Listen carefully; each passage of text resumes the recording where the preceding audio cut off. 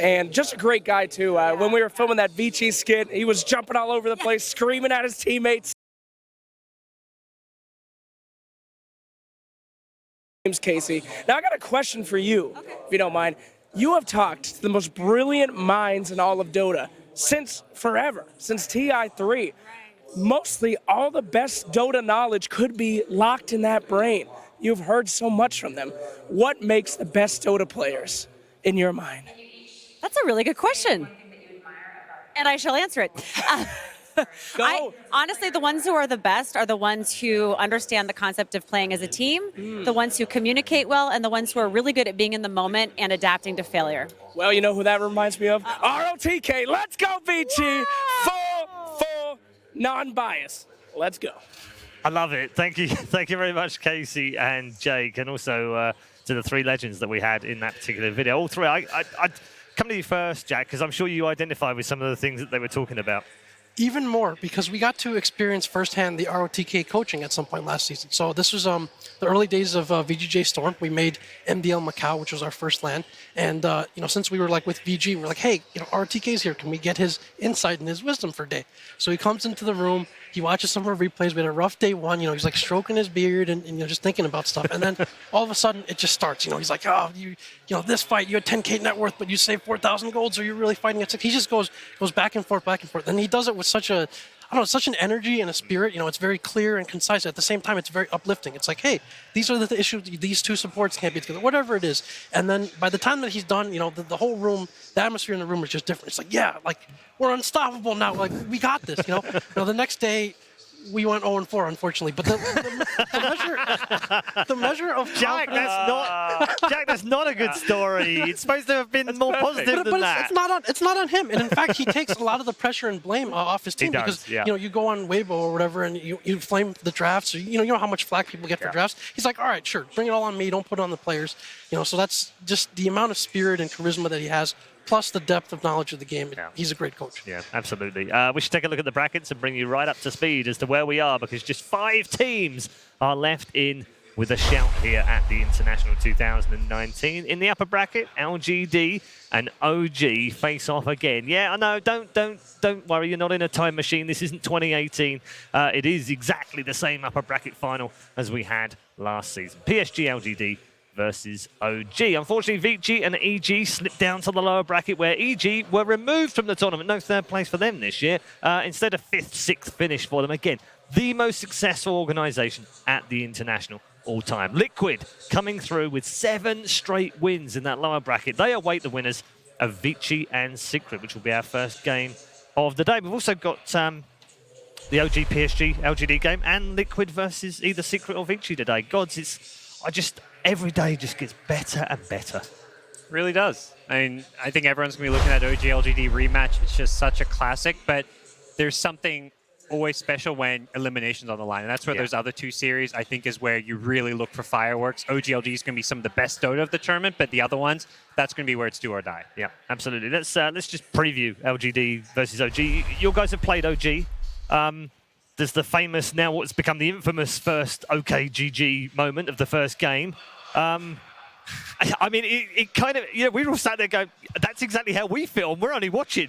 I guess I can say this now, but one of the reasons we were pretty confident coming in is because we played OG like 4 times before TI, and we did extremely well. Like, the games were, and then we're like, okay, we're kind of not sure, like maybe they're hiding something a little bit, maybe they're just testing some things out, but they're a pretty good team, so we were confident, right? And then we face them, when the matches matter, and it's a totally different team. And this team is it's one of those, it's just very scary because they stick to their own things. They stick to their own ideas. And then it's kind of it's almost like sometimes like, I don't care what you pick or what you're going to play against us. We just believe in us. And it's a psychological edge as well as a gameplay edge. It's like, oh, what do we ban against them? Or how do we deal with this? And then for them, their mid player, Thompson, is just one of the most unique players in the scene. Like his hero pool and his understanding of how to play those heroes is just radically different from everyone else. He just got his own beat. The whole team has their own beat, and they just play so well to it.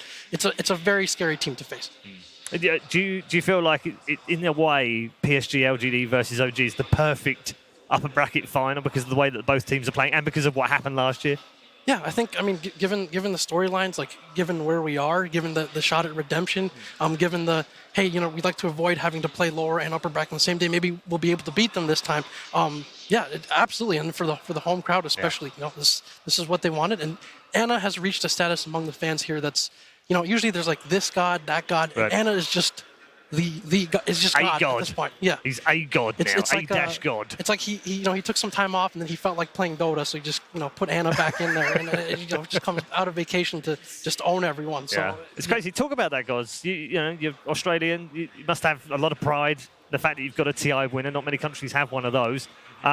What's he like in Australia? Because he always feels like very down to earth. I talk to him a lot. He's just a chill kid, you know. He's fine. He's having a ball. He's having to enjoy. But he seems really mellow. He's quite, you know, calm about stuff. He doesn't really get head up about winning TI even. No, I mean, he's kind of cocky, but he doesn't have that big ego. He is that kind of just chill kid who just he's soft-spoken, just wants to, you know, hang out with his friends when he's back in Australia. He doesn't want to do anything big or grand, and he's just a really great guy. And it's so good to see him successful again. I don't know how he's so freaking good at Dota. When he goes home to Australia, he's literally just playing party queue with 3K MMR friends and just clowning around, playing carry IO. I guess that's why he's so good, because he gets to play in a bracket where he can figure out stuff like carry IO, and hey, he makes it work. Yeah. Jack mentioned Thompson as well. He's an exceptional talent, isn't he, Lacoste? And as Jack pointed out, super different.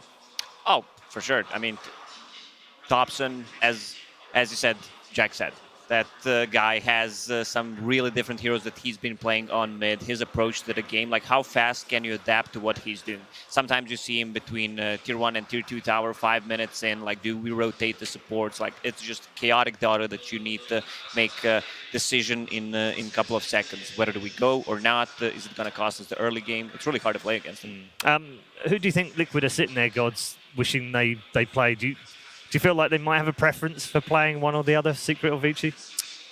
I don't think there's any clear one they'd prefer to play. And they're both tough teams. Yeah, right? They both had great seasons. So now we're in the top 6. Everyone's so tough. I think maybe, you know, playing VICI in front of the Chinese crowd, that's a little intimidating. So, you know, you take away the crowd, maybe get the crowd on your side if you're playing against Secret.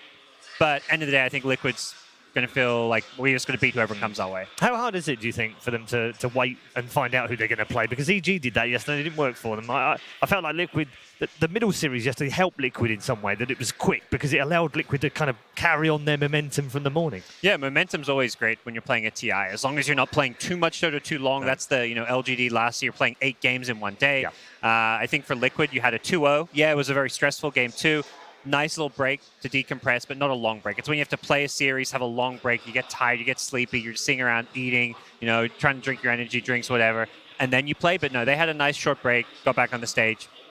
Quick 4-0 day for them, really. Yep, absolutely. We're going to get into Secret versus VICI shortly. Jack, I wanted to talk about pressure. We've been talking about it a lot on the panel. Pressure on Chinese teams playing in China. We've often said, haven't we, they don't necessarily perform that well. They don't win tournaments in China when they're here. This is huge. They've got to win this one. yeah, I mean, just to talk about some of the I mean, again, you go to like any PC cafe or whatever, you still see people playing Dota 1. Like, you know, they're saying kind of Dota is like a way of life or a religion. Like, once you're committed, you know, you're committed to it. So to have that kind of legacy going back generations, all these stars, the professional scene that's been here and been mature and grown for a while, you're following in those footsteps and you're representing your country that has done so well traditionally at TI. There's definitely a lot of pressure that's there. I mean, some people are better at kind of just tuning that out, not really thinking about it. But for others, it can affect you, whether it's in the discussion, whether it's people might even come and say stuff about your family and things like that. If you do well, it's very difficult for some to deal with. Blimey. So, I mean, was it Arme getting mobbed in the cafe yesterday because we were in the hotel and a load of fans somehow got in as a segment? They just mobbed him while he was queuing for food. They're all superstars, you know. They're crazy out here. Yeah, the fans love Dota. Yeah, it's absolutely. It's been an absolutely immense pleasure and privilege to have you on here as well to talk about that kind of stuff, because you're just so in touch with the communities. We love you, Jay. It's great. We're ready, ladies and gentlemen, to get into our first game of the day. And our first team of the day to introduce you is going to be Team Secret. Puppy leading the way.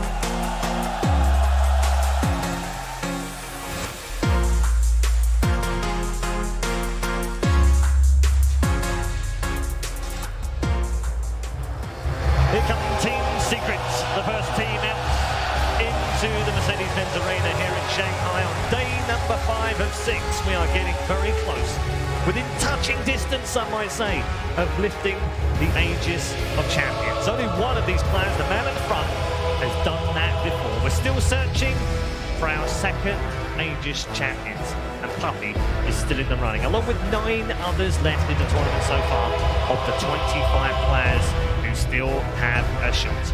Team Secret go head-to-head with VICI Gaming.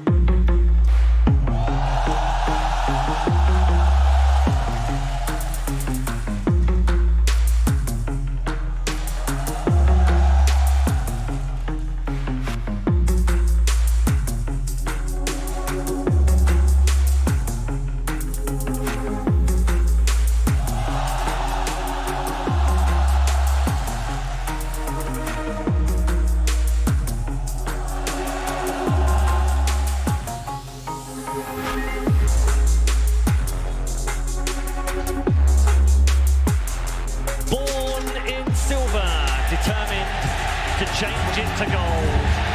The home team come out to huge thunderous applause from the crowd, led by the legendary TK.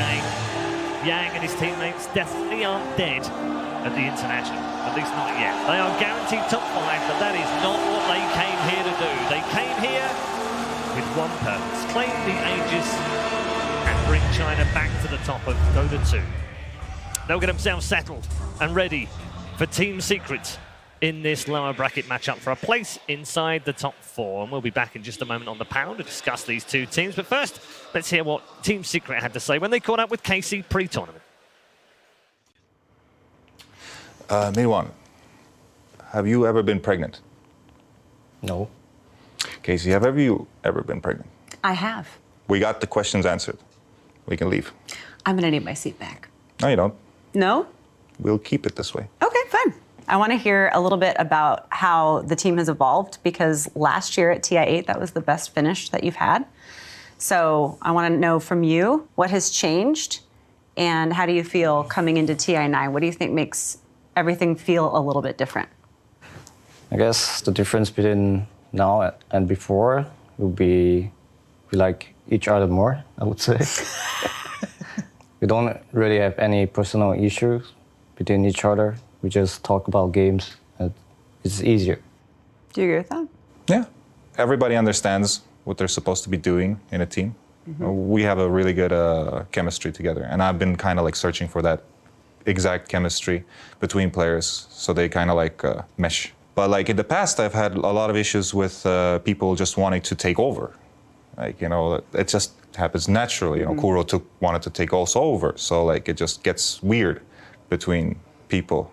And like there's this Fly perhaps who wants to take over. There's a lot of people taking over here. It just gets clashy. It just gets annoying. So people start hating each other and all that stuff. But that's only like related to me. But a lot of the times you won't find out until you play with a team member, and then you understand like, oh, he wants to be the most important guy.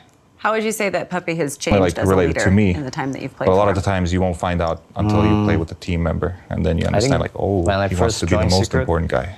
How would you say that Puppy has changed like as a related leader to me. in I would say the he time that wasn't you've that- played But a lot for? of the times, At first, he wasn't the captain of the team for a long time, and sometimes he doubted himself too. He wasn't sure about stuff, and he needs to gain more experience back into his blood, like knowing what's the best, you know. Sometimes I believe in him, so I just kept on playing with him. You agree with that? well, you know, tough times during that time, you know. Yeah. TI6 wasn't fun. I know. Yeah, a lot of doubt in that era of time. I mean, Dota's our life. It starts oozing into everything you do. You don't succeed in Dota, you're wrong in Dota, you're wrong in life. You tweeted in all caps at Ice Frog a Yes. few months ago. Yeah, Did that make you feel better? I feel like he, it actually does. yeah. Sometimes you actually just want to shout at the gods, you know, like, That's true. what is this shit, you know? You don't know. Exactly. Like, I want to switch a little bit to how you do think that you've been playing this season. Specific to VP, you both are neck and neck as far as how you're doing in the ratings with DPC. So how are you different? What do you think is the biggest reason that you can be more successful than VP at TI? We can be more successful because we can just be better than them. And it's just weird because like in Dota, it's if you're correct, you win. If you're not, you don't. So in order to win TI, something magical needs to happen. Like everything needs to fit, everything needs to align. For now, I feel like we have a lot of those alignments going in our favor, and that's why we can probably be better than VP. Pretty much everybody we've talked to has said that TI seems to be different for a lot of reasons. It's bigger than all the other tournaments, but also the mentality of it seems to be different, where anything can happen for any team. Knowing that you're #1 in DPC coming in, does that mean anything to you at all because it's TI, or do you use that as a source of confidence as you start group stage? Nah, it's like doesn't matter. We've all been there. You know, we've seen it many times before. Being a dominant team in the year does not mean that you will win TI. So we don't care. Yeah, it's true. You might be a major winner, but when it comes to TI, you might be nothing, you know. You never know. Yeah, we're losers. Only if we win. We're not losers. Second place, you're a loser. Good night, everyone. What is this, late night? Jesus. Good night, everyone. Yay! That's a wrap. That's a wrap. Thank you, guys. Yeah, I think my job is safe, at least from Puppy's hands right now. Mid one with Puppy there, talking to Casey before the tournament began, and obviously talking about exceeding expectations and basically not being a loser, gods. There was lots in there I could bring out. But let's talk about the whole too many people wanting to take over, because that feels like a similar thing in any team, and I didn't expect it to hear a Puppy team like that. You see him as this larger-than-life character. He's strong. He's in front of his team. He's taking all the flack. He's drafting. That's the guy I see, and yet actually he's just as susceptible to all of it as everyone else. Sure, but I think the key thing with Puppy teams is it's Puppy's way or the highway. And I think a lot of these successful teams have these really dominant captains or figures in charge. And it's very clear when you see who's walking out in front on stage. You have Puppy leading the way. RTK for VICI Gaming there. Yeah. He may be the coach, but he's leading the team up there. He's kind of the emotional figurehead of this team, and those are the people that you look to when times get tough. I like how he says that there's only one correct way of playing Dota, otherwise you lose. And this is what you want to see from your captain, the confidence, and as you mentioned, my way or the highway from Puppy. Puppy is the dominant alpha male, and you can have more than one in the back. I think there's a dichotomy between in-game leadership, obviously, and out-of-game leadership, right? Like, I've heard that Puppy is actually a very inclusive captain when it comes to drafting ideas, heroes. Like he's very open to trying things. Secret, for most of the year, although they started to narrow things down very recently, they've been willing to play seemingly anything, and so they'll experiment with a lot of ideas.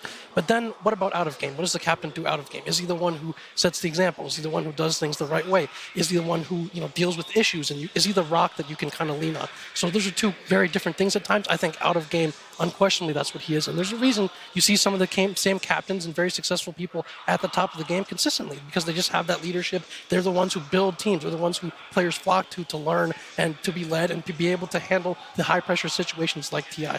And then there's in the game, it can be very different from person to person, but they've been an interesting team all year, and they've been dominant at times, too. Absolutely. On the other side of things, very quickly, before we get into the draft, Jack, VICI, it's very much led by RO2K. Explain to the people outside of China the kind of reverence in which he is held in China, because he's a god out here. Yeah, there's only a few coaches who I guess are kind of franchise coaches. Like, people will pay huge amounts for them. They, in many cases, get paid more than the players, are treated better than the players. And ROTK is definitely one of them. He's a larger-than-life personality. He's known and learned so much about the game. He's experienced it himself. He's just a great leader. He just has that energy, that charisma that makes you believe. That makes you think whatever he says. Yeah, that makes sense. Yeah, let's go do it. And he's willing to make the small sacrifices for his team as well. Like I said, be a lightning rod for criticism. Always stick his neck out there for his players. And, that's what makes him such a great coach. So it's an interesting clash between these two teams. Very quickly then, quick predictions from each of you? I think it's going 3 games. Okay, that's the prediction I like. I'm going to give Secret the edge, though. Okay, Lacoste? I'm going to go with Secret as well. I'm going to go with my EU boys here. Okay, Jack?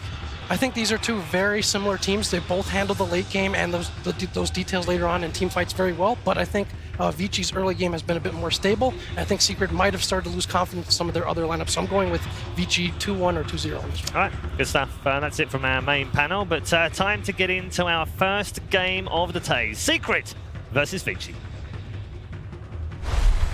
VICI Gaming versus Team Secret. Game 1. Welcome everybody to the draft panel. My name is Tsunami. I'm here joined by CCNC and BSJ, two North American titans of industry. CCNC, I'm glad you're here because specifically, I've had a few questions about mid-1 this tournament. Yeah. This used to be one of the most stable players for me for Secret, and as we've been seeing throughout the main stage, I've been kind of skeptical on his performance, which is weird because normally he's been super stable. This is his 4th TI. You'd think that at this point it would be rock solid, but I don't know. Do you agree that he's been kind of iffy? Do you think it's some sort of main stage thing, or is it just me over analyzing it?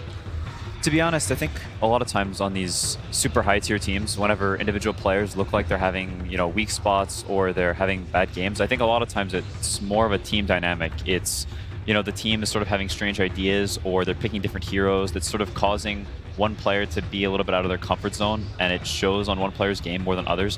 But I feel like mid-1 is like a legendary tier player. The way this guy thinks about the game, the heroes he's able to play, you look at the way he plays pubs, the variety of heroes he plays, and how he's still able to have like an incredibly high impact on every hero. I think he's the type of player that will always he'll always come and perform, and sometimes, because of the way the game plays out, it may look like he's having an off game or something, and maybe that occasionally happens, but I think as a player, he is like as stable as a mid player as you're gonna get.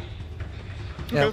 Oh, one of the main points I wanted to make about Secret's drafts is at the start of the main event, when they weren't having much success, they lost 3 out of the first 4 games. They didn't draft very much team fight at all. And something I believe is one of the easiest ways to lose to on-paper teams that are weaker than you is to have weaker team fight, meaning that you have to play the map, you have to be efficient, you can't have any unnecessary deaths. And if you do, TI, we've talked about the mistakes that happen, right? And like you said, sometimes if the game where you can't fight the opponent team and you can't really split push or anything like that, it becomes really complicated. And sometimes it just shows, even on the best players in the world, that if the game's not straightforward to play, and like you said, out of your comfort zone, you're just not going to look like the class of player that you are. And I think that's why Secret looks so dominant over the course of the season. Anytime I spoke to any other team, they were just like, Secret is they're the best team fighters in Dota. They're the best team fighting team in Dota. And if you have that kind of intimidation factor, then you're willing to give up some ground in the early stages of the game, because whenever 5v5 engagements start rolling around, your vision game, your execution game, all that stuff is going to be far superior. Yeah, no, for sure. I mean, I think what's sort of interesting about these first few picks is that Secret gave up the Tidehunter. I think if you look at VICI and LGD's series before this, where VICI dropped down, I think Tide was first phase banned in both games. I think they've been prioritizing this hero very highly, and sort of what BSJ said about this team fight. There's sort of these TI heroes that people fall back to, your Earthshakers, your Tidehunters, Enigmas, Voids, things like this that we see being picked quite a bit right now, that make the game simple. They make the game, you have this hero that's going to stand in front of your tower and you can't go on him. If you go on him, he's going to press Ravage and you're going to get wiped, and it allows you to play for this win condition, pick your hero that's going to outscale the other heroes, and you can sort of sit and defend your towers and play the game in just a very stable, calm way that makes it easy for your puppy to just say, let's just sit here and let's defend this tower and farm up, because Niche is going to carry this game. When teams have been picking Tide against Secret, I was going to highlight the Void ban as well as Enigma.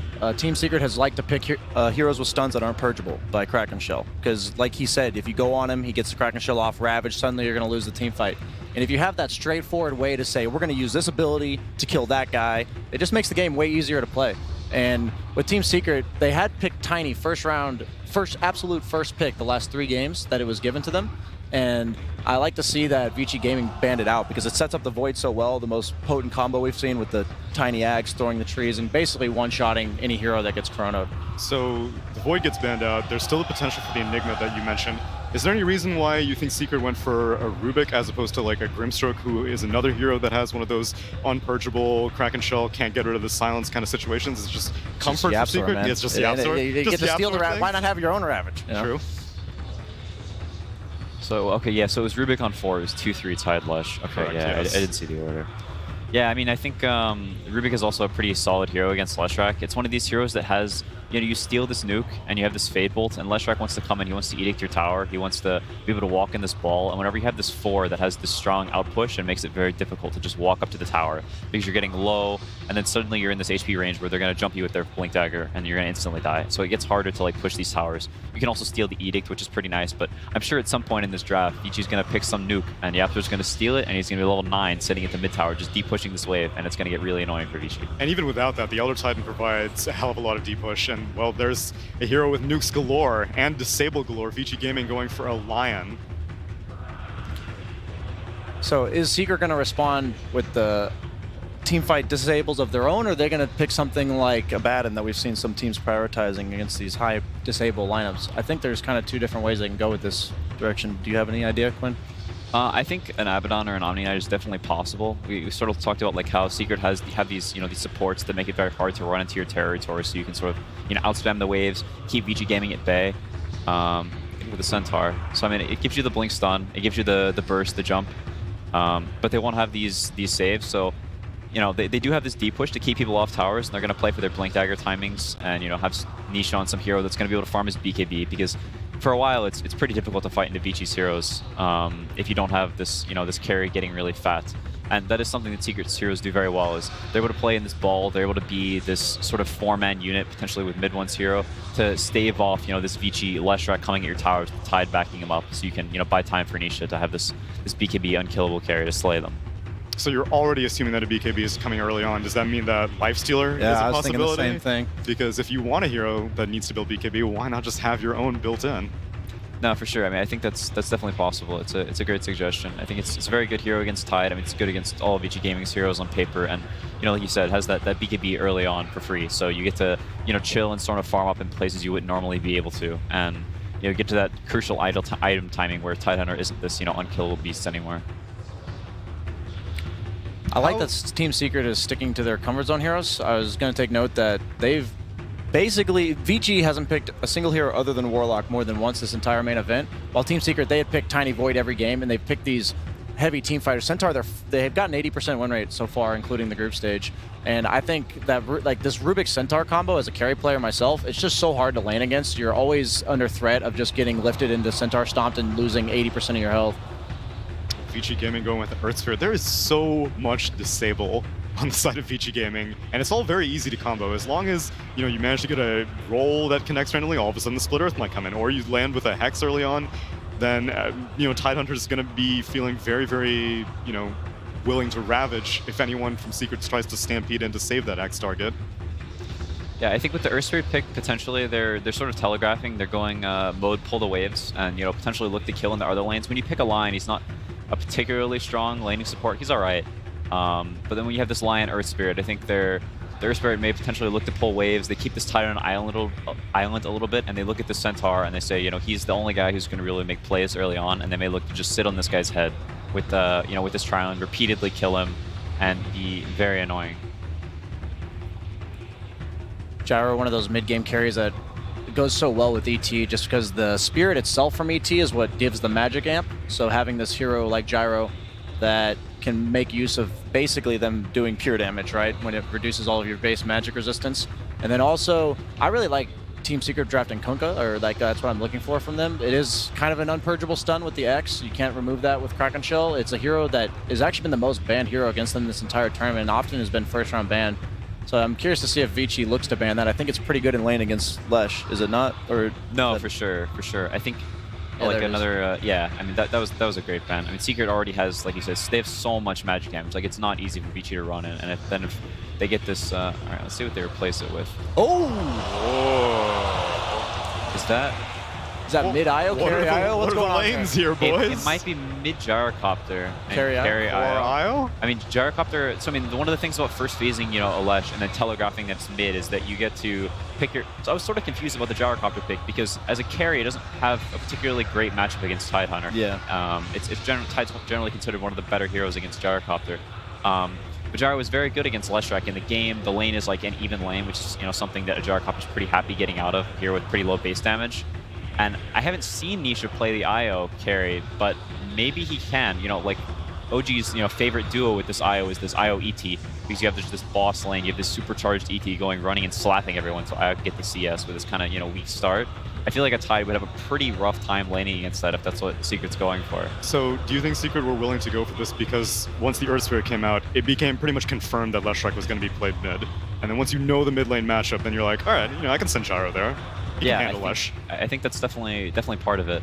That would be really cool if Secret played this, because I've never seen Nisha play it before. Yeah, taking a page out of OG's book. Yeah, I mean, the only thing about IO that got nerfed since he was one of the most broken heroes in all of Dota was the early game regen. And now, since you don't have to partner with the with the gyrocopter in lane, you can still be the same hero you are in later in the game.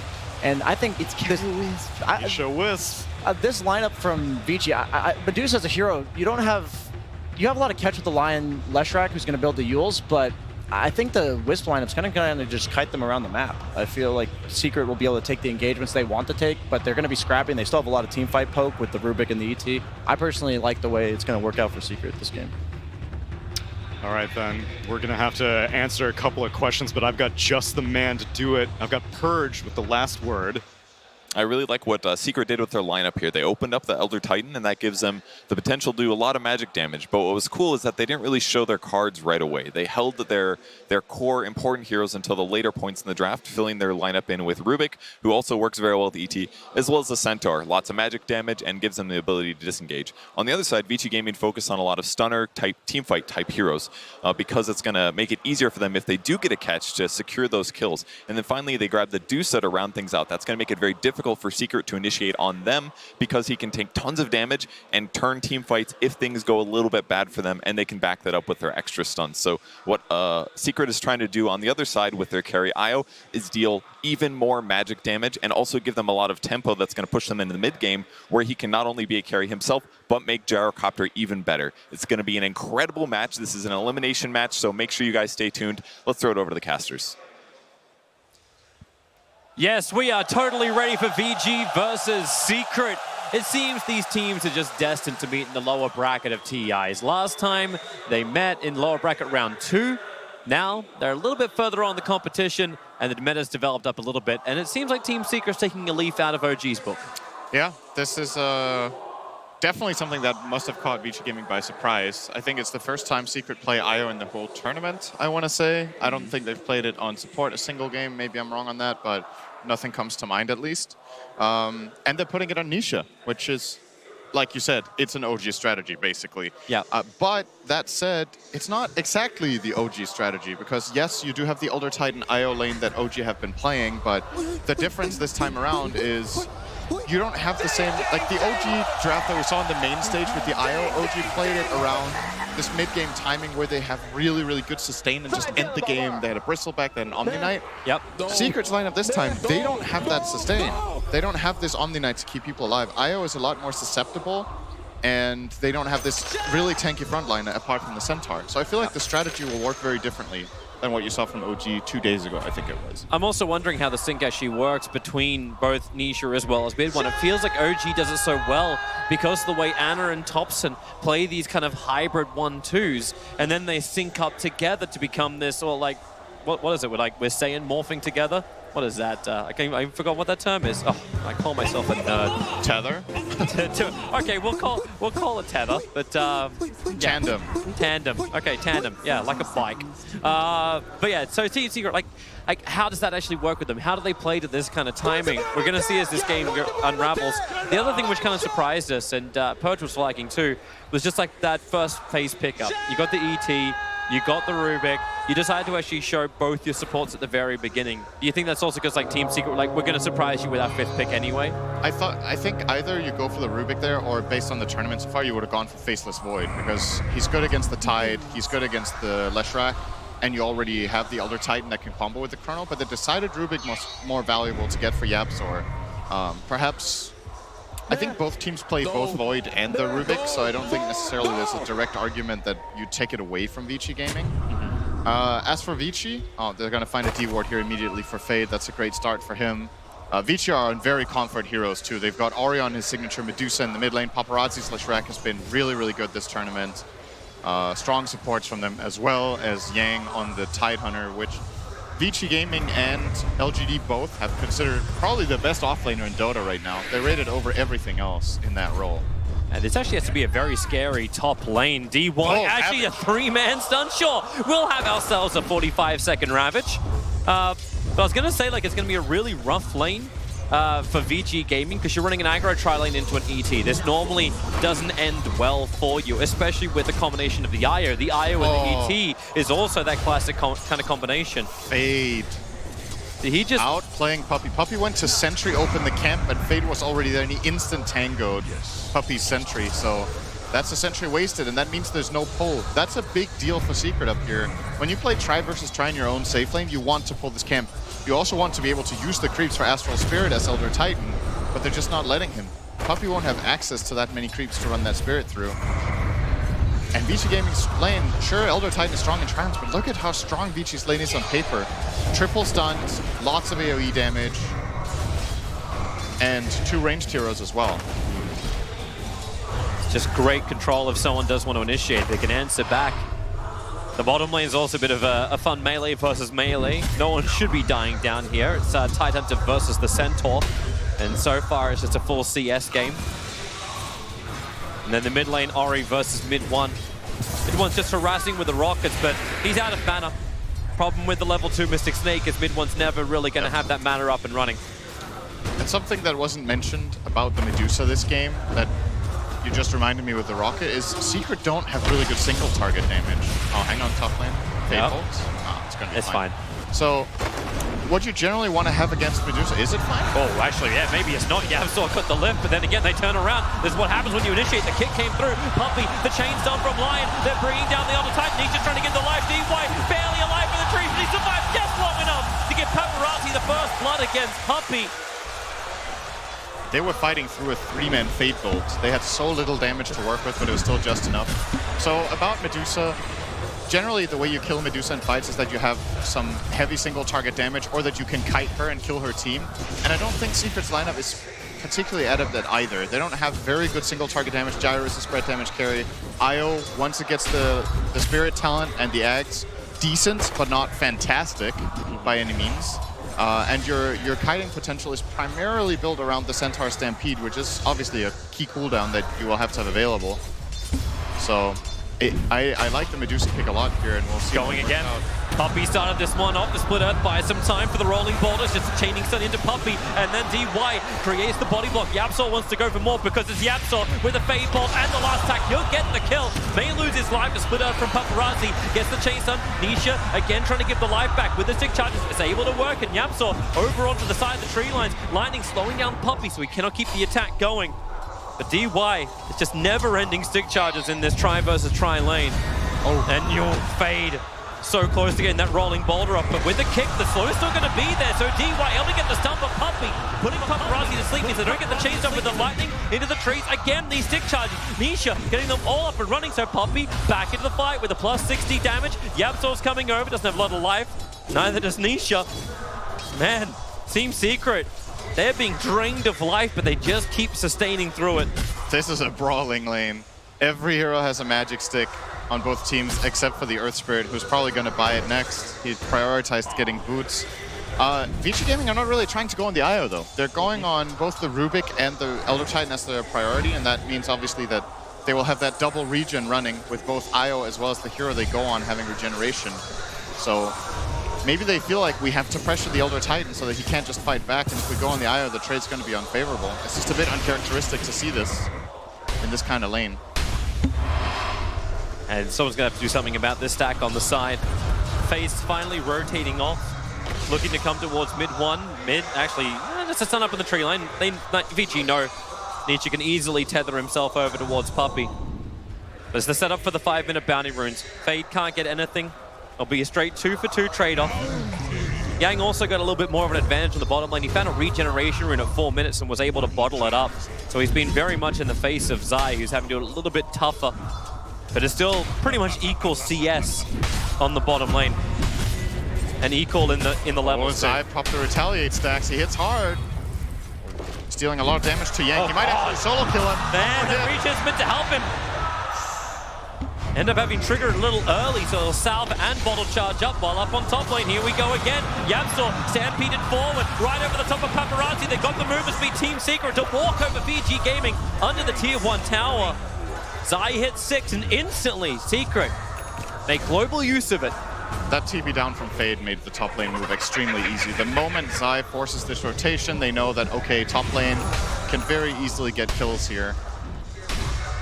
And VICI Gaming are going to swap their lanes around. They bring the Leshrac bottom. They feel like this top lane is not inhabitable anymore. And I think that's probably a good choice after they've lost multiple heroes up here. But you're still faced with the problem of, yeah, now your Leshrac is going to be laning against a level 6 Centaur. That's not that great either. As long as Zai feels he can still be down here, but you need to get something also into your supports. It's kind of been a rough time when you run this tri-lane for as long as you do. Fade. Like, the kills went the way of Team Secret in the aggro tri-lane, so it feels a lot like a failure, and you haven't managed to gank up mid at all. But at least Ori's off to a good start for VG Gaming. That's a nice way. Rolling boulder from Fade. The kick will be following up. Lightning. They're going to go for the rapid trade up. Yang, very liberal, but they need the chainsaws, but you've still got to get through a Centaur. This guy is tanky. Yeah, VICI are showing a bit of nerve. That kill was actually mathematically impossible, I think. When the roll didn't connect, I don't think that... They were not even close, damage-wise, to getting that kill. They're like 500 damage off. Yapzor TP's in for protection, but I don't even think he needed to. At the very least, they force him off the lane. He has to go back to base, so you give Paparazzi a little bit of space, but you paid a Ravage for that? It feels odd, right?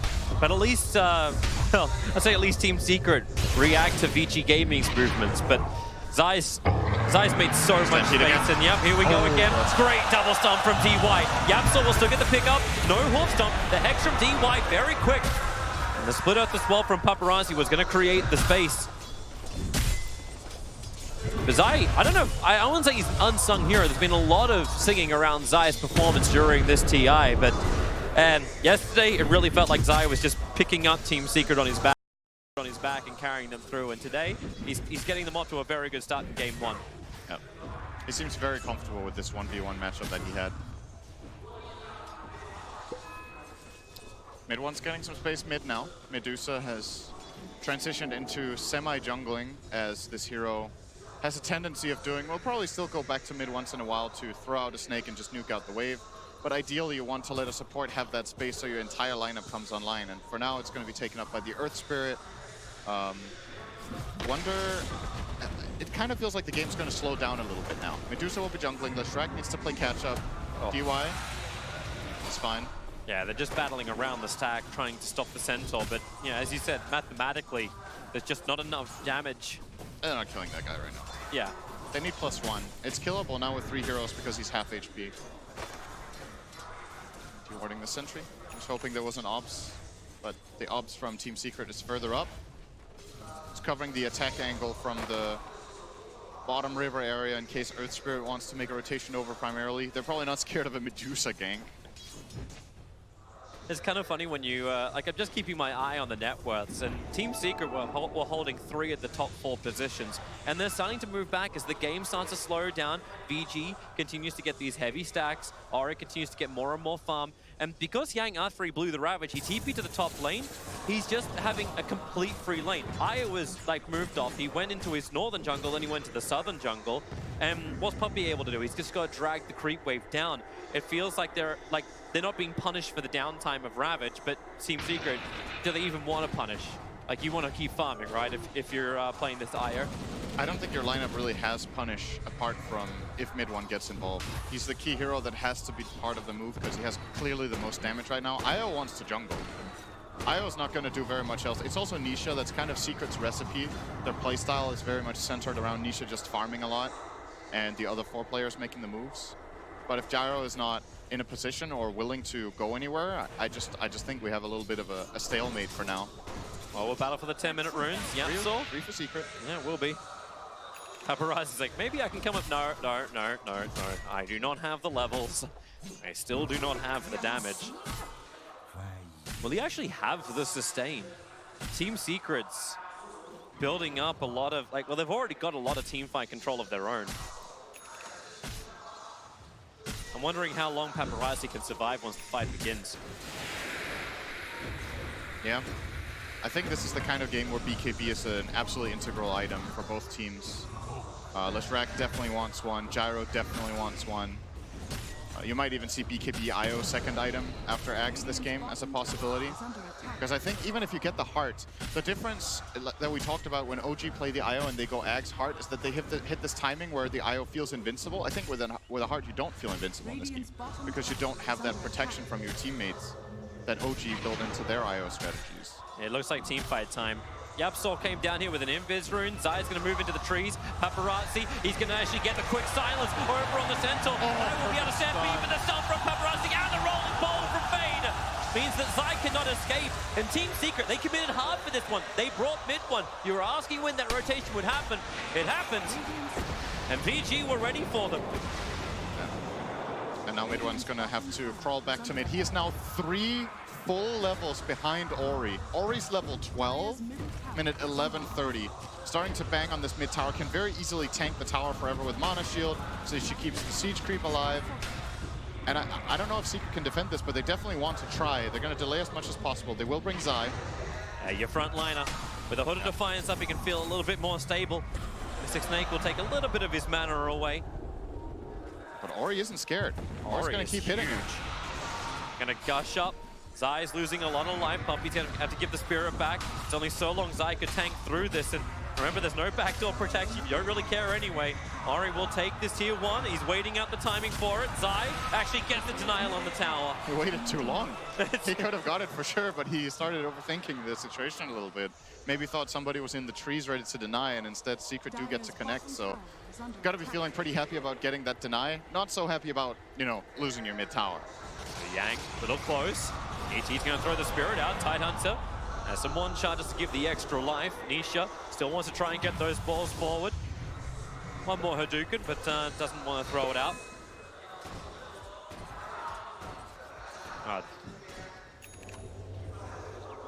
It's getting a little hairy on all the lanes.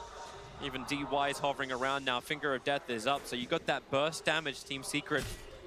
They got great regeneration. The Aghanim set from Nisha is coming quickly. He's farming really, really well this game. He's uncontested, basically, which, you know, it tells us a little bit about how VICI are approaching the game strategically, what they think. They feel like they can deal with a free farming IO. They have not made a single invasive move with their Leshrac or with their Earth Spirit plus Lion combination. No smokes trying to kill the IO. They're just happy to play their own side of the map, push down towers with Leshrac and the Medusa, and let this game go to a later portion of a mid game where they probably have a really strong timing. As TP's coming up towards the top lane, Zai, is he thinking about a fight? They have Stampede available. Fade's been waiting underneath the tier 1 tower, which has now fallen on the bottom lane for some kind of fight against mid 1. It seems like everyone's just going to be waiting off, or will they? BT's up from Paparazzi. There's no tier 1 tower, but then again mid 1, that movement speed. Away he goes with the Stampede to get him out to safety, trying to get Yapsor on the front lines. DY now being attacked. Mid 1 will get back underneath the tower, but DY couldn't get away from the rest of Team Secret. Stampede to escape and attack. Yep. And that's a bit different from when they went on Zai, because he can obviously save his teammates as long as he's not the one who's silenced. Rolling in. Rolling boulder, a little bit short, but he'll still get the kick. Yang's arrived, he has the Raptor available. Yapsor with the Stolen Earth Spike creates a little bit more space, but Zai, he'll hook stomp out. And Ori, he's still sticking with him. Another Mystic Snake is going to be good damage. Rolling boulder is just going to be the kick. Slow him down so Ori can reach him. Yapsor is able to get a 2-man stun, but it won't stop Ori's attack from flying forward. And Zai will now have his second death of the game. He would have loved to have Stampede again, but he just used it to save mid 1, so VICI Gaming see the opportunity and they pounce. It's a very even game so far in terms of overall net worth, but VICI Gaming are sitting on 3 of the top 4 net worths. The one big winner for Secret, of course, is the IO of Nisha. And I'm just curious to see how they execute this, because we have our level of expectation based on how OG's drafts have worked and how they've played around Ana on that IO. I'm just curious if Secret can show us the same kind of power around this time once the Axe is online. Yeah. Because OG, it feels like when they get the IO Axe, they're just ready. Yeah. They're just going to start winning fights. All items are up, all timings are up, all pushes there. It's like, okay, we didn't care if we lost 15 heroes in the first 15 minutes. It's, yeah, Ana was ready to fight. But do you have the same feeling here that you can just do that as Secret? You just group up with Eggs and you're like invincible, you just run in and fight them? Is it the Centaur who's the front liner that then like becomes like what the Bristleback was for him? Is it the combination with Gyro? IO probably wants to tether the Gyro, right? You've got to assume that. So Zai has the front line. But it's about if you have enough damage. The pipe will be completed, I think, on Tide. Nope, he went Dagger. He was hovering the hood, but changed his mind. Maybe the idea for Liquid, they're playing later, for VICI Gaming is to get on top of the IO, blink Ravage, roll in the Earth Spirit, get off a Magnetize, and just run in Paparazzi and look for those kills. They're looking towards mid. But you got Yapsor right around the corner. There's your blink Ravage right on top of Iron. Paparazzi with a chase on it, still a little too late. Nisha able to tether himself up and get back behind the tier 2 tower. Yapsor able to steal the Lightning Stampede. Team Secret, they want to get in on this. Paparazzi still uncertain if he wants to fight or not. The ET splitter, this is horrible for VICI Gaming. They can't move back. Paparazzi gets slapped by the rock. And Yang, what else have you really got to give? The Magnetize from Fate creates in space as the ears ring of Team Secret. Mid one's already gone down. They jump forward. The Gush slowing down Zai, but Nisha, he's giving all the life back. Here we go for another stop. Yang not even affected because he's already dead. And now Efficiency Shrine for Team Secret. And that was a reveal of the Blink Dagger. And what did you get? A kill on mid one. Yang just jumped the gun there. He went in too early. Leshrac was not in range to do the chain stun, and you have to know that IO is probably going to have Tether ready, and there's going to be someone behind that he can connect on, so you need to be able to one-shot that kill. Get everything going in one move, and they couldn't. Oh, man, nice. To dodge. He chose to dodge. Nisha relocated in for this one, quickly having his mana burned off by the Mystic Snake. And support this time around is there from VG. Zai, that's on the other side of the tracks, and Yang gonna blink forward. They're looking for the stomp to put people asleep, but they're not really affected. Great Earth Spike. Zai, another Mystic Snake, gonna take a lot of the mana out of Team Secret. So Ori will get 100% back. They're now underneath the VG Shrine. Team Secret, is this your turn to go too far? With a Centaur Stomp controlled by Nisha, they send up Ori. He needs to get back a little bit further. DY will give him that space to do so. Zai is still the front liner for all of Team Secret. The Stone Gate is on. Fade tries to get away. DY looks like he'll be the sacrificial lion. Yapsor's able to reach him with the Fade Bolt. Leshrac in a little bit of trouble. That homing missile from mid one's coming in, and with the call down, they may just have what they need. The kick, they tried to get him down. Fade attempted, but it was just a second too late. The Yapsor at least gets him some cred. They need the Ravage to be able to fight this. The IO is just doing way too much work right now. VICI Gaming, they can't get in on top of the IO, so over the course of these fights, Nisha's just slowly but steadily going to whittle everyone down with the spirits. This Aghanim Scepter has proven to be quite insane, some might say. TP's coming over. Medusa's in trouble. The ET splitter's going to work. DY tries to create some space, but he also gets caught inside the splitter underneath the shrine. Medusa gets a lot of mana back again, but where's the extra life? Trying to get the split shots off, but it's just not on anywhere near enough damage. The Tidehunter went to the bottom lane. Wasn't there with the Ravage either. And Team Secrets, like VG Gaming, now come to them. In fact, Paparazzi caught lacking in the mid. But no jump forward, still no blink on Zai. And that's just a big mistake from Ori, TPing in here. In a very exposed position. Secret, you have to have known that they were somewhere in the neighborhood. And they get a free kill on the Medusa, the top net worth hero of the game again. And now VG Gaming are in a lot of trouble. They lost another tower. The tempo of the game is ramping up nicely for Secret. Looks like Nisha will still be going for a heart, not the BKB. That was a possible option. It's damage issues now for VG. It will be. They will have, just as much as Secret have issues with focus fire, so do VICI Gaming. Their split damage lineup too. You have Leshrac who does split damage, you have Medusa who does split damage. Your only real focus fire is Finger of Death, and that's falling off against this IO very quickly. 2k health currently, sitting on Nisha. And this was even before, keep in mind, this was before Nisha was level 15. Secret took these fights without the actually strong spirits. They're about to come up, and then it gets a lot worse. So what do VG do? They smoke up themselves, 3 men together. They'll walk in front of Roshan. They will come for the IO. They'll come for whatever hell they can find. Radiant will scan up the 20-minute bounty runes. At least what they're able to secure with this smoke. But they need more. They need some extra information. Lion's on the way to go and do it. Observers and sentries, they need to watch the IO's movement. Very high up in the lane. And there's that blink from Zai I was looking for. His jump and initiation. I love how too VG Gaming, they were having that fight around their bottom shrine, and Zai's literally standing in the middle and they're not attacking him. It's like, we cannot, we should not. Blink Pipe, Nisha gets level 15. Secret just hit a huge spike right now in their power. As if it wasn't good enough already, now they're way stronger than before. And VG Gaming, can you take these fights? It feels like when you're playing against this IO lineup, similar for OG when we saw it earlier, if you make one bad teamfight mistake into this team with IO, there's just so much momentum. Such range. Deadline. So easy for Yapsol to steal. That Ravage kill attempt in mid they did with the Tide Leshrac just cost them Ori, their entire grip on the game, basically. Tier 2 towers are not safe. TP out inside the trees. When that IO is up, you will dive the tower.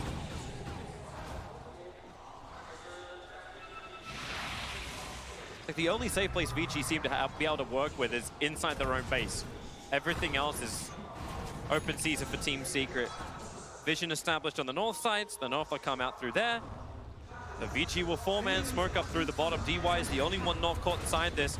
Mid one's revealing himself, but Yapsol, Puppey, Zai, everyone's ready to behind. The Stampede will come out. Jara copped the finger of death. They still can't get through him. And in fact, Relocate pulls him out. Pepperus is already going to go down. Zai did so much damage. The ET splitter catching the backline too, so Fade's also fallen. VG Gaming are falling apart. Yang will try and get something back with this Ravage, but where's the damage? Where is it? It's nowhere. Yang, maybe he'll get something in, so finally they kill a Puppey, but the cost is so great.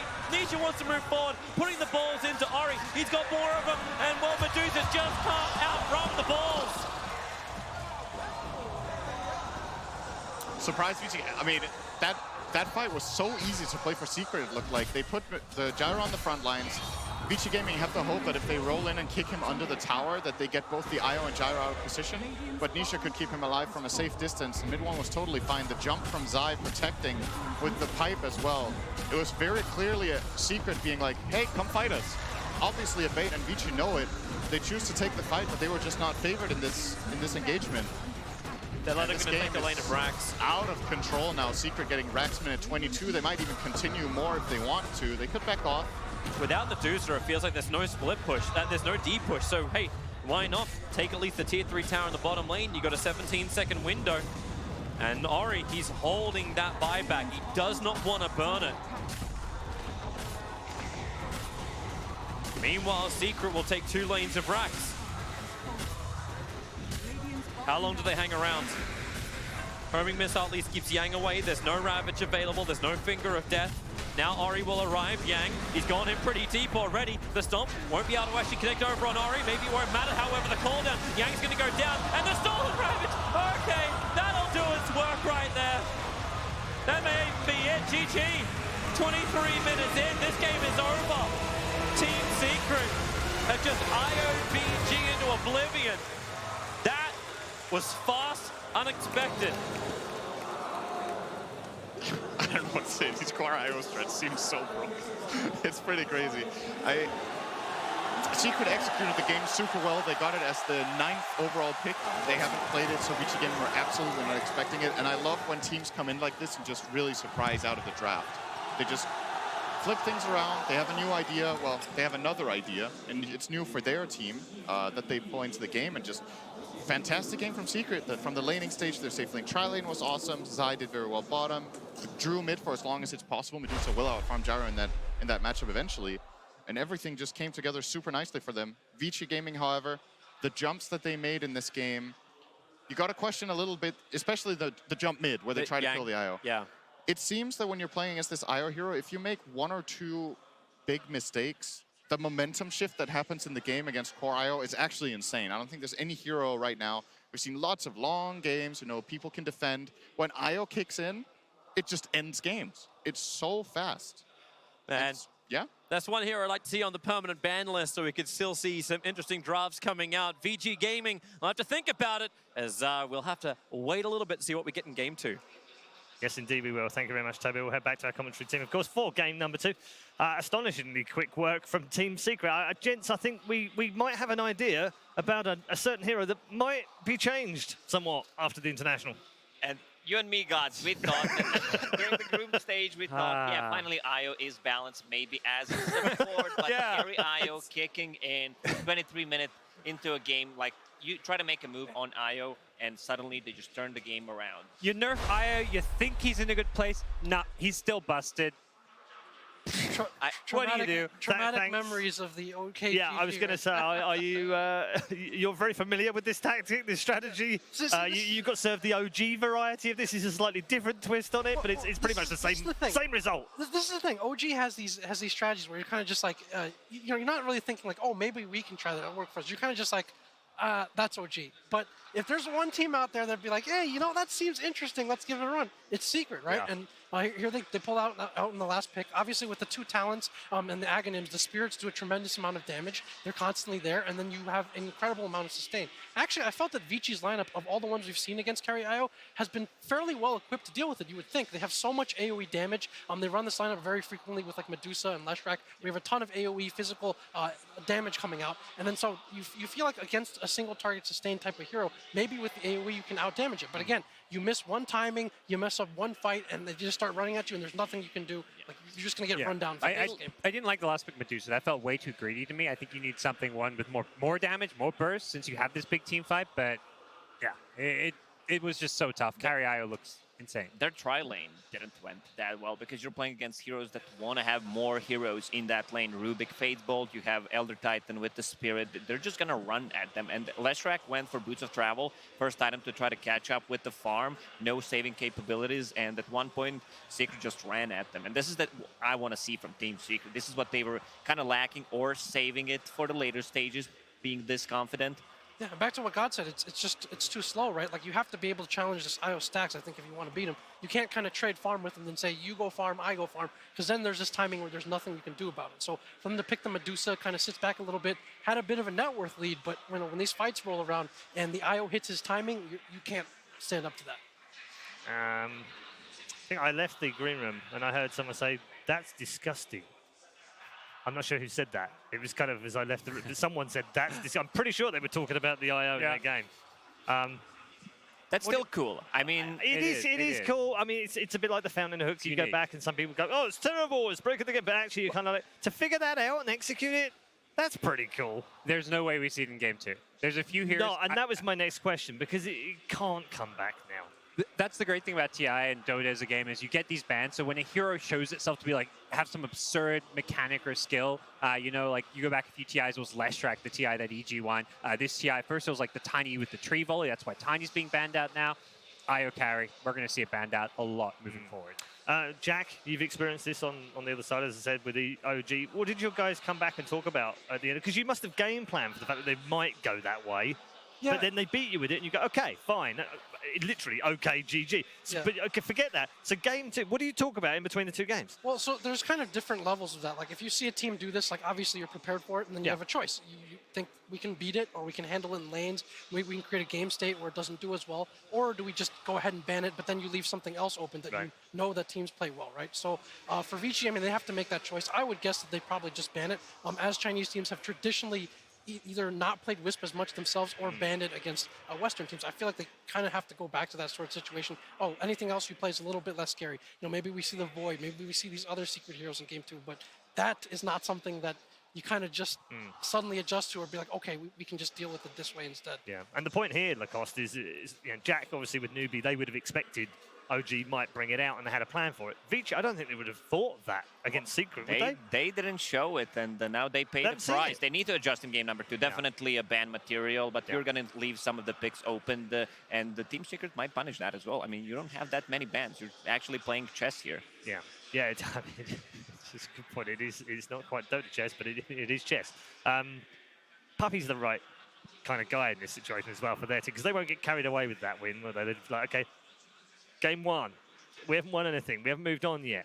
Don't get too carried away. No, but they will feel like they have a draft advantage because they now know this IO carry is going to be in their head. So going to game 2, there's an extra layer for VICI Gaming to think about. So Secret, they have to think, okay, if they ban IO, which of these other heroes that we don't normally get can we now get and build around? So Secret's now thinking to they're looking at the long picture, the big picture here, looking at the series, if game 2, potentially even a game 3.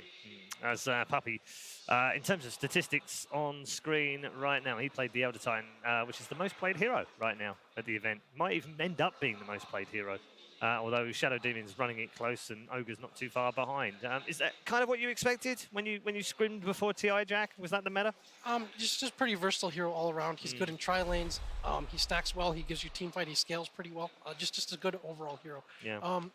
The Puppy factor, I would say here is there's a certain psychological part of when he drafts that I think is a little bit different from other captains. Look at the Infamous series yesterday. He comes in and he's basically like, okay, these are the heroes you win with. You're not going to get them. We're going to ban one and we're going to take one. Then there's some series where Puppy's kind of like, okay, these are the heroes you like. Go ahead and take them. We'll figure out something that beats them. I felt like last year with VGJ Storm against Puppy, it was very much like that. He kind of just like let us have what we wanted. It's like, don't worry, we have an answer for you. Also, does that get in your heads at the same time? Because you're like, why is he giving us all of the heroes we want? I think so. So. There's a bit of hesitation. It's like, wait, are we walking into? Are we giving him exactly what he wants? We thought this is what we wanted, but he seems to be giving it to us, right? And then for this series, again, he has also very versatile players to make use of. So, for this series, maybe he thinks if we play straight up kind of honest Dota against VICI, maybe it's not such a great outlook for us. And then, he has this mid one on his team. This guy with a hero Ocean who plays just about anything out of mid. It could be a Brood. It could be even a Meepo that we've seen, anything. And so I think that might be the tool that he's thinking, hey, maybe this is what gives me the edge against VICI Gaming. Maybe they, straight up, like they're a very solid team as well. Maybe we need to do something like that and just throw them completely off balance. It's such a valuable play to have. Mid one would literally go into pubs and random and then go mid, whatever hero he gets. This guy, his hero pool is the entire Dota pool. I don't think there's a hero he cannot play. Okay, we're going to take a look at some statistics on heroes right now. TI9 hero notes. Checking with Dan, most picked and most banned. As I said, Elder Titan having played 68. Shadow Demon just behind him on 67 right now. Most banned, 130 bans for the gold man. Not surprisingly, and totally almost forgotten completely. 1 pick, 0 bans. I think it's 0 ban. I think it's 0 picks, 1 bans, isn't it? For Ricky. Either way, we have picked. He got picked. Oh, he did get picked. Yes, he got picked for 1. And I think we have 4 now heroes. 3 that haven't been picked, but every hero has been picked or banned at this event. All 117. Stale meta. What? Say that again. What? I mean, Alchemist is the hero that you do not want to play against. Most of the time, you just ban it out because they can punish you. And he gets the timing on the Radiance. So in this game, VICI ban Tiny, Wisp, Elk. Well, that depends who's going to have the first I think one of those is going to come out, isn't it? Well, for sure. Well, I can't see them both leaving all of those. Like, they're not all going to get left in the pool. They've got to ban them out. And I guess Secret don't care which one of those they get. I feel like Team Secret and Team Liquid were one of the hardest teams to draft against because they have such a variety of the heroes that they can play and the really different openers. You could see in the game yesterday where Liquid opens up with the Sanking and Ancient Apparition, and it takes other team almost all their reserve time to actually adjust what just happened. How do we go? Why are they not picking their usual stuff? Yeah, it is. Mid 1 was ended last year's TI as the player that played the most heroes, most different heroes last year. And sort of backs up what Jack was saying, that flexibility within the team. But it's not just him either. Nisha's got a great pool. They've got plenty of variety wherever they go right now. As part of having, I mean, Puppy said he didn't care that they were #1 on the DPC, but part of being #1 was that they were able to experiment. Yeah, the entire team. Zion, the offlane, has played all kinds of weird stuff. He played some offlane Pudge for a little while. I think some people still waiting to see that one reemerge. The hero pool diversity is crazy. They're hard to play against. Lacoste is busy cheering. Cheering for my boy Pudge. For Invoker, mid anything. Yeah, Pudge in like any role. Mid Pudge can be pretty scary against a lot of matchups too. Can indeed. Game 2, not too far away. Of course, that draft ahead of us. Puppy back out with the team. Team Secrets re-entering the arena. 1 game to the good so far. The plan has worked. They surprised everyone with the carry IO in game #1. And my goodness, did it prove brutally effective on these poor lads who suffered very badly in game 1. They're going to put all of that out of their minds and get themselves back to a happy place. I'm sure ROTK would have given them plenty of happy thoughts to be thinking. And actually, funnily enough, we should be talking about funny because they've had some fun already.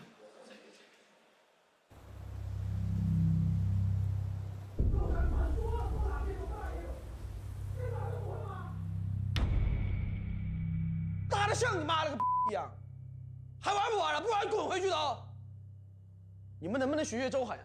现在就他知道怎么打。虽然他在劣势路送很多次，但是其实都是在帮大家拉扯空间。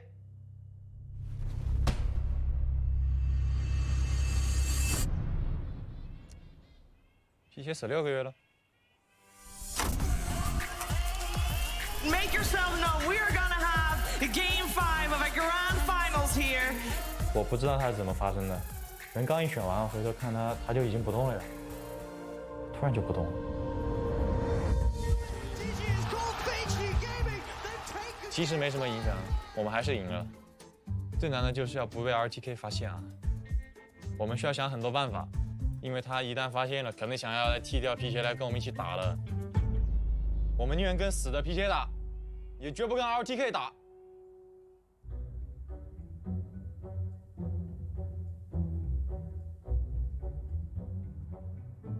我知道，其实 PK 根本就没有死，就是我让他装死的。让他装死呢，其实就是为了我们这个团队能更上一层楼。杨神对于这个团队功不可没，通过他装死这件事情，就可以证明他是这个队伍的顶梁柱。Nice， 兄弟们，10分钟后加油！我实在是带不动这菜逼了，肯定还有别的办法呀。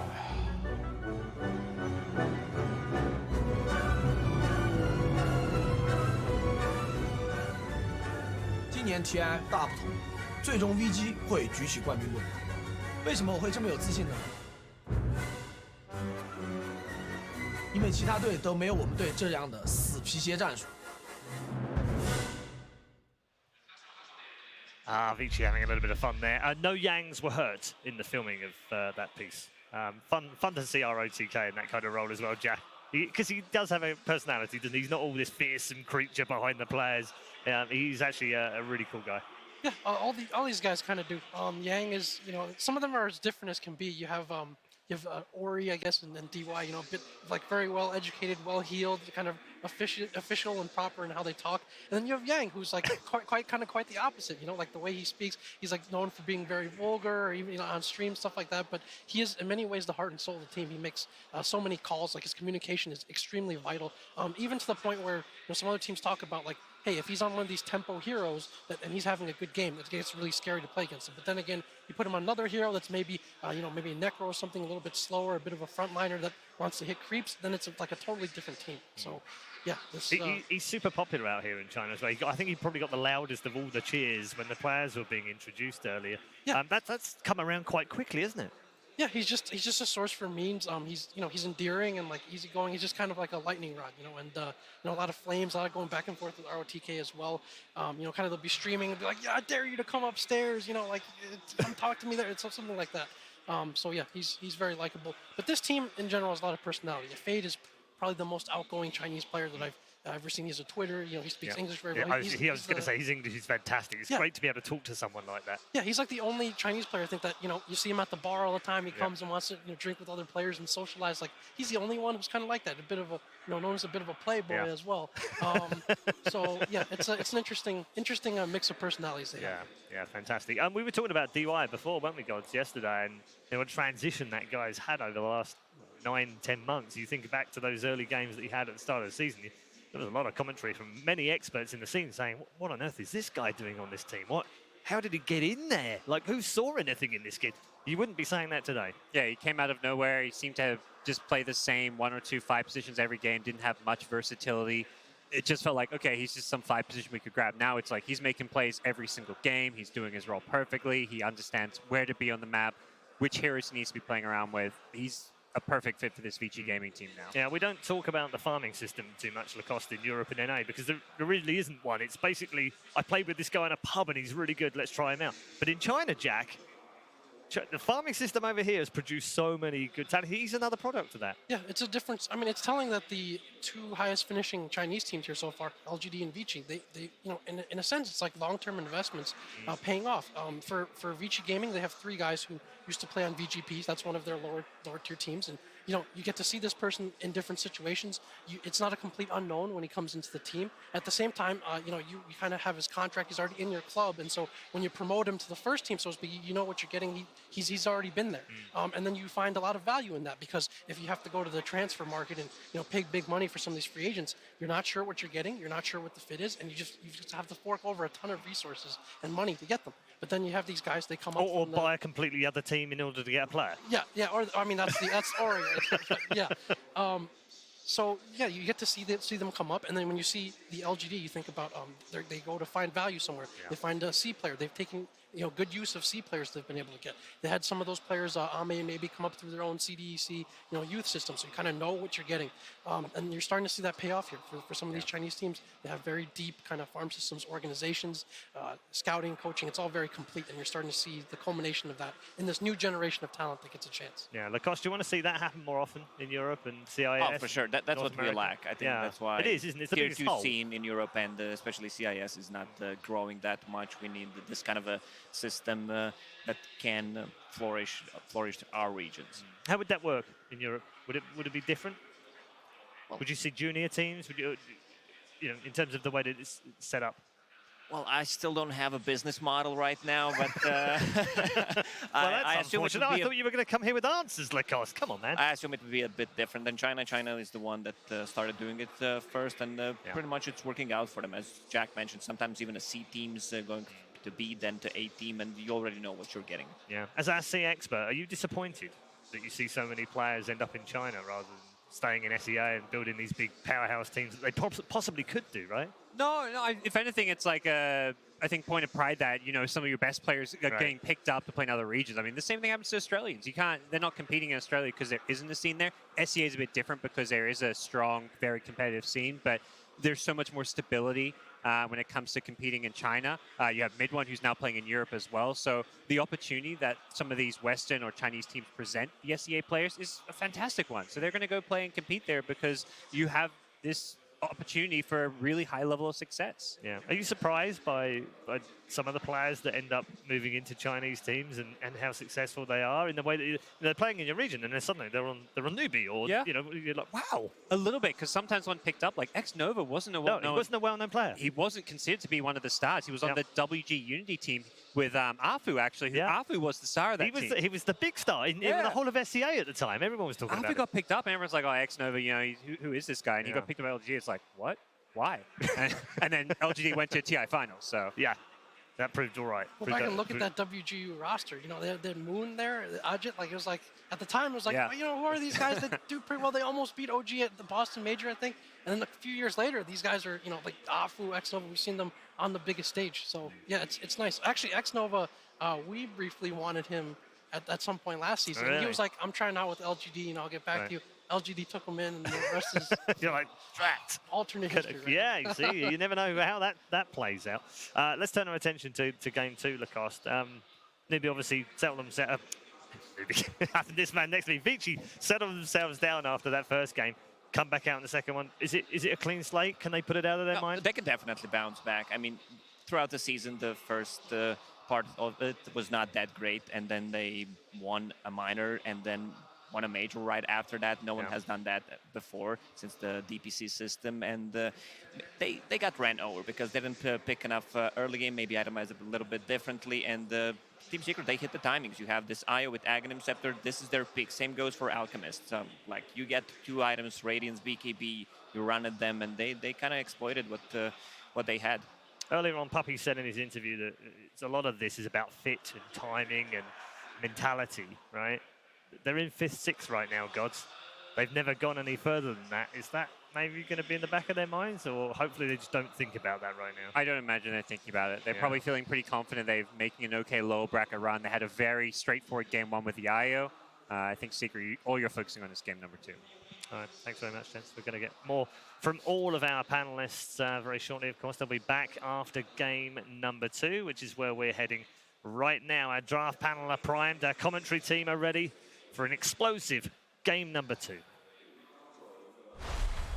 VICI Gaming versus Team Secret. Game 2. Thank you very much, Red Eye. Yes, we are back with Game 2, and apparently sometimes you just get 20-second pick IO'd. That's not something I thought I'd ever say, but this is the reality of TI9. Quinn, I'm curious, whenever OG first started, pushing this carry IO thing, is the first thing in the minds of like AUI, is it how do I beat this, or is it how do I play it? Does Yawar just immediately hit the lab, start running IO strats, or is AUI theory crafting, what do we do to beat this seemingly unbeatable strategy? I mean, I think at first, whenever they picked it the first time, the second time, I actually wasn't even sure if it was an intentional pick. Like, I was super confused by it. We had just finished a game, and I tab out and I look at the games being played. I see Honest playing IO, and I look at their draft, I'm like, did they misclick? Oh no. And then, it turns out it's a very real strat that we got slayed by. So, our strategy going in was to, try and beat it, and that didn't pan out so well. Maybe we should have banned it or tried to learn it, but it seems to be very, very broken. Yeah, I think the problem with IO is it does too much as a hero. It saves, it makes aggressive hero more aggressive. It tanks up heroes like Gyro that can stand in the front lines. They used Bristleback on OG against you. And there's just too much dynamic to it. There's too much to think about, and it's just straight up easy to play when you have 150 damage balls going on a 1 second cooldown. It's just free damage. And it's obviously a great deal of unfamiliarity as well. It's the same thing whenever like new skill builds start becoming popular. Like I remember when Jakiro Ice Path Max became really popular, players were like, why am I stunned for so long? This is so weird. And eventually you get used to it, but this is at TI main stage. You don't have the time to hit the pubs and stuff like that. Things are moving fast. It's all instinct and muscle memory. Exactly. So like you said, if in the laning stage you're not expecting that long duration ice path, you might die one extra time a game. Yeah, and speaking of moving fast, we are plowing through this draft. Team Secret first picking Tiny and Omni Knight, VICI Gaming, Ogre Magi, and Alchemist. Yeah, this Alchemist hero is extremely unenjoyable to play against. You really have to get your lanes right. You have to have a good start. You sort of need this balance because you want the hero you're laning against to have a good lane so you can pressure him. But there comes a time where they're sort of all balled up. They're defending their areas. They're protecting the jungle with all their strong heroes. So if you don't have like a lot of good lanes, or you don't have a carry of your own that's scaling well and farming, you're not as fast as the Alchemist, but trying to compete so that you can scale, because it's very difficult nowadays to just speed end the game, run them all over, take all the towers. Alka's nowhere to farm. I find that doesn't really happen that often, and you'll have a good start against the Alchemist, but eventually he's going to get this Radiance, he's going to get his BKB, he's going to get his AC, and you have to have a carry that's sort of competing with that. You can actually take mid-game team fights against this hero, and hopefully his AC isn't at 11 minutes. Part of what makes IO like the good carry is it fits the Alchemist strat, where since it's so hard to invade the jungle, it's kind of hard to explain why to the viewers it's difficult to do that. But in this current meta, that every carry has about 5 to 10 minutes to hit neutral creeps. You saw the Medusa do it last game, but she just doesn't come online nearly as fast as the other heroes. IO takes just the Helm of the Dom Ags. Alchemist, on the other hand, obviously turns creeps into gold, but I say gold because every creep turns to gold, but he gets like 3 times as much gold as the normal hero does, and he gets a Radiance at 10 minutes, and suddenly he comes out with AC BKB at 18 minutes, or he gets the Radiance at 11, gets the AC BKB at 18 minutes, and you're like, well, we can't kill this guy, and he kills us really fast. Yeah, ultimately the scaling of carries all comes down to like how much time do you need to start becoming useful? And Alchemist, obviously, since he accelerates his farm so quickly, becomes useful incredibly early on. Same thing with IO, because all you really need is a Helm of the Dominator, and all of a sudden you start being useful. Yeah, I think with all that being said, Seeker does have some decent tools to be able to run into this Alchemist jungle and mess with him, like kill him, kick him off of his jungle creeps, or have that kill potential. Sometimes you don't actually need to kill the guy, but in like laning phase, for instance, like out CSing this guy, denying a bunch of creeps, sometimes it's better to just have kill potential. If he walks up to the lane, he's just gonna die, so he has to go to woods earlier than he would like to. Just having this ability to just make this guy die if he comes up can be very nice. So he'll go and hide in his little jungle camp, but you make him stay in these jungle camps, not the going wherever he wants. If you could force him to farm in a certain area, he'll farm a lot less, and you can abuse the rest of his team, hopefully. Alchemist doesn't protect himself while he's farming. He relies on his teammates to do so. So I think the best way to deal with Alchemist on paper is to basically make him become a liability, where the rest of his team has to play around him. And even though Alchemist isn't fighting, you want to bring the fights to where he is so it looks like he's involved, and he spends most of the game running around, like you said, rather than hitting the neutrals he wants to hit. So then, with that in mind, are you leaning towards this Tiny being mid lane against the Alchemist, or you had mentioned Secret has the tools? Kind of leads me to believe that you want this Tiny to be a lower position core. I mean, I think he can certainly be a mid hero. I think like you have this Tiny Heavenly Graced running him with an Omni Knight. And he kind of just, he's not really going to die. You know, he has 10 armor and he's graced. You know, he has 50% status resistance and 2,000 HP. Like, this guy's not dying. You know, you can maybe sort of ward him off, kick him out your woods a little bit if you bring a bunch of heroes, but it's very unlikely he's going to die. And now we got a Wind Ranger picked up for Team Secret, followed up by a Grimstroke by VICI Gaming. Wind Ranger, a hero that I was expecting to see a lot from Liquid, obviously. Wind Ranger was Weeha's hero of choice at the Epicenter Major. Yeah. Ended up kind of dying out a little bit before TI rolled around. Yeah, I think sort of the breed of mid-heroes that were popping up after that tournament were pretty good against Wind Ranger. Your Kunkas, your Tinies, your Ember Spirits, all these heroes traditionally, you know, they're very beefy, they're in the front. It's sort of hard for Wind Ranger to bring down, and it's also can be a rough laning phase at times for a lot of those heroes. So I think sort of the popular heroes. Gracious. People going crazy. This crowd is hype. They're excited to watch their boys VICI Gaming play. I like the abuse of movement speed against Alchemist too, because like you said, since it's not so hard to take, it's not so easy to take towers. You want to just kind of run at them, and usually Alchemist lineups in the super early game lack the ability to punish you running at them. And like supports, if your primary source of stuns and catch last game for VICI was from the supports, this game so far we're seeing it most likely going to be from the supports in the early game. And heroes like Wind Ranger just so good. It's obviously a good ability all the time, but the fact that if you have movement speed, it's only bad against stuns if you have fast movement speed. And so far, their stuns are very limited range. Alchemist usually only takes his till about level 10. Now, Crystal Maiden enables the rest of the team to stay on the map, spam their spells to push out lanes, harass heroes, and kind of goes along with this theme that Team Secret's going with, this low cooldown, run at you strategy. And they're also got an 83% win rate on Crystal Maiden so far this event, so clearly a comfort zone hero for them. So the approach that you were originally going for, CCNC, is that you thought that it's in your best interest to maybe play Alchemist's own game, that you try to carry him, because every single time you try to challenge him, if you fail once, then all of a sudden it starts spiraling out of control. But it seems like Secret are content to challenge an Alchemist. Like, why pick a Crystal Maiden unless you really want Arcane Aura, you really want to be challenging this Alchemist in the jungle constantly?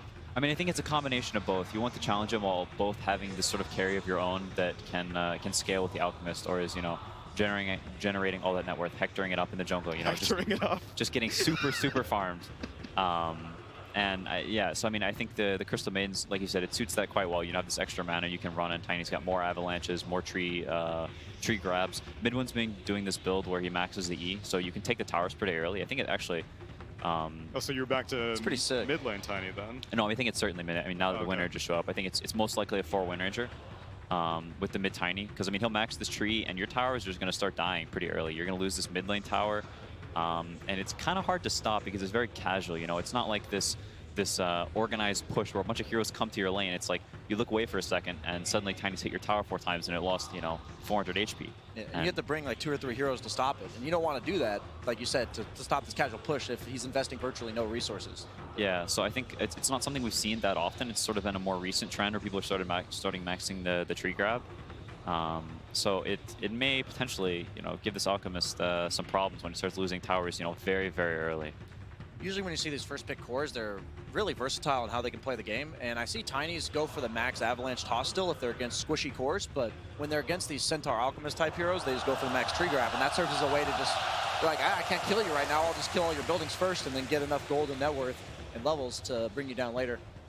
The Ag Scepters are super broken, so any way you get to the Ag with the Echo Saber, you'll take it. Yo, Ag Scepter with Heavenly Grace, this man's going to be doing so much damage with that tree volley.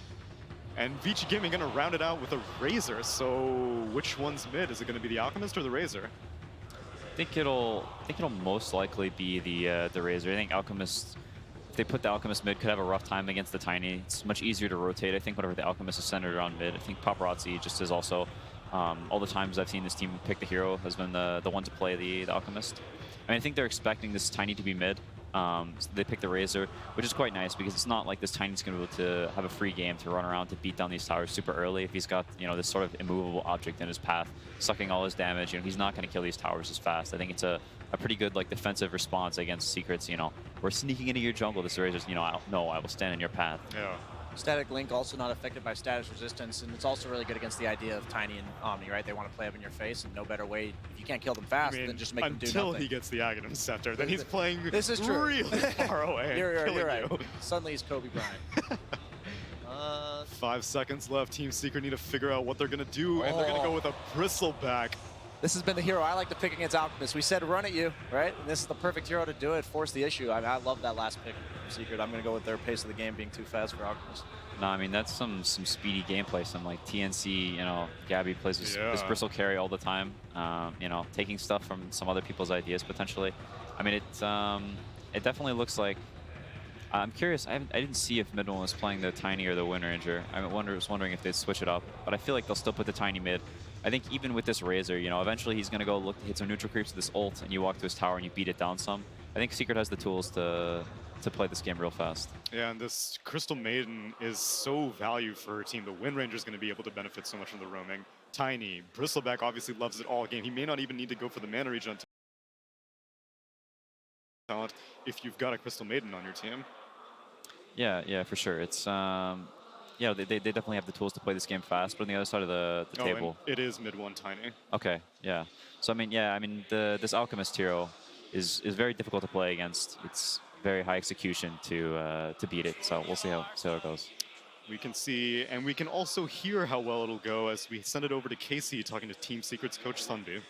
All right, so before I ask you about this latest draft, I want to ask what gave you the confidence to do an IO carry in game one? I mean, we are a TI team. I think, I mean, if Nisha says he can play it, then he can play it. That's all there is to it. Very short game, and VICI Gaming ended up banning IO. We're going to see a very different game this time around. How do you think this is going to compare to game one? I mean, game one, you know, we had a strategic edge, and we take those.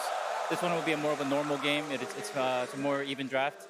It'll just come down to execution, and we'll see how that goes. All right, Sunby, good luck. Thank you so much. Back to you guys.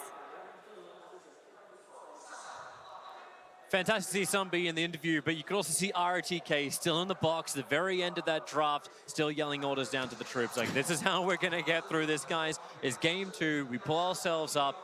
VG, they were one of the big favorites coming into this competition. It's been a rough run for them in this lower bracket. They haven't hit their stride, but this draft feels very comfortable for them at least. Ori back on the Razor, Paparazzi into the Alchemist. Everything just feels good, at least as far as the draft goes. Oh, that is too good. Exactly. Yeah.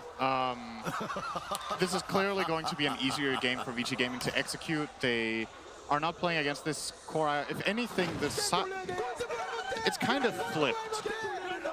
If you look at this game and what the panel said, Team Secret need to play fast. They need to put pressure so that Alchemist doesn't have a free game, which means that the burden of execution in a way is on Team Secret. If they play a slow game or if they fail executions in the early mid game, this Alchemist is going to become a monster.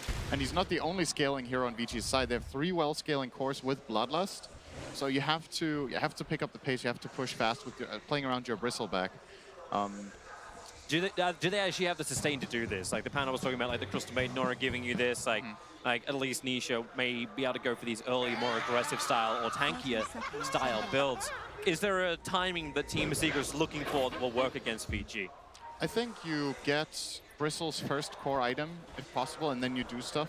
I'm still concerned, though. I feel much stronger about VICI Gaming's chances in this game, just based on the fact that Secret have to do so much without really the ideal tools to do it. They have aggressive heroes that can take fights, but can you take those towers? Can you invade that enemy jungle when you have to run through a Razor and a Centaur and these 2 strong early fighting supports in the Ogre and the Grimstroke? It does seem pretty tough. DUI doing a lot of damage to Puppy here. Windrun has been skilled by Yapzor. Yeah, Puppy wants to... what do you actually want to do here? Because Windrun's skilled up. You don't have Frostbite. Puppy's already TPing out of the lane. He's coming down towards the bottom. Yapzor's like, hey, we're all friendly around here. VG was actually planting LGD flags and throwing out LGD balloons on the bottom lane previously. Oh, Fade. This may be TP time. Just stopping a little bit of the harassment. Starting with Nasal Goo as the first ability for Nisha. Paparazzi will still be happy. He was able to skill up Greevil's Greed. They got 2 of the bounty runes to begin with. Yep. And now Zai feels like he's going to get bullied a little bit out of this lane.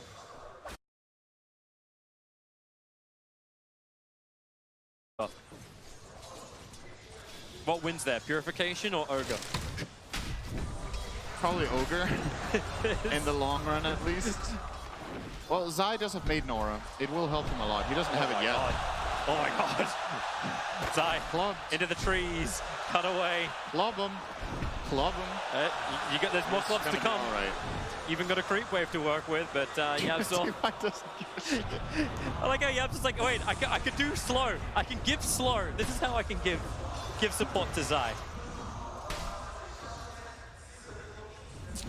Bottom lane, Secret. I think this lane is probably the lane for them that is going to go the best. I would say Bristleback will have a pretty good time here, especially when Puppey hits level 2. So they get that aura up and running. Maybe Nisha's level 3. Centaur can't really sustain very long against Quill Sprays. You have good health, but your armor is really bad. So Nisha will keep laying into him whenever he tries to go for CS.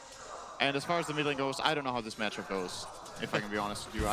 Tiny versus Razor. You static link, then you toss him away as long as you have vision. Yeah, he didn't even skill toss. He went 2 in tree grab and 1 in avalanche. And Tiny just has too much of a damage advantage in the early level. So Razor can't really win even when he starts static linking. Tiny is still better than him for, I think, 2 full seconds of the link. Now that Link is level 2, it's a different story. Now he might have to skill toss on level 4. But mid one seems to be doing just fine for now. DY's coupled so much damage on this top lane.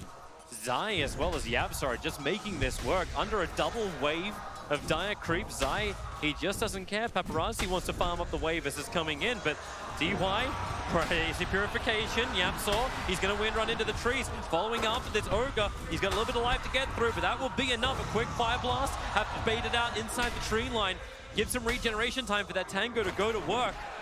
And Yabsor won't be able to find him, not for the moment at least. Big wave for Zai though.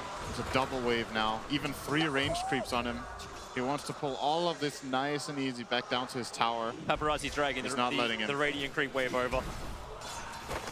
But it will of course push, so he will be getting all this experience soon enough. DY, be careful. At least for him, Yabsor's not level 2 just yet.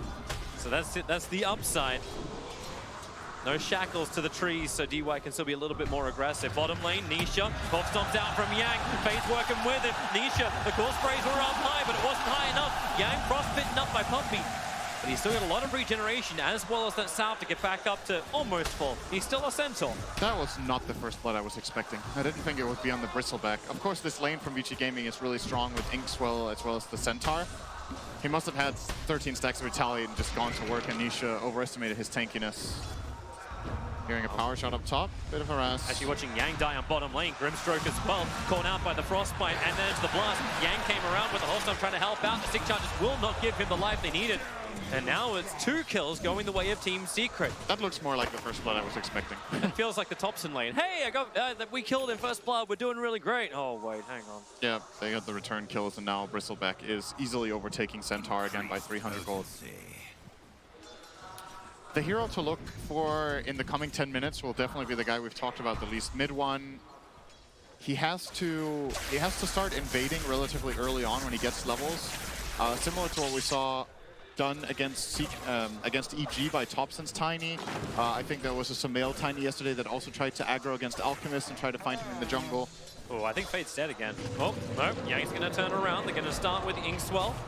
And Puppey keeping on the back of Fade. He had the double damage and you'll need his damage to this, or will you?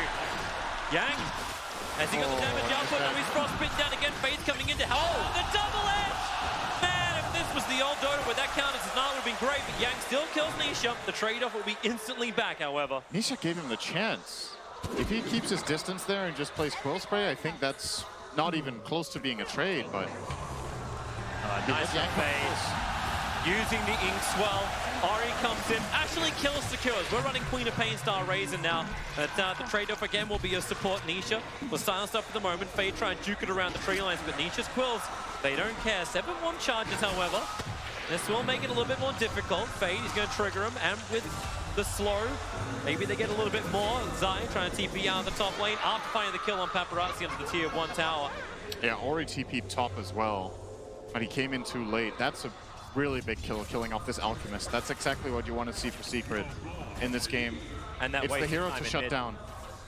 Yeah, Tiny gets space in mid. It's looking so far so good for Team Secret in this game. There is a lot of burden of execution on them, but they've been delivering it so far. And now I guess Paparazzi, after being killed off in the safe lane, is probably going to be like, screw it, I'm going jungle. They're going to start protecting him with the wards, maybe pulling up an extra support to try to help out if needed. Yeah. Best thing about the Alchemist, you can always recover, especially when someone gives you Mud Golem camps. Yep. Thanks, Gabe, for that. That's some easy money.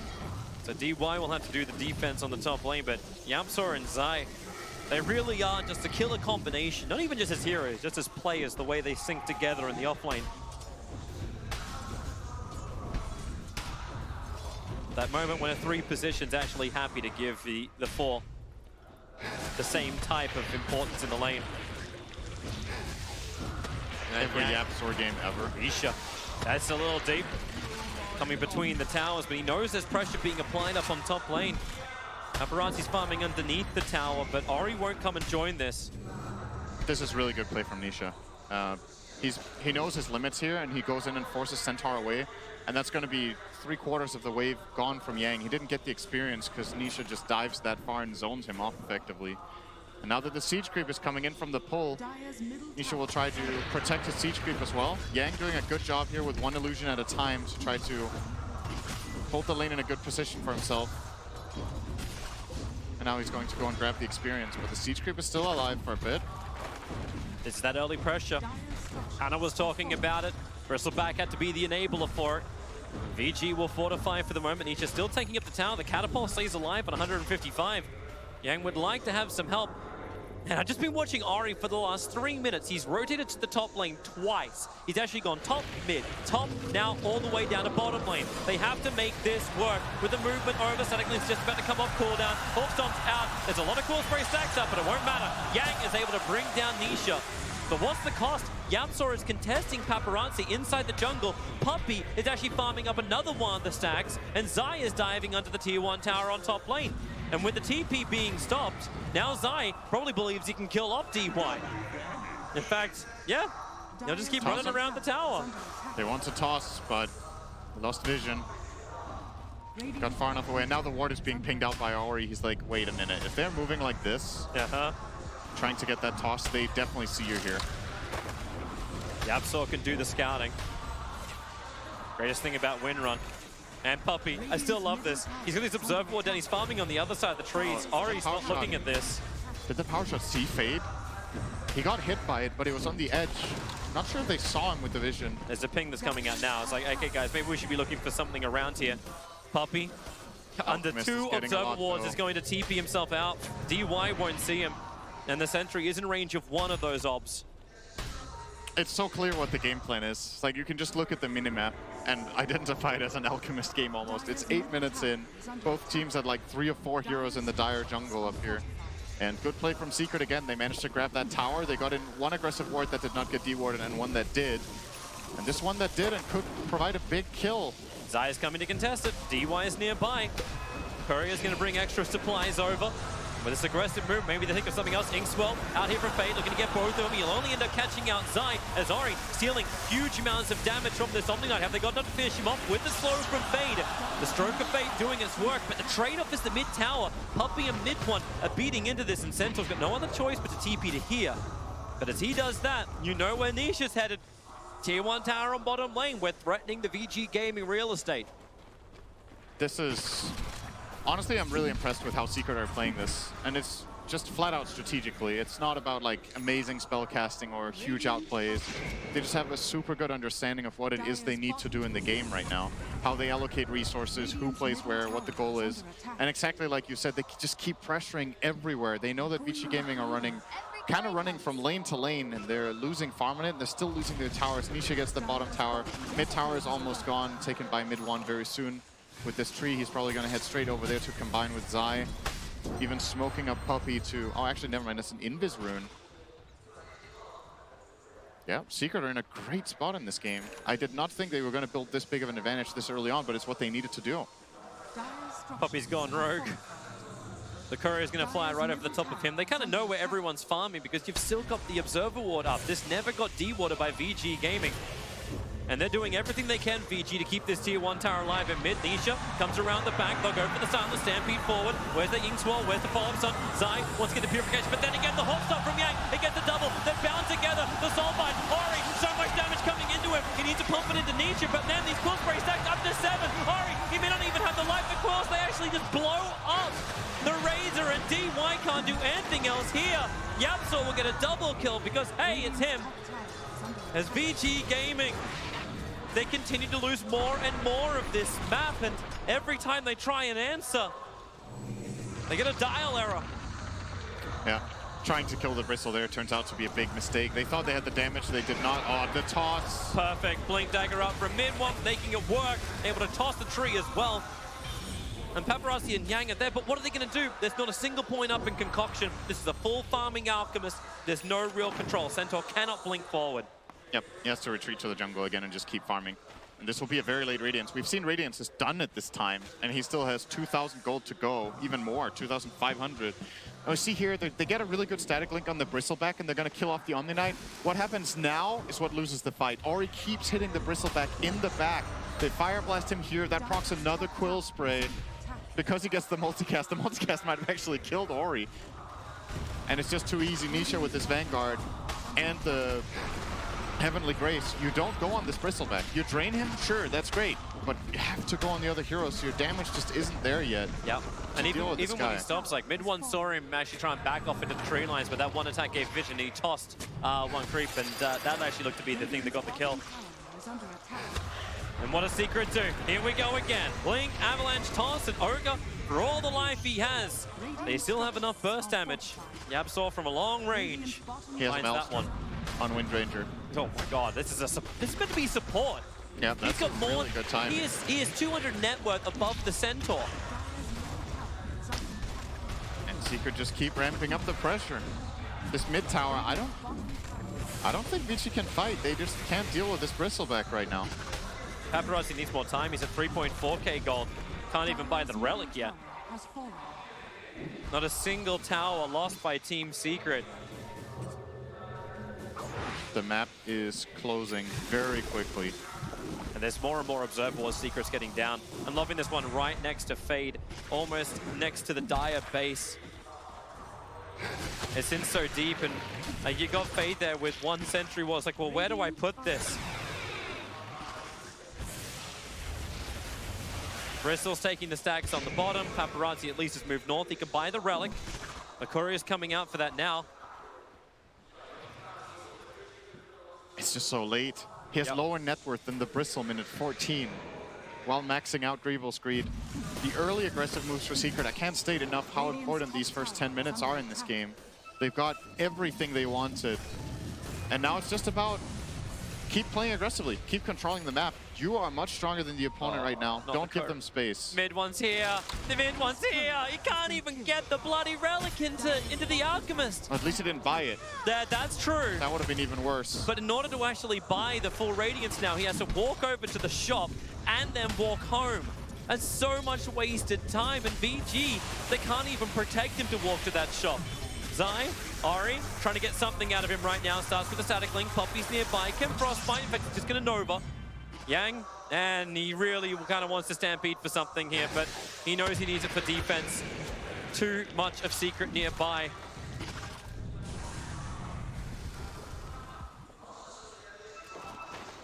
There's just no jungle that's safe. A smoke up from VG Gaming. They're heading north. They are heading for mid-one. Or they're either heading just to bait with the Alchemist. Is this how you get him his Radiance? They want to get bounty runes. Well, mid-one's going to be there. Paparazzi, Avalanche mid-one creates the space. He's going to blink away. They won't get any bounty runes. They all belong to Secret. But yeah, it is how you get the that's how you get the Radiance. The full cavalry riding out and backing off. He's got the money for the Radiance, but the courier is dead for over a minute and a half. So BT home. It's the only option he had. This should be the last tower. Mid lane, Ori, very well caught out. Mid-one, going to toss him back into the freezing field of Puppy. Stampede being used. Yapso stops him for half second with the shackle. Ori, he still needs more movement speed. Has the TP scroll. Can he get away with the Panther field? No, he can't. Mid-one has a blink. Optimistic TP to say the least. And he's dead for half a minute. Just as VG Gaming were hoping Ori could make more space so Paparazzi can start playing catch-up with this Radiance farm. But look at Nisha. He's at the tier 3 tower. They're looking just to go up. First game ended pretty quickly. This game, is headed the same current direction. VICI Gaming cannot match the tempo of Team Secret. The Soulbind from Fade, Nisha staying away from the rest of his teammates. They take the tier 3 tower at the 16-minute mark. And now the Shackle won't be able to launch with the power shot. Yang, 4 cool spray stacks are up. Nisha at least put the Phantom Brace on him, so he's silenced up for the moment. They need a stun. Concoction is beginning. It's a good static link. They need to keep him controlled, however. Now I'll be finally thrown out. The catapult fortified up. Man, they're keeping this up. They don't have the creep wave. They needed a fortify to keep this push going. Nisha turns his back and says, please, try it. I dare you. I double dare you. All right, you want to fight Ori? 4 cool spray, 5 cool spray stacks up. The battle's still going in mid one. Avalanche toss. Ori can't be here. He needs to move away from Nisha. Power shot from Yamso. Kill secures it up. Yang, now he's in trouble. Everyone's just being stacked. Everyone looks like a porcupine. They're trying to run back to base. Yang so low. The tree toss won't ever get the kill. It's Nisha who's able to reach it with the cool spray stacks. And the bottom lane of Franks. We're 17 minutes into this game and it's going down. We were talking about how this game was going to be better for VICI Gaming than the first one. It's getting worse.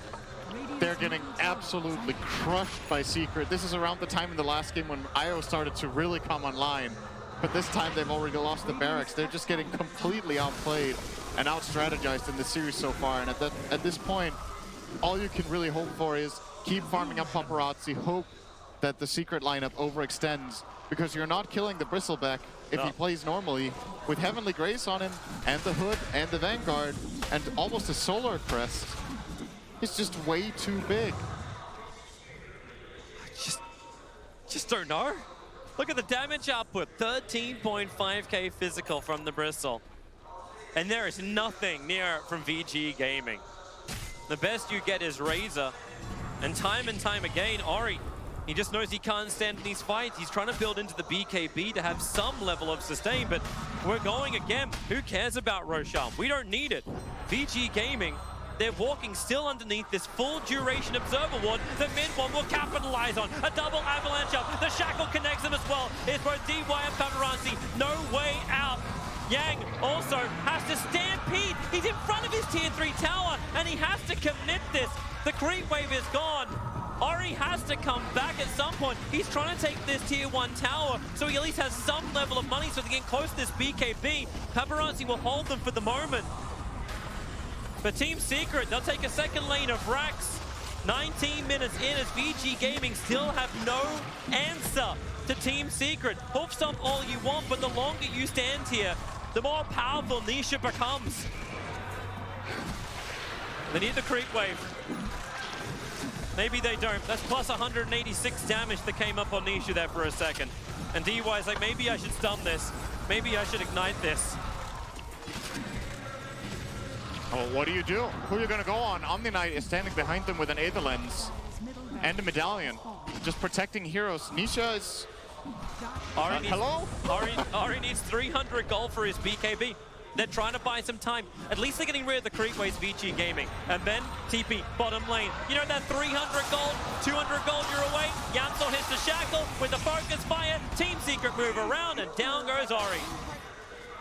And Paparazzi, what do? To the jungle! To the jungle! There's farm to be had!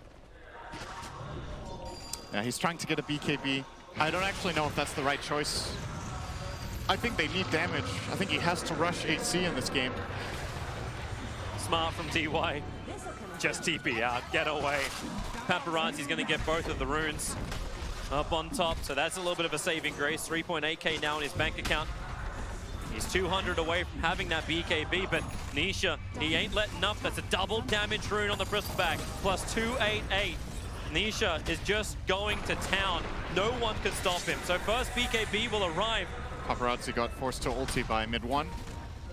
Second BKB's up as well. They're gonna have to fight anyway. Paparazzi, Concoction is preparing. Nisha has the protection of the Heavenly Grace. Here comes your Soulbind, but where's the stun? Paparazzi. He stunned himself. Well, that's not the plan. That's a Soulbind down.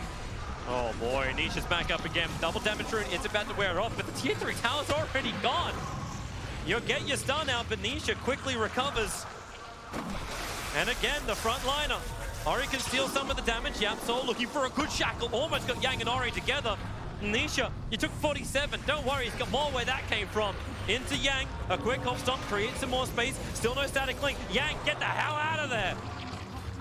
He had the ink swell from Fade. He thought he could actually stun over towards Nisha, but Team Secret as one. They push in to the top lane of Brax to try and claim the Megas mid one. He's already got the Aghanim Scepter. The volley begins, and then you even get, oh my god, Zai saving everyone. Everyone's G-D'd up. Paparazzi, he wants something. He's looking for the damage output. He can't see him. The Glimmer can't protect him at the moment. Zai will finally go down, but there's 2 dead from VG Gaming. Yamsor low on life as well. The Radiance Bud is finally doing some work. But remember Nisha, he was back at the fountain. Then Puppy and Mid1 combo together. GG is done already. An ultra kill from Mid1 will knock VG Gaming out of the International. One of the favorites coming into this event, and they just got spanked. I think that's the biggest stomp of the main event. These games were 20 minutes. Yeah. They were both 20 minutes. Secret just completely, they came in with a plan. We were a bit worried when they gave away the Alchemist like this. When you saw the camera on Puppy, it looked like either he was ready for it or not ready. It was one of those looks where it was like, he had this look in his eyes that looked like he was just focused, you know, not really taken super much by surprise or not exactly, yes, this is exactly what we wanted. So it's hard to read on if Secret were super comfortable with this, but the plays show it. They knew exactly what they wanted to do in this game. The way they opened up with the Omni Knight to secure that the Bristleback became a god later on in the game was just phenomenal. They did everything right in the early game. They put the lanes correctly, they put the pressure correctly, they took the towers super fast, they limited the map of VICI Gaming, and they looked a bit stunned after game 1 as well. Man, stunned indeed. It was just over half an hour worth of gameplay with the series. And man, Team Secret, they're looking good. You may have thought they looked shaky, you may have thought they looked angry and happy at the same time. But it's all going to be smiles as they will advance through to the next round.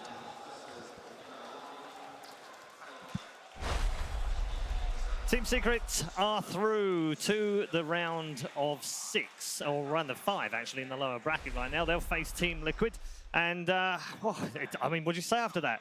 I mean, there's what? No. What do you say after that? You say GG, well played. No. What do you? Brutal. Savage. Wrecked. Come on, guys, get it together. What else do we say after a game like that? That's Sorry, Paul, absurd. we're not quite in tune right now. It's fine. We're gonna get there. The cost. VICI are going to be so... That's not the VICI we saw for the second half of this year. No, but this is the Team Secret of It is, you're right. throughout this season, for sure. The understanding of the timings, their gameplay overall. There was no cheesy picks at all. This was just some simple Dota understanding. When the tier 1 tower falls, you go in and invade the enemy's jungle, take the Alex farm, just delay that Radiance as much as possible, build into these tanky items, Solar Crest, Pipe, Vanguard. You can't touch the Bristleback. Quite the contrary. This is not the Secret we've seen for the last few days or the last few series. Like they really prepared a bit differently for the series. They played very fast. It wasn't kind of, we're going to sit back, hold our high ground, outscale you, or take these late game fights. It was, we're going to take it to you. The first game, I think, with that Wisp really caught them off guard. It was almost a free game in a sense once that came in. And then this game, their approach to the Alchemist. Again, they grabbed that Bristleback. You can really get in there, contest that jungle, can't really fight you, and they just took it to VICI and just took them over entirely. What will this do in China in terms of VICI? Because they had high expectations, the fans, for them this time around. They expected them to be in the top 3, fighting for the Aegis as well. To go out here, that's not what was on the script at all. Well, at the very least, it'll put more pressure on LGD now. Yeah, that's rough. It reminds me a bit of kind of Virtus Pro, right? Like winning these majors, doing well during the season, but can you do the same thing at TI? And TI being the big one, the big fish, I guess it's got to be a pretty disappointing outcome for them. Yeah. Such a turnaround for Secret. This is, as Jack and Lacosta both said, it is much more like we saw from the regular season. Why has it taken so long for them to show their colours in this tournament? I think for this series, it was preparation. Jack kind of mentioned it. Game 1, they had a cheese pick prepared with the carry IO, something they were probably very certain they could get since only OG showing it. Game 2, they're like, okay, let's give him Alchemist. We have a game plan for it. We can beat it. Alchemist, it's been the most banned hero of the tournament. It's only got a 51% win rate. So it is beatable. It's not this insta-win hero. Secret game plan for it. The Bristleback was a perfect hero to set the tempo. They were constantly in his jungle, running at him and causing all kinds of problems. Okay. Let's catch up with Casey now, who is going to talk to Mid1. Mid1, those were 2 of the fastest games we've seen here at TI. And the panel was just talking a little bit about how it feels like this is a different Team Secret, that you've been preparing a little bit differently. Any truth to that? Yeah, I guess. I think we were shit at the playoffs. Like against EGA and Mineski, we were really shit. And I think we figured out stuff after Mineski game 2. Like I realized like what's good and bad. So, and then we turned out to be a better team now. What's it like to be playing so quickly? Because a lot of the games at this tournament so far have gone pretty long. We've seen a lot of late games, and you guys are just coming out of the gate against VICI Gaming, a very well-established, highly respected team, and just dominating. I mean, we have some few strats. We stole it, kind of, and made it our own. This is like, we had this idea of this, not for a long time, but we didn't play it. OG played it first. So I would say we stole it in a way. And I think our draft was pretty good. Like our heroes are meant to actually end the game as soon as possible. Oh. So that they cannot farm. Something like that. It seems like you're also able to use, because you mentioned that you played not very well, in your opinion, up until the last couple of days. But it seems like somehow you were able to use that as motivation. Yeah. How are you able to do that? Because it's really easy for some teams to, not play their best and to use that to get the pressure and let it get to them. I mean, the first game, first day of playoffs, I think I had too much stuff in my head. Like, I constantly not thinking about DotA, but there are a lot of types of shit, like, this is a stage, I'm playing on stage and shit. I'm like, what am I doing, Like, I should be focusing on the game and that's it. Nothing else. Nothing matters, only play DotA. Just nothing matters. So, because first day I actually cared about my score more than anything. For the first time. I was surprised, like, why would I care about my score? I used to not care, but now I care, so something is wrong with me. So, my team realized that I have some issue, and I kind of fixed it, like, gotta stop choking at TI and play good, something like that. Just focus on DotA. Well, now it's time to focus on facing Liquid, so yeah, can't wait to see that. Sure, thank you. All right, congratulations. All right, back to you guys. Thank you very much. Not choking at TI. We did mention it, didn't we, this morning? They finished 5th, 6th last year. That was a disappointment for Secret. They would have finished 5th, 6th if they'd lost this series as well. Maybe the hoodoo's broken now, Gods. He's aware of it. I like what he said, where it's like they found some shit that was good after the Mineski series. He literally said that. That's exactly what he said. And I think that thing that's good is Tiny. Tiny is an amazing hero, mid one, looking like the best mid Tiny in the tournament right now. So that's a hero you have to be careful about giving Team Secret. Yeah, Jack. It's great for Secret in many ways. All that disappointment that goes all the way back to TI5 when they were the outright favourites coming in, and finally they've broken the hoodoo and they've made it into the top 4. Yeah, maybe you come in and there's just so many other things to think about, expectations, pressure that you put on yourself internally. And Midwin was talking about maybe sometimes you just got to really simplify things, not overthink things. Not everything has to be perfect.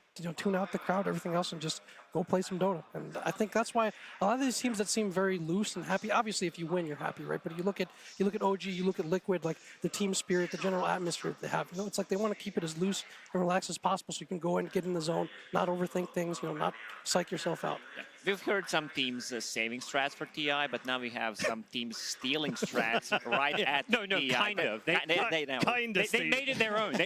Paul, he did say. That was Secret. There's no shame in it. That was Secret's. Okay. You take it, you embrace it. Yeah, that was your strat as well. blatant copying, and it worked. I love it, Secret. Come on, that's what DotA has been all the way through history, isn't it? I mean, Chinese teams could come up with the meta, and then Western teams would take it and make it better, or Western teams would come up with the thing, and then Chinese teams would make them better. We've seen this before. We should head over to Shiva now, because there's always two sides to this coin. Of course, Secret will be very happy. VICI, on the other hand, I'm sure will be very disappointed. I think disappointment maybe doesn't even begin to cover it, Paul. I'm here with Fade, and I know emotions are running high, so I am going to give you the microphone. This is your platform. You guys had an amazing run, and I know this wasn't where you were hoping to end up on, but this is your time. That's your camera. Yeah, that's all I want to say is like thanks fans for us, and it's like our tournament is end, but maybe life goes on, so it's fine. So we will be back next year. Maybe we'll be strong. I'm going to let you get back to your team to work through all those emotions. Thank you so much for standing here with me, and we're going to go back to the panel. Yeah, it's tough. my heart is really for these guys. Jack, I mean, it's tough, isn't it? Yeah, and Fade is someone. I'm glad he was brave enough to go out and do that. He's someone who, always very outgoing, always kind of expresses himself, and you can see it, right? Especially, I mean, a team that has done so well all year to fall short in front of their home fans. It's can't even imagine. No, and Lacoste is falling short for them, isn't it? Because they've set such high standards in the last two majors and they've won the minor and then into a major. They've done everything they could in preparation for this event. I picked them to win this whole event, and you can see a lot of emotions from him. There's no shame in losing. They gave us really good, entertaining DotA, and they should be proud of it. Absolutely. God's final word on the series. Great for Secret, obviously moving on. They'll play Liquid in the next game, which is Kuro versus Puppey. That is an amazing matchup. Secret look like they're in the best form they have been all tournament. They are. And same for Liquid. Liquid had a rough start and have now kind of bounced back. So we're going to see Secret and Liquid playing, and it's going to be some amazing DotA. We've also got the upper bracket final to come as well. That's it from me today, and also from our panel members right now. More to come, of course. Rich will be here very shortly. But first, you've seen Casey interviewing. I think she's getting a bit of a good deal, frankly. Free massages for life, just interviewing DotA players. FY's up next.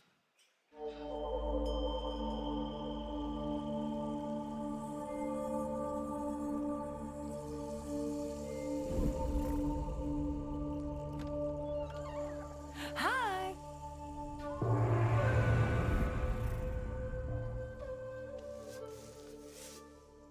Okay, I'm gonna practice my Mandarin on you. OK， Okay. test。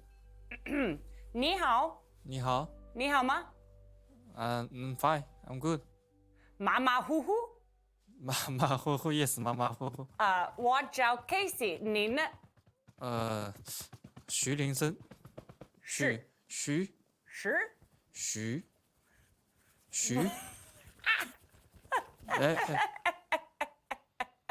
So my first question for you, you've been doing this a long time. How do you deal with stress? 一般是抽根烟吧，然后让自己冷静一下。Now you know that smoking's bad for you, right? Yes, it's bad. I used to smoke, and look at me now. 我现在看不到。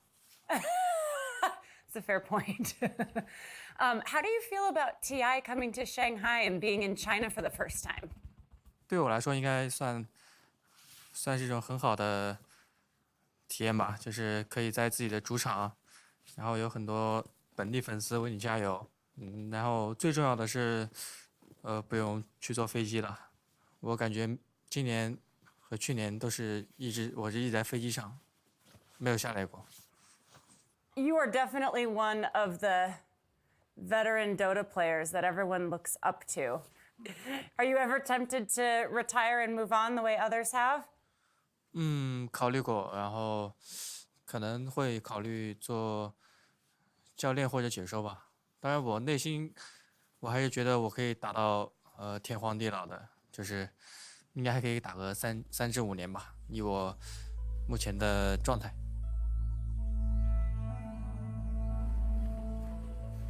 I have a 1.5-year-old daughter. I understand that you have 2 kids yourself. What is it like being a dad? 我的儿子女儿天下第一可爱吧，然后我特别喜欢他们。儿子2岁，女儿1岁。Do you have any parenting advice? Because my daughter is throwing tantrums a lot. 说实话，我也给不出什么特别好的意见，我只是陪他们玩吧。Can you teach me something that I can say in Mandarin that's a good way to flame people in game? 别送了。别送了。Yes， 快跑。快跑。快跑，别送了。快跑，别送了。你退吧。你退。你退吧。You quit, please. Oh, is that what that means? Or are you asking us to quit now? Thank you for doing this. 谢谢。不客气。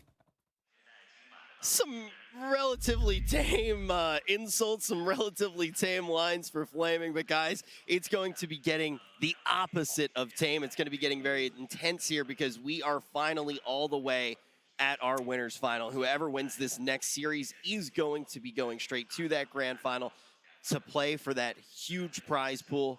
And it's a rematch of what we actually did see last year. Yeah, it's going to be. I mean, this feels like this might be the best of 3 Dota we're probably going to see, maybe ever, honestly. It was last insane. year. Wait for best of 5. Yeah, that's why I said best of 3. I'm like, this one's good, but then once you get to the best of 5, it's going to be crazy. But, I mean, OG, the powerhouse, won last year, LGD. They've looked dominant this tournament. LGD really has looked fantastic this tournament, and now they are going to be the only team left from China as well. So it was already packed during the last series. Yeah. I can't even imagine what it's actually going to be like here in Shanghai for LGD. But what has LGD done well thus far? What has made them look so strong in this tournament? Yeah.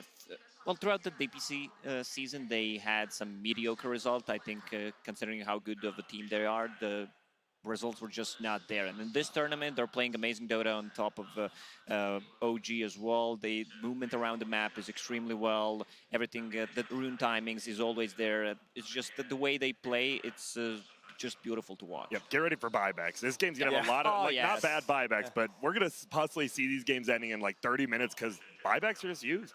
They learned their lesson from last year, right? Yeah, That's what OG you did gotta to fight them. back. Yeah, you got to fight back. And they did versus VICI. A lot of history, obviously, from last year. But one more time, we want you to know all of the faces that make up the team of OG before they take the stage.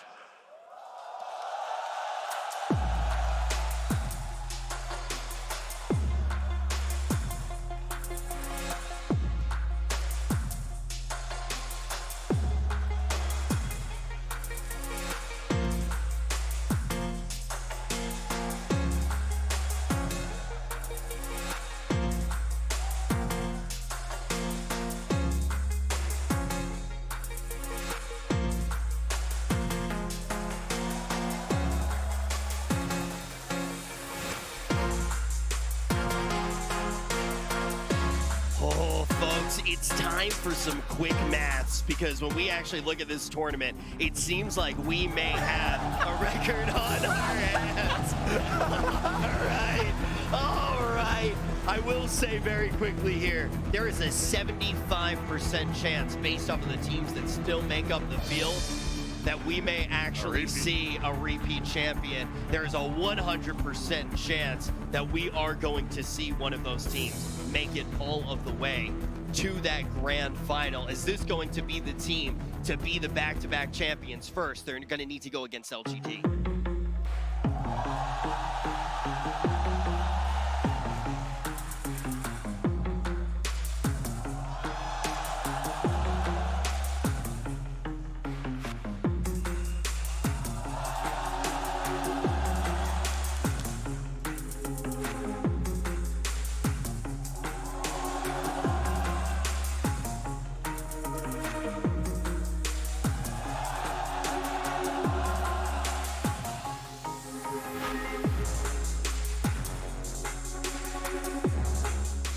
The winners grand final, it is going to be LGD, the home team, taking the stage right now.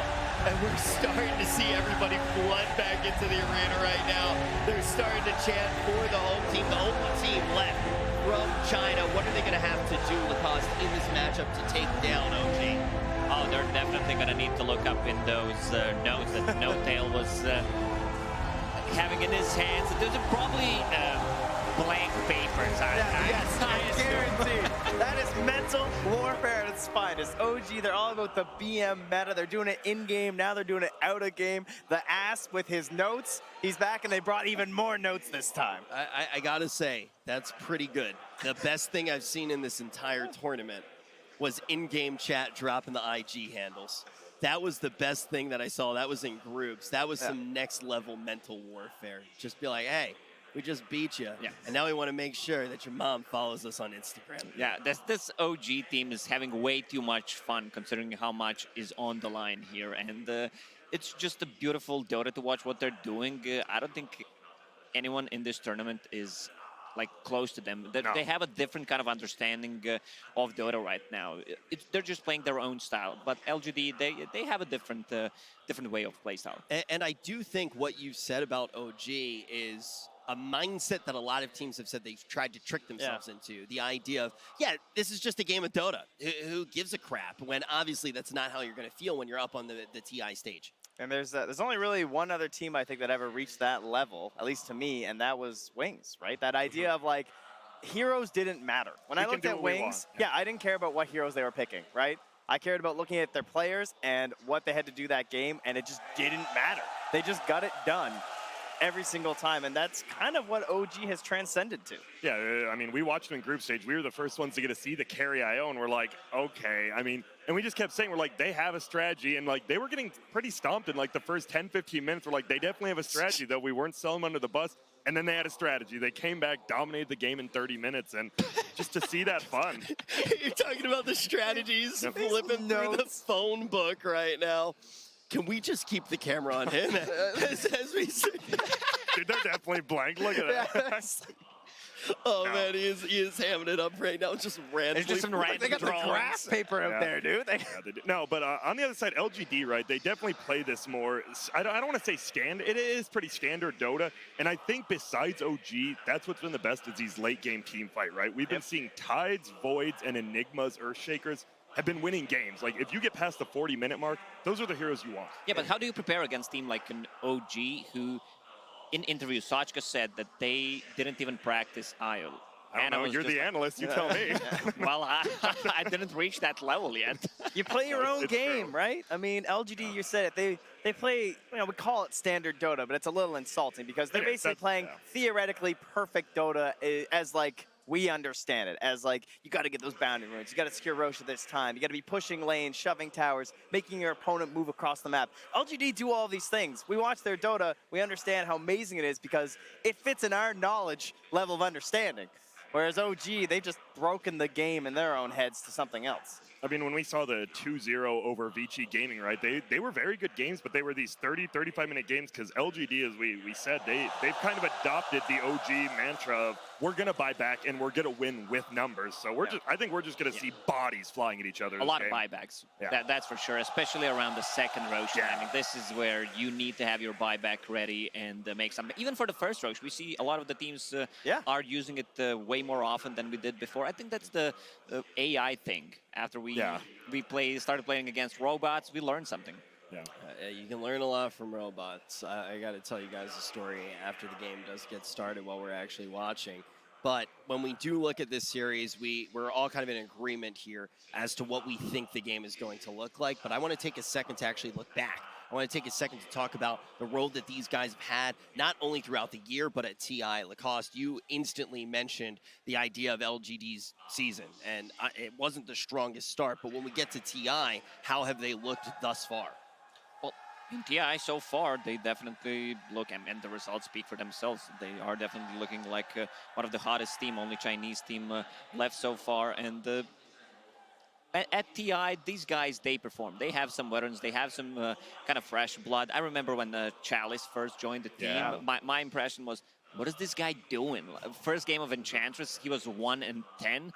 Well, someone needs to know what's happening with this guy. He has to be good. Then after some time, you see that everything is clicking in, and he actually has his place in the team, is playing some amazing Dota. That's the best part about, honestly, like Tier 3, Tier 2 Chinese Dota. We talk about DY as well on VG Gaming, got eliminated. Like, what was he doing his first tournament? And the fact they stick with it, they don't just roster shuffle, right, is like a big up to them. You get these players. Like, there could be tons of these in the world, but they don't get the shot because, you're just getting tossed. How do you think that actually happens? How do you think they see the talent and go, oh, if we work on this, we can actually refine this player and they can be the missing piece to our team? They have a lot of good resources in China, especially because they run a lot more league system play. Of teams, like kind of like farm teams, where you've got your youth team kind of a deal, or VG potential, IGV. or they've gone through all the letters before.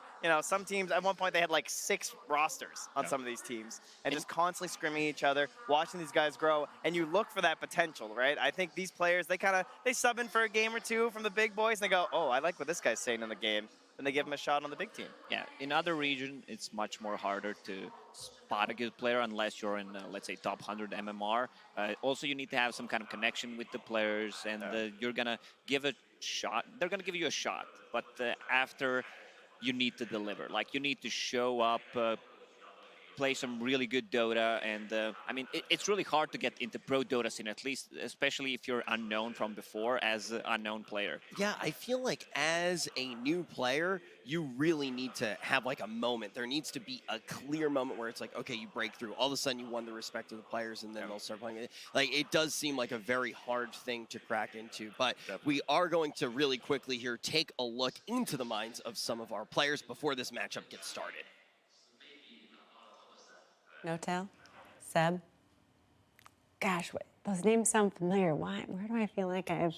You know what it is? I feel like this looks familiar next to you guys. Returning TI8 champions.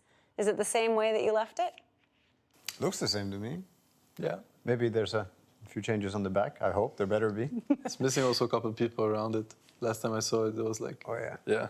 What is it like in the days and the months following TI, when you've won versus when you've left something there? I mean, everybody we've talked to in this couch talks about that being the one thing they want to do, and the ability to look back and wish they had done things differently.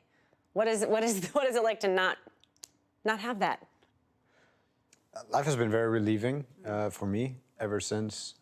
There's been that one thing that was there for a very long time that was no longer there in a way, like an underlying kind of pressure or question whether or not you're competent or you have the ability to do what you set yourself to do. You dream about it, you wake up, you work towards that, you know, it's like your life is about that.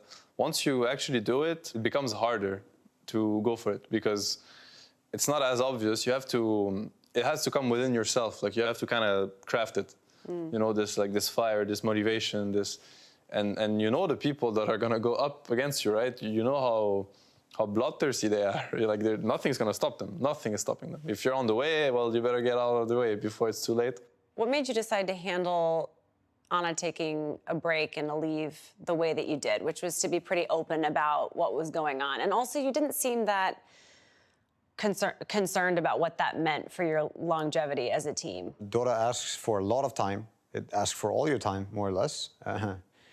And if somebody doesn't want to spend their time doing something, well, everybody should have the freedom to do what they want. And yeah, we set ourselves this crazy goal of winning the international. So once that's achieved, what do you want to do? And then, well, a lot of us wanted to play right away. And Anna decided that he's not ready to play. Like, he, again, wanted to self-reflect, spend some time at home. And that was that. And how meaningful is it to be able to come and play TI and play in front of a different audience with it being in Shanghai and in China for the first time? There's so many things about this TI that are different from last year's. It's a new audience. We're a different team, probably. I mean, we grew. We're going to play against 17 different teams that are very good at the game. The Chinese audience I've always admired how the fervor, like, they're going to root for the teams that they're going to decide to root for, and it's most likely going to be the Chinese teams. And they're one of the very few audience that also roots against the teams that are trying to defeat their favorites. And it's rough sometimes. It gets rough. I remember my first tournaments in China. Sometimes it was overwhelming. It was getting to me. I was like, wow, but they're actually chanting against me, or they're booing me, or it has happened. Not always, but it happens. It's part of it. It's competition, right? I mean, let's say we had a tournament in France and this would happen. I would be like, yeah, they're cheering up, you know, cheering me up.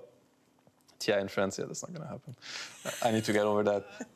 One day, man, one day. We just keep the game alive long enough. Yeah. Maybe all the other nations will fall and France will be the last one standing, and then you'll get your TI. Boy, that got dark. Doesn't need to be a world war for it to be held in France. No, but we're just talking about the feasibility of TI happening in France. We're just going through options, yeah, nothing more. That's about the only option that we have. Yeah. Is there anything else that you want to add to fans of OG and fans of Dota? Just in general, just about where we are right now, sitting here getting ready for TI9. Just remember why you sat down to play for the first time and why you keep sitting down to play. I mean, maybe you forget along the way. I have forgotten along the way, but it's a game that I truly love, and I'm sure that I'm not the only one. There's so many players. Just the good parts again. Focus on the positivity, enjoy the games, enjoy your teammates. Don't queue for the next game if you're in a bad mood and you know it's going to be a bad game. Queue if you're looking for the fun, if you're looking for something good, if you're looking for that nice game or nice experience. And that doesn't mean winning. Some of the best games are still spent losing. And yeah, some people get caught up in that as well. Play for fun. Have fun. Enjoy it. Thank you, guys. Yeah, you're welcome. You're welcome. Well, you hear OG talking about the tournament potentially being in France, but we're definitely not in France, lads, and this is not the Paris that I think they were talking about there. They're going to be completely surrounded by fans cheering for their competition right now, and I think the effects are pretty palpable. Yeah, definitely.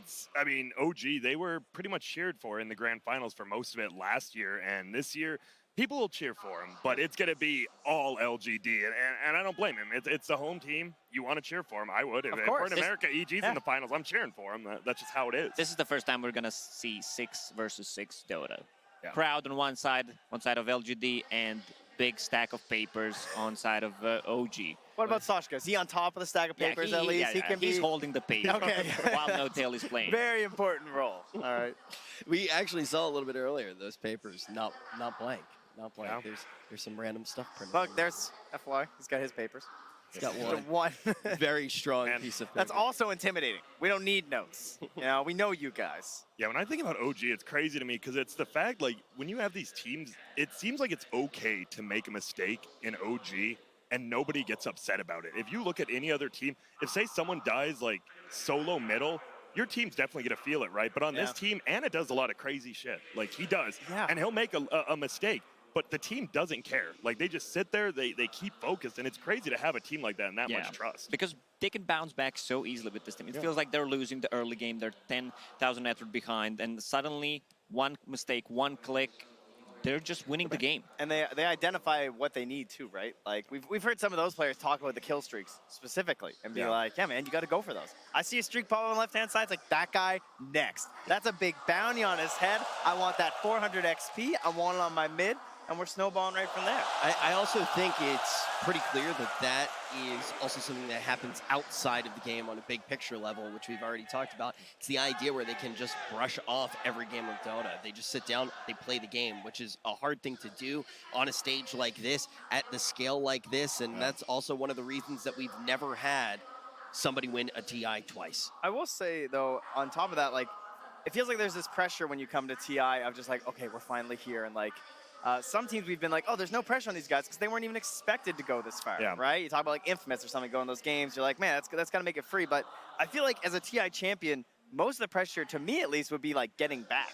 Just even getting to TI, staying in good form. Once you get here, once you're on the stage, I have to think that they must feel even freer than last year. Don't you think? Like, they just have this like, yeah, whatever happens this game, we won TI. Yeah, I was actually talking to Peter last night. I was talking to PPD last night, and I was just like, dude, how do you stay hungry after you've already won? And just talking about how those motivations actually do stay there. And he was pretty honest about it. He was like, yeah, there is going to be a period for pretty much every player after they win where they do have that time to reassess. And you heard about that in the interview, right? That reflection and taking that time to actually think about what your future is going to be inside of the game. But now they're up on the main stage again. And like we've already talked about earlier, we have a really strong chance of finally having somebody be a 2-time champ. Can't happen.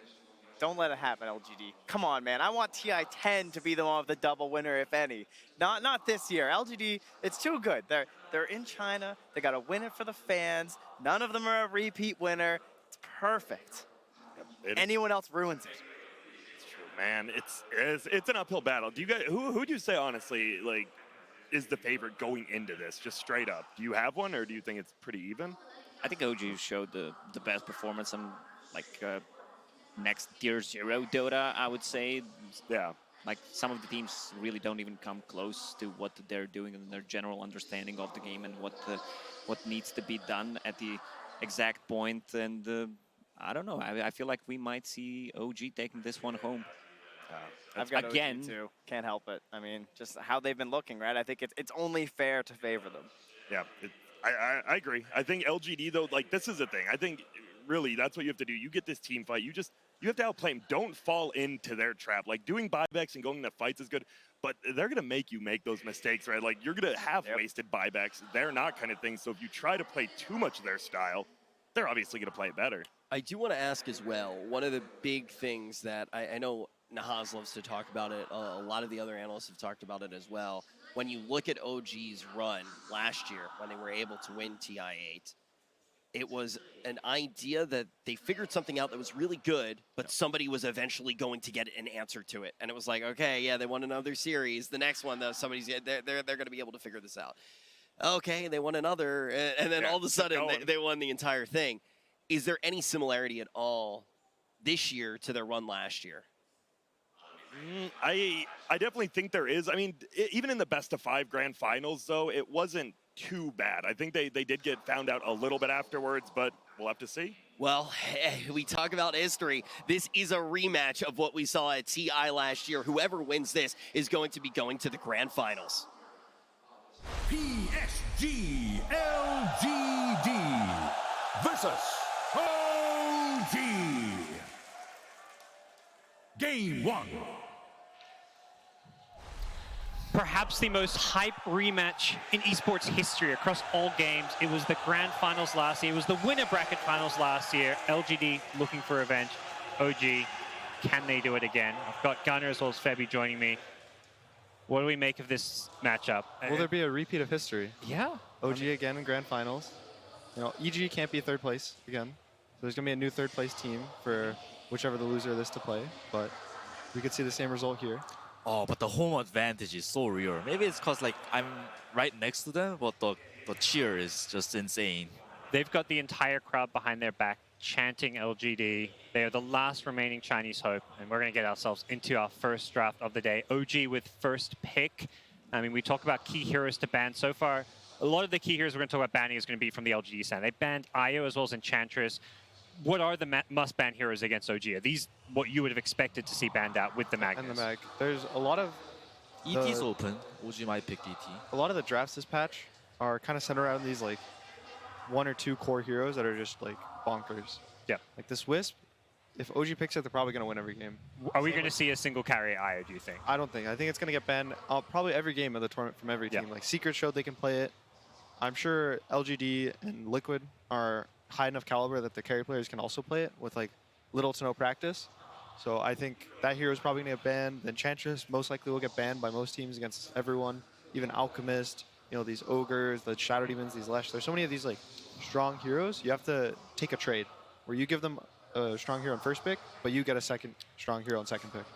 I think Tiny might get picked here. Tiny has been the hero of the tournament in the past few days. The tree volley is just so powerful, coupled with some AoE disablers such as Void. And I'm surprised that OG, I mean, I'm not surprised. It's the second ban phase, but all right, they're going to pick Tide, Lion. They're sticking to their picks, you know. They're saying, yeah, Tiny looks like the meta hero, but this is what's worked for us. You see No-Tail just laughing. He was so confident with those picks. We saw the other kind of more common opening was the Tiny Void. I think that Seeker was running. And they would first 2 Tiny Void. And then the other opening that most second pick is Tide +1. So they both have kind of similarities. They have this like really tanky initiator in the form of Tiny or Tide. And then they have a little more team fight usually in the form of like this Void. Or I guess Lion, who gives you like follow-up stuns. Yeah. So Lion, I mean, when you talk about this hero, normally it's all about the disable and the burst damage to some extent. It's a really great laner too against ET, and I think that's what X-Nova was thinking. It's probably an X-Nova hero. Yeah, if he's running at you, you can just stun him, walk away. Yeah. And Hex naturally is really good in these late game scenarios when there's all these BKBs in place. Having an instant disable that can catch people before they get a chance to pop BKB. Even early game, if he ever gets a blink at any point, he can start the fight on his Tide. If they ever try to jump him, they have a Ravage follow-up. OG's going to take the Void. Yeah, we talked about Void being one of the big carries to look out for. So no Alchemist in the first stage. That was also something we saw out of the Secret Series where you got to game 2 and it's like, actually, let's let Alk through. We've got ways to beat it. And these two teams, OG, a team known for first picking Alk, even in this tournament, are going a different direction. Why do you think that is? Arc is a really popular hero, but these two teams don't really love Arc. I think it's because they are so comfortable playing against it, like OG, LGD. So I think that's why Arc is kind of getting ignored here. Yeah. The hero's been like slightly figured out. Like the Secret Mineski series, you know, Secret gave it away. They thought they could beat it. And obviously they won the game, but it was really close. The Alchemist, if he didn't die, he probably could have thrown, and Secret would have lost the series, 2-0. So this Alchemist here, I think, is really strong. But like Febby said, I think they have a feel how to play around it. You know, OG is one of the classic Alchemist teams. He's picked it, you know, at the Boston Major like 3 years ago. That's when they started, they would first pick this out, Anna would play it, he'd just go this Radiance, so it's kind of going back to his roots. He's like, they're very confident playing around it, so I wouldn't be surprised if they pick it still. OG is like the best team at bringing the tempo to their side. They're like really good at creating chaos, so the other team plays at their tempo, and I think that's what Archimist hates the most. And I think LGD, they are traditionally like a Ame carry team, which Ame has a lot of heroes that's good against Archimist. Spectre, Slark, like those kind of heroes. So yeah. Does he have a lot of heroes good against the Void? He plays a lot of Void himself, so he should know what works well against it. Naga Siren, one of the best, already banned out. What kind of carry do you think of when you see Faceless Void in the pool? I was actually going to comment on that because it's uncommon that the Void is picked so early without the Tiny, but I think because of ET, it kind of makes up for the damage. And LGD loves Void. Like they will pick it in the second pick phase, so I think it was a deny pick from OG. Yep. Well, OG banned the Spectre and the Naga, which were, I think, the best two. They kind of provide a lot of team fight. They're both really tanky. Naga has this root to stop the Void. He also has illusions that can burn his mana. On the other side, Spectre is going to give vision. He's going to kind of make the team fight more chaotic, so these chronos are harder to hit. Well, Invoker banned as well, so banning some of those heroes that can synergize very well with the Chronosphere, and then they pick a save. So this looks like we're going to see Lion moved over to a 4 position. FY has played it before as well, and Oracle gives them some way to keep anyone caught in that Chronosphere alive. Yeah, a save is a counter to Void from support position, and I think because the SD is not there available for position 4, so I think that's why they transitioned the Lion to position 4 and picked Oracle for the position 5 from LGD side. So right now, OG is going to kind of have to consider what they're going to pick if they want some chrono damage. I thought the Tiny has been the most common of the tournament, but it's been banned out. The other one was Invoker. You have either, if you go Exhort, you can have Sunstrikes, you can have Cataclysm, Meteor. Even if you go, Wex, you can still have EMPs and Tornadoes and Lacrity or Void.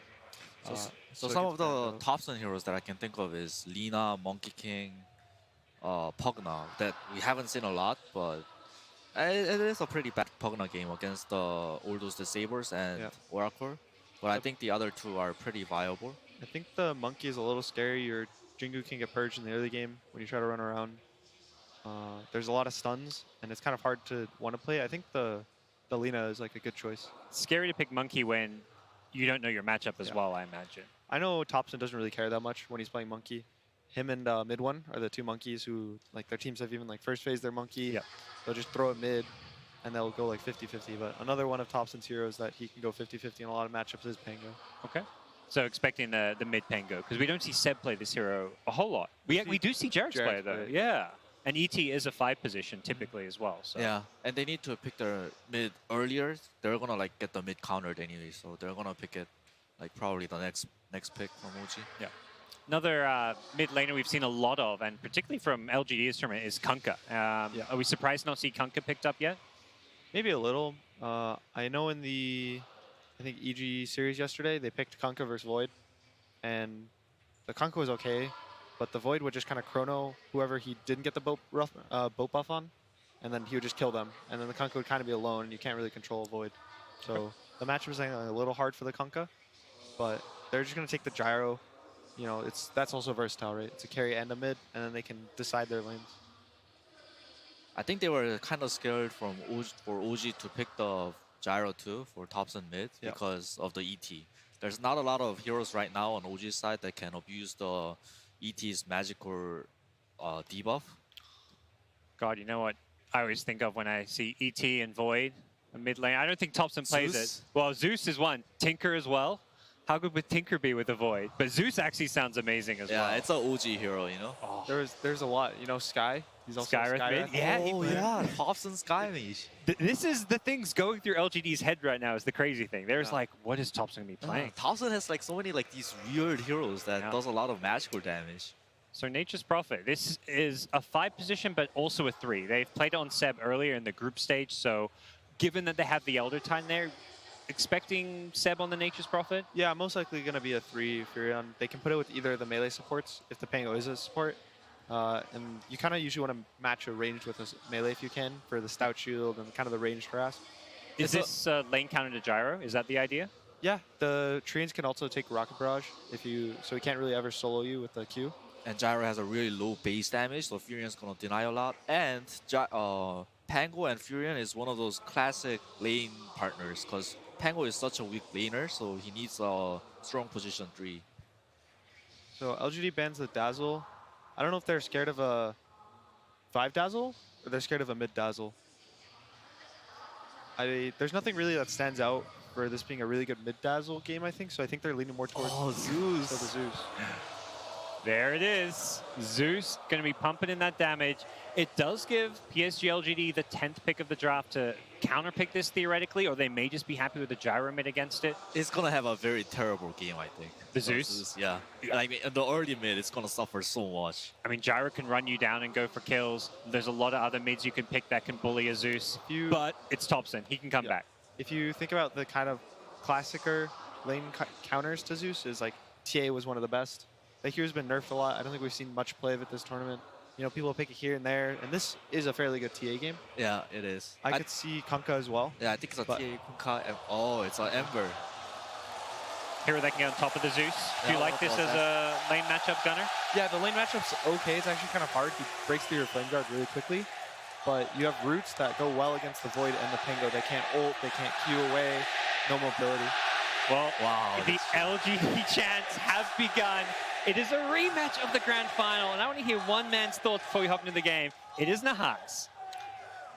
Not surprisingly, these two teams in the upper bracket final feature the 10 most statistically dominant players in the tournament. As we look at kills per minute here, only 6 players average more than a kill per 5 minutes at TI, and 4 of them are on stage here. Of course, Ana and Thompson in the 1 and 2 positions, not shown. Ame is actually at that number 6 position, so both of the farming cores and assists per minute here, forcing the tempo. All 5 of the assists per minute leaders in this tournament on stage here in this series, including Chalice, who's on his Tidehunter in this game, 5-0 at TI5. He's looking to continue that trend. He has 72 assists in those 5 wins against Liquid, Mineski, and Virtus Pro. OG, the fastest average match time in the tournament. They will be on the clock in this match as that Elder Titan, 19-6 before the 35-minute mark, only 20 and 22 afterwards. The matchup of the top 2 teams in the tournament for a spot in the grand finals. Bringing you the action here is the original Join Dota bromance, bringing the rain on the main stage at TI. Here are Capital and Blitz.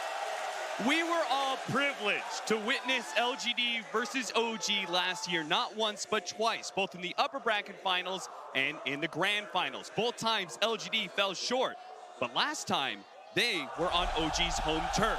This time around, LGD, they brought you to Shanghai.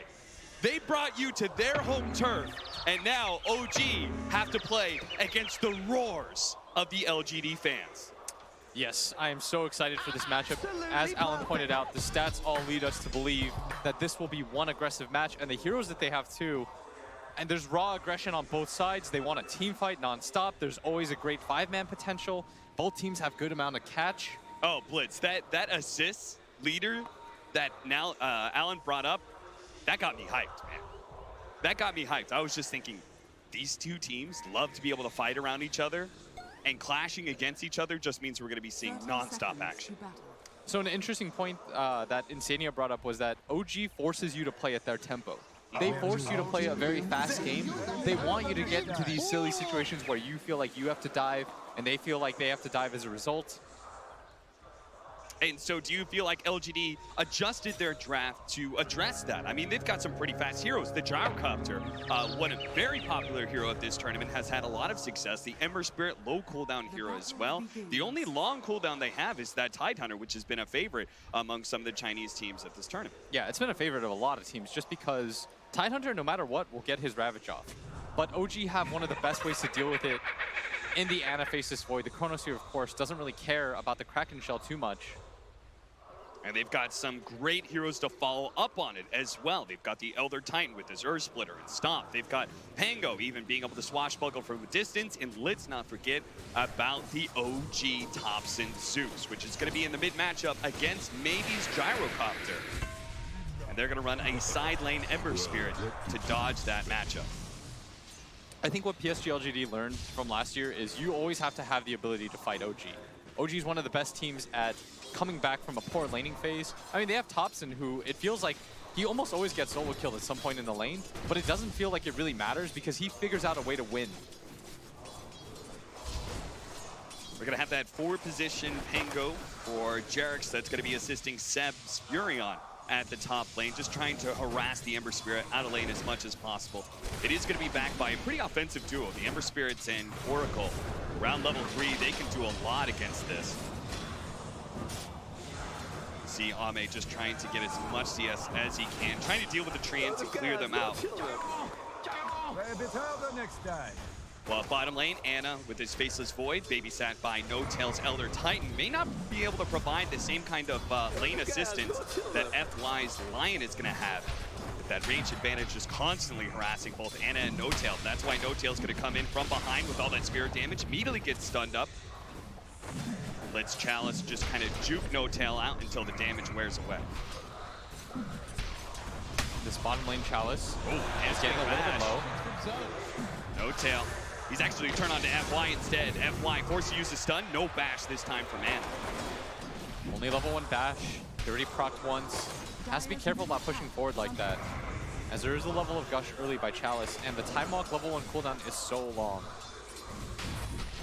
Yeah, he's going to have to be a little bit careful of any harassment that comes his way while that's on cooldown, but that's what No-Tail's here for, and geez, it seems like nobody can fight him. It just keeps on spamming out spirit after spirit.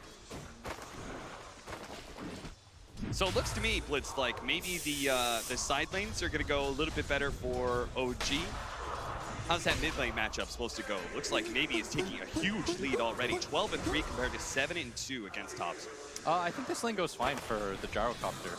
Like, Zeus typically just sort of trades out farm.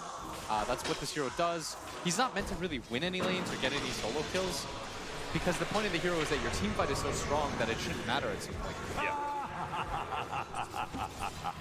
Seb, though, with the hero that we haven't seen a whole lot played in this position too much, Nature's Prophet in the off lane. This hero comes with its own set of problems. I think the reason why they pick it is for that global presence with the Zeus. First blood, that's going to be FY. The Lion managed to get the kill on No-Tail. This time he just gets a bit too far forward, challenges LGD a bit much in the effort to try and create Ana some space. The chance for LGD have begun. And that's what I thought was the coolest thing, is the Chinese crowd, they have not been any slouches when it comes to cheering for OG. They like OG a lot. But when OG's introduction came out on stage, they were extremely quiet. They wanted OG to know, in this matchup, we're not favoring you at all. We are backing our boys, LGD. Yeah, no boos, but you know, they're gonna show their hometown team love. Seb going in for the dive, X-Nova. And he's surrounded right now. The Treant is going to reveal him the whole entire way, and Seb's going to try and get in position with the trees. He'll just finish him off with a little Treant, and that's going to be good enough. Meanwhile, Ame actually coming in through the side here, does pick up Jerix, and he's going to try and challenge some of that CS that's floating into the tower. Our mid matchup continues to be rather dominant for Maybe's Gyrocopter. Just keeps on throwing out missile after missile. And Maybe is a very good one-on-one mid laner. His creep aggro tricks, the way that he almost always times out denies. The fact that he's got 4 denies against the Zeus. Yeah, it's a little hard to do, especially since with Thompson spamming out lightning bolt after lightning bolt, bringing himself a few mangoes as well. He's trying to keep the harassment battle going back and forth, not just be entirely run by the missile. Jerix takes a little bit of damage, but he has the range drop now, and that'll make the offensive pressure of this Oracle a lot less viable. So smart little choice by him after he got killed by Ame, traded out. LGD do manage to get the boundary rune at bottom lane. No-Tail get a lot of damage in return, though. But it's currently Seb right now, leading the net worth chart on the side of both teams.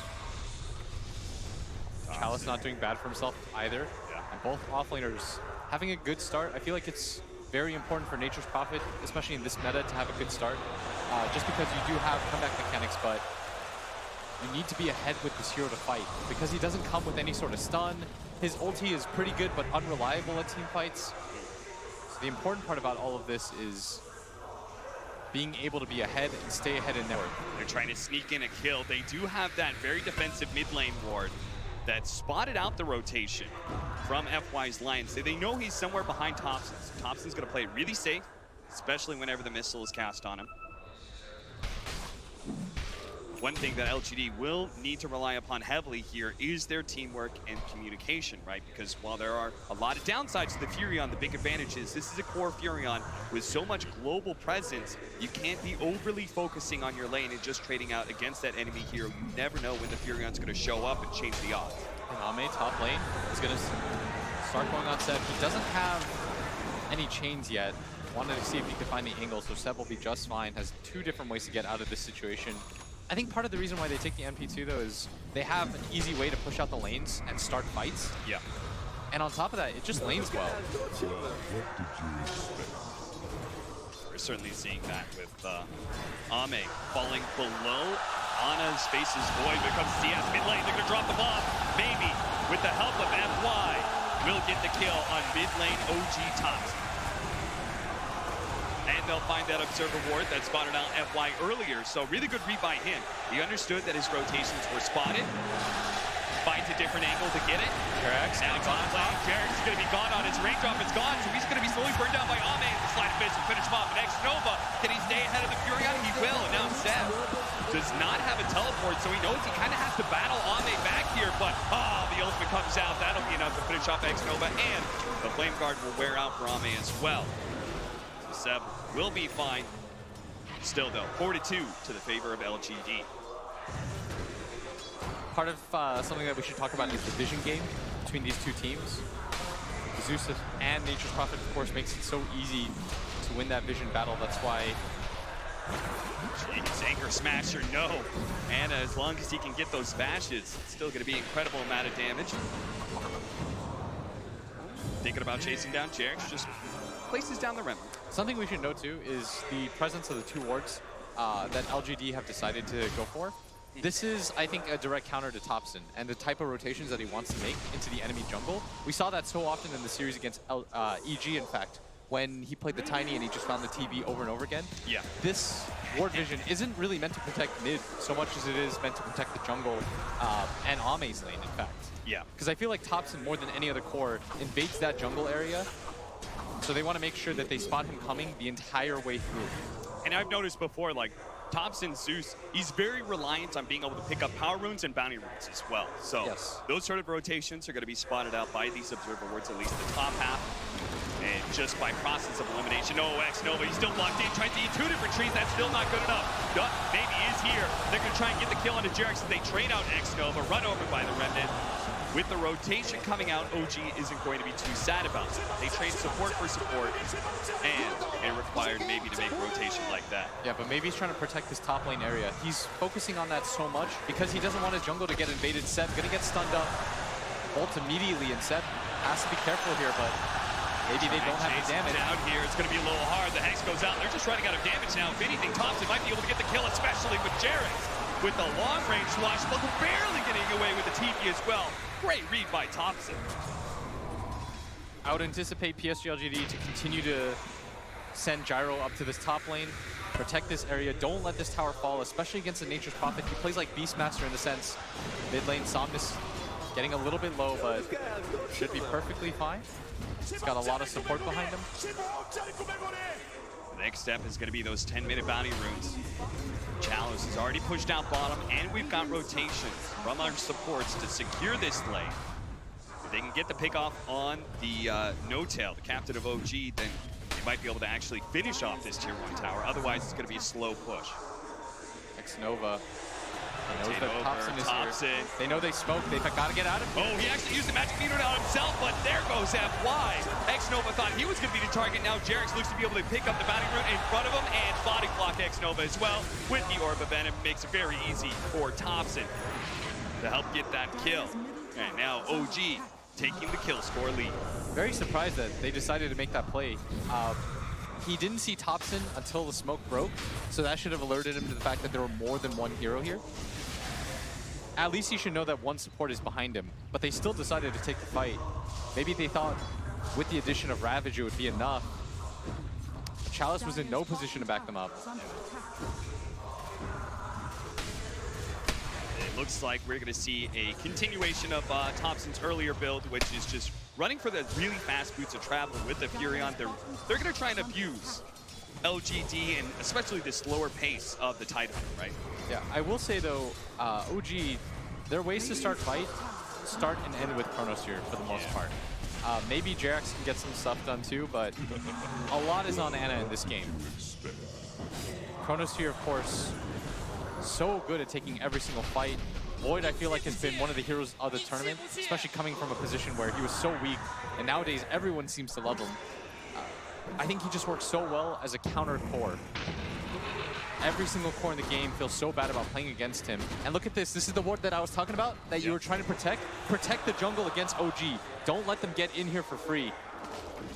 That's why Xnova is kind of positioned to be able to break smoke. Oh, he was there to break the smoke, and he might still get caught out. More, and now Jarex is going to try and take some of this CS. They're going to turn and try and kill Jarex, but there goes the Chronosphere. Oh, perfectly timed with the Earth Splitter. This is just a beauty of a team fight for OG. And picking this off on Ame as well. Rolling Thunder, nails him and tops the finish him off with lightning as well. OG just perfectly execute that fight, and LGD fall apart. Oh, the timing of that was so rough for them. Yeah. Xnova was there just to break that smoke. They have 2 wards to protect that area. Doesn't seem to matter as OG read that perfectly. And that's all set up by Jarex as well, who getting into that position off of Swashbuckle and being able to get that kind of ward down, spotting the stacks. I mean, this ward right here, they're going to place a similar ward either in this area or this area higher up. Yeah. They always want to invade your jungle, and by taking the mid tower and pressuring his top. Whoa! That lightning bolt just stalled FY long enough for Seb to complete his TP. Once they lose his top tower, PSG.LGD is going to feel very hemmed in. You see that FY searching for it right now. They know there's vision up here. They eventually find it. But the damage has already been done. A team wipe like that, or at least close to it, leads into the mid tower being taken, and that just means rotations into your jungle are going to come harder and faster, especially at that safe lane tower. Well, you know it's eventually going to die. You try and protect it, but it's like playing against a centaur. I think you actually have to protect it in this game. Yeah. It doesn't feel good to do, but I think if PSG.LGD lose their safe lane tower too early, they're going to lose so much map control and map pressure in this game that Seb is going to have too good of a game, which is why I wanted them to protect their jungle, and they were for the most part, but you slip for a second. Yeah. And all of a sudden, you lose control of your jungle, you lose 3 heroes, and you lose your mid tower. Okay, what about if you're losing your mid tower? What about you try and take the enemy safe lane tower and open up their jungle? Is that going to be equally effective? I'm okay with that play. It just feels rough because one side has a Tidehunter and one side has the Nature's Prophet. Yeah. If you're going to make this play down towards bottom, I think then you have to go towards mid with your Ravage. That's the only way that you can keep up with the tempo of OG. Look at Ame, he just can't stop it. The Treants, as well as Ana, will be able to finish up that safe lane tower. They just couldn't do enough to be able to stall that. So they'll trade out Tier 1 towers. As a result, OG holding a 2K gold lead to Thompson. Just doing a little bit of scouting there. I think he was maybe a bit afraid of some sort of smoke rotation or something. But Xnova, he's been spotted here big time. Does manage to at least kill a ward, but he is certainly dead. They'll give that last hit to Seb as well. There's already an Orchid on Seb, 14 minutes in. Yeah. This guy's got an Orchid. It's pretty insane. I would have expected the old Solar Crest build from him. I think it's because his lane was going so well. Yeah. And he's going to hard counter up the Ember Spirit as a result.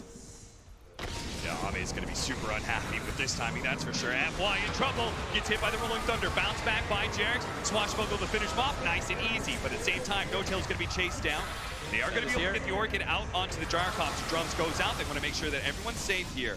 Xnova is always there with the Dispel as well. And look at that, as soon as Ame sees the Orchid, he immediately pivots to the BKB. Yeah. Feel like he needs some sort of DPS item first. Maybe even a Maelstrom into the BKB. I feel like this BKB is a little bit of a bait.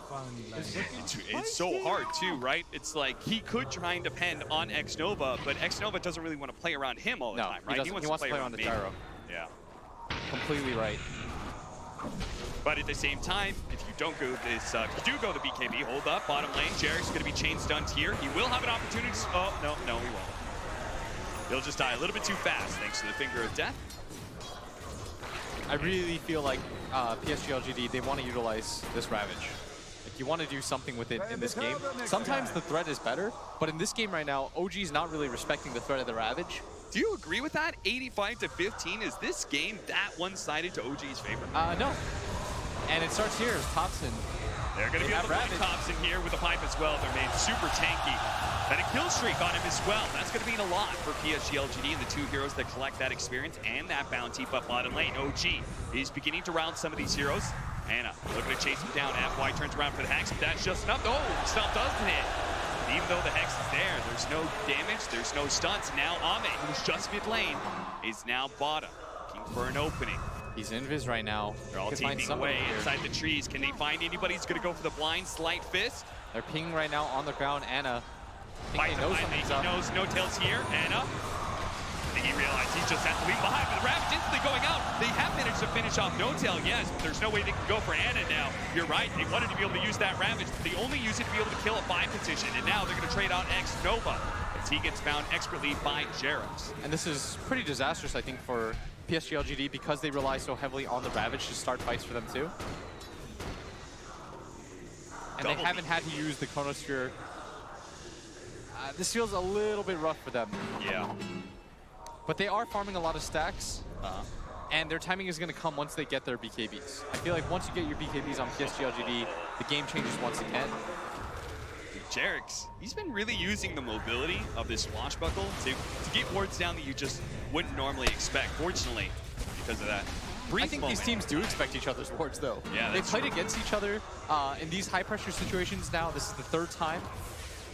If anybody's going to be able to see these kind of moves coming up from OG, it's got to be LGD. Yeah, and it feels like OG, it feels like they're doing the same things that they did that made them successful in the first place. Massive kill. Jerox is going to fall with that big rotation from LGD, though. Look at this rotation from OG. No tail. That's real low, but I actually thought for a second he was getting caught out by the Chronosphere. But he does jump away safely, kind of reading the situation in time. And that's going to be the next timing window for PSG.LGD. It's once the BKBs come online, what do the fights look like? Of course, that doesn't solve all their problems because the Chronosphere doesn't really care. In the early game, though, BKB is so good against the Faceless Void, just because the time lock damage is magical. So if you get your BKB off, you're usually going to be okay. Okay, so let's talk about like later into the game.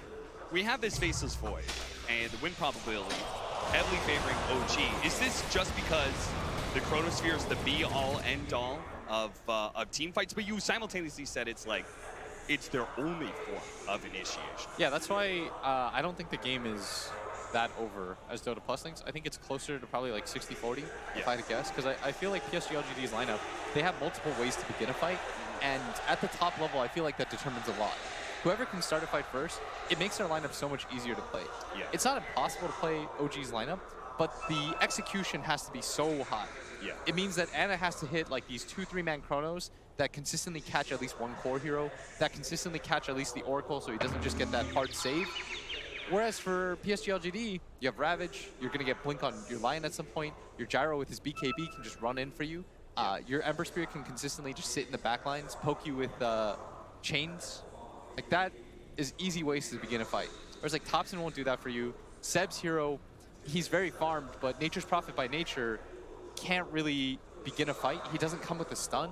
Sprout is nice, but it works. It's like, it's one of those abilities that it sucks early game. It's pretty good in the mid game. Yeah.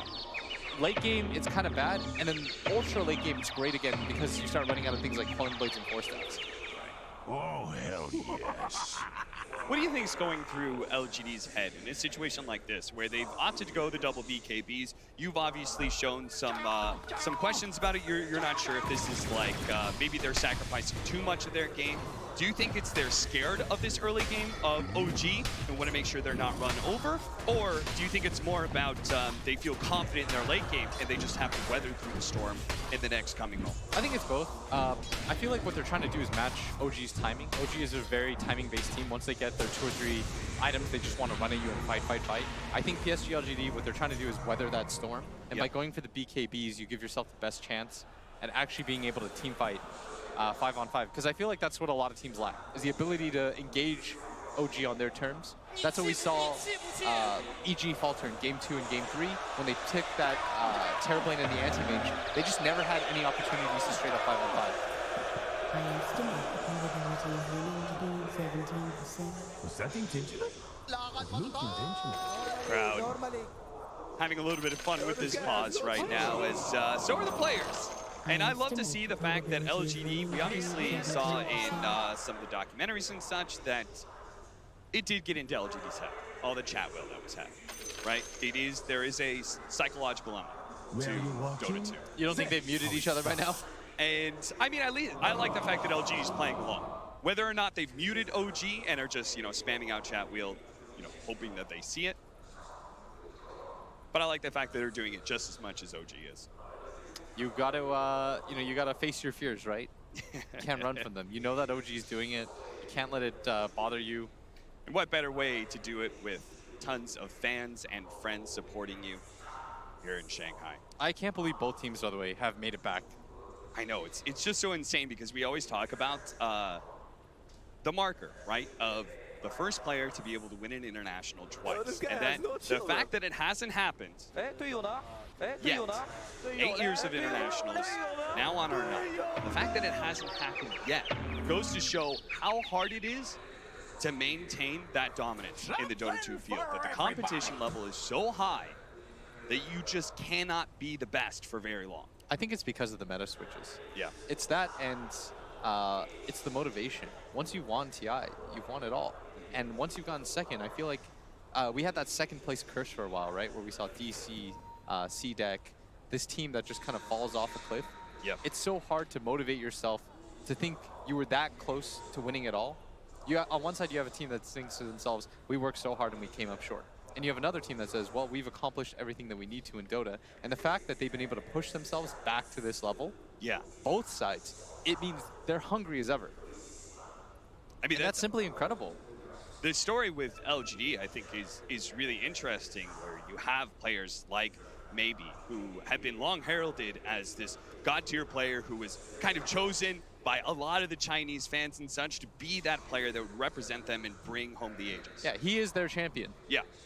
And I can see the motivation, I can see all the stories for them, but how does OG have the will to just make it through again, back to back like this? Yeah, it's incredible from both sides. Yeah. I respect the hell out of this competition. I'm sure they have a lot of mutual respect for each other. It must be so surreal looking over the stage and you see these guys and you think to yourself, here we go again. By the way, I just want to point out the fact that we know that every single day, OG has developed their own taunt meta, we'll say, right? Where it came with the sprays, now comes with the flags they've been laying down the last few days. They've been changing up their icons every day for OG, and has been just different pictures of each other from the TI. Oh, they chose each other. Shoot. Yeah. So, for example, Jerix has that Thompson photo where he's pointing towards the camera, sort of like an invoker. That's actually one of my favorites.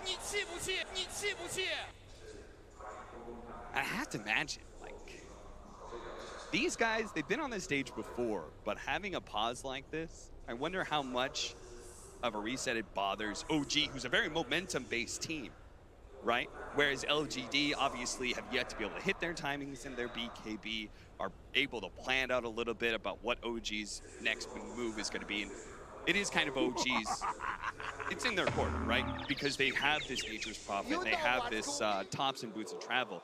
They want to be able to outmaneuver LGD as much as possible. So the one thing about these heroes, when you have Zeus and Nature's Prophet, is they want to abuse the fact that they can play globally. What you want to do is push in the lanes, force one hero from PSG.LGD to come back, deal with the lanes, and as soon as that happens, you find yourself in a 4v5 situation. I think in a pure 5-on-5, it's actually really for OG to win team fights, unless you get like some sick chrono off. But as a whole, I think if you run it back a few times, PSG.LGD comes out on top, which is why I think they took the Ember, because you have a hero that, because I was thinking about it, why did they take Ember over here like Storm, for example? Yeah. And I think the reason why they took it is this is another hero. he didn't go Boots of Travel, but he does have the ability to simply keep a Remnant near his teammates, TP back, deal with the lane, then come back in. And that's why he has to go for the BKB, because at some point, OG's going to read that trap. Yeah. And they're going to say, we can just bring in our Orchid Nature's Prophet +1 hero. He's going to die every single time. Yeah. So you have to get that BKB. It's not just for the team fight, it's so that you can safely push out the side lanes. It's such a cool meta that's developed in this regard. Like, that's why the draft matters so much. Like, you need some way to deal with OG's ability to just deal with the waves at all times. You don't want the waves in your face. That's how OG sets up fights. So just like we were talking about how LGD is going to identify OG's win condition in Anna's Faceless Void, how they're actually going to be able to start fights. The same's going to be happening with LGD, identifying how OG wants to move around the map and how they're going to try and counter that. Yeah, I've watched their games. Like, I don't watch a lot of replays. I like to watch the games live, but these games I study like 40 times. The finals and their upper bracket finals. Yeah. Because I found it so interesting, like the mini meta that has developed between these two teams. Like why they pick the heroes that they pick. Because they've definitely developed like an internal meta anyways. They've extended their best of like 14 across 2 different tournaments now. Bounty Rune's going to be split, but Ame will have the advantage of finding a double damage rune. See whether or not LGD wants to try and take a fight against OG now that they have their double BKBs, one for Gyro, one for the Ember Spirit. Topson, meanwhile, he's got Eul's Scepter plus Boots of Travel. Anna has his Hand of Midas, and he's going to be working on a fast Diffusal Blade, so he's not as reliant on bashes or Chronosphere to be able to lock people down and get his damage in.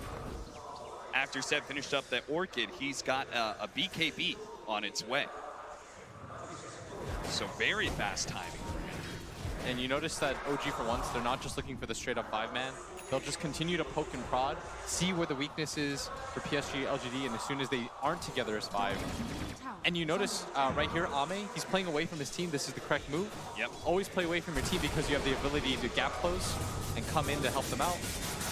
Gonna get gone on at bottom for the time being. Silenced up, but he's ready to try and finish off Seb. You use the BKB as soon as he thinks he's got Seb dead, and Seb's gonna try and go for the TP, but it's not good enough. And that was 1,000 gold for Ame. Holy crap! That's and now he's level 17. Oh, he's level 17. Oh, okay. Well, that's halfway to a relic already for Ame. That's the same level as the Zeus, who's got the XP talent cap, just for context. Okay, then. That's more than double X Novas. Well, you could see exactly why OG want to stay away from the 5-man fight right now, because PSG.LGD, they're very strong. Between their double BKBs and their Blink Dagger picked up by the Tidehunter. The worst thing that they can happen for OG is trying to challenge PSG.LGD and get caught into a Ravage situation. And this is why I didn't think the game was 85-15, because PSG.LGD can just do this. They can send one hero at all times, Ame. You'll always see him be the one to push out the lanes. And as soon as he does, the rest of his team can 4-man, do whatever they feel like because they feel strong. Because they know that OG doesn't want to just get into a straight 5-on-5. And that's OG's strength, but they've gone for something a little bit different here. Maybe he's farming really fast, too. Like, even though he went for the straight BKB and not one of those farming items, he will have an Aghanim Scepter very soon. That's going to make this Gyrocopter extremely tanky. I think these BKBs were more picked up so in case there is a team fight, but so you can secure these towers. Yeah. When you go for these tower pushes, OG, they'll see the smoke with the Zeus ulti. How do you get active in the lanes fast? Once you have that kind of play where you smoke up, you have an idea of what you want to go for, and something like this happens where your smoke has been spotted out. Do you adapt? Do you keep on going for what your original I think you get play vision was? out. Okay, you just use this moment to be able to get vision instead of fighting. It's a little bit too obvious to get into a 5-on-5 situation. Yeah. I feel like it's just awkward. The better thing to do is get vision. Because that's really all you can do. The enemy team knows that you're together. So it's best to just see where you can place wards without actually getting spotted out, and that's exactly what they do. X-Nova dropping sentries all over the place, making sure, and this is just one of those really common, if you're Radiant side, you've lost their safe lane tower, you're gonna try and control your own jungle area because it helps you control the mid lane tower as well. So he's trying to find any of those observer wards before he actually drops his own off. Yeah, and it's actually FY that's in this top lane, so PSG.LGD should have activated. OG's going to look for this fight because they know that this line can come in. At best, it's a 4-on-5. That's why Ana's looking for it. Why do you think they sent the Lion back? I'm not sure. I think they were actually trying to avoid the 5-on-5. And you saw for a second they were there as 4, and they're like, wait, the wrong hero is not here. Yeah. Anytime FY shows in a lane like that, OG's going to smoke up and take a fight. Anytime maybe shows in a lane like that, OG will smoke up and take a fight. Yeah, because the disables are so effective against the OG heroes, right? Faces Void, you've got this Pango who can't really swashbuckle forward, has to just rely on Rolling Thunder. Yeah, I think that was a little bit of a mistake by FY, showing in that top lane. As soon as you showed in that top lane, it makes it really hard for the rest of PSG.LGD to be down in that bottom area. Now, Blitz, a lot of people are going to say, well, what do you mean mistake? Because nothing bad happened. We actually didn't lose any heroes as a result. Why was that bad for PSG.LGD? Because I think they wanted to take that fight. I think they want to be in that bottom area and continue to protect their ward. If you notice, as a result of that happening, they instantly lost this ward down here at bottom. Being able to protect that ward and take a fight around that, because they placed 2 sentries too, you know that OG, they don't have any vision in that camp. Like, you'll win the vision advantage in that fight alone. Yeah. And being able to fight with vision is so important for your cores. And now they're really fractured, right? As they retreated back, they naturally, like, some of them this is went to their triangle, and this is what OG is trying to take advantage of. They know, okay, they retreated. Highly unlikely they all 5-man back to the same side. It's a little bit awkward for them because now, whenever you have to back out like that, like you said, I really like that point, it leaves an opening. Naturally, somebody is going to go in a different direction. You have to be crazy disciplined as a team to, like, 5-man back in that situation. Like, sure, if you're hitting high ground, everyone knows, back together, nobody TP away foolishly, don't let them get an opening. But, like, in that situation, right, going from jungle to jungle, naturally people want to farm. Yeah, if you notice, the Ember Spirit is really close to a Sacred Relic and his Radiance. You have Ame that just finished up his Aghanim Scepter. Like, these guys want items. It's human nature. You're really close to something, like, just a little bit more. Yep. And he will get that Aghanim Scepter because of the way he's split up, but we'll see whether or not he gets caught. Yeah, that's the scariest part about OG is they sort of ignore that in a way. They're like, screw human nature. Yeah, because you have this Nature's Prophet that's almost close to an AC. Thompson almost has his Aghanim Scepter, like, and they're just like, whatever, just take the fight. Yeah. The numbers advantage is too good. They could have just, you know, like, okay, like, we've taken over our own jungle, let's keep farming and such, but instead, OG is the kind of team that just says, hey, they've screwed up, let's take advantage of that. How are you feeling, Blitz? Enjoying TI? Oh, I love this series. God, it's so good, right? If you can tell, like, I did my homework. Yes. I watched the VODs. Yep. Oh, because I wanted to know, like, what makes these teams tick. Yeah. Why is OG as good as they are? Because I feel like LGD, what they're doing is, like, they're playing into it a little bit. They're like, okay, OG is the same squad.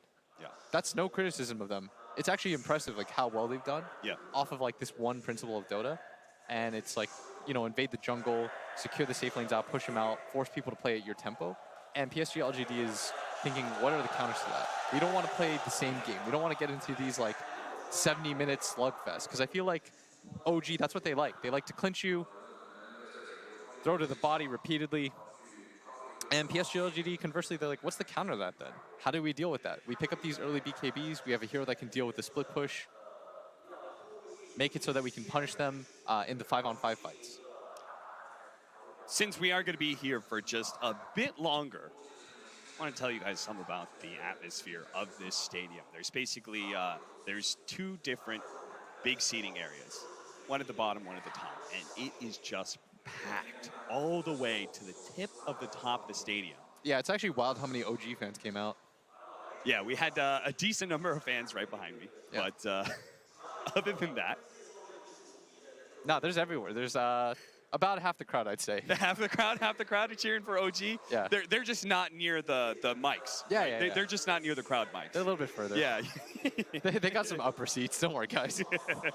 Yeah. Unfortunately, all the LGD fans are all at the bottom, and that's everything you hear. No, it's like, again, it was almost deathly quiet when OG came out. No booing or anything, but and I think the crowd is smart in that way. They want OG to know, like, hey, we supported you up until now, but in this series, we're definitely back at LGD. Yeah. Everyone's holding their LGD is invincible flags. Yeah, let's go ahead and take a look at some of the brackets and see how OG and LGD managed to make it this far. It was crazy how many of the same teams were showing up in that upper bracket again, right? It feels like deja vu. Last time, of course, EG, they went a little bit further, but things happen. True, true.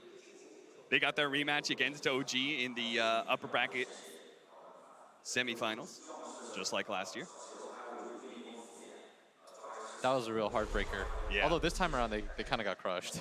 The LGD versus VICI game, I'm a little bit sad that one went 2-0 just because, you know, hearing them talk about playing against each other and what that was like. I mean, they said that LGD actually, you know, was like, they really respect each other, right? Like VICI Gaming, they're a young squad, so they look up to everybody who's on the side of LGD. And now they're going to have to ride all their hopes for a China TI. Yeah. Wasn't it Fade that was like, I'd love, he's like, my dreams to go to the finals against LGD, and then LGD wins. And then crown LGD. Very cute.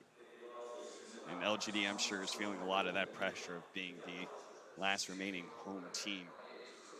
There's a lot of little stuff in that interview. So I think it was also Fade who said, like, is he 20, 22 years old or something? He's like, I've been a fan of F1 for 22 years.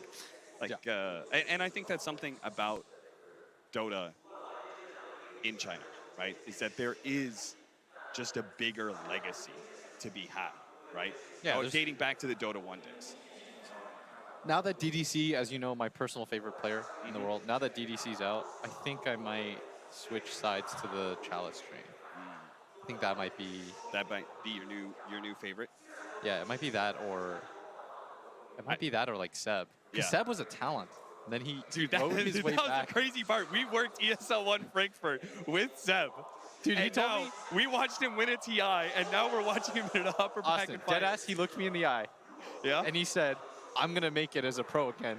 And I straight up, I laughed inside. You laughed at him? I straight up was like, oh, good luck, dude.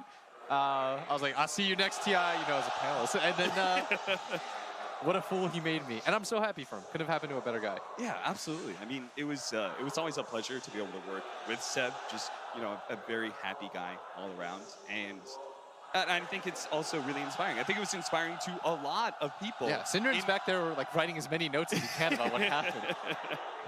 It's like, what did he do at these events? How did he get the motivation? Well, Syndrane, first thing, you have to become a coach. Yes. That was the first step, right?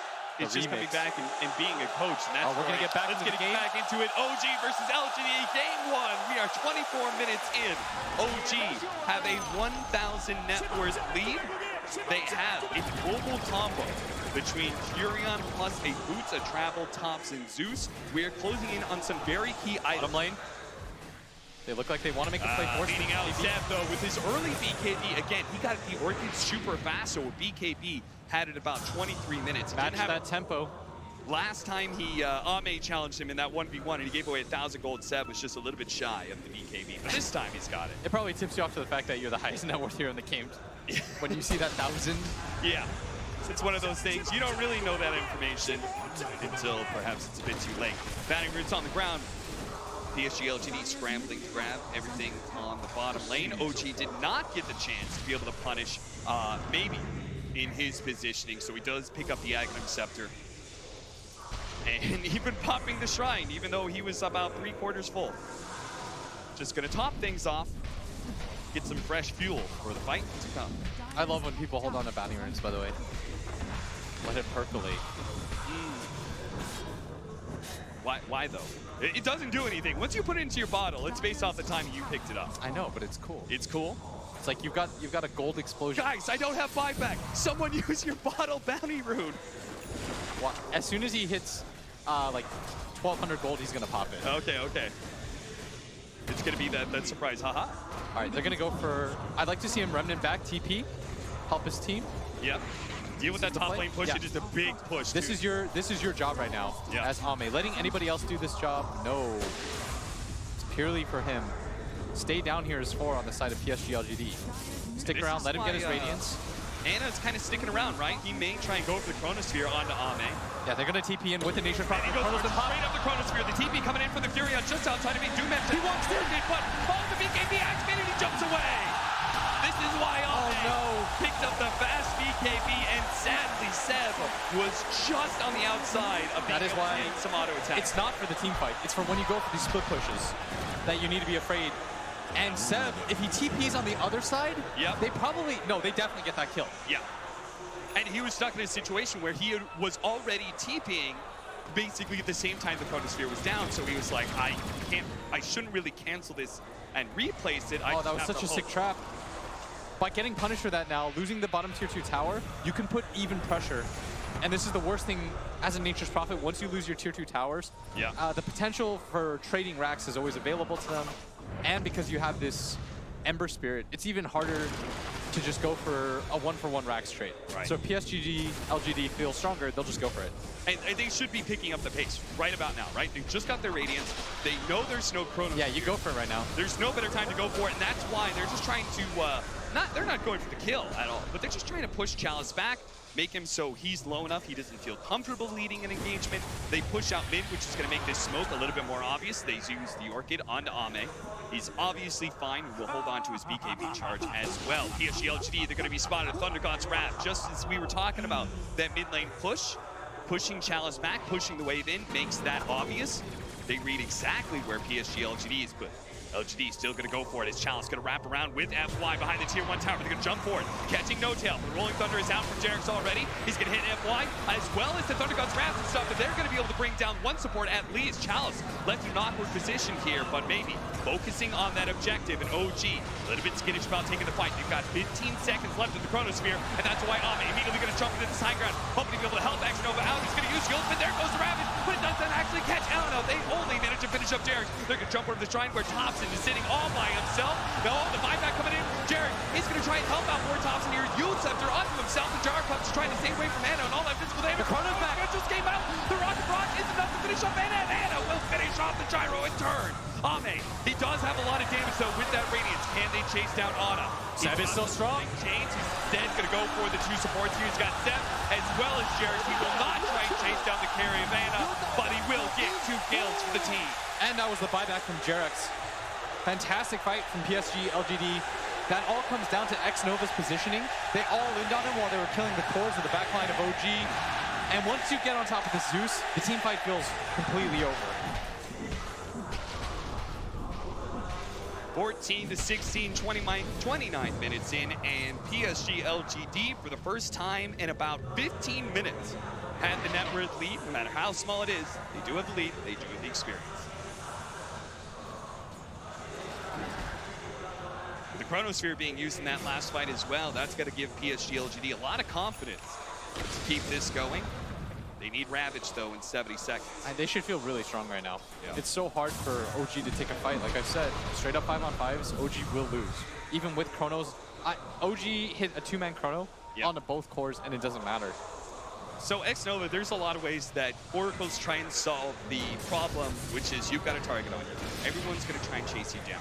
And a lot of them go for Glimmer Capes, Blink Daggers, maybe an Ether Lens to help the cast range. But here, because of the global presence of Furion plus Zeus, we've got Xnova trying to rush an Aeon this, which is a really smart decision, I think. It also makes it so that if you do get chronoed with one of your 2 cores, you'll never be focused down. Yeah. It just wastes more and more time from Ana. And I think for PSG.LGD, the longer the fight lasts, because you have a core that can consistently catch up to the enemy team and comes with his own stun, you're going to be stronger. Which is wild to think about, considering Zeus is one of the best. Yeah, that is one thing. The only thing that really can stop that longer team fight going in favor of LGD has got to be Thompson. And that's why they've been trying to focus him down so much. He needs a Blink Dagger. 20. That's what he's going for, is that Blink Dagger. Again, the Orchid, but again, Ame doesn't care. In fact, he almost has an Aghanim Scepter already. He needs to outplay them right now. Thompson, get the Blink Dagger. Figure out your positioning in team fights to be able to get in and out. It's going to be so hard against the Aghanim Scepter, Ember Spirit. I've heard a lot of Ember Spirit players, CCNC in particular, I think, Gunnar as well agreed with this. The Aghanims is a bit of a trap. But in this game, right, it is meant for it. Trying to get on top of the Zeus is like Ame's biggest objective in every single fight, and Aghanim Scepter will do a lot for them. Didn't they say it was a trap when you get it before you hit level 25? Yeah, I think that was also another part of it, which Ame is closing in on 25. Yeah, once you get your 25 plus the Aghanim Scepter, I think it's real good. Yeah. He's already got so many damage items as well. Hasn't opted for anything that's going to proc off a Sleight of Fist just yet. But. I would have really liked for, in this game in particular, for him to have gone for the Boots of Travel. Yeah. It makes this playstyle that he's opting for a little bit stronger. Yeah. I'm a little bit surprised he didn't go for the Maelstrom as well, considering how, you know, the Furion with so many treants. Radiance works? Radiance works just as well, I guess, and maybe stronger in these team fights for him. The Blink Dagger's almost here for Thompson. What else do we have? Jerix is trying to get a Glimmer Cape, I think specifically to help out Thompson, because they know how important his positioning is in these fights. Seb has his AC. And Ana, the BKB as well as a Manta. 9-second BKB left for him. I sort of feel like OG, they sort of have to go for a smoke, pick off the core, and immediately try to Roshan. And use that Roshan to get even more map control. Grab this tier 2 tower at bottom, then diverge onto this mid lane. Because you are going to feel like really good once you have that Satanic on yes. Shiver, right? So I think they really need to make that play on the side of OG. Go for some sort of 5-man, try to get the cores. If you can find the Ember Spirit doing this playstyle, that would be ideal. The problem is, normally you get one moment where you can trick somebody and they forget about how they can die. Yeah. And that was a top lane. But maybe they can do it again. Ame, if he's going to stick around for the next creep wave, he could just die here. 2,500 HP. Can he actually live through with all this? They're going to be able to help out with the Nimbus as well as York. And oh, with the Manta, man, Ana just cleaned him up so quick. Go Roche, go Roche. Go Roche. Is this the opportunity for OG that they needed to claim the Aegis? You at least have an opportunity to, if he did have buyback, you could maybe force a buyback, but as soon as they know that they're Roshing and they can't buyback, they know the Ember's out of the fight. Yeah. They didn't go for a smoke, but it's the same idea. Get a core pick off, go into Roshan. You have to use this Aegis. And how much of this is a feint from Chalice? Is he just threatening, hey, Ember Spirit could buy back, you got to get out of this pit? Or does he actually think they can win a 5 versus 4? I don't think they can win a 5 versus 4, but they're trying to stall it up as long as they can. But once they see FY at top lane, they're going to just walk back into the Roshan pit. Yeah. They know this isn't a real fight. This is sort of just buying a little bit of time.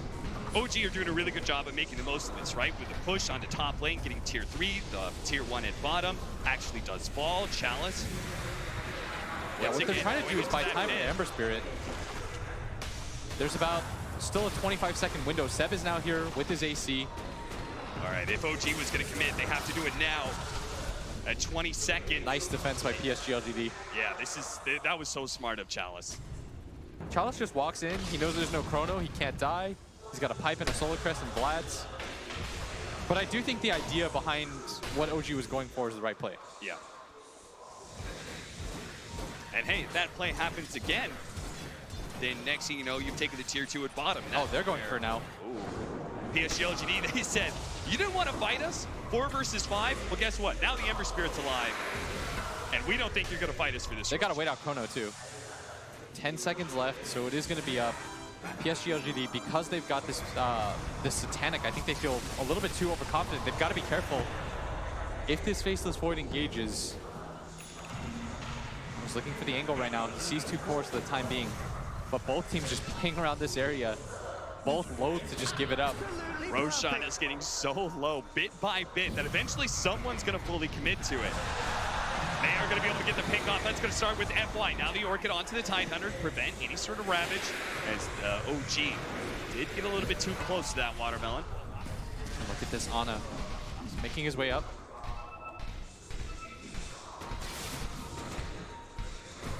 Making sure to use that mobility to their advantage. You see Seb pushing in bottom lane. This is an opportunity for him to take the tier 2. With no boots of travel, Ame has a tough time being able to deal with this. He's going to run to bottom lane, but damage, a significant amount will have already been done with the double Sea Dragon push. Seb likely to take this tower. At least the Sea Dragons, they'll get him denied. Solar Crest. They finish off the Nimbus. That's another 100 gold. Maybe he's committed for this.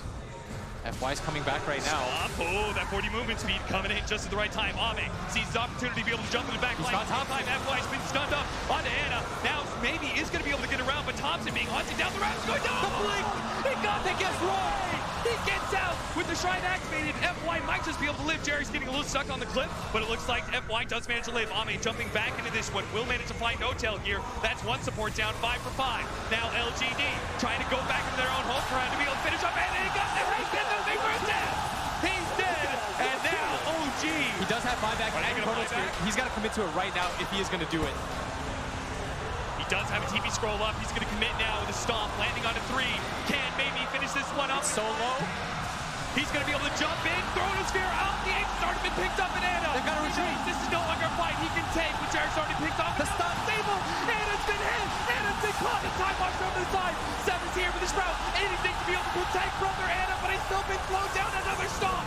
This time for the AT, and that will be enough for Anna to be able to get out. But it looks like Seb, his life has been forfeited here as he's going to be chased down by Ame. Pops the BKB, tries to go for the sprout, TP away, and he's fine, actually. Impressive play by OG to be able to bail out Anna and still get out. But still, a big win for PSG.LGD as they managed to just finish up Roshan just in time. I mean, the balls that may be there to say, I'm going to pop BKB and I'm finishing up this Roshan, even as Anna's buying back and trying to TP in. Oh, that was so rough. I actually thought that fight was going to go okay for OG. After they went on Thompson and Thompson outplays them, Yule's into the blink. He dodges the Ravage. He goes right. The Ember Spirit think he walked up. It looked really good. And then Anna was never able to get his Chronosphere off in that engagement. He just didn't really see a good opportunity. He wasn't able to keep up with his Zeus. So they weren't able to layer their damage together. As we're going to see again, he drops the Chronosphere. He thinks about running in, but he knows that's a trap. FY, he's ready with the stun. I mean, maybe if he had been able to time walk actually into the pit, he was just there a second faster. Time walks into the pit, gets off the Chronosphere. Sadly, level 20 talent just wasn't quite enough. I thought Seb was dead here for sure. Nice BKB usage. Gets the Sprout just around his body. And it's always tough. You've seen it time and time before. These late game Furions, nobody wants to be able to hold on to a quelling blade this late. FY and Chalice are the only ones who have it here. Oh, no, never mind. X-Nova has it as well. Butterfly up next for our Gyrocopter. And this is going to be some serious momentum for PSG.LGD. It's funny, though, that win probability still heavily favoring OG. And I think even after that fight, it may still be in their favors. Yeah, 66%. Again, the late game of the Basis Void and trying to go high ground against that, as well as the ET, the Zeus, the mobility of the Furion. The list actually goes on and on how good high ground defense is for OG. I still think this game is slightly PSG.LGD favored. Yeah. I'm not really willing to... I think this game's straight coin flippy. The OG's lineup, the way that it functions is if they do win one team fight, they're going to push in the lanes real quick. They've got the Buildster, they've got an AC, their heroes hit towers very well. But I feel like right now, PSG.LGD, they should win most of the team fights. It's a lot easier for their Ember Spirit to get his damage off as opposed to Thompson, who's got to play constantly on retreat. Like, he has to rely on Anna to get that Chronosphere off, and when he doesn't, you see how weak their lineup looks. So we have with the Scythe of Ice being finished up by Seth. Ame is already trying to address that with an Aeon Disc for his own. So they do have a Hex now on Seth. That's a big item pickup for him. So that's why he's trying to go for that Aeon Disc, because the BKB may not be enough anymore. He still needs to be able to address that split push from OG, even if they have the team fight locked in, especially with the Aegis on maybe right now. They have to make sure they are not outmaneuvered by OG, as they've done that so many times in the past, and so many times at this international as well. It's part of what their aggression, why it looks so good, right? Is being able to, first of all, put the enemy team in the wrong place, wrong part of the map. And then force that fight, a Shadow Blade. Or a Seb just to help him get that Scythe of Ice off. It's good damage too, and it helps him so that he can deal with these stragglers. He doesn't have to pop his BKB just to get kills. There is a gem pickup almost immediately by X-Nova. I think they're feeling the lack of wards right now.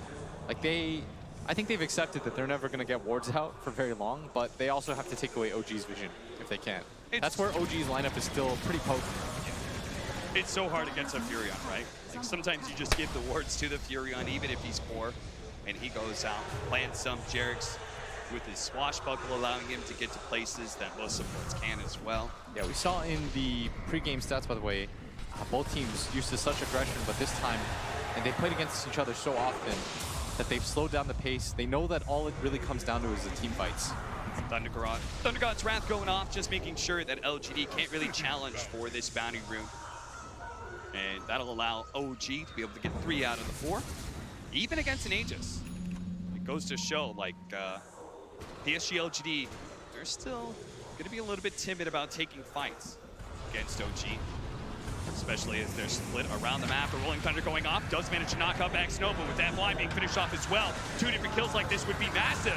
They do have Ame coming in, but immediately the BKB from Seb, they know 2 pickoffs on the supports. As long as nobody dies here, they're going to do a long jump in from the Aghanim Scepter Spirit to be able to chase down No-Tail, but No-Tail managed to get off the stomp onto Ame. Ame finishes him off with a double damage, especially with Chalice and Maybe joining him in the mid lane.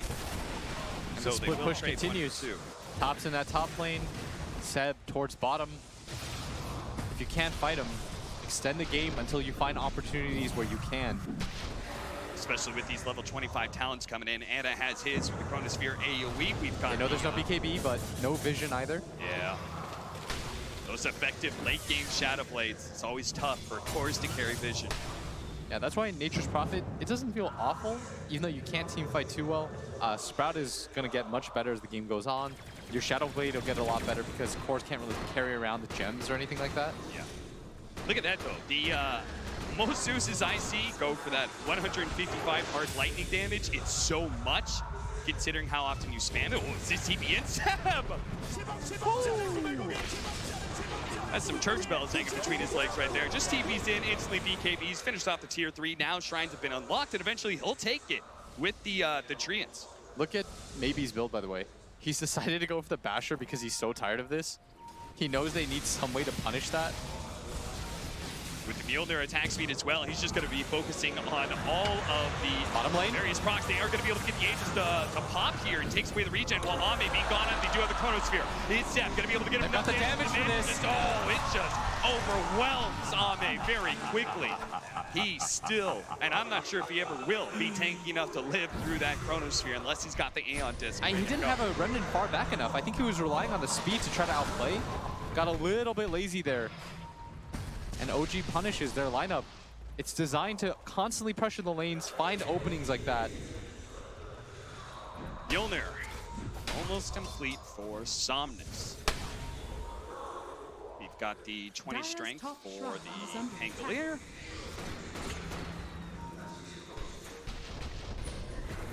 Popping Link gets managed to get the Hex follow up, and they're just going to try and jump out as quickly as possible. They do have him dead.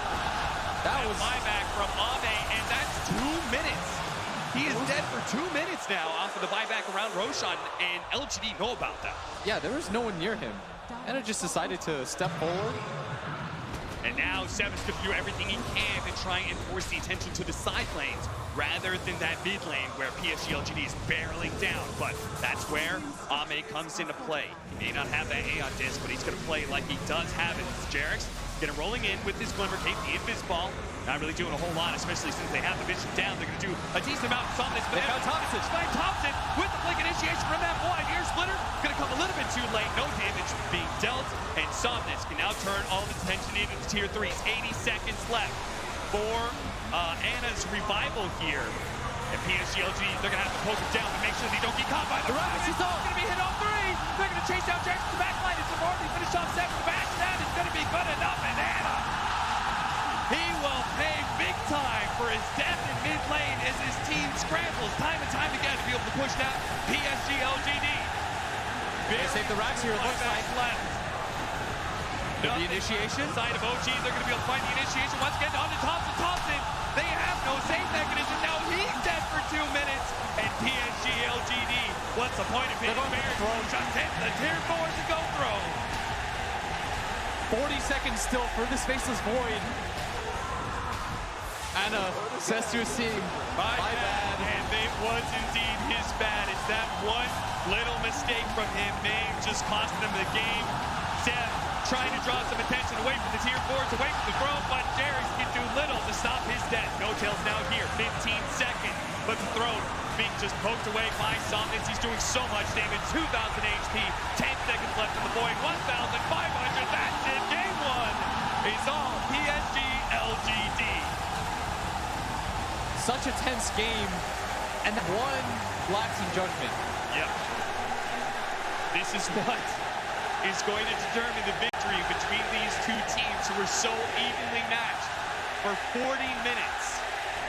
One slip up in Roche, one slip up in the mid lane, and PSG.LGD will take game 1. You can totally tell that they've done their homework. This has been a great start to this series. I hope we go for the full series just like we've had in every single TI pass between LGD and OG.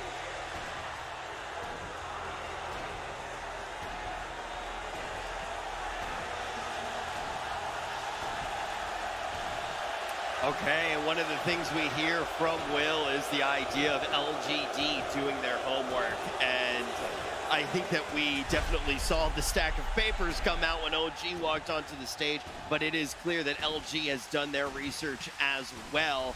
I want to go to an idea, though, that you guys talked about very early on when we talked about what this game may look like, and that was buyback. Was that really the key factor, or would we see something completely different, Grant?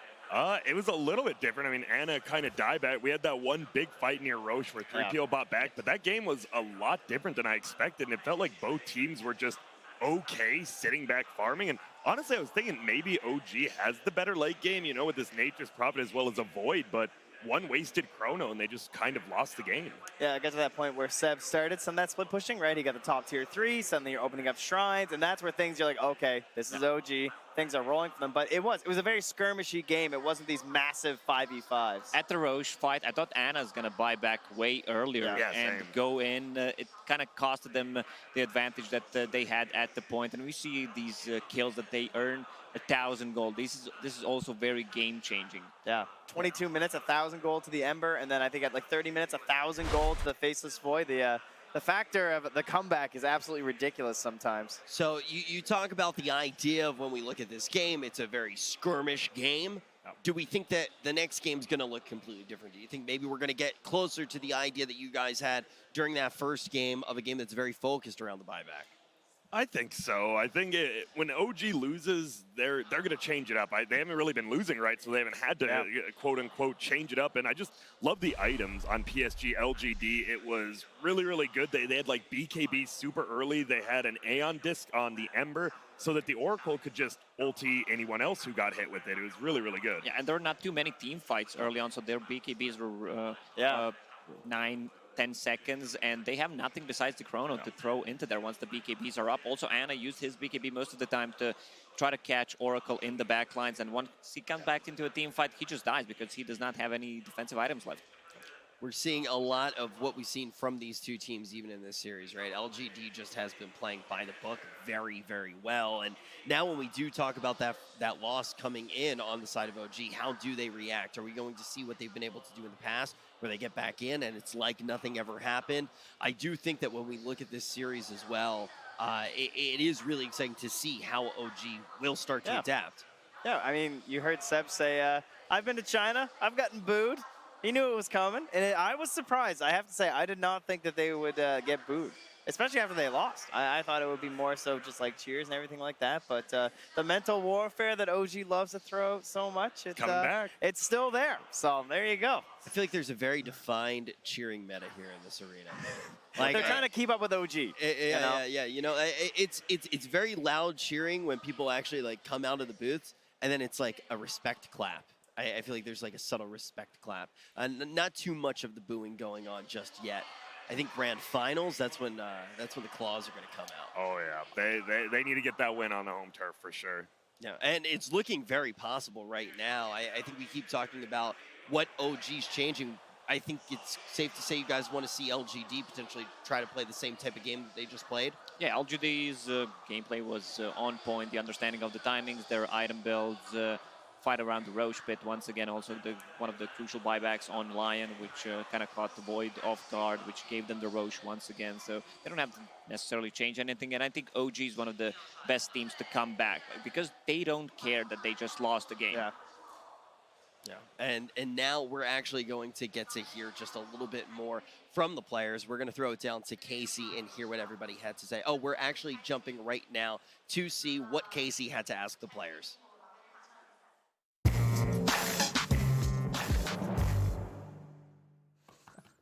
Do you ever play Dota? Yes, and Oh. I run around, try to get the last hit, and then when I die, I tell everybody else they suck. You're pretty good if you knew that you need to get last hits. Really? Most people just run down and die. They don't know what. No, no, no. You need to shout in the mic, though. Oh, no, I do that. I played with a bunch of guys from Valve, and they never asked me back. Oh. You did well then.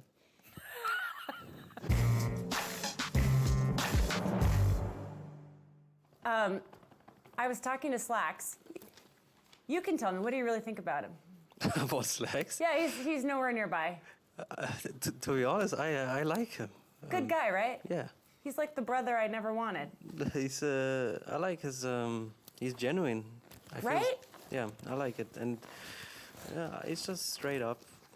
I like his honesty. Well, he told me that in an interview he did with you in 2016 that if you had to be doing anything else and you couldn't play Dota for a living, that you would be a garbage man. Yeah. Is that true? To be honest, that was all a joke back then. But it's like every joke has a little bit truth in it, you know, Casey? Uh-huh. So I'd be anything simple if it wouldn't be for something like Dota. Yeah? And my parents wanted me to become a lawyer or a doctor. Really? Yeah, it's a classic immigrant parents. But I chose this path. They came to terms. I think you chose well, Kuro. I'm happy to. You know, Kuro, you'll always be a garbage man in my mind, and he might be cleaning out. I'm not sure that's. Oh, I see. Oh, you're making a joke. Go ahead. Go ahead. You might be. Go ahead. Sorry, I stepped on your punchline. Go ahead. He might be cleaning out a team later. But I do have a joke for you. Okay, go ahead. Hey, Casey, how do you beat OG? I don't know. You banana. I didn't bring the banana. Shit. He's been planning this joke all week. He's been carrying a bruised banana in his pocket, except for the one time he decides to use the joke. No problem. Don't worry about it. Whatever. We should move on anyway. The crowd's excited. LGD wins their first game. Casey, any predictions for game 2? Oh, that's not very nice. I think LGD is going to win. Why are you making me predict? What's your prediction? Back to you guys, Rich. Thank you so much. Can't wait to see the end of this series. Yeah, I think that it's a reasonable prediction, though. I am a little bit disappointed that the banana was not in Slack's pocket. No banana there at all. I saw Let me Febby eating it earlier. Let me say something stupid. I don't care who wins. I just want to see game 3. Does that make any sense? No, right? Yeah, it was pretty stupid. You were right. In a few ways, I guess it makes sense. And I do want to say, before we really do start looking ahead to game 2, let's just look at where we are in the tournament. If you're just tuning in right now, you picked a pretty good time. We are in the winners final, so neither of these teams have dropped a series in this championship bracket. And these are two of the teams. It's a rematch from last year. Yeah. These are two of the favorites at this point to take the tournament. If you lost internet about a year ago and you just got it back online, welcome back. Here we are. You're in the same similar spot. thing. Yeah, it's fine. It's upper bracket, OG, LGD. And the story last year, I guess, was always it felt like LGD won 80% of the games the two teams played, but they didn't get the throne down every single time, right? OG had these unbelievable comebacks in several of those matches, so you got to wonder, are they just as able to come back into this series? I would say probably yes. Do you I think probably agree, yeah. Yeah, you think that that's the case, that we could potentially see these comebacks? We've already started to talk about how the next game could potentially look, how this series can shape up, but I want to ask a big picture question. There obviously aren't many teams left in the tournament right now. When you look at the entire field of play, Grant, who do you think out of these two teams is looking best in those matchups? Who do you think has the best chance to take down all of TI out of these two squads? I mean, after game 1, it's LGD, right? Like, they just look insanely good. They did exactly what they wanted. What? No, I mean, you're pretty smart. Oh, thank you. No, it just feels like they played the game near perfectly. Like they knew exactly how they wanted to, the whole buyback thing and all that, and they come back into this. You're going to look into game 2, and they don't have to switch anything up. They can play exactly how they did before, and then, I mean, OG, they're going to be after one who just goes crazy. Lacoste with a little bit of shade after he failed to count to 3. So I'm going to actually ask you right now, when you look at the other teams, do you really think that this is like the be-all matchup? You think whoever does take this head-to-head is enough to kind of indicate how they'll do They it? definitely have an advantage. They're in the upper bracket, especially LGD now that they're 1 game ahead of OG, but it does not matter at this point. It's still TI, anything can happen. We have 4 best teams in the world which are competing against each other, and anything can happen. We see a lot of these comebacks, not just in general comebacks, but also against the mega creeps. And some of the games were kind of done, but we also come back into them. And how did they win this game? I think we're at 6 mega comebacks now. I think that was a lot of them, mostly in group stage. I don't think we're going to see many more anymore just because of like the caliber of teams. Right? A lot of those were coming in like, I mean, no offense, it was the lower 2 teams. We saw Newbie, I believe, won 2 of them. There was the Mineski one, which was just complete mayhem. Nowadays, these games are just dominated by these AoE ultis, and if you win 1 fight, buybacks are gone, the game just ends. Yeah, I think that out of those 6 that have happened at TI, 5 of those were in groups. So it definitely does show kind of when that's happening. And even out of those 5, we weren't necessarily just talking about the matchups of the teams, the caliber of the teams. It was just, okay, is this TI? Is this some nerves coming into effect here? And that's kind of an idea that we've been coming back to quite a bit as well when we look at this arena that's actually absolutely jam-packed, overwhelmingly cheering, obviously, for the Chinese teams.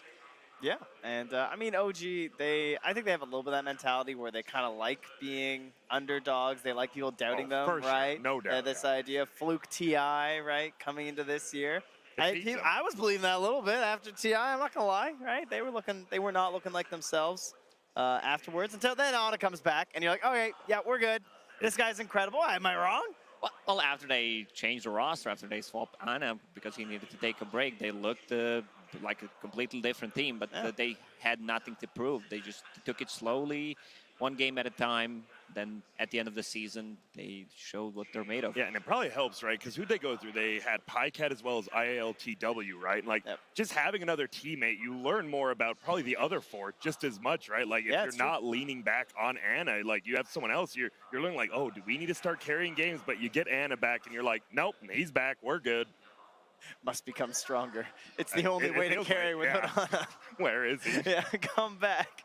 And you know, we keep talking about everybody's road throughout the year. I mean, look at both of these teams. Neither of them had the best possible start that they could have to the year. They had bad years, straight up. Yeah. Who cares? Yeah, like exactly. it's really one of those things that it's so strange to really dive into it because it just does seem to defy logic in such a big way that teams can come out and have rough years and they come to TI and they really just look like the best. That translates through all levels of competition, right? All sorts of sports or esports. It doesn't matter because a lot of them are all going to say the same thing. All that matters is that one big trophy at the end, right? And I would say every player, like, were you there? I mean, when you went to TI, like, is that how you felt? Like, this is it. Who cares what else happened? Exactly. That's the mentality that you need to have. Like, you're not thinking, oh, we beat those guys 7 times before we met throughout the season. It doesn't matter at that point. You just want to win this game 1 at a time. To really unpack that, though, do you think that it's a different skill set and a different mentality to be a dominant team throughout the year and to be a dominant team, a TI winning team?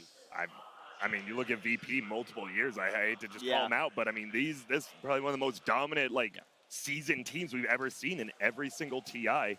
Just didn't feel very good for them. And they ultimately, they end up getting pulled apart like soft bread. That's not going to be the case, though, for these 2 teams. Coming out right now, we got OG, we got the stacks of papers already securely in the booth, and we have the team that has the crowd behind them and a game in their back pocket in LGD. Looking to close this series out nice and early and get that first spot into the grand final. They could rest easy tonight and know that they are showing up to play for that biggest game that you can have in Dota. And now as everybody does start to take the booths, I want to one more time really start to think about how much this game can change compared to what we saw in that first game. I mean, this game is definitely everything, right? You do not want to go down the lower bracket if you're OG. I mean, you can be like, oh, lower bracket, who cares, whatever, like your Team Liquid or something like that. No.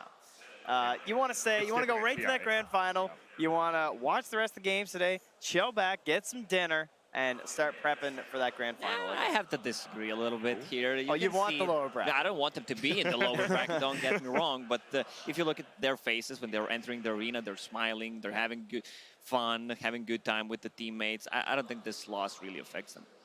Well, and that's something we've talked about with OG, right? I think that you can have both, though. I think that they're a team that doesn't necessarily get inside of their head, but I think in the same breath, with what Trent says, I mean, you're going to pull out all the stops in this game, right? I don't think that you can disrespect the idea of dropping down to that lower bracket right now. It's just too volatile of a situation to be in.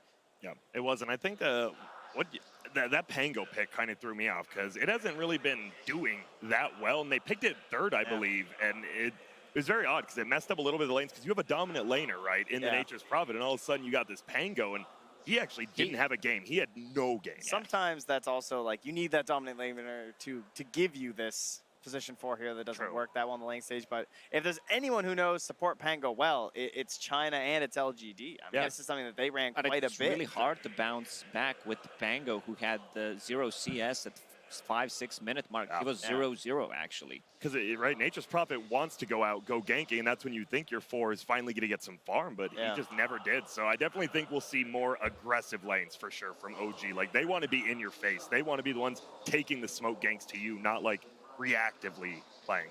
Okay, so if we do see those more aggressive lanes, how will LGD be forced to respond to cost?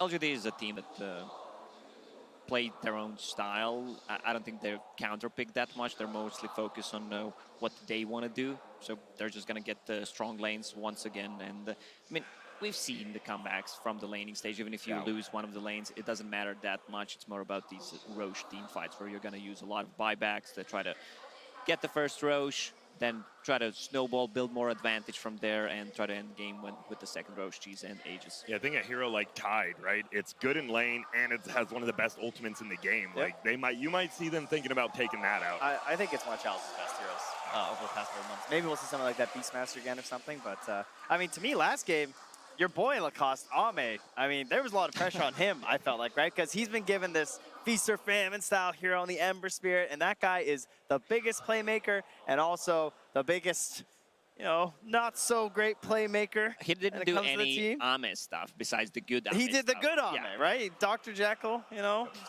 Good Ame stuff. Now, we're talking about Ame. We're putting him under the microscope a little bit. I want to actually take it a step back. Lacoste, if you were going to look at one head-to-head matchup, one position matchup in this game, when you're watching, who would you pick? What position would you pick?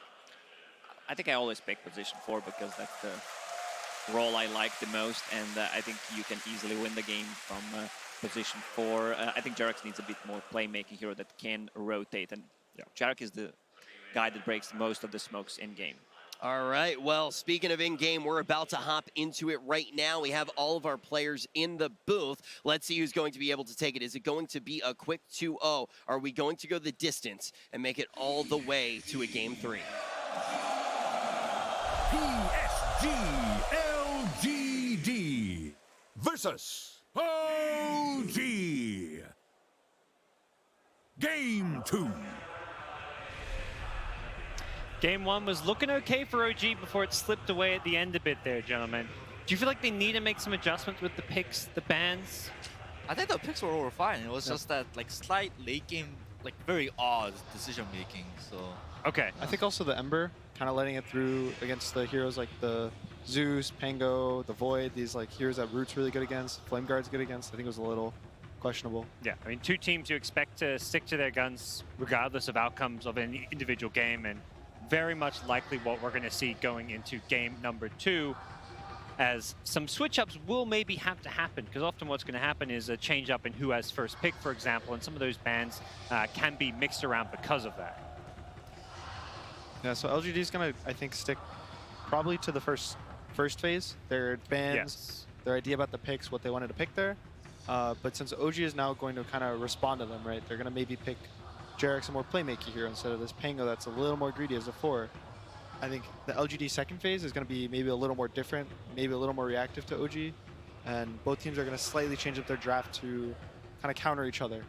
So I think right now, first pick has a huge advantage because of all these like inbound heroes right now. Enchantress, IO, ET, Tiny, but LGD doesn't play IO, so they gotta get rid of it, even if they're first pick.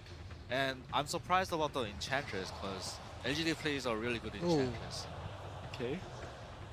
So Chen, that's No-Tail, one of his, classic supports. It's kind of been banned out, I think, a lot against OG. Yeah, it really has been. But they banned the Enchantress and the Wisp. There's like all these other more priority bans, so these like tier 1.5 bans that you're still really scared of are kind of slipped through in this series. Yeah, and I think so you're saying, Feb, you find it interesting they ban the Enchantress themselves when they have first pick? Yeah, because it's the hero of the tournament, I think. You first pick it no matter what. LGD plays amazing on it. OG plays it too, but they don't first pick it. So I was thinking like LGD might let it through. OG, I know OG picks it first because they play it on No-Tail. They're one of the few teams that do a 5 Enchantress. And I think they probably value the Shadow Demon higher than the Enchantress in their draft. So they're planning on picking the Shadow Demon and don't want to give away the Enchantress. Yeah, so Instead, OG get Chen, Tiny, you were just talking about the Chen. Tiny we've seen explode over the last day or two.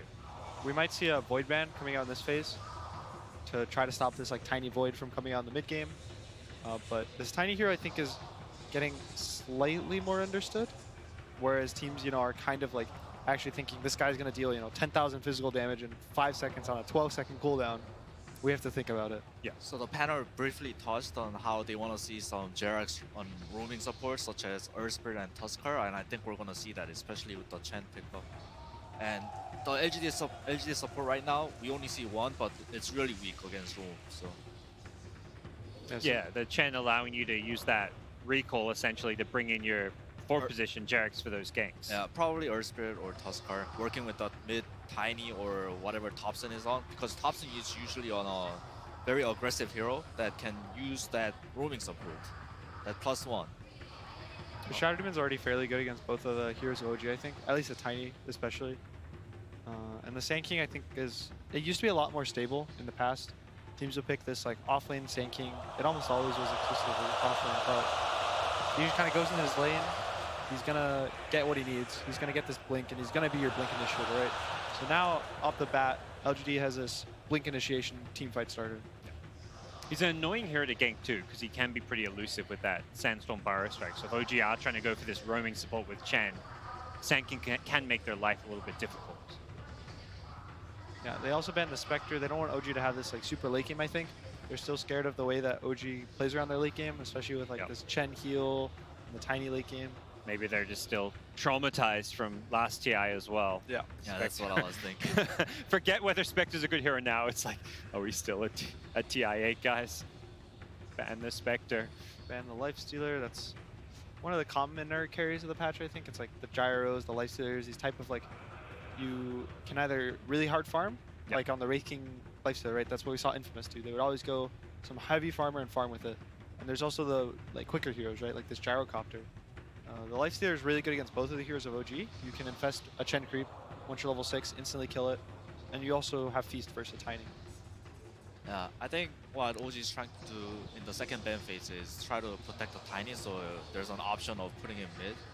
Might see like a OD ban or Ember ban. So they ban Void. Yeah, Faceless Void does get banned. I think like Void Tiny is that new wombo combo. Like Phoenix Void, it's a thing in the past. Now it's Tiny Void. What are the carries that stand out with so many of them now being, well, 3 of them being banned out in this second stage? Where do both the two teams look for that role? There's still a Gyrocopter for both teams, I think. Probably, I'd maybe lean more towards LGD picking it right now than OG. But a lot of the carries are kind of questionable, I think. Like, you can't pick the PL right now. Yeah. The Jug, I think, is weak for both teams. It doesn't do enough damage versus Chen, and then the Purge is really good to kind of kite the Jug and walk away. So the carry pool, I think, is going to be the hardest for both teams to pick. I think on OG side, AM and Slark is an option too. I haven't seen much Ana AM, but AM is pretty good here. His Slark is very good, so we could see some Slark kind of playing fast with the Diffusal, going his more standard build. I think he wants to play some like ninja heroes, assassin type heroes. Well, they banned AA, so is it just going to be an Alchemist game? Could be. What that kind of says to me, at least. Oh yeah, Alchemist is still open. I can't believe it. Yeah, we've been talking so much about it. You just expect it to either be picked or banned in the first stage, and OG get it in the second stage now. Now, OG only picked it once in the group stage, and LGD I think is a team that's comfortable playing against the Alchemist. So like it's gonna be pretty cool to see how they counter it, especially like it being like the third hero pick. I think their idea with this is they're gonna kind of move the Shadow Demon to a 4. And this Jakiro's gonna be a 5, and the Jakiro and the Shadow Demon have really good lane push in the early game, especially the Jakiro. So the Jakiro's gonna try to rotate to this Alchemist's lane, whether he's in the safe lane or the mid lane, and force that lane in. And then the Shadow Demon is now going to be free to walk into the jungle and contest the Alchemist stacks. So I think they're going to try to play fast, try to control OG's jungle. But on the other side, OG's going to have this Chen. He's going to have creeps. There's going to be this early game Tiny if he's a 4. They're going to kind of defend him. So I think there's going to be a lot of these early game brawls on OG's side of the map. I think they're probably going to pick their off laner here. I think, unless they decide to put the Tiny on 3, but I don't think I've seen a sub Tiny this tournament. So they might try to pick him. I think his Furin was good last game. He owned the lane. He had a 14-minute Orchid or something. He was top of the net worth for almost the whole game, I think. So that might be one of their choices. Darkseer. Okay. Haven't seen much of Darkseer, but OG going to pull it out. It matches up well with both of their current cores, the Tiny and the Alchemist, if they're both cores. Work really well with Surge and Iron Shell. They both want to go in, commit on heroes, especially the Tiny. When you're Iron Shelled and you're Surged in, you can just, you combo heroes, stay on them, you keep hitting them. They take so much damage. It also does open up more picks. It opens up this Ember Spirit that they can put on Thompson or Anna on last picks, so I think we might see LGD kind of ban that out in the next phase, or take it if they're scared of it. It is a little scary playing Darkseer versus Shadow Demon though. Because you're going to get purged, you're not going to be able to Iron Shell, you're not going to be able to Surge. I can see, they pick Sven. Is this the kind of carry just to match the Alchemist's farm, or? Sven's one of the better carries against Alchemist. They can just like burst him down, even though the Alchemist is very tanky. Alchemist doesn't have armor for the early game. That's why a lot of the Alcs who are going more this right-click build will go Radiance. If they need a BKB, they'll go BKB, then they'll go AC. And if they don't need a BKB, they'll go Radiance AC. And it's because that hero has like 6 armor at level 15. He demolishes Chen creeps too. There's a lot of like, when he stands in the front, OG's heroes, they're not going to want to go on the Sven. They want to go on the back lines, the SD Jakiro. So Sven's a very good hero to frontline, and it feels very reliable when a core is able to frontline like that. It's also good against the Darkseer. You can push the lane back into the Darkseer and kind of counter his Iron Shell in the lane. Usually against Sven, or against Darkseer, the carries are going to have this lane pushing into them. They're going to take damage into the tower. You know, they're going to be feel a little pressure under it, but with a Sven versus a Darkseer, you have cleave to kill the creeps quickly. PSG.LGD looking for a last pick for their mid lane. Won't be seeing any kind of a Kunkka, as that's the last ban for OG. It's a comfort hero for maybe, I think. It tanks them up. It stops this like initiation from OG, this tiny burst, this wall. They can kind of stop it with the boat. Also, he can't go Vessel on Kunkka. There's some of these Kunkkas that'll go this quick Vessel. They'll kind of rotate around, kill this Alchemist. You have the ability, if the Alch is mid, to just shove in the lane with Tidebringer and kind of run into his jungle and push it fast. I think we're going to see an Ember here, so that OG can't pick it. It is PSG.LGD with first pick coming out of this stage, and it's going to be a Dragon Knight. Oh, so they did this thing, I think yesterday or like 2 days ago, where they did DK Spectre. So the idea is like those 2 tanky front lines, OG has to choose basically which one to kill. And the other one, it just inputs a lot of damage. Heroes that Alchemist can definitely not burst down all that quickly, even with this new physical damage build we see coming out often. He takes towers very fast too, and OG Alchemist, if it's put mid, he's gonna go jungle. Tiny, once DK hits 6, he's gonna get chased out. So yeah, so the fast paced is the name of the game for LGD here. And OG, last pick, a Spirit Breaker of all heroes, putting the Tiny into a core role. The Spirit Breaker and Darkseer is a classic combo. You have Search Charge, you're gonna go really fast. This early game is going to be really quick from OG besides the Alchemist. It can control Sven very well too, the Spirit Breaker. Charge through BKB, ult through BKB. You have a lot of these BKB piercing stuns and bashes. The question is it enough to hold LGD's aggression in the early game? Because I think they have really good tower push with Jakiro and Dragon Knight. Well, we're going to find out some of those answers in-game, but before we do, we're going to hear from Soksha with Casey on stage. All right, Sox, tell me about this draft. You had a rough start to the series, and LGD still banning some of your favorite heroes. Yes. I mean, first series, we got what we wanted. We knew where they were picking, and I think we should have won this game. We have some technical issues as well, it didn't help, but we have to deal with it. For this draft, I think we are really confident again. We knew what they were doing. Now it's all about playing better than them. Lots of respect between these two teams. You have quite the storied TI history together. Yeah, it is. It is. I mean, it's always a pleasure to play LGD on this stage, you know, especially in winner bracket finals. So yeah, let's do it. Good luck. Thank you so much. Thank you. All right, back to you guys. All right, game 2 time. As we heard from Soksha, we know what they're going to be doing. Now it's just having to play better. As you see, we do have some OG fans in the building, even if everything you're going to be hearing for most of the game is going to be LGD fans. And we certainly heard them even at the end of that game 1. This time we did hear some boos. It's looking spicy. Yeah, that was a moment. They wanted OG to know we like LGD right now. We like the fact they're 1-up in this series. You're not going to get a repeat of last year. But we'll have to see. Do you agree with that? Are they going to be able to get a repeat of last year? I mean, we're looking at a Darkseer Spirit Breaker duo for them. I hate Darkseer, let me say. As a hero, it won yesterday, by the way. In the one game it played, it won. But I remember when we casted the NA quals, this hero, it's hard to enable. You have to farm a lot with it, and the level 1 has become so much weaker than it used to be. I don't know. It just doesn't feel very good. But obviously, you know, Liquid dominated with it. Yeah. You have to have a good laning start with this hero, though. I will say, if you can enable this hero in the lane, I think the game will end very quickly.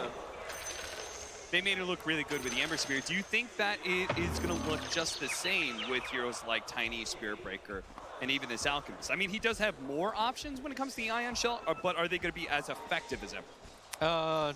Not really. I will say, though, the one thing for OG is they have this death combo, which I thought was unbeatable. Chen Alk.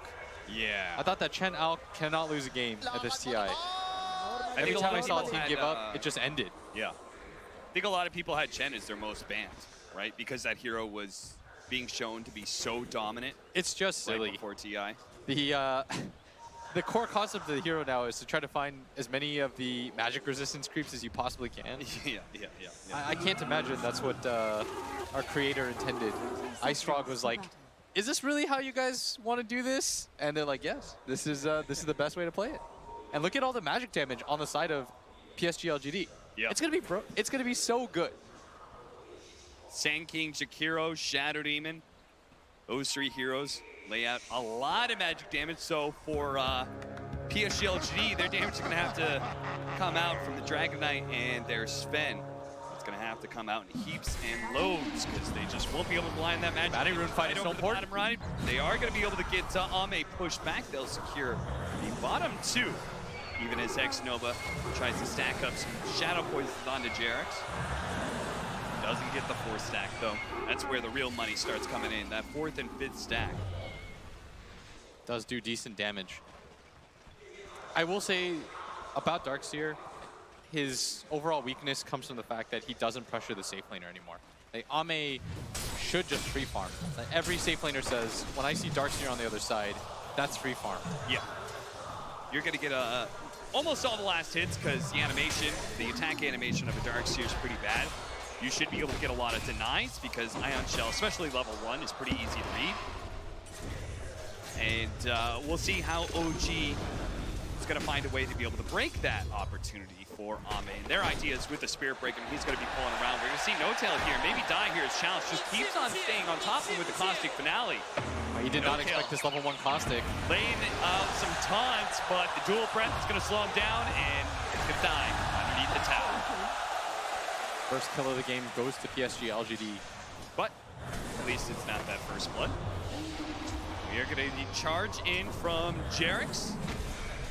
He's collected a nice big wave. Now Seb's going to try and pop it. That's why Ame and X-Nova They're going to try and chase him away from this wave, maybe even kill him here as Sapphire is going to show up, and sure enough. You can stack the waves all you want, but they're not going to let them Ion Shell clear. This is what you want to do against the Darkseer, is try lane, push him out so that he can't just skip the creep wave, make it really hard for him to push the lane into you and then pull the side wave.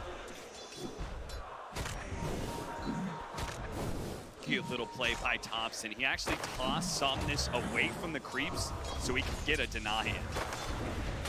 Little stuff like that is what makes these two mid laners so unique. Maybe he's been one of the most dominant ones of the last few years for China, while Thompson, the newcomer to the scene, managing to win his very first TI. Some of his rather unique play bottom lane set. This Ion Shell will start getting some of the CS, but you can see Ame has already racked up 6 denies. Yeah, Seb right now only has 5 last hits. It feels like he's gotten a lot. When you hit level 3 and you get that level 2 Ion Shell, that this hero starts to come back online. How do you feel about Darkseer as an off-lane player? It's not a hero that you've been playing for a while, right? Well, for me, it's like, I just look at Sand King, and I feel like in a lot of ways, Sand King's the same hero, just a little bit better. You know, in the fact that you have the same concepts with Sandstorm, just kind of sitting in the lane.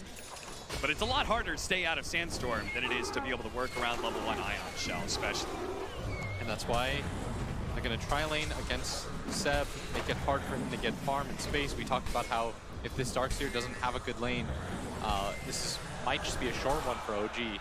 Yeah, and how do you push back Chalice? You have to just drop so many sentries while simultaneously he can fight you underneath the Sand King as well, which is usually an advantage that Alchemist has over the offlaner. He drops the acid spray and just man fights you if you choose to try and harass him out, because the armor difference is going to be too big.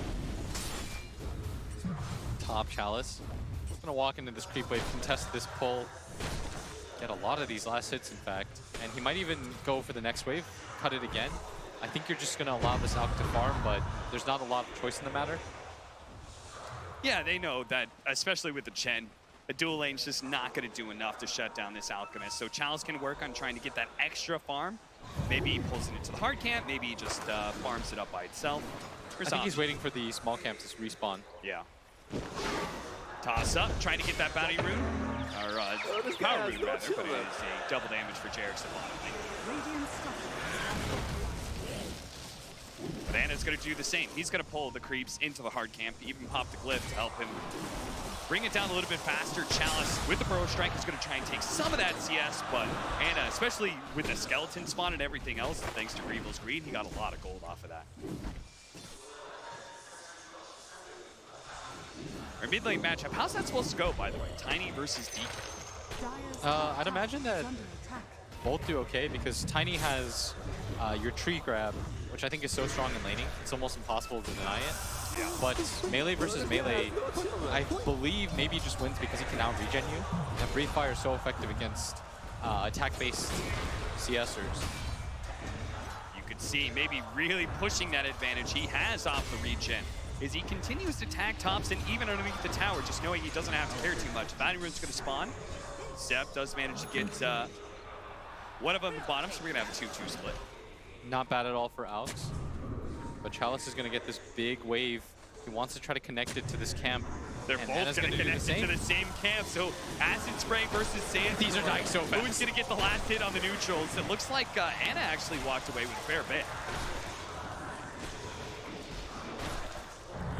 X-Nova's going to show up for the first time here in a long time at top lane, trying to catch No-Tail. The act of pulling. Yeah, it looks like everybody's just having a good time. It's one of those weird stalemates where all the cores are sort of happy. Yeah. Maybe with the exception of Thompson in mid lane. But even his CS is not, you can work around that. And they do spot the rotation down from bottom. And this is something that Thompson does so well, and it's very unique to his playstyle, is how early and how often he's going to invade that jungle area. He doesn't want to just go into the bottom lane and pressure your tower. He wants to kill you while you farm. And that's why PSG.LGD choose this DK, not just because he can beat the Tiny in lane, but because it's a hero that can pressure the mid tower whenever Thompson does try and go for those rotations. Bottom lane, they do manage to kill FY with the Ion Shell combo. Jarek's stun comes out and they will trade supports. But Seb is getting a lot out of this lane. As much of a free time as Ame has had, so is Seb. They don't really have a way to kill him easily. No real hard stun aside from Ame. There's no real follow-up to that. But he's out of mana right now, and this should be a death. Yeah, a little bit too greedy. Even if he did have the mana for Surge, X-Nova made sure to be there. So he could have disrupted. Especially those early levels of Surge. It is level 3, actually. And there's already a Veil picked up by Sand King. Chalice's timing is going to be real quick. And now he's going to be left alone in lane as Anna, with Chemical Rage and Acid Spray, is going to start trying to deal with the stacks that have been laid out to him. Those are real nice stacks, and the timing that we're looking for on this Alchemist is anything before 12 minutes, Anna will be happy about. With this big of stacks, I imagine he's going to get there. As he's got pretty lucky on that medium stack as well with Wolves and Satyrs. You always love to see Satyrs when it comes to an Alchemist. It's the perfect as well, like Satyr plus like the Mud Golems. Oh yeah. That'd be like the ideal situation. They're gonna try and kill No Tail top lane. They really have to. Drop the Veil, they do have the Epicenter if they want to try and go for it, but instead Chalice goes for the body blocks, and it looks like a Sandstorm, he's dead. That is so much damage. Yeah. Veil, 4 levels of the Sandstorm, you're not escaping that. And they need to be able to kill him because while the Alchemist is gone, they need to punish the fact that there's no core in this lane. Take this tower. You got to pressure all the towers right now if you're PSG.LGD. You need to force the Alchemist to leave the jungle, pressure his lane, make it hard for him. Because OG's already ahead of you in that timing as Seb and Jarek's managed to take that bottom lane. Charge in on X-Nova. They are going to be able to get the double Ion Shell on top. And X-Nova's going to disrupt one of them, especially with the bash from Jarek's. It is impossible for the Shadow Demon to get away from that. He should know about the ward now, but honestly, it's lasted for most of his lifetime, so. OG will have gotten the full use out of it. They even have a sentry laid right next to the Observer ward that was placed out by X-Nova in the last 2 minutes. They just don't know it's there yet. You see this Sven, by the way? It's gotten the Midas. Yep. He wants to keep up with the timing of the Alchemist, who is rapidly approaching his own timing. That's why it's so important for Chalice to try and get these invasions, but he's been spotted in more ways than one. He does have that charge onto him that was there, but they actually managed to get the stun. Chalice trying to get away. One forward strike isn't good enough. Body blocks from Seb, disruption out. Now with Somnus here, it's hard for OG to take this fight any longer, at least that chase. They're still going to try and defend their tier 1. That'll buy Anna more time in top lane. Jarek's trying to pull the creep wave away, and he's going to charge out, but he's going to run into Ame, who's already pre-pepped his ulti. He does manage to get him with the charged bash, and as a result, Ame is going to miss out on the kills. The ice bash just falls a bit shot. 5-2, this is about the time the teams are planning their rotations to secure bounty runes. Let's see what OG does to try and secure at least 2 for this Alchemist. How LGD opt to try and defeat that. We're going to Shrine up. PSG.LGD can go ahead and invade on this right side, but you can see No Tail's brought Thompson up here. And they might just be able to get 3 as a result. They chain stun on it, Chalice the toss up in the air. They pick up that boundary rune, but now the epicenter. It could be No Tail in trouble, especially with that Veil. It's so much magic damage. The support does die, but for OG, they call it space and gold for Anna.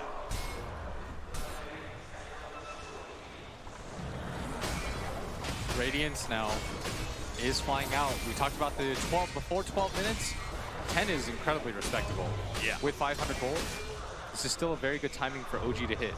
PSG.LGD have not just been able to invade the jungle that often. Because they want to take mid tower first. And we've seen Somnus try and take this mid tower, but every single time OG had formed a strong defense with the Radiance up.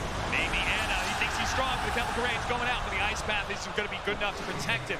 As now Somnus being run down. What a stun! As Ame pops out of the jungle and hits 3, but still Somnus being chased down by this Ion Shell. Anna's way too strong right now. Hovering over everybody.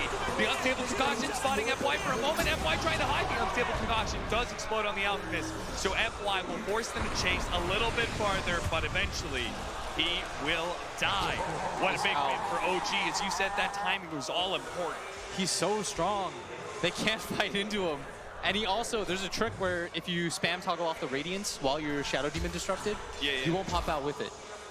Did Anna manage to do that? Yeah. that actually limits the effectiveness of the SD against the Alchemist so much. I'm not sure if they fixed it. Last me and Gunnar tested, it didn't. Yeah, you're saying basically you don't have to do it before you get disrupted. You're saying you can actually take it off right as you come out of the disruption. See the replay right here. And it looked like a really good stun, but they had already used their follow-up disable just to try to stop OG from coming in. And they have to take this mid tower. If PSG.LGD are going to win this game, you got to take this mid tower. Otherwise, you will not be able to place the ward that you want to place. And that's why Ana's going to come in again. They just keep on going for it, but finally the tower does fall. They don't actually lose it to a deny. But still, I mean, Somnus has been working on that for the last 7 minutes.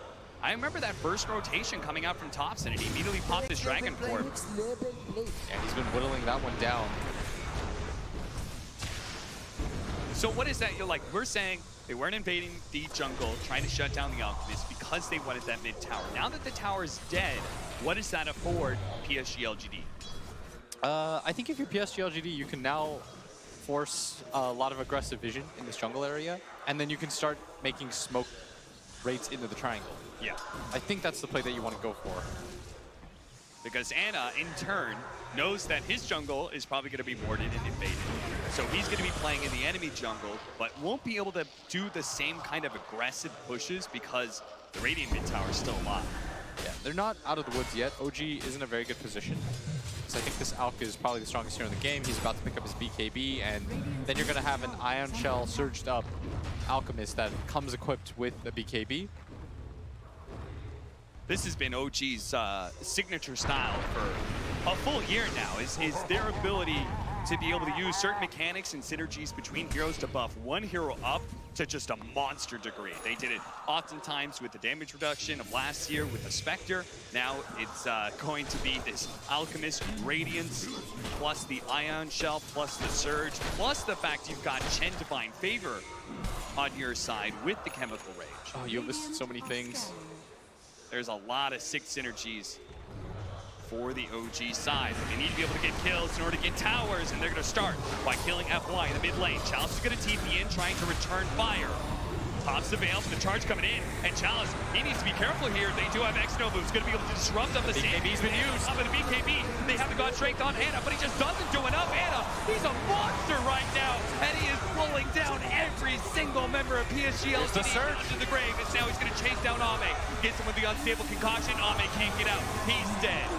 The only members of PSG.LGD that can survive, the ones that made their way behind the tier 2 tower nice and early. Both X-Nova and maybe Slash Somnus realized that OG's just too big already.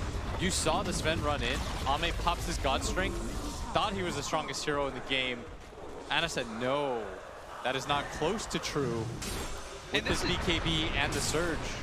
Correct me if I'm wrong, Blitz, but this looks like PSG.LGD misread the timings entirely. The first time that they fought Ana, where Ame came out of the jungle, hits a 3-man stun, they still couldn't win that fight. Now they tried again. Yeah, I'm not sure why they thought an Echo Saber would be the game changer. Yeah. He's got a BKB. Yeah. And this is a really quick Roshan. And Chen Alk is proving to be so strong. The Divine Favor, amplifying all your regen by 12% on a hero like Alchemist. It's absurd. Absolutely absurd. This is why this combo has not been given away in many games. 6-9, 8,000 net worth lead for OG. I've personally seen it in the games that we've casted 3 times. Yeah. And spoiler alert, all 3 times the Alk Chen combo won. That's an hot stat for you right there. I'm sure Alan could tell me better. Chalice, he's trying to deal with that regeneration factor. He does have a Spirit Vessel, but Blitz, in order to use Spirit Vessel effectively, first you have to get kills. And PSG.LGD, they haven't found one in a while. They've been struggling to get charges for Chalice. Even if he has it though, I don't know how much that makes a difference. If he opens it up in the fight, the BKB's popped by the Alk, he just runs in anyways, doesn't really seem to care very much. Yeah, it would have to be in some sort of chain stunning opportunity. Yeah, what they really need is this DK to deal damage. Maybe his build is so greedy, going for the Hand of Midas when your Sven already has one. He has no way to initiate fights, he can't get to the back line. he doesn't really deal enough damage so they can just ignore him. You know, he hits for 103 like a wet noodle, like Grant would say. Breathe fires pretty good, but they have so much regen that it all gets negated by the Chen. Maybe he just needs to farm.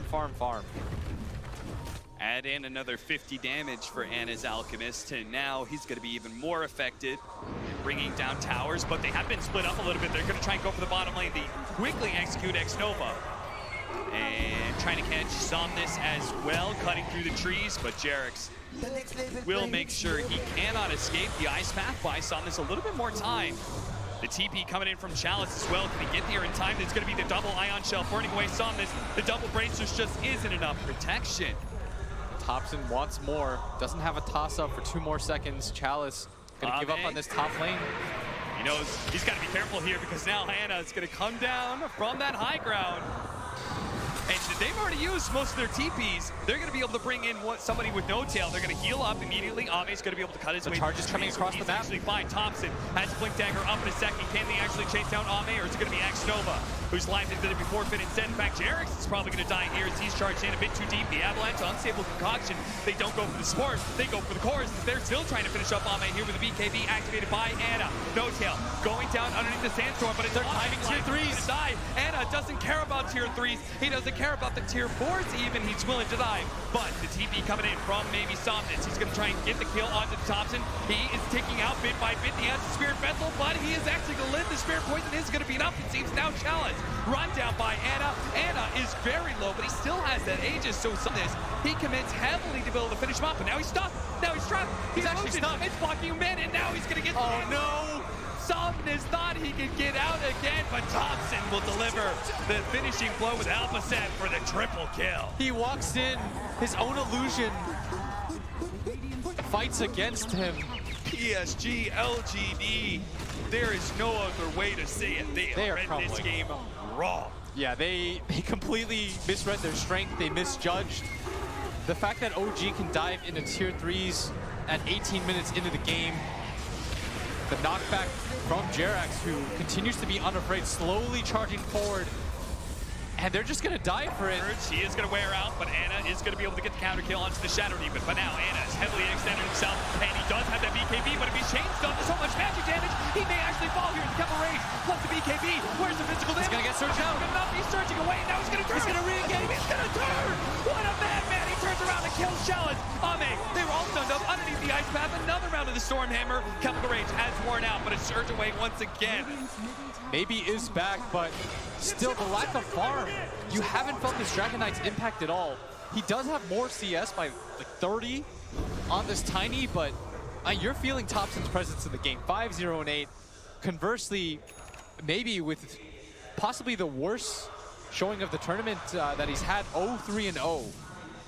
Yeah. I have not noticed this DK in this game. This is not the superstar that PSG.LGD has built this squad around this performance by him. And you know, it's not just on him, right? It's got to be his team as a whole misreading how they were going to be able to play out this game, how they were going to be able to shut down the Alchemist. Both sides vying for They control want to be here. able to fight for the bounty runes.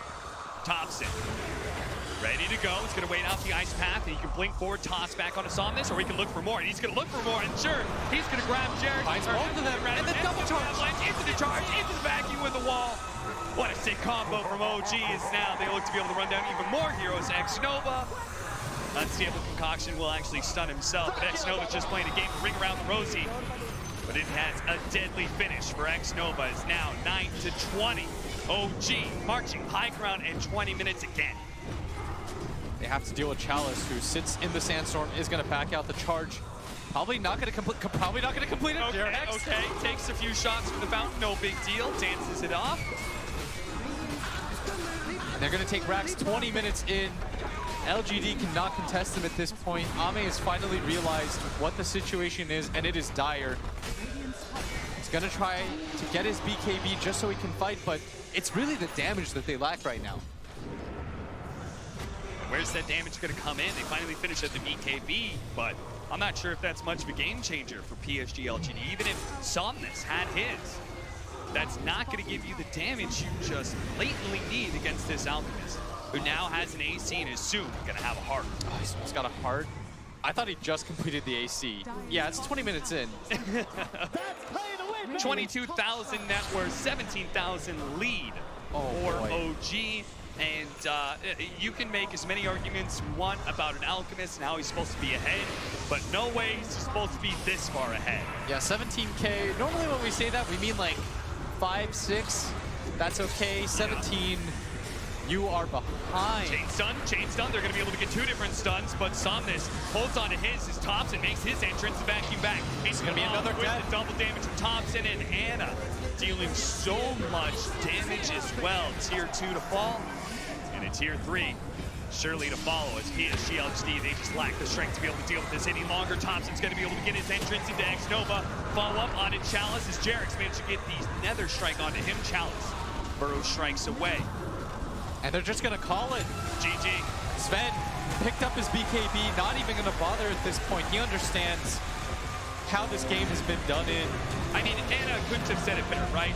With his chat wheel as they came. Oh, look Sam at that! with the disrespect. I'm sorry, crowd. Where are you at? Excuse me? Where are you at? I don't hear you. Oh. It almost feels like the crowd's giving them a little bit extra motivation. Oh yeah. You see No-Tail, he says, I want all the smoke. Oh gee. Don't give them a reason to play against you like that. They already showed it once. Not once, but twice against EG. When they've got some vendettas on the line, OG shows up to play, and boy, did they in this game 2. Absolutely perfect, as OD and Anna said in that game. What a victory for OG, 1-1 now. Yeah, you notice no booze this time. The crowd knows, they're like, oh no. Hey, we you gotta poked give him. it up. You gotta give it up to good performance. You can't poke the bear any longer. OG tie the series. we keep talking about the crowd strats. Definitely do think it's important, but I also think one of the really important things is going to be coming prepared with your own strats. And I think no matter how many pieces of paper you bring out, I think a lot of them are going to have ALK written all over them, Lacoste. Yeah, let me just check my notes real quickly. Yeah, that's it. Ban ALK. Oh. It's a good one. It's really hard to play against Alchemist when you give him a free farm at the start. He had a 10-minute Radiance. They didn't address his farm. Also, Dragonite on the mid lane is going for Hand of Midas. It's a good build if you can sustain. But with this kind of alignment, Spirit Breaker, ALK, and Darkseer, they're going to run it. And this is one of the better combos that I've seen besides the Tiny and the Faceless Void. You give Iron Shell to the Radiance carrier, to ALK plus the speed. He just runs in. Once he gets that BKB as well, what are you going to do? Yeah, I have that on my notes as well. I just ban ALK. I think that this has been something that's definitely a theme, Grant, throughout the tournament. Yeah. It's ALK, and the thing was, it wasn't even a first phase Alchemist. They had plenty of times to ban it. It was their 3rd pick. We saw the Chen. I was really surprised. When you first picked Chen, I was like, oh, ALK's just going to get banned in the 2nd phase. Yeah. And you let it through, and it looked like they had a decent counter because they did okay in the other lanes. Obviously, the ALK was free farming, but I mean, the Sand King was free farming too. Obviously, ALK accelerates more, but eventually, you're just going to get run over. It's a Spirit Breaker freaking Darkseer. And it felt like it got to a point too where that one fight in the river, where the Shao Demon wasn't level 6. I thought they had that fight. And then I look at X-Nova, I'm like, oh, he doesn't have Purge. And so without that Purge, the Iron Shell's coming. He got out of the Ice Path with the ulti there from the Alchemist right after, and he just ran them down. I think that's like such a crucial fight. It's hard to like bring a whole game down to such a moment like that, but that's one of those times you just really need to cut that momentum. Exactly, and the Alchemist lineup will punish you with those small mistakes. It's so easy to snowball with it. Like, you have a tower hitter on top of it. You have a Chen who amplifies the heal, even with his ulti, and Chalice was trying to get a Spirit Vessel, but even if you get a Spirit Vessel, he's still gonna have a BKB plus 1/2 more items at the time. Yeah. And I mean, one of the Alchemists, right? It's always like these Sven, these Alks, and these life stores, mobility, and you just have a surge behind you 24/7. It's crazy. You can always get in and out of fights whenever you want.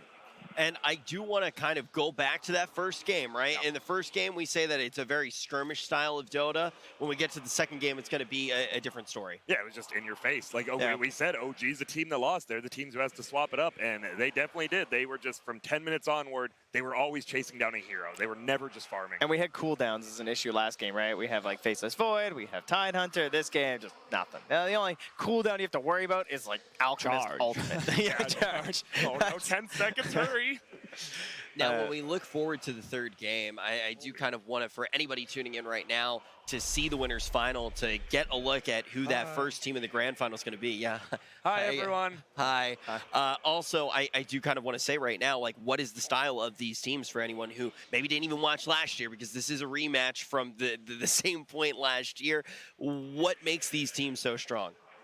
I guess I would just kind of go back to this idea of like OG's built around, it feels like breaking the game. Like they like to do damage resistance stacking. They like to introduce new heroes as cores that weren't supposed to be cores, or sometimes new heroes as supports that maybe weren't supports. Yeah, they're trying to pick something that you're not ready for and to try and catch you off guard with it. Whereas LGD, no mystery, right? I feel like they're just extremely good. They're clinical. They're calculated. They're playing very good Dota.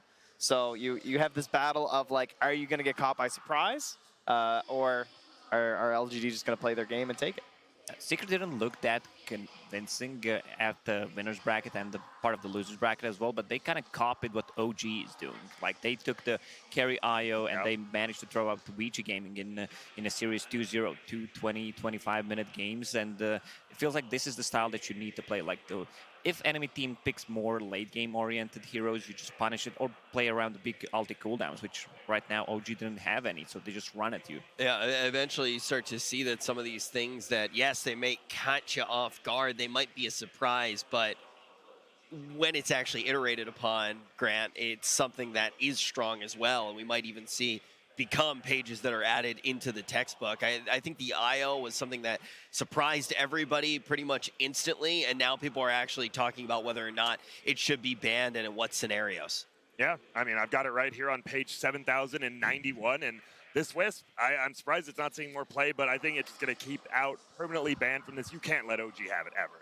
I think it's always going to be IO mag banned versus OG every single game, grand finals, losers bracket. Now they're never getting those two heroes. Yeah, it is very interesting, though, like you said, to see the team start to adapt to that very quickly, but we have that fire and ice situation. We have a team that we expect to play that textbook Dota, and the other team that's going to throw all the pages up in the air and make their own book. And if that book was something that worked the last time, what worked in TI8, will work here in TI9. And I think already in this series, though, from both of these teams, we see how much flexibility that they really do have, because we can see two completely different games of Dota within the same series. This third game going to decide who goes to the grand final. Yeah, sure. It's TI. It's the last 2 days. You have to be flexible. You have to have all kinds of styles and strategies ready to go. And hopefully you still have something left. But if you've made it this far in TI and you still have a strategy kind of left out there that you really believe in, you're like unbelievable at Dota if you've managed to get this far without pulling out said trick. So what if you don't even get your best strat out? And that would be impressive. Like, we had so many strats prepared that I didn't want to even use them. Maybe Liquid, right? They had the 3-0 in the final. They're probably like the only one where you can be like, okay, yeah, maybe they did have something else left there just in case. You got to pull it out eventually. If you don't use it, you lose it, right? So I definitely do think that that's something that you have to think about. But at this point, we think most of the cats are out of the bag. The thing is that we can actually use to look a little bit deeper is to actually see what the teams had to say before TI even started. Dove had a chance to sit down with LGD. 那去年的 DPC 排行榜，老干爹是排在了第6。你们对于去年一整年自己的发挥和这个成绩还满意吗？就我个人而言的话，对自己一整年的发挥都不满意吧。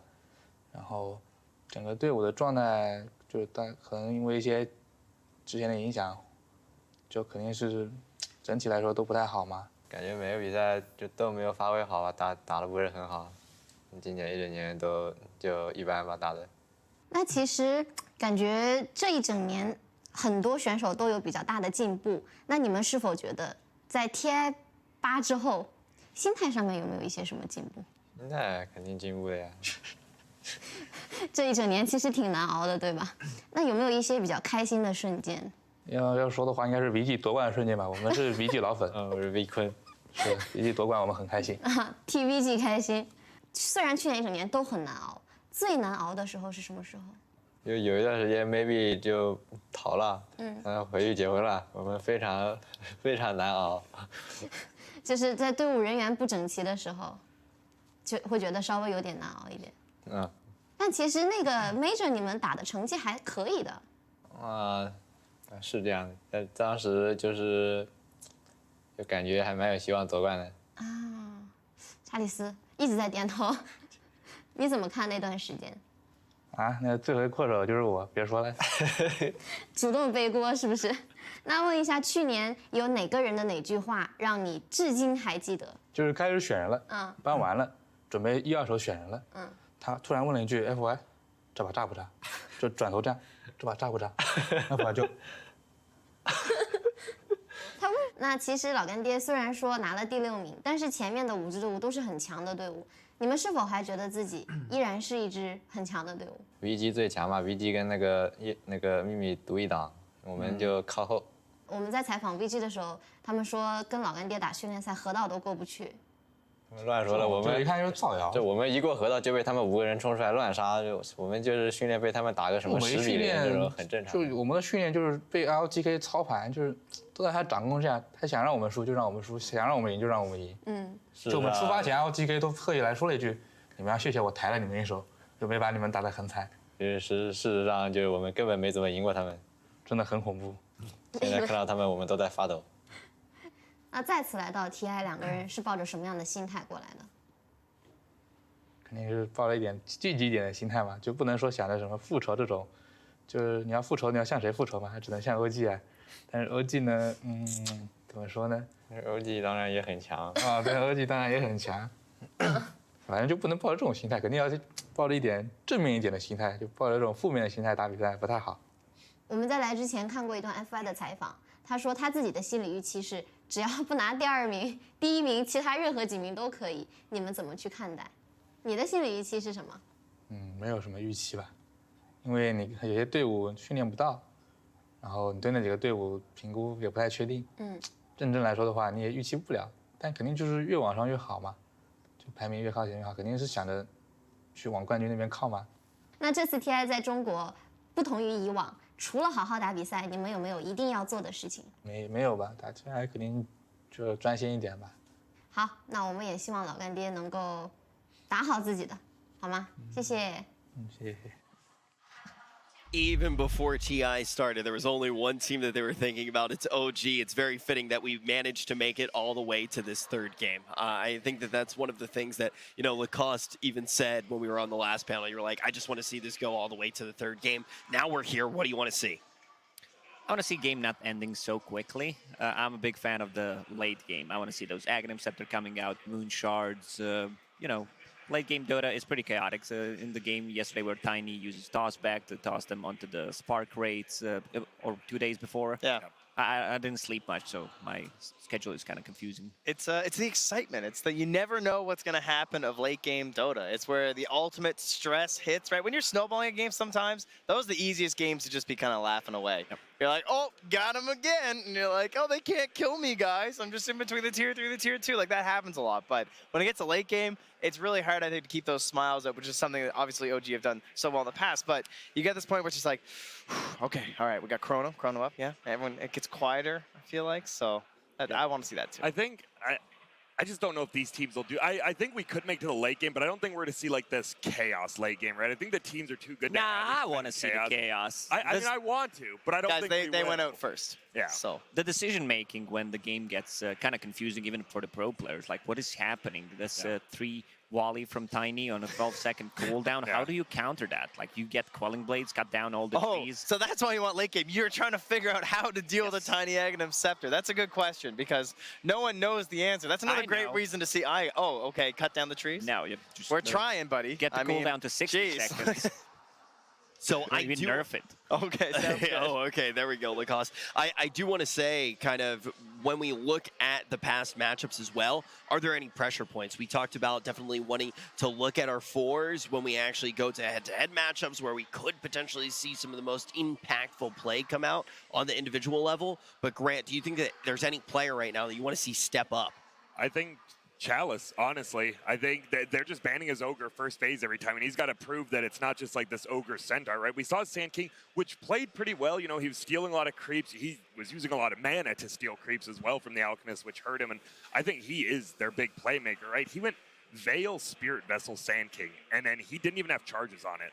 Like, it just felt like he needs to be way more impactful on the map. Okay, we're going to keep that in our mind as our teams take this stage. Right now, the crowd favorite coming out, and you can definitely hear the crowd's going to be giving them their energy throughout the entirety of this matchup. This third game going to decide everything in the rematch from last year. The winner of this going to be going to the grand final. Coming in with that. Carried by their coach. Yeah. Exactly. We will have to see what they have in store as well. We talk about just how different this game could be from the last one. I'm trying to see if we can get a glance of all of the papers actually inside of that booth right now. What do you think it's written besides the considering obvious stuff there's from some Dota? little, yeah, there's the papers right there. That was it. Those are the real papers. They finally Mind games confirmed. Yeah.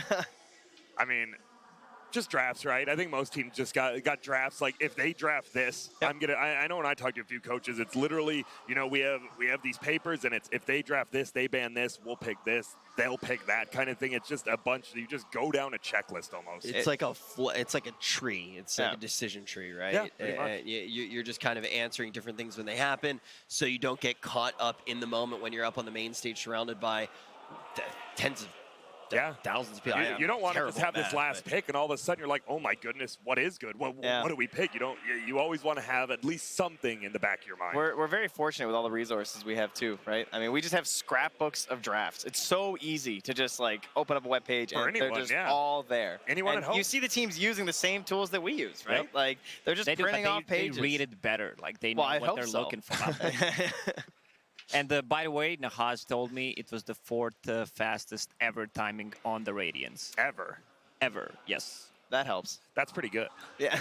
And I thought it was a fast, but not that I mean, fast. that's not podium level. That's all I'm saying. Well, I mean, it was interesting because I thought I was watching the game, and I'm just like, the Sand King's actually stealing a lot of his neutrals. He's Sandstorm, like he's getting a ton of gold, and then Alk's still just going super far. He could have had an even quicker one because I thought the Sand King did okay in the first 5 minutes. Not even in top 3, huh? Yeah.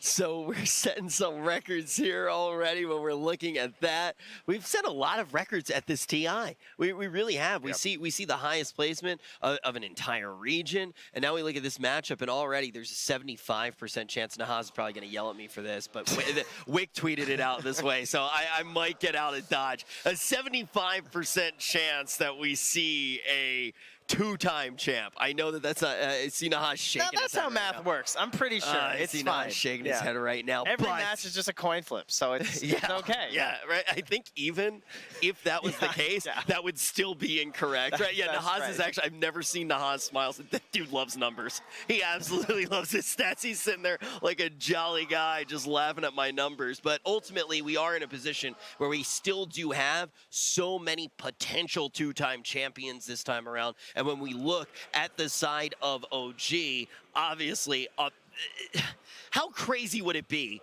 if not only we have the first time that somebody's been able to win not 1 but 2 TIs, be a back-to-back champion? Well, let's see if they are going to be able to make that giant leap. Will they be able to get the best seats in the house? Will they be able to go straight to the grand final? PSG.LGD versus OG. Game 3. Game 3, the magic number when you're playing on the TI main stage, at least for us, the viewers. Maybe the teams would prefer 2-0, but luckily they don't get what they want. But we do. Yeah. So here, game 3, OG got picked first pick. They won the coin toss, and LGD picked Dire. I think whoever has first pick has a huge advantage this TI. You say that so far in this series, first pick has lost both games. Why do you think first pick has the big edge here? Especially for OG, because there's like I said, there's so many heroes that if you just pick it has a huge edge. Enchantress, Io, or not Io, but like Io for OG, I guess. Io, Chen. I think they forgot about the Chen at LGD, but like Magnus is pretty high up on OG's priority too. Yeah. So OG has a lot of these like first pick heroes that LGD don't want to give, but LGD don't have like these a lot of first pick heroes. I think the LGD draft was actually really, really good against the whole OG draft. I thought LGD outdrafted them, besides one factor, which was the Chen Alchemist. I think that was the one trump card for OG. If the Alk got banned and even they picked up the Spectre second phase, I don't think this Chen Spectre is as strong as this Chen Alk. Yeah. I think the game would have went a lot different. Because those first bans, you're normally thinking about what you're giving up, and it does feel like maybe like they forgot about the Alchemist, particularly the synergy with the Chen in that second ban phase when they're banning Spectre and Void. Right now, I think they're deciding whether they should ban Magnus or Chen, and they just stick with the Magnus. They're probably also thinking Alchemist, because OG banned AA in the first stage this game. So last game it was second stage, they banned the AA to protect an Alchemist, and guess what? OG's first pick Chen, Alk is still in the pool. I think LGD has to take Alk here. Or ET, they might pick ET. Or both. Yeah, what are the heroes you're picking to deal with an Alchemist in the first stage if you're expecting that second pick? I don't think you can. The Alk Chen is so strong, I don't even know if I've seen it lose this whole tournament. Like the two, maybe they've lost one match together, but every match I've seen, it's a stomp. The 20% more healing works so with his ult. His creeps can protect your jungle. They kind of go back and forth. There's all these like, they make up for each other's weaknesses, you know? They're like a, one of the best duos in the game I think you can pick. Well, they do get the ET you suggested, Febby. The most picked hero of the tournament so far. Yeah, second most played by LGD actually with a 86% win rate. Mini Nahas here. Statsman Febby. Yeah.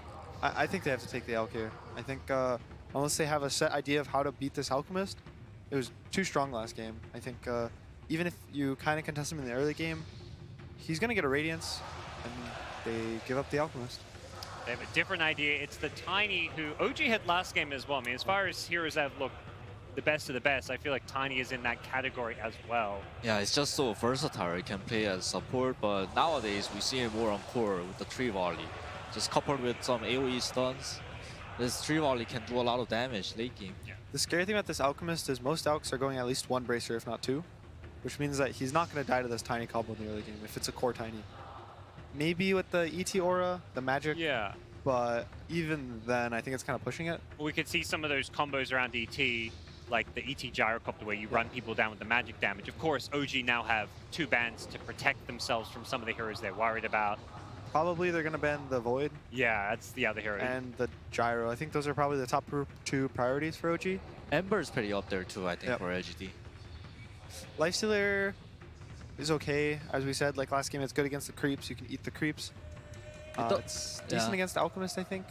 It does not abuse the ET aura though. I think like you gotta ban those heroes that abuse the ET aura. I can see them picking up Jakiro too, but it's not worth banning for OG. But he's a Radiant Spire.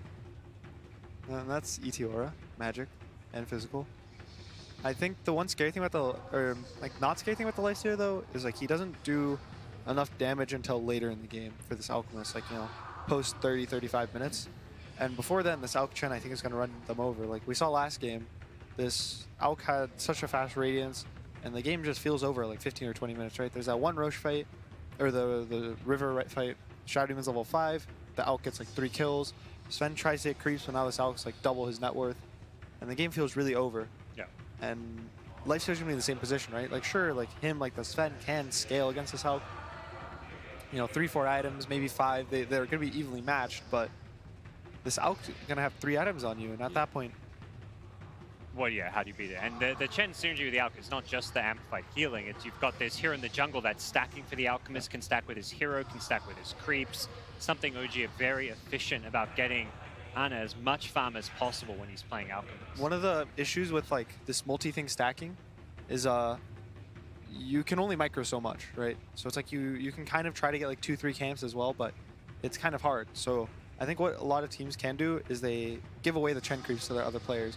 So he can give like 2 creeps to this Alk, and the Alk can also stack 2 other camps, you know? Yep. And they're just maximizing their efficiency. It's the Gyro ban, so PSG.LGD do have Faceless Void open to them if they want to go for it. And Ame has played a decent number of games on the Void. He is comfortable on the hero. Yeah, it's one of Ame's favorite heroes. They also, LGD banned the Darkseer. It worked. It was so good with the Alk last game. He's just getting Surge early game. He's already fast from ult. He's already a fast hero. He has phase boots and he has a Surge. He's running, you know, like 600 movement speed, 700 movement speed. It's pretty funny. It's pretty funny because like 2 days ago, Darkseer was untouched, right? Yeah. It wasn't picked at all. And now, OG's just bringing it back. He was one of, I think, the last 5 or 6 heroes unpicked or unbanned, unpicked at least in the entire tournament. Yeah, and then he got picked by Secret, maybe? Secret or Liquid? Liquid. It was Liquid with Mind Control. Yeah. I think it's coming back a little more because teams are, I think, valuing Ember a little more than they were the past couple days. Alchemist is also getting up there, and Tiny. And Darkseer with those 3 melee heroes in particular are really good for the 15 to 25 minute mark. Ember, for obvious reasons, his ult's faster. His Flame Guard just becomes a better Flame Guard with the Ion Shell. Auk for what we said, and Tiny just because he gets you in position. And that's all Tiny needs. He needs to get in position for these toss avalanche combos and dealing a lot of damage. Shadow Demon is picked up by PSG.LGD, giving them SD, ET support duo. One of them will be FYs. Do you think that's more likely to be the Shadow Demon getting the probably point the here? Shadow Demon. Also a block pick. If they wanted the Void, you want to take that SD away from OG, I feel, because that's the save that teams often want to be picking and playing against a Faceless Void. It's also good against the Auk if you're really far behind, because if you make illusions of him and he has Radiance AC, you'll get both the ores on your own team. Well, the trick we've been seeing is you can turn the Radiance off while you're disrupted. You can't turn off AC. Oh, true. You could Yeah, they can turn off the maybe Radiance. backpack it, but there's also like Yeah. But as far as the Radiance goes, I feel like the SC, we're seeing all these Auks now just, you know, you can spam it and turn it off inside the disruption. Tide turn made it to the second phase. Ooh, it's a really good Morphling game for LGD, I think. Yeah, I saw Morphling. It's okay, I think. I think there might be a little too much pressure in the mid game for Morph, but it lanes really well against the Tide. But I think they're just gonna give Ame last pick.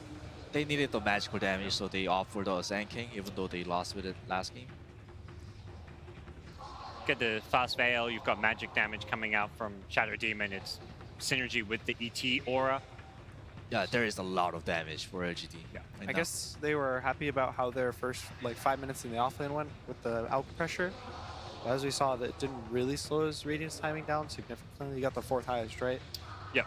So I guess, you know, they're feeling confident. They're like rerunning what they did last game. They're probably saying, you know, maybe our mid pick or our carry pick was a little off. Maybe we gave them too much. So maybe now they're kind of thinking, what we did with our other 3 heroes is fine. Yeah, but we their got to mid change pick up. has changed. It's gone from a DK to a Tiny who is kind of faster paced. It's at least a hero that can get in the Auk's jungle and steal stacks, I feel. DK doesn't really farm enemy jungle stacks or stacks at all. Not until he's even level 12, right? Now Yeah. at that point, it's too late. So someone that can go in, threaten to kill Alchemist, take those stacks, and OG now going to be wondering about what they're going to get.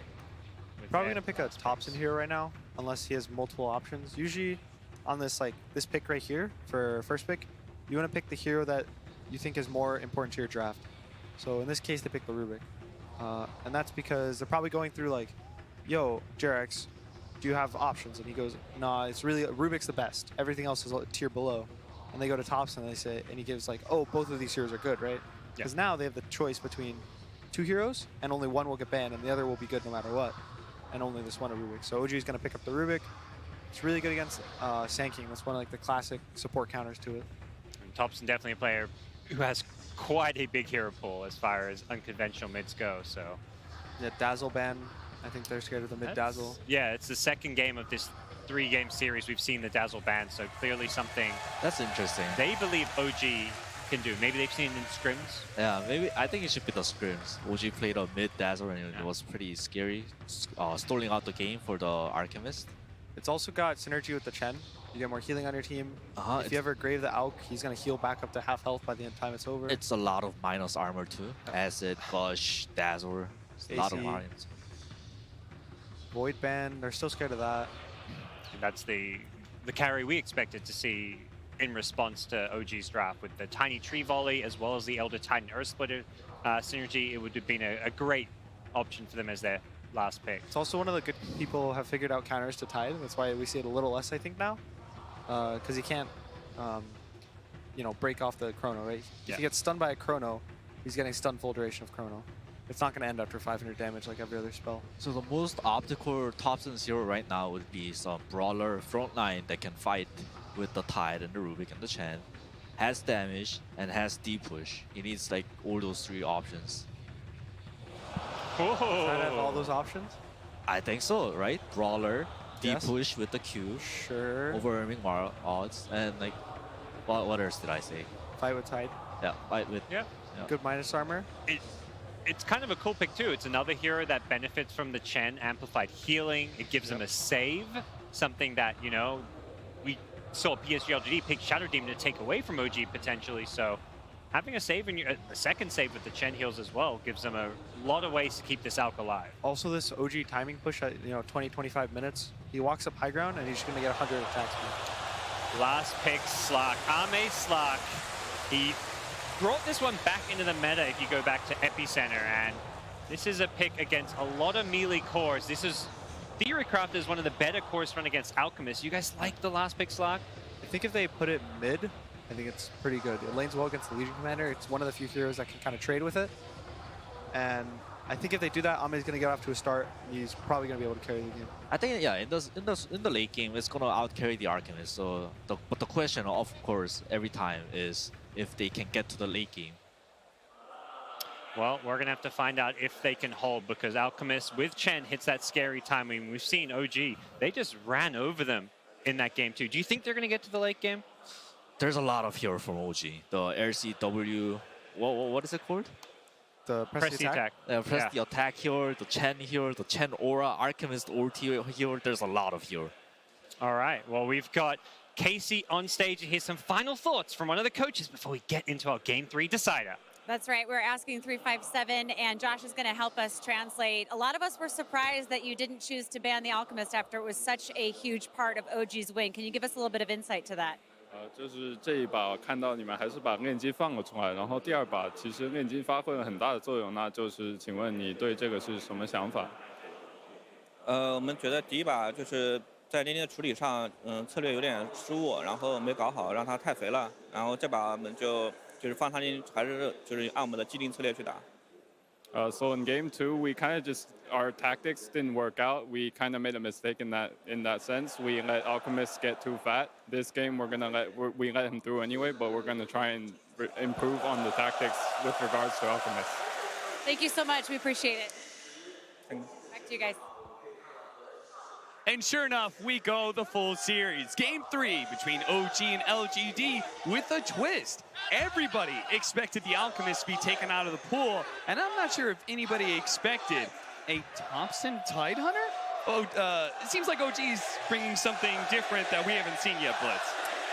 Yeah, I think the idea behind it is essentially just give a hero that can frontline, run in for the rest of the team. Yeah. You're a space maker and a playmaker at the same time. I think it's just good overall. I think the idea too behind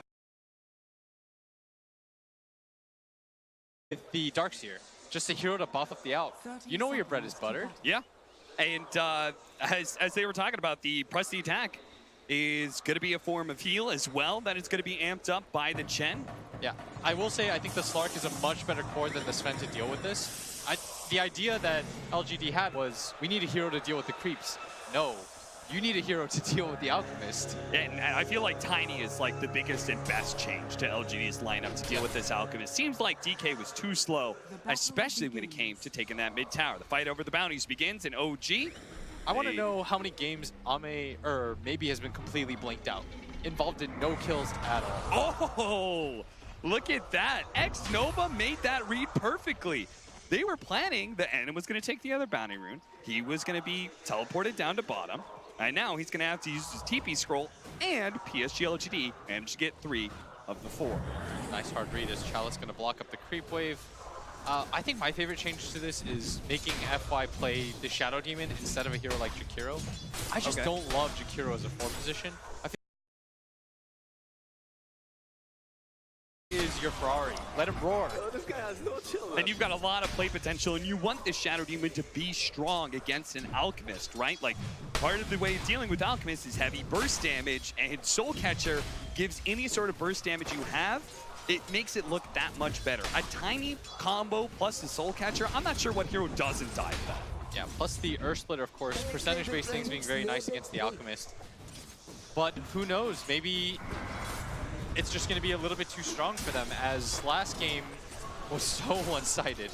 I personally think that the combo is way too good, and PSG.LGD, they're banking on the fact that they knew it was coming and they had an answer for it.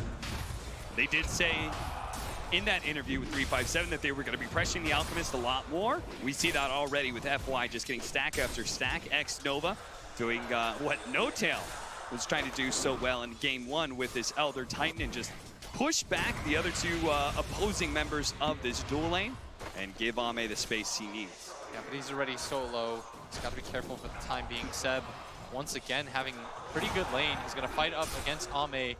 Doesn't seem to care too much. But now that X-Nova's here, he's got to be a little bit more cautious. It is a pretty cool idea, right? Is that like Tidehunter and the Alchemist are very well countered by the Slark. It's just a terrible lane for a Tidehunter. So being able to get the hard counter of Legion Commander against that Slark instead and swapping Thompson over the mid lane. Do you feel like it's a hard counter? I think when there's Legion Commander against Slark, I think it's relatively okay. I think when there's a save, it's really hard. Top lane, X-Nova getting quite low. The Duke from Seb. Right click from Jerax. We'll finish this off as Ame has to back out, reset himself, leaps away over the tree line. First blood going to OG. It's good starts. That aggro dual lane. Our mid lane, 12-2 for Thompson. Is Somnus struggling a little bit with CS, but a wave is pushing into him. And he also has an Arcane Rune in his bottle. The lane pushing out into the favor of the Shadow Demon and Sand King, which means there's going to be some neutral lane shenanigans. We'll see how FY tries to deal with this, but a top lane, the Stomp goes out, does manage to hit at least the Rubik. Jerax is going to be quite low. Can he finish him off? X-Nova gets him in the end. Seb will return fire and bring down X-Nova. Support for support. I almost feel bad. Bottom lane, Sand King having a very nice time of things. NS Farm hasn't been slowed down either. Courier almost goes down. One more hit would have done it for FY. Boy, Thompson's just fearless here. Maybe he's going to try and put some pressure on him. Does manage to get the toss on the and a solo kill. And a solo kill like that. You know, I thought Thompson knew better, but sure enough, he was way too low. Yeah, that's the one thing about Thompson is it does feel like he dies the most out of any of the top mid laners. Yeah. He doesn't seem to care too much. In Yeah. fact, I don't even know if this guy cares about deaths, farm. It just feels like he cares about getting into the enemy jungle, forcing you out, and being this frontliner for Ana. But that'll be a costly death, as maybe had such a slow start. He's already eclipsed his kill mark total from the previous game. Seb laying down the spray when he gets pounced, while Ame in turn covers up that spray with one of his own from VICI Gaming. Meta, you see, maybe he gave the late tip to Thompson. Ame trying to get out of here, does have pounce range. They're trying to block him in with Seb, but he actually juked the wrong direction.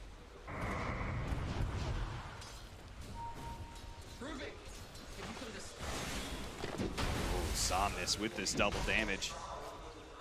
Completely gonna zone out this Tidehunter. Thompson does not want to be here for the time being.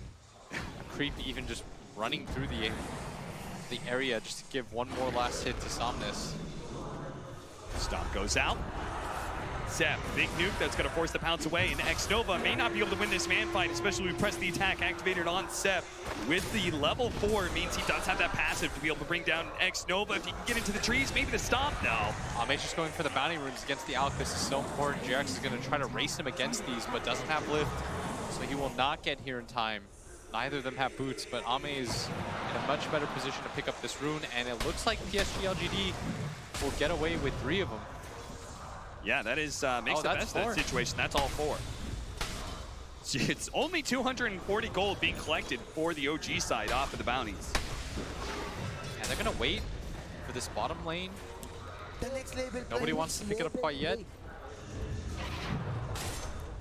Funny part is, because they have an Alchemist, OG net worth lead is even, despite that big bounty rune advantage that PSG.LGD has. Challenge is doing so well. 33-6, 31-6 for Somnus, who's now looking for the toss over onto the Tidehunter. Into the tier 1 tower. Thompson without Ravage is going to be caught by the stomp. Body blocked up a little bit by FY. They'll build up the stacks and see if he's going to be the one to claim the last hit. In fact, he will. FY, he wants these last hits. He wants the fast ether lens. Much better start for all of PSG.LGD this time around. A less greedy lineup too. I don't know if trying to outgreed an Alchemist is ever the play, because the hero doesn't work in the same sense. He's not like a Midas builder. He's just going to get his 10-minute, 12-minute items and win the game for you. That's why we heard our draft panel talk about how important it was to shore up your mid game, because that's where the Alchemist is going to hit hardest. Once he has that Radiance plus AC. From the 12 to like 25-minute mark, this guy is king. Nobody will touch this out. You have to be able to ride that out if you're PSG.LGD, and that's why they took the Slark. The Slark is meant to secure the late game. Yep. He's good against all 3 cores on the side of OG, and neither of the supports do anything against him. So the way this game looks is pretty clear cut. OG have a timing window, once again, where they're going to go down the lanes with their Legion backing up their AUX so you can't ever get stunned up. Constant purges, the heals, the Tidehunter's going to back him up too. He's going to get a Vlad's. And for PSG.LGD, it's bend, don't break.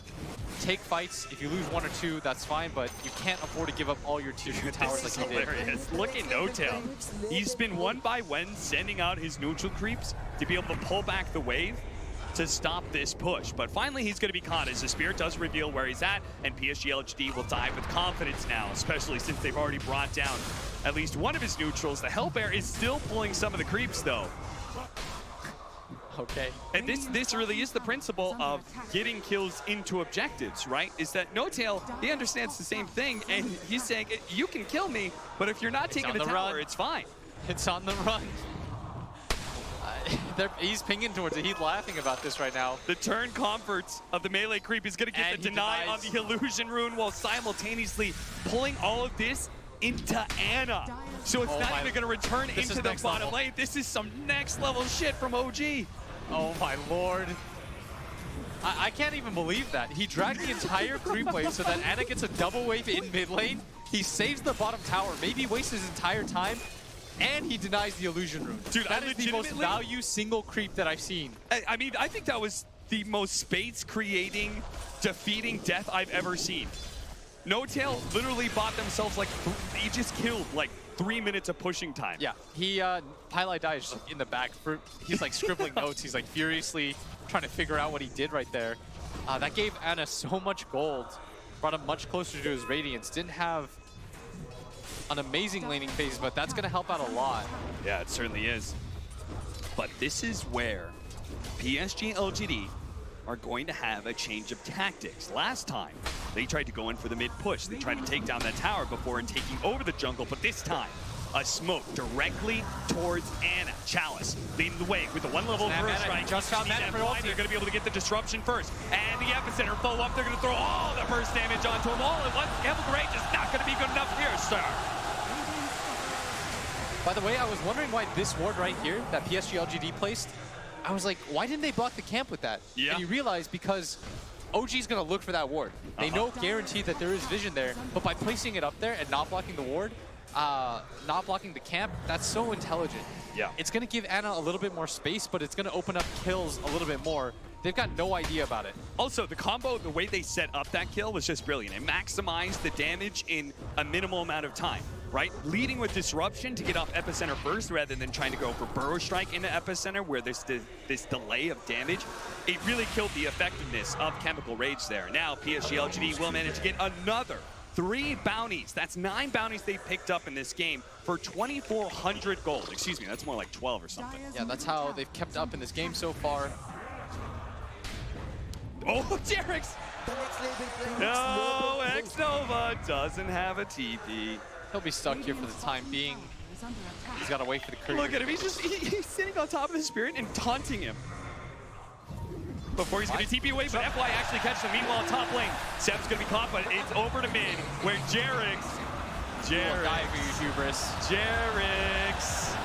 you play around in the Spirit, you do a little taunting action, showing off to X-Nova, but in the end, you get caught for it. And he loses the ward for it too. X-Nova's fine with that. Yeah, I think he is now, for sure.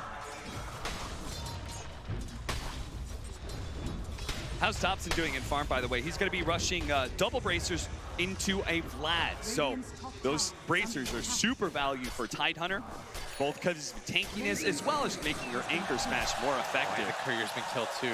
That is a big pickup. But Ana talked about the pre-12-minute Radiance. Yeah. This time around, they've slowed down so much of his farm. It's not even a 12-minute relic at this pace. Last game, he had it at like 10 minutes, and I was blown away. Yeah. Have they dewarded it yet? They still have vision of that area. Jerix is still looking. He doesn't see where it is. It was such a good ward. It was. It's the next level mind game. Give them the stack so that maybe it'll pay off and you'll get extra kills. Smoke up, rotating to bottom. Seb, who's been holding on to this tower for OG, but now will pay for it with his life. The toss into the pounce from Ame with the Earth Splitter over the top. They really wanted to make sure that Legion Commander died fast, so there wasn't a chance of OG defensively rotating. And they still haven't lost any towers on the side of PSG.LGD. No trade towards that top lane. It's still quite healthy. And this is going to create even more space for Ame. They can play into the jungle. Jerax is pinging. He thinks that they're going to smoke towards mid, which is why he preemptively places that sentry. And a minus is almost here for Ame, plus his level 10. This will both help him farm a bit faster. Somnus trying to catch Ana here, does have the toss back into the creeps. The TP, it's a slow one from FY, so there's no chance of them actually killing this, but it does force a lot of rotation. Zeb is now in the same lane as Ana, not really the way they want to play things. No, not until he has Radiance anyways, and he's still working on it right now. And that's PSG.LGD are going for all these aggressive maneuvers. They know that they've slowed down the timing enough. Thompson isn't really getting involved in fights either. They just want to defend this mid area while he tries to catch up and farm. This is not the typical Thompson game that we see where we see him rotate into the enemy jungle. It's been a lot more farm-centric. It feels like both mid laners having swapped positions. Seb getting gone on at top. They do have Jerax, though, TPing in. Telekinesis toss back onto X-Nova, and Seb, as he wakes up, he'll see this as an opportunity to get some duel damage. It's the first duel win for him in this game. But yeah, it feels like whoever has Tiny is playing aggressively, and whoever doesn't just prioritizes the farm. Thompson, we felt his impact in the mid game so often throughout this series alone. Looks like they don't want to give up this tower. Chalice, he's going to show himself. Chalice with the veil out. Not actually trying to get any extra damage off the epicenter, surprisingly enough. Maybe with FY here, trying to catch somebody with the disruption, does get him. That's going to be the Chen caught. Chalice ready to go with another round of the Burrow Strike. Even if they don't kill Seb, will get a kill at the top lane. Still, though, I'm sure OG is quite happy with the space created as they took the mid tower. Ame forcing Thompson out of the jungle right now, who just continues to plug away at his farm. Maybe he's going to go for... Actually, not sure. The Radiance is here. You know that OG, the last time they picked up this Radiance, they immediately barreled into PSG.LGD. But the timing was much better last game. Yeah. That was almost a full 4 minutes ago that they got it. It just delays up everything. The AC timing that he got, the BKB. So he has to continue to just farm up, and PSG.LGD are in a much better spot. In fact, at this point in the game, I believe they were down 3-4K. Oh no! He still managed to get the long-range Burrow Strike onto No-Tail, but that is a maxed out Prestige tag. Still not good enough to be able to save No-Tail. Now the duel onto Chalice with the Ravage out. Disruption though. Barely saves in time. They have the Earth Splitter over the top, and now Chalice looking to be able to get the kill on the Seb. Maybe more as Thompson. Burst goes down. Toss forward. Chalice, he's going to die. Somnus actually accidentally killing his off-laner. And maybe he may have just got himself killed as well as Ana chasing him down with the Radiance. Somnus is going to need another beautiful toss away. Looking for it. A little too long, potentially. But it's going to be too long. The Avalanche is there. The gun slowing down Somnus, and the Radiance will burn him down. No chance for a blink. And Ana finally decides to participate with his Radiance.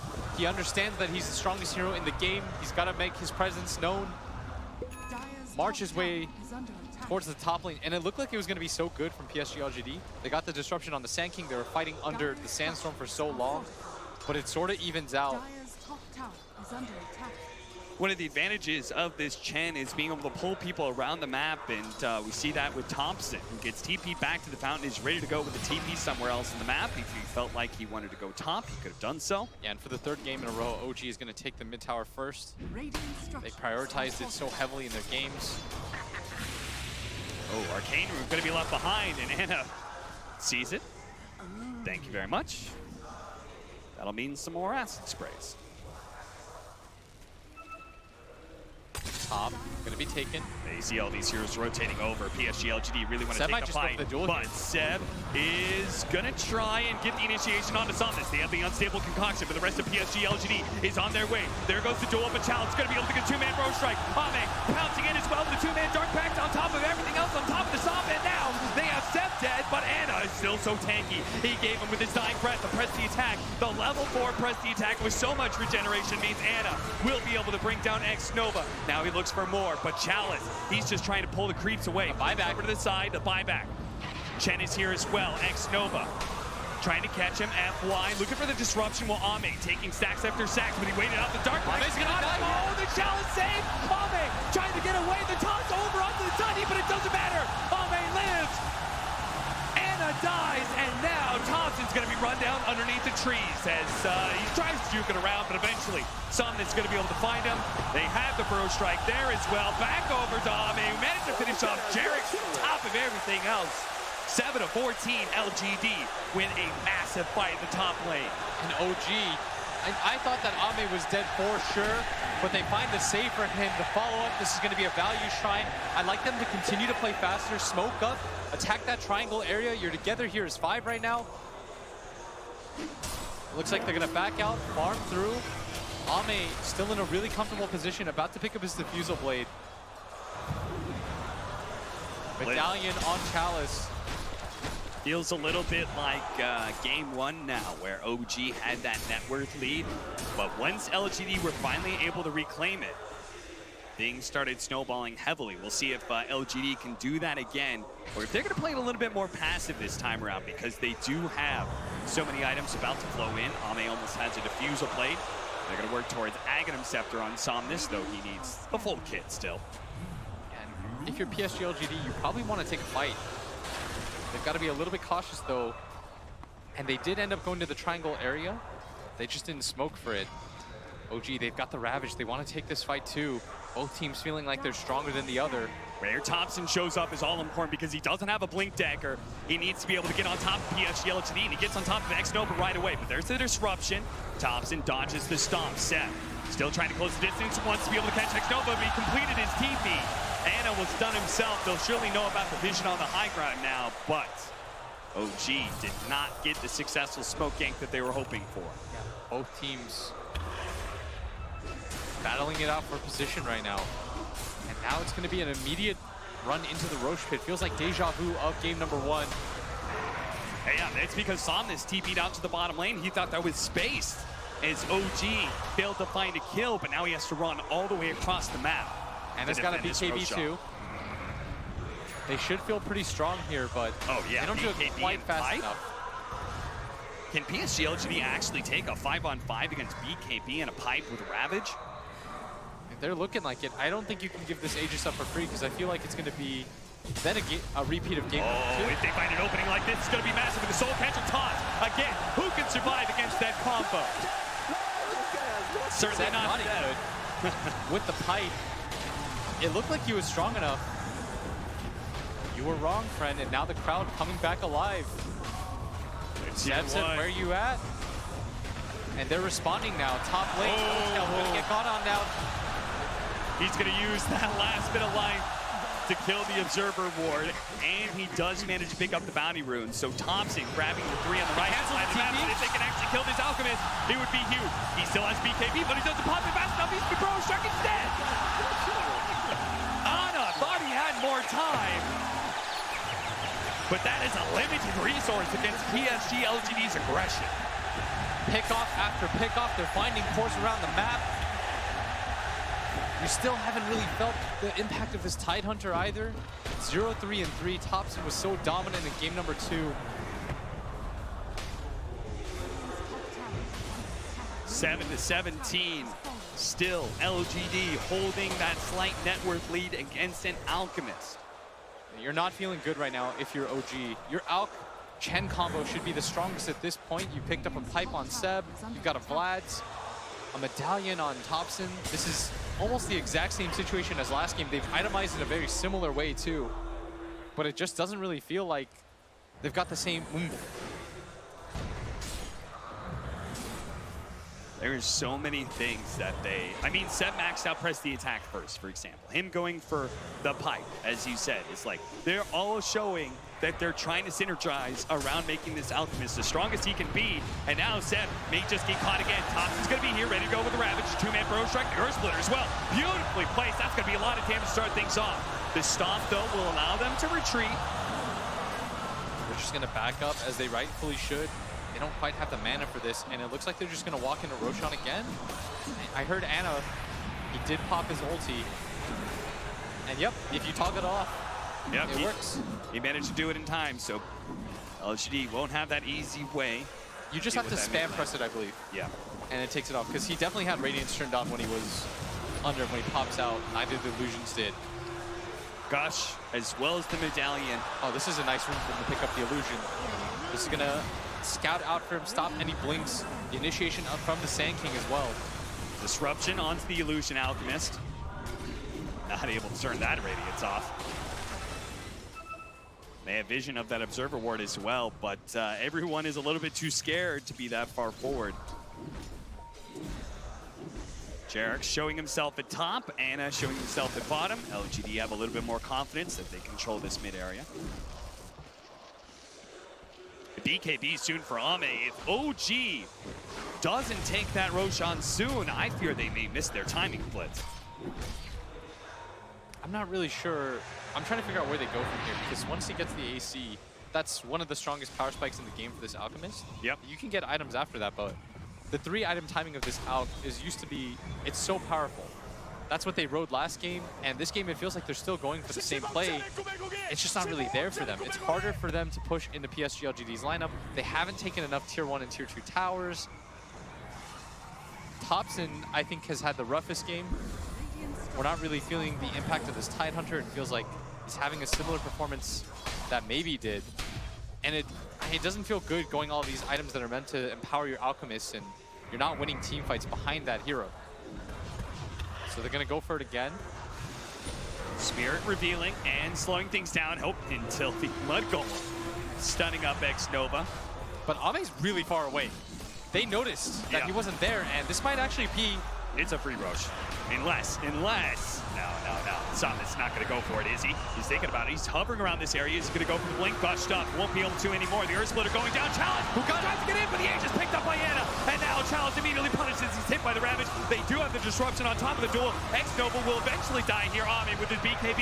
He activates it, but everybody of OG is so tanky. PSG.LGD, was this a mistake to try and challenge this Roshan FY? Trying to get away, but there's so many blinks coming in. Another round of unstable concoction catches FY. LGD lose the Roshan, and they lose 3. I'm so surprised that they took the fight in that way. They held for so long, and then they just gave up the area. Ame decided he was going to go bottom, and then TP's back to base. And OG has just going for it. That if you give them this opening, they're going to push it in a hurry. They do have the Agnum Scepter for Somnus. This is going to be rather important in being able to defend. He throws out the volley with the Burrow Strike. That's going to be a lot of damage to start things off. The Avalanche followed up. Seb, as well as Anna, knocked down to half health. But that was the buyback from the Sand King. Going to be able to finish off the Sand King. No buyback from him. There's going to be one coming out from X-Nova. But these heroes are rapidly regenerating up, thanks in part to No Tail and his healing aura. And Ame, he's trying to build up some essence ship charges. More volleys into the back line as he goes. But this is looking like Anna is unstoppable. Jarek spying them the time with the Sandstorm, making sure everybody gets out except for him, and yeah, that is going to be Jarek's con. Thompson thinking about turning around. He doesn't have Ravage. They've come back in. Anna coming back in. X-Nova going to be saved by so much damage, but in the end, he's going to be left alone. Somnus does manage to finish off Jarek, so support for support trade-up, and LGD still down 2. But there's no more racks for them to take. They know there's bounty runes. They're going to reset off of that. That'll be a 2-for-1, and the racks taken. Ame's decision, and whoever's call it was on PSG.LGD, that might prove to be fatal. The decision to split up, give up that Roshan area to deal with the rest of the waves. Yep. You had to have known that OG was desperate to take that Rosh. And then in the end, once that mistake does happen, trying to cover up that mistake by fighting for the Aegis. Yes, once Ame, I think he realized, he's like, oh man, I actually messed up. So you try to overplay. He BKBs, uses that and his ulti. Once that pops off, OG knows this Slark cannot 5-on-5 against us. Well, we'll see how well LGD is going to be able to hold, because OG, you know what they want to do. They're going to get a heart on this Alch, and the regen with the Divine Favor is going to be out of control. Percentage base heal on percentage base heal. Yeah. The sheer amount of health he'll have. And again, they still don't have a Spirit Vessel either. That still would have been handled by the Legion Commander with the Press the Attack, which is another great synergy with this Alchemist. So even if he does get chain stun, they always have a way to be able to break it. Somehow they find themselves in the exact same position they did in the previous game. It's a little bit tougher to go high ground a second time, though. Oh, look at this. Seb went back for drums so they could all in for it. Nice. He knows, he smells blood right now. He's going to be pulled in soon. You only go for this item, you go back for this item because you think to yourself, this game's going to be over real quick. Yes. Somnus. They have the Sandstorm DPS, they have the volley, they have these little things they can throw out, but they have to be able to address the back line of OG, and look at where Thompson is. He's trying to break smokes right now. They're going to sneak over with the Slark, but he's been spotted by. They are going to make the entrance. Two-man Bro Strike. Immediately Raps going down. The unstable concoction cocked up, ready to go. On to Chalice while the duel. On to Somnus. He's trying to get the cleaves in, but it just dies. The Earth Splitter goes out, but it's not enough. Ame's building up the damage. Seb has been purged up. Maybe they can finish him off. Chalice actually managed to get away, but at the same time, Ame could not commit for Seb. So in the end, it's just Somnus who died with no buyback. And that was everything that PSG.LGD had. They committed hard for that fight. They still have the epicenter, but a lot of this damage just being negated by the heart. Anna's just going to go back in. He needs 60 gold. 60 gold for the buyback on Somnus, or 30 seconds. Which will it be, LGD? Are they going to have to give up 2 lanes of barracks against this combo? Jerix throwing down some volleys of his own. Chalice prepping the epicenter blink. He's going to be able to get the 2 in the back line. Can they actually finish him off this time? They're just so damn tanky. There's no follow-up damage. They don't have the tiny. The pipe is too strong, and Chalice sitting amongst them inside the Sandstorm, trying to push them back, but he's going to have to Burrow Strike away from Anna, as Anna pops another Chemical Rage, turns to the melee barracks. And this is going to be 2 as Ame starts racking up those stacks into the back line. This time he'll commit the BKB to finish off the Chen. Couldn't stop it. And Seb actually completes the teleport in, managed to get the duel. Can they kill Ame though? The BKB is still going off, and he gets more and more stats. Shadow Dance away. Anna looking for anything target that's weak, but he has to TP away. He realizes he's low. Disruption's up. He got him. And boy, got him. He stalls up Anna, and now Anna. Oh no, the Burrow Strike Challenge. This is not the moment to choke, my friend. But fortunately, Somnus is always there to protect you. And Thompson in the back line has been chased. Ame with so many stacks, 141 agility. They wanted to get away from that slump. It took them a little bit too long. They do lose the melee barracks, but that's a 5-man team wipe. PSG.LGD needed that desperately. And as a result, it was quite the net worth climb for OG in these fights, but it is going to take heavily back down. Is OG now only holding a 5,000 net worth, and Ame is going to start claiming some items, starting with the Shadow Blade, working towards a Silver Edge. We almost have the Solar Crest for the Sand King. Somnus now has a crit with the Crystallis. That volley just gets more and more dangerous, but OG, they only really need 1, maybe 2 more fights. Look at OG, they're hiding so far behind Jerix.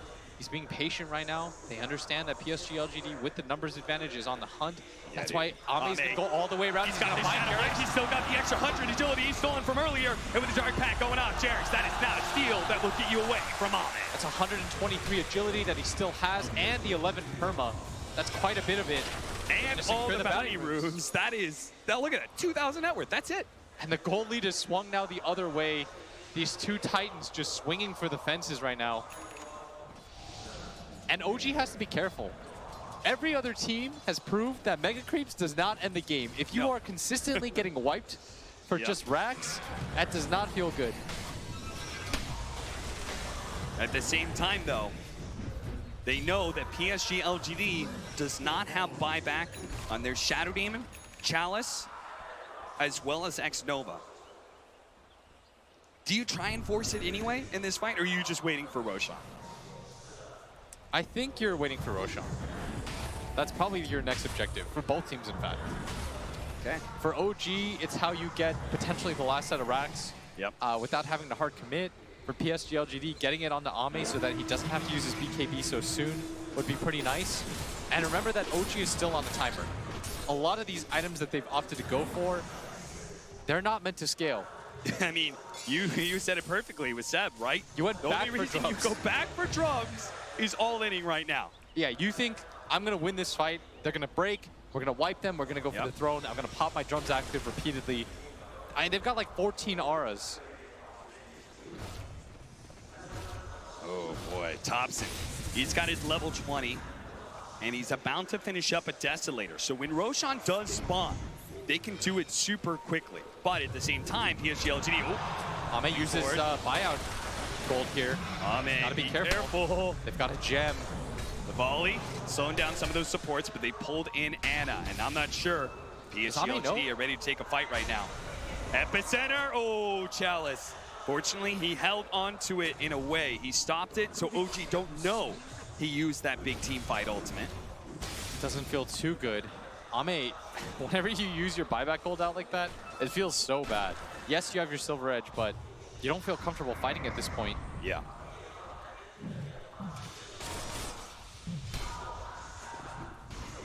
Tense game, a tense game 3 for OG and LGD. This determines who's going to be heading to the grand finals. Will it be a repeat? Will OG beat LGD in the upper bracket finals and go all the way through to the grand finals for the second year in a row? Or will it be LGD changing history, changing the fate, the path that laid before them into Shanghai? You can forget about the last TI if you win this one. Yes. This is the biggest one by far. It'll sting a lot less. In so many ways, whether it's the prize pool or the pride of finding under your home nation. The only thing that matters is being the latest champion. 15 to 25, 33 minutes in.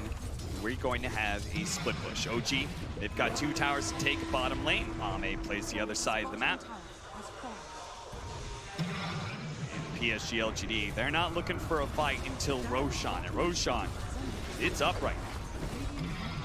Surprising that OG would be willing to play the other side of the map, but maybe they feel like LGD just can't do Roshan quick by themselves. I think LGD is just waiting for their opportunity to just hold out another high ground assault like that. Yeah. That's where their Sand King's going to be the strongest too, is when OG's going to push into him. Plus, PSG.LGD, I think they make the right read on the game. They should feel like if it continues to go on, they will win. I have to imagine this is the Slark. They're going to try and break him. They're going to toss him into Ame. Ame looking for the break, but no, Thompson gets off the Ravage first on the 4. No real follow-up from OG, though, so honestly, that's good enough for LGD, forcing out that ultimate. Yeah, with the Ravage down, that would have been the gem. That's why Thompson was so willing to pop that. Even though it might cost you another fight, not losing the gem is the key here. So OG say, that's fine, we have time. We'll just spend 2 minutes before we take Roshan. LGD are not going to be able to force the issue themselves. And this is going to be an Ags picked up by Anna. Wonder who he gives it to. Jerax would be a pretty good call. Thompson now has the Desolator, and he's somewhat close to 25. This is something that Ame may have to start worrying about a little bit. The lack of armor on Tiny? No, just the gigantic amount of AoE damage that comes from this anchor smash. I was being sarcastic. Somnus gonna be caught, pounced, dead. Woo. Boy, oh boy, oh boy. Daedalus soon for Somnus too. Everybody has so much armor on the side of PSG.LGD. They really do. Oh. This Tiny 34 armor. Ame is 25 for himself. I don't actually think they care about this Deso very much. But I feel like OG's lineup, they're kind of running out of options for what they can get. Buyback from Seb with this stomp. What's happening here? He's actually going to TP over to Ame, but at the same time, they're still trying to finish off Thompson. That is not going to be good enough unless the gem on the ground too. Right. Gem on the ground. Chalice not able to grab it, but look at the damage rating in from the volley. Ame's down here. The BKB activated, and they quickly realize that with the BKB chemical rage, Anna is too tanky to go for. X-Nova thought he was going to be able to get it. Couldn't get the gem. Gem drop. Thompson reclaims it. They don't want to give up this Roshan area. Ame's going to hop in. Somnus is going to bottle up that invis. Not that good because of the gem that they still happen to have, but PSG.LGD in a really good position right now. The buybacks were used by OG, but of course, as we saw throughout this game, all that really matters is who gets this Roshan.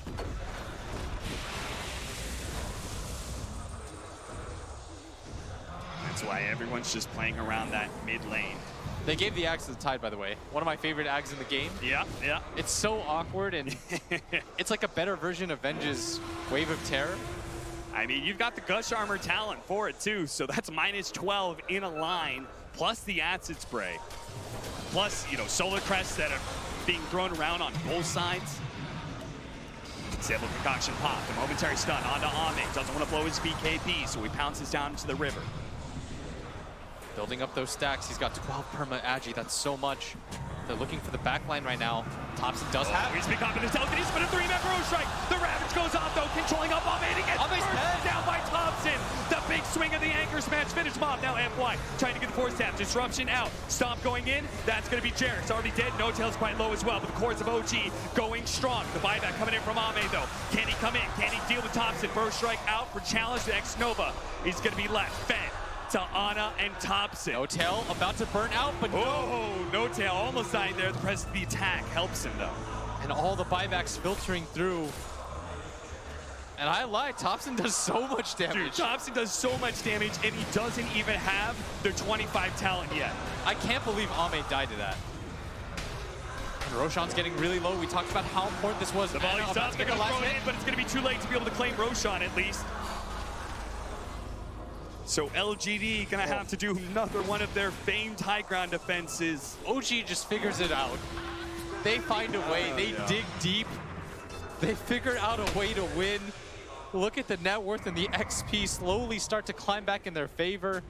I figured for sure PSG.LGD's lineup would be stronger at this point, but OG are just out fighting them. Their use of the buybacks feel a little bit better. And it all starts with Jarek's, right? He gets the telekinesis, the follow-up Ravage, then they Solar Crest the Slark, hit him with the big anchor smash. Yeah, this is just one team outplaying another at this point. This should be where PSG.LGD is stronger. OG is just looking like an opening here, trying to jump onto Ana, force something out, Burrow strike out for the duel. Immediately used onto Tiny. Saw this. Is there a save? There's no. Oh no, there's no Shattered even here. Chalice is going to go down too. Back, and Chalice is dead. They both fight back. Ame. He's out here, breaking Ana. No BKB for him, but he does have cheese. Oh, and the epicenter, and the Burrow strike, they're going to try and finish off No Tail. He dies, immediately bites back. Ana fighting up against Ame. Ame with the Shadow Dance, though. Cheese immediately pop. They're going to try and back themselves away, playing the high ground again. OG, will they assault the base again? Or will they just play it slow? I think they should just go for it again. They've got Ravage in 20 seconds. They've got Aegis. I think Thompson's just going back for mana, and they're going to go for it again. There's no buyback on a lot of these heroes on the side of PSG.LGD. All it's going to take is one more swing, one successful teamfight, and OG will have won and secured themselves a top 2 finish at this TI. 250 damage up for Thompson, and he's got Ravage. He can play the front line now. He can be the one hitting the tower if they want. Ana doesn't have buyback himself, but they're just going to allow Thompson to swing away at this tower. Ame looking for an opening, gonna go in, break. Catcher. He's actually so low already, but he lets loose the Ravage. Are they gonna be able to follow up? They have the disruption. Challenge gonna be able to intercept, making sure the Steph doesn't manage to get the duel. Saw this, force staffed away as well, but they're going in for the Megas right now. They still have a Rax up in top lane, so this is not Megas by itself. Saw this, trying to finish off Thompson. That is maybe gonna be the Aegis one little bit. They spot him out for a moment, and swing it away. He almost dies, but the Shadow Dance plus the BKB. He's gonna be able to get away. Unstable Concoction, disruption, he's gonna stun himself. He does. Thompson, though, making his way up to top lane, has to force half away. FY in danger of that anchor smash. The finishing blow. OG, all in. One last chance to make their way to the grand finals here. Get those Megas, but don't lose your lives for it, as they do not have buyback. They don't have the Ravage anymore. Can they get this range barracks? Can they get the Megas? And can they get out afterwards? PSG.LGD. They're going to have to do this 4 on 5, no buybacks. Disruption, leading things on, trying to get those illusions, stomp into the backlines, doesn't hit anything, and immediately Chemical Rage, that's going to be Megas. PSG.LGD will try and hold against Mega Creeps. OG, they might not be done yet. LGD is saying, if we can just draw this out a little bit longer, maybe we can win, but OG may not give the chance. Mega Creeps isn't good enough for this team. They're gonna go for the tier 4s, and will this be the blow that ends the game? Will this be the way that they get to the grand finals, or will this be their fatal mistake? One tier 4 down, a break, on to Jerix, immediately disruption going out. Ame, he's been disrupted, his illusions, gotta stay away from those. He's gonna go for Thompson here. BKB activated, Soul Catcher on him, press the attack though, helping him out, Earth Splitter. Oh, but they caught the duel. They caught Ame, and he's dead for 2 minutes. The volley's coming in, but it's not good enough. Now, the physical damage will overwhelm the throne, and PSG.LGD in a 3 versus 5 can no longer hold OG in the upper bracket finals. Bring down LGD. OG are going to the grand finals for the 2nd year in a row. They will have the opportunity to defend their throne. If you come at the Kings, you best not miss. OG have done it again. Absolutely unprecedented. The most stacked TI field that we've ever seen. Probably the best top 4 that we've ever seen, and they're still gonna do it. Unbelievable, especially with what a great way to start this series too. LGD taking the win in somewhat of a tight game. The crowd backing him, but OG come back twice. They don't with care. The Alchemist, and they don't care about the crowd. They won. Oh my lord, I can't believe they get the opportunity to defend. That is incredible. You can see the relief and the happiness. So many doubters. How have they done it? It was a fluke. They just sort of like lapsed their way in. 2 flukes in a row. OG is something else. And the crowd, they will give their due. Or maybe this is just honestly the best team in Dota. Who knows? They're certainly the best team in this tournament right now. What an unbelievable race from OG. Winning 2-1. A fluke. A fluke. You cannot call it a fluke anymore as we see OG make their way to another grand final. And we're going to take a look into the coach's room of OG when they actually see it happen. Such a huge achievement. And the question is, will they actually get an achievement that no one has gotten before? Will they not only win 2 TIs, will they win back-to-back TIs? I mean, we're really staring at that potential right now. If you were going to pick a team to take them down, would it be LGD? Is that rematch happening in the grand final? Do you think that that's the best chance they have of being dethroned? It feels, I mean, LGD, right? They took a game in this series, and then they got Chen out twice in a row, and it feels like, you know, they thought they had this counter, and I could definitely see them coming back through the loser's bracket and being the grand finals opponent, like 100%. You lose to Alk, you play next game, you don't ban Alk, profit, right? Okay, so why does that happen? Sometimes the captains and the coaches are just stubborn. They think they can counter it. In the end, it didn't happen. It's the evil you know, I guess. Yeah. I think it's kind of the thing that you're going for there, because that was one of the first things that caught my ear. And obviously, I have like probably the 2nd lowest MMR out of all the casters. Yeah, sorry, and I'm hearing this interview, and you see the out go there, you see the out go through, and you're just like, wait, why? And the coach says, okay, we're gonna let the out go through. We have a plan for it. We're gonna try to shut it down. Alk seems to be one of these names that we're going to be saying consistently. Like Alk and Ench are the 2 that jump off the page to me as just being the nuts. It feels like every time that we bring up this point of, well, better to fight the enemy you know, it's because we're talking about someone who just lost to that, right? People have tried to fight the IO. They've tried to fight the Alk. Has it looked good? No. No, not really. Nothing those ever guys, looks good. How do you fight them? I mean, they banned out that AA. I can see that maybe working. Even that's not a surefire victory versus someone like the Alchemist. So let's do some quick math, right? Okay. Oh, I love quick math. and I'll use correct. my So fingers. stacking minus armor, AoE gush with the Aghanim Scepter talent, 7 plus you want 5 to 7 talent, that's 12. Oh, Solar here, Press. wait, you hold up 10. I got the 2. We need more fingers. We're Plus at 12? 12, that's 24. And plus 7 from Acid Spray. Hey, that's you know what? 31. 31. With all of that, I only need 1 finger. You know why? All right. Because we're throwing it over to Casey. How you doing, buddy? I'm pretty shaken. I'm feeling pretty good. Pretty emotional. Can you walk me through what that feels like? Nobody, I mean, you made it to the grand final. That's fucking wild. It's crazy. It's still sinking in very much.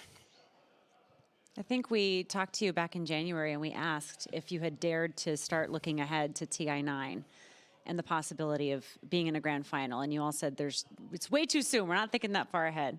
And we're here. Before this tournament, things were a bit dark.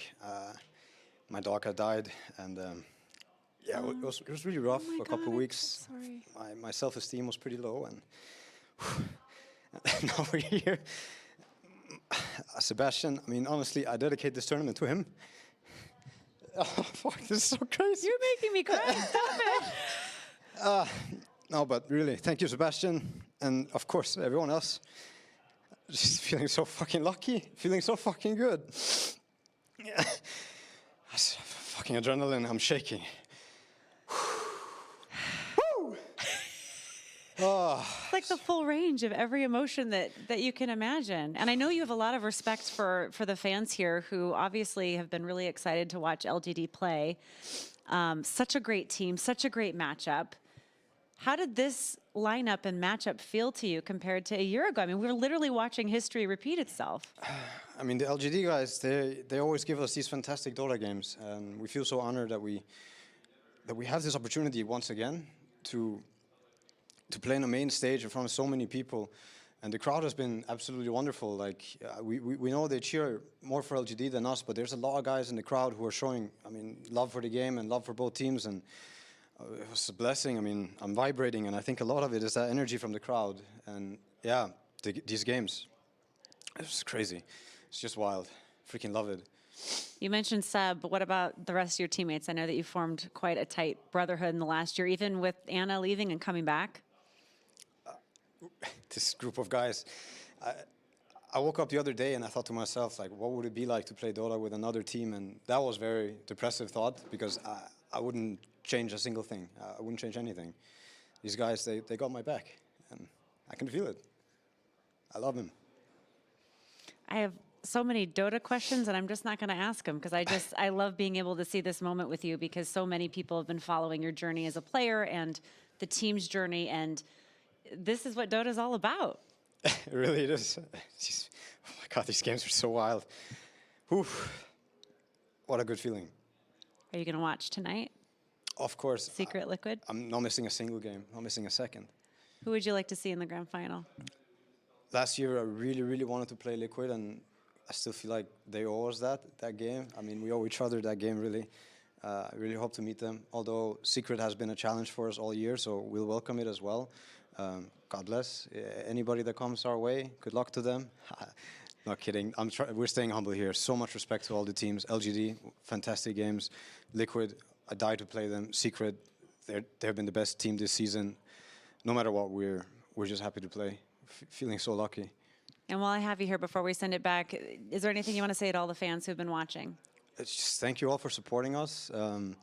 We've been memeing it up this year. It's all for good laughs. I hope you guys are just enjoying the show. And yeah, to the crowd, the stadium, this is crazy. The atmosphere is so wild. It's great. Yeah. I love it. Thank you so much. Thanks for showing us some amazing DotA. Thanks for watching. Showing us how it's done. All right, back to you guys. Yeah, and thank you not only for the amazing DotA, but also for letting us talk to you right after hopping off the stage. I mean, you can see a lot going on there. It's one of those moments, though, where you see an interview like that, and you just get completely sold. It's like, okay, I'm not even thinking of 2-time, 3-time champs. Complete life glitches. Yeah. You know, like you look at them and you just really believe, especially when you hear not only everything that you have to overcome in individual life, a bad season inside of DotA, and then you get up on the main stage and you're just able to put it all together. It's incredible. I mean, someone like No Tail, back, when he played Han, we didn't really like each other much, but, when the DotA 2, we both grew up, he didn't have to like me ever, honestly, and he was always so nice. He's like one of the nicest guys you will ever meet. It's crazy. You walk by him, just hey, what's up, man? Like to everyone. It's awesome to see someone like him just I make just it there. tweeted it out. We don't deserve No Tail. Like he's just too good for this community. He really is. A dangerous thing to be, but hilarious as well. Yeah. Every time he comes up on the main stage, and on top of that, I think his attitude is just such a good one. I mean, it's almost not a surprise when you see him able to just hurdle after hurdle, overcome them with this team, and having that moment where it does all click. He says, I can't imagine playing Dota with any other team. It's a depressing thought to think about playing Dota with any other team. It's not friends anymore. They're like a family. Yeah, they spend sure. so much time traveling. It basically becomes your second family. Yeah, but also look at what happens when you take out one piece of the family. It almost completely fell apart, right? And then all of a sudden you throw them back together, and the band's back together. It's like having the mystery van loaded up with everybody. If you take out Anna, you take out Scooby-Doo. No, You're not solving any crime. Yikes! OG is the they have the only family members that I recognize when I'm like at LANs and stuff too. Like I feel like they often have this big support crew with them. We're like, oh hey, it's Johan's dad. It's like, oh, I know that guy, right? I see like some of Seb's family here too. Down at the breakfast, I'm seeing all of them. I mean, they've got the whole crew here too. So it's not just like that team family, but it's that supporting unit all around it too that helps carry you right back to another grand final. Yeah, I mean, you're constantly, like, if you're walking around the venue, if you're just walking around the area, you constantly see, whether it's a hat, a jersey, you see a lot of OG, you really do. And the thing that I do want to say is there really isn't, as much as we see a lot of OG, we're not going to see much more Dota, right? There are only 3 series left in TI. No. Think about it. We're getting down to the wire here. We're going to have 1 more series left today, and then we get down to business tomorrow, and we're actually going to see who does lift up the Aegis. Before we do that, though, we are going to have a special treat. We're going to look at this bracket really quickly here and see how all the teams did get to where they're at right now. And taking a look at that upper bracket, we only got 1 team who hasn't dropped a series in bracket play, and it is going to be OG. Yep, absolute beast. There's not much more you can say. There actually just isn't. They're just that good at Dota, that good at the mind games. It's crazy. They got the maths, right? Lakosh just pointed out they find those ways to break the game, and that's taking them back. Now, like I mentioned, we have another treat in store for us right now. We're going to be taking a look at the main stage. It is time for the cosplay competition. We're going to be providing we're not going to be doing that, but we are going to be providing last place right there. I thought it was us. Oh, sorry. We're jumping down to the main stage. Let's see what they have in store. 嗨，大家好。接下来呢，我来宣布，我就是本届 TI9的 cosplay 冠军。哦，当然了，没人相信我，对吧？看我也就是看个乐，真正学技术还得看 cosplay 大赛。那接下来让我们一个一个来揭开他们神秘的面纱吧。首先，1号参赛选手嘉颖。哇！那大家可以看到他和他的宠物 It's a dark willow, right? 以及他脚下的荆棘迷 Super 宫。 cool. 那这里就是我们熟悉的显影方。 Oh my god, does she even have a drone? 好，接下来我们来看 Shepherd， 这位来自 It's 俄罗 Rubik. 斯的 coser。 It's actually a cosplay you don't see that Hello. often. Hey there. Oh, we're back to So we're working really quickly. I do want to introduce with us right now. We have Caro joining us. I believe you in cosplay for 15 years. You've been organizing a whole bunch of cosplay competitions. So we do have an expert with us right now. Can you break down what we have been seeing so far, Caro? Okay, so I even know this Legion commander because she was like in the previous cosplay contest already and she won there. But Chinese cosplay is just like next level. Like it's not comparable to like any other region. It's just incredible. Is it like a time thing? Like, do you think they just spend like their entire year in like, oh my god. Oh yes. Oh my god, yeah, I think so. It's a trend protector. This is incredible. I love the I gotta say, I love cosplay, but I love the accessories. We saw like the blades, the pipe right there. I don't know. That thing looks heavy. I like the heroes that I would never think to cosplay. Oh. Like, what?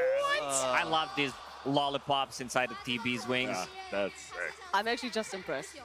I mean, they had a lot of criteria for this cosplay contest, like creativity, for example, then the material, stitching, how does it fit, like does the proportions and stuff like fit the hero? Then of course attention to the detail and like in general the overall complexity.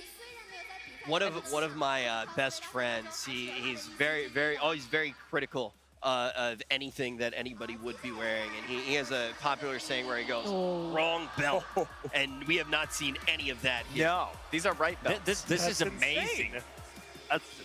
It looks like a robot. Like this is. But I don't want to be anywhere near them. Walk?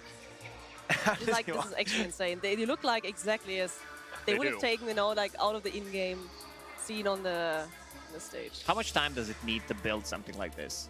Really depends on how much time you put into it. Like when you're working full-time, then sometimes it needs half a year. I think those guys are working for it like since the announcement last year, pretty sure. Love the name, 10,000 MMR. Wow, Planet Fall Earthshaker. Oh my god. He had it on the ground too. They had the explosion on the ground. Yeah. Oh, is that the Crimson Witness? Yo, there's my boy repping Canada. Well, not really, but we got the Maple Leafs, so I'm down. This guy's got my vote already. My favorite thing, I don't think you get a vote, by the way. But I do say, I think my favorite thing about looking at cosplay is when you look and you're like, wait, where's the person? How is there a person in there? It's so cool. Oh, I like the movement here. This Doom is repping hard. Oh, that blade. That's Arcana right there. It's really hard. Like I don't want to know how the judges like will decide in the end, because it's so tough when you're having like such good cosplays, and then you have to decide like for 4 winners in the end here. Yeah. You never want to be Hey, the one to choose. Did this set even come out that long ago? Isn't that like a relatively new set? That seems crazy. It's pretty new, yeah. See, I think like the thing right now too is Oh, like, my god! Shoot me, please. Man, this is a winner for me right there. That's awesome. That's not a real tiger, right? So short. No. Never know. So you never know. Little story. This morning, we were actually pulling up in the bus. We saw them wheeling in the tiger, and we were like, "Wait, what is going on?" I'm so glad I finally know. I do want to say all of these guys are just on the same tier. Like these are just top tier cosplays. For sure. They're amazing. Yeah, they will have the top 4. There's one best in show, best technique. One is the best transformation, and then the innovative award. But it's really hard to tell like who will be who actually. So for innovative, would that be the one where it's like kind of a hero you don't expect? I think it's more about like I think it's more something like the Terrorblade, you know, where you saw the circles and something where like moving parts of the cosplay. It's like the tinkery cosplays, right? Like got moving parts, laser beams, stuff like that. What were the other awards? So you got innovation, technique, best transformation, and best in show. Okay, so okay. Oh, she's the best technique. Oh, amazing! I've seen this cosplay like from a close-up, and the materials she used, and even the wig. The wig is like, I don't know, 7 kilograms or something. It's insane. Wow. It really looks heavy. It does. That's crazy. 获得了我们的最佳技术奖。那他的军团指挥官呢，也是他纯手绘，他自己染的布，他自己插的绳，所以说呢是我们的最佳技术奖，可谓是手工技术拉满了。好，那接下来我们还有一位，依然是1500美刀的最大转变奖。让我们恭喜芥末。那它的修补酱呢，是完美的还原了修补酱的所有细节，所以叫做最大转变奖。Oh, yes. 获奖的选手。 Most amazing, yeah. Is that for the strobe? Like, look at everything. He has the full back gear, like the strobe light. It's actually so good. That's and like the dance moves as well. Yeah. 最大的奖项了。 That's the best transformation actually. Oh. 最佳表现奖。 Very well done there. 3000美刀。 All right, now we're gonna get to take a look at the next one. This has been really cool. 哦，这个龙 I really like the 他指 siren 了我 as 一下， well. 拿他的 That 片 was really 如 cool. 果不是你的话，不要 She also had like this body painting, which is like a super hard job because it's always dropping off and it takes so long. Some cosplayers have to get up like 7 hours before the cosplay contest to actually apply 所有的东 body 西都 paint. 是 7 hours? 手工制作的， Because it takes 花费了 really long. I haven't even been awake that long. I'm yet. Still hoping for 所有 Mirana. 的这些手绘喷绘都非常的 Okay, I think 精细 this might be the. 那我们也是再次恭喜他。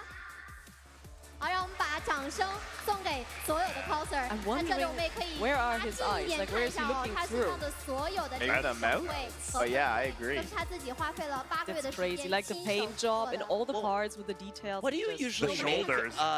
So I've watched some like videos on Twitter of people making cosplay, and they like take like this like I don't even know what Like it a is. white foam? It's like a Yeah. foam, right? Foam. And it like gets hardened, like you like heat it up and it gets hardened. Is that how they make most of No, this is Volbla, like what you were talking Volbla, yes. But this is like not that popular anymore. Oh, okay. Like almost everything is now like made of like craft foam because it's very light, easy to work with, and also your costume is not that heavy at the end. Okay. So that's all right. Well, congratulations to everybody in the cosplay competition. Now we're gonna be jumping down to the floor with Casey and Slacks. Look at all this. This is amazing. These are some of the best cosplays we've seen ever. I gotta say, I've been to a lot of cosplay competitions. Any one of those could have been a winner at any other one. I can't believe they were all here. The Chinese community, man, they love cosplay. It's nuts. Nuts! Yes, but, you know, we've been having some fun with this. We can have a little bit more fun. I've got a little blooper outtake reel from one of the teams at EG. Okay.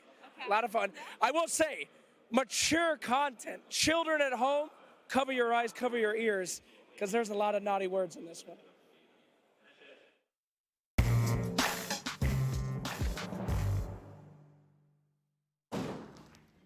Howdy, y'all. Who done ready for some of that Dota 2? Yeah! This reminds me of 8th grade in drama class. I keep pointing at you and doing this. What the fuck is air quotes? There's a lot of talk about evil geniuses not being a... Esports teams always have drama. Sometimes Sometimes it's real. You talk. you, Jay. Sam, you. You. Okay. Hey, sorry about that, your whole shirt. I want some fresh avocado up in this one.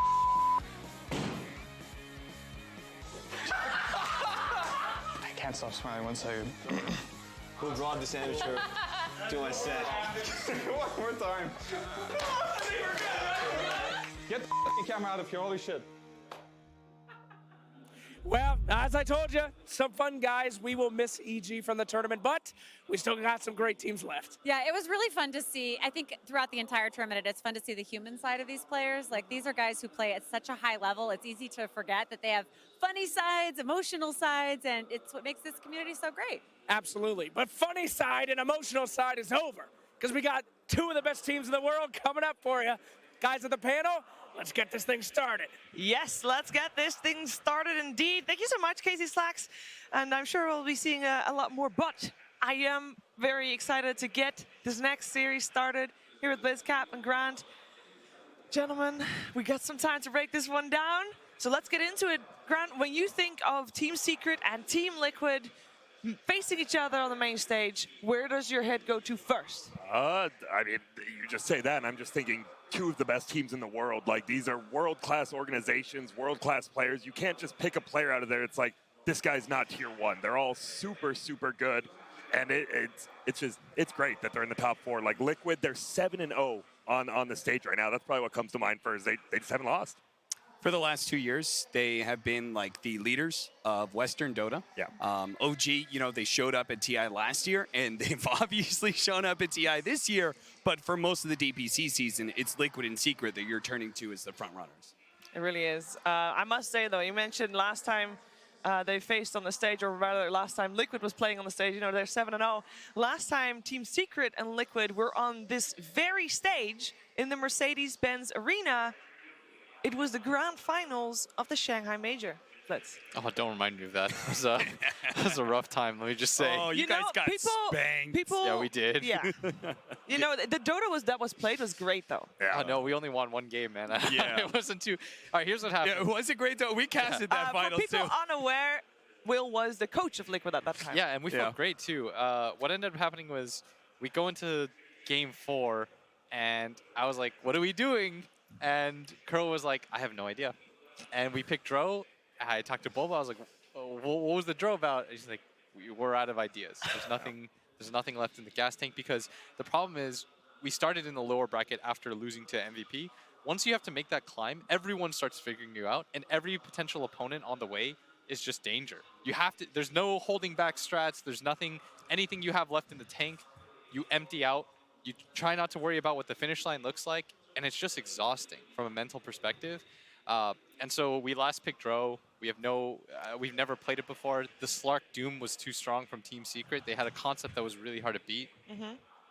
That was Liquid from the lower bracket. We have seen them later on in their career again make a run in the lower bracket and finishing first at the international actually through the lower bracket. Right now, as Grant says, 7-0. They have not yet been figured out. They have not dropped a single game after a pretty abysmal group stage. I think that's fair to say. No, definitely. I mean, just them being in the losers bracket, it doesn't matter how many games they won, just them being in the losers bracket, I think was a super big disappointment for Liquid and probably most of their fans, right? I mean, you're Liquid. You should be in that upper bracket.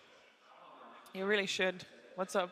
Oh, there was something that Mo said to me about, because before this event, he said, what do you think we're going to get? I was like, maybe you can get to the finals, but I laughed and I said, you're losing the Secret. Because I was sure that Secret was going to win this event. I said, you're losing the Secret. And he told me, he said, if we're in the finals in a best of 5, yes, I think we will lose the Secret. He says, but if we meet them any time before that, we're going to win.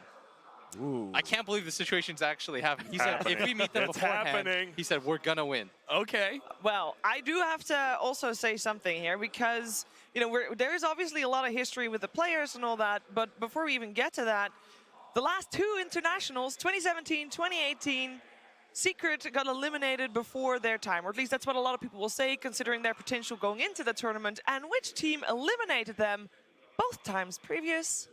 Team Liquid. That's crazy. Every time. In the lower bracket, they meet. That's what he said. Secret's out. Anytime before the finals. He said, we want to play them before the finals, knock them out before they reach full strength. That is crazy, though, because what is there such a massive difference from a best of 5 and a best of 3? Yeah, it's the extra game or two, just simply because Secret have that depth that they've shown throughout the entire DPC season. I mean, that was always like Secret's strength, right? It's the fact that they're able to play everything, right? I'm not sure. I think he just, I think Liquid believes in history, especially Kuro. I think he believes in like the idea of like it's destined to happen, and once it is, like he knows how it'll happen, and like that's what gives him like this weird confidence. And it can get in your head. Like that stuff can definitely get to you. Now, when you talk about Dota 2 rivalries, everybody at the moment thinks of No2 and Fly. But before that, there was a bigger one, and there still is a bigger one. Because you got Kuroki and Puppy. There's a lot of history for those players just alone. Both players have made it to all 9 internationals, which is mad, by the way. And before that, they were already playing Dota 1. They have had a career from over a decade. They play together a lot. Yeah, they did. I actually was lucky enough back in Dota 1. Look at that. I mean, that is, yeah. Someone's breaking 200 no matter what. No matter what. Someone's going to break 200. That is crazy. That is such a high number. And these guys really haven't changed that much. I actually was very lucky back when, you know, I was playing with Merlini in like 2009. Like he invited me to play it, just stand in, scrimmed a couple times with, I believe it was Kuroki, Puppy, as in Merlini, and me. And just, I was there and I'm just like, what the hell's going on? And it's just funny. They're just normal people just like us, though. What the hell's going on? He says, I can tell you what's going on right now. The players are ready to take the stage.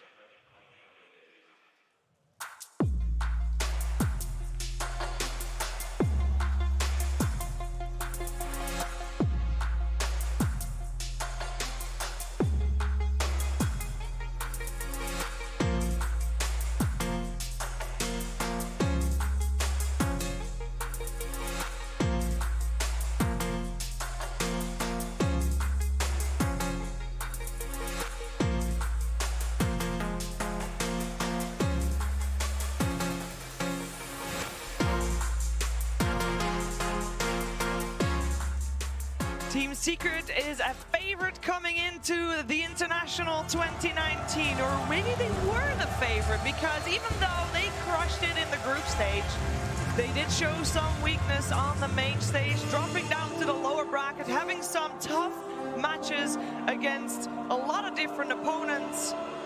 Although this morning when they played VICI Gaming, it felt like something had changed, something has clicked. I feel like this Team Secret is ready to face their ultimate challenge so far, Team Liquid.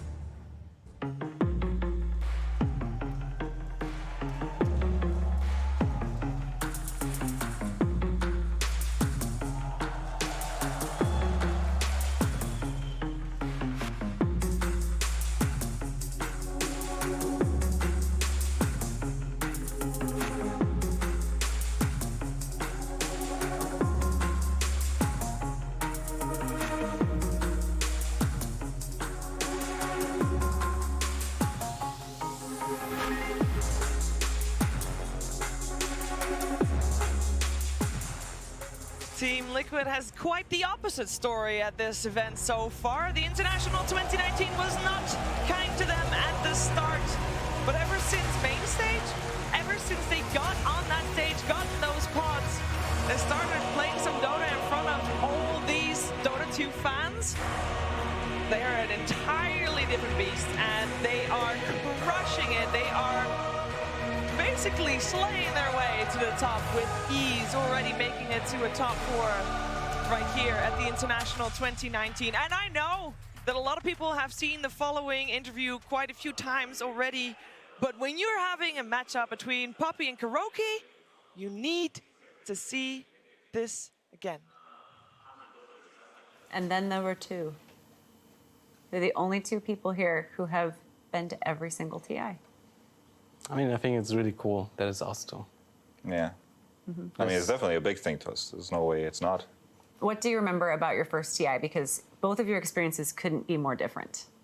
You came in and lost all of the games. Yeah, it was great. You came in and won all of the games. I just scrambled a team and Dota 2 came out and some of my teammates thought it's not a serious thing. For us, it was just like a test. If we're actually the best team, we should be able to win this. And when did you first meet? Do you remember? We met first in 2008. Yeah, we played together the LAN tournament DreamHack. And then I'm like the tallest man he's ever met or something, but he already knew that because I was in pictures. It was like a rocking, like a good hairstyle. You had long hair? Yeah. Hang on, I'm gonna look that up. You were 16, I was 18. 16, yeah. Oh my God. Usually people with that hair say Led Zeppelin or something like that, you know? What? What's wrong with it? No, nothing's wrong with it. I think it's Jaw-dropping. It's beautiful. Yeah, look at that scarf. What a terrible decision. But yeah, to answer your question, that's when we first met. Kuro. And we played, and we were like, hey, like, we like each other, the way we play, or we're smart about the game. Let's make a team together, and that's it. Yeah? Yeah. So there was a mutual respect kind of right off the bat. Yeah, for sure. Yeah. By TI3, you're both on Navi. What was it like to actually be there playing a TI on the same team? I came with no expectations, personally, and we just did very well. I mean, we're so close to win. Alliance were quite a dominant team, and their meta was like invincible during that time. There was no beating it. You would just have to copy it. Yeah. Really? Yeah. They were the best. I mean, what Alliance did is, till today, it has an effect of how Dota changed. They just broke the game apart and reinvented the game in a lot of ways.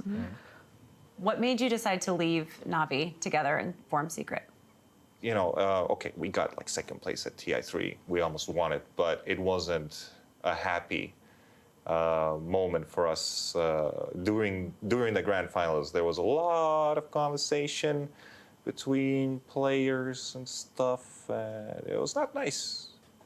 Poppy and I are just extremely ambitious, I would say. And when we feel like it's not being followed up by our teammates, you know, we'll go forward. We're gonna keep going forward in this game, and just came to that point. So what do you think happened in TI5? You were heavily favored when you came in. I think you finished 7th. Didn't do so great. And then you decided not to play on the same team anymore. I think there's a Dota part and the human part. I think Dota-wise, we were not prepared to win. Team had weak chemistry, to be honest. Yeah, for sure. We were actually all the best players, I would say, individually. Yeah. It was just a raw skill team. Especially in that team where we all knew that we were all really good, criticizing is a hard thing to do. Yeah. You're always bottling in, kind of like, all right, I can't say that or something. You just keep bottling until it explodes, and it did. Good for us. I mean, good experience, you know, made us stronger. Made us stronger. And I mean, this is the thing we're giving to our new teammates. This is why Poppy can lead like one of the best teams in the world. Right. Like, he's teaching them like how to deal with problems and all the things we failed in TI5, maybe even TI4 or whatever. We learned, and we're good at conveying this message. So were you guys always friends, or did that kind of start a little bit of strife between you guys, or did you leave on good terms? Not good terms, I would say. No. I'm sure that was my toughest time of all in like my career. To look back, we needed to part ways. Yeah, I think we're both happy where we're at nowadays. Yeah. And we already talked a lot about our problems, whatever. It's just like, I don't know, like it's life. It's, you know, we spend so much time together in this game. This game is intense, a very intense game. Emotions go very high. It's not just friendship, it's friendship and business. How did you become friends again? After time. Are we friends? We just go to yeah. Cut the camera. Take that one. Happy to be here. Me too. And it's cool that we're doing this. Yeah, it is really cool. It is really cool that they are doing this on the main stage here in front of a crowd. Team Liquid, Team Secret, both these captains extremely ambitious, as they said. And actually, I want to point out that that broken up friendship resulted in one being a TI champion and the other one not yet, maybe. You know, still successful though.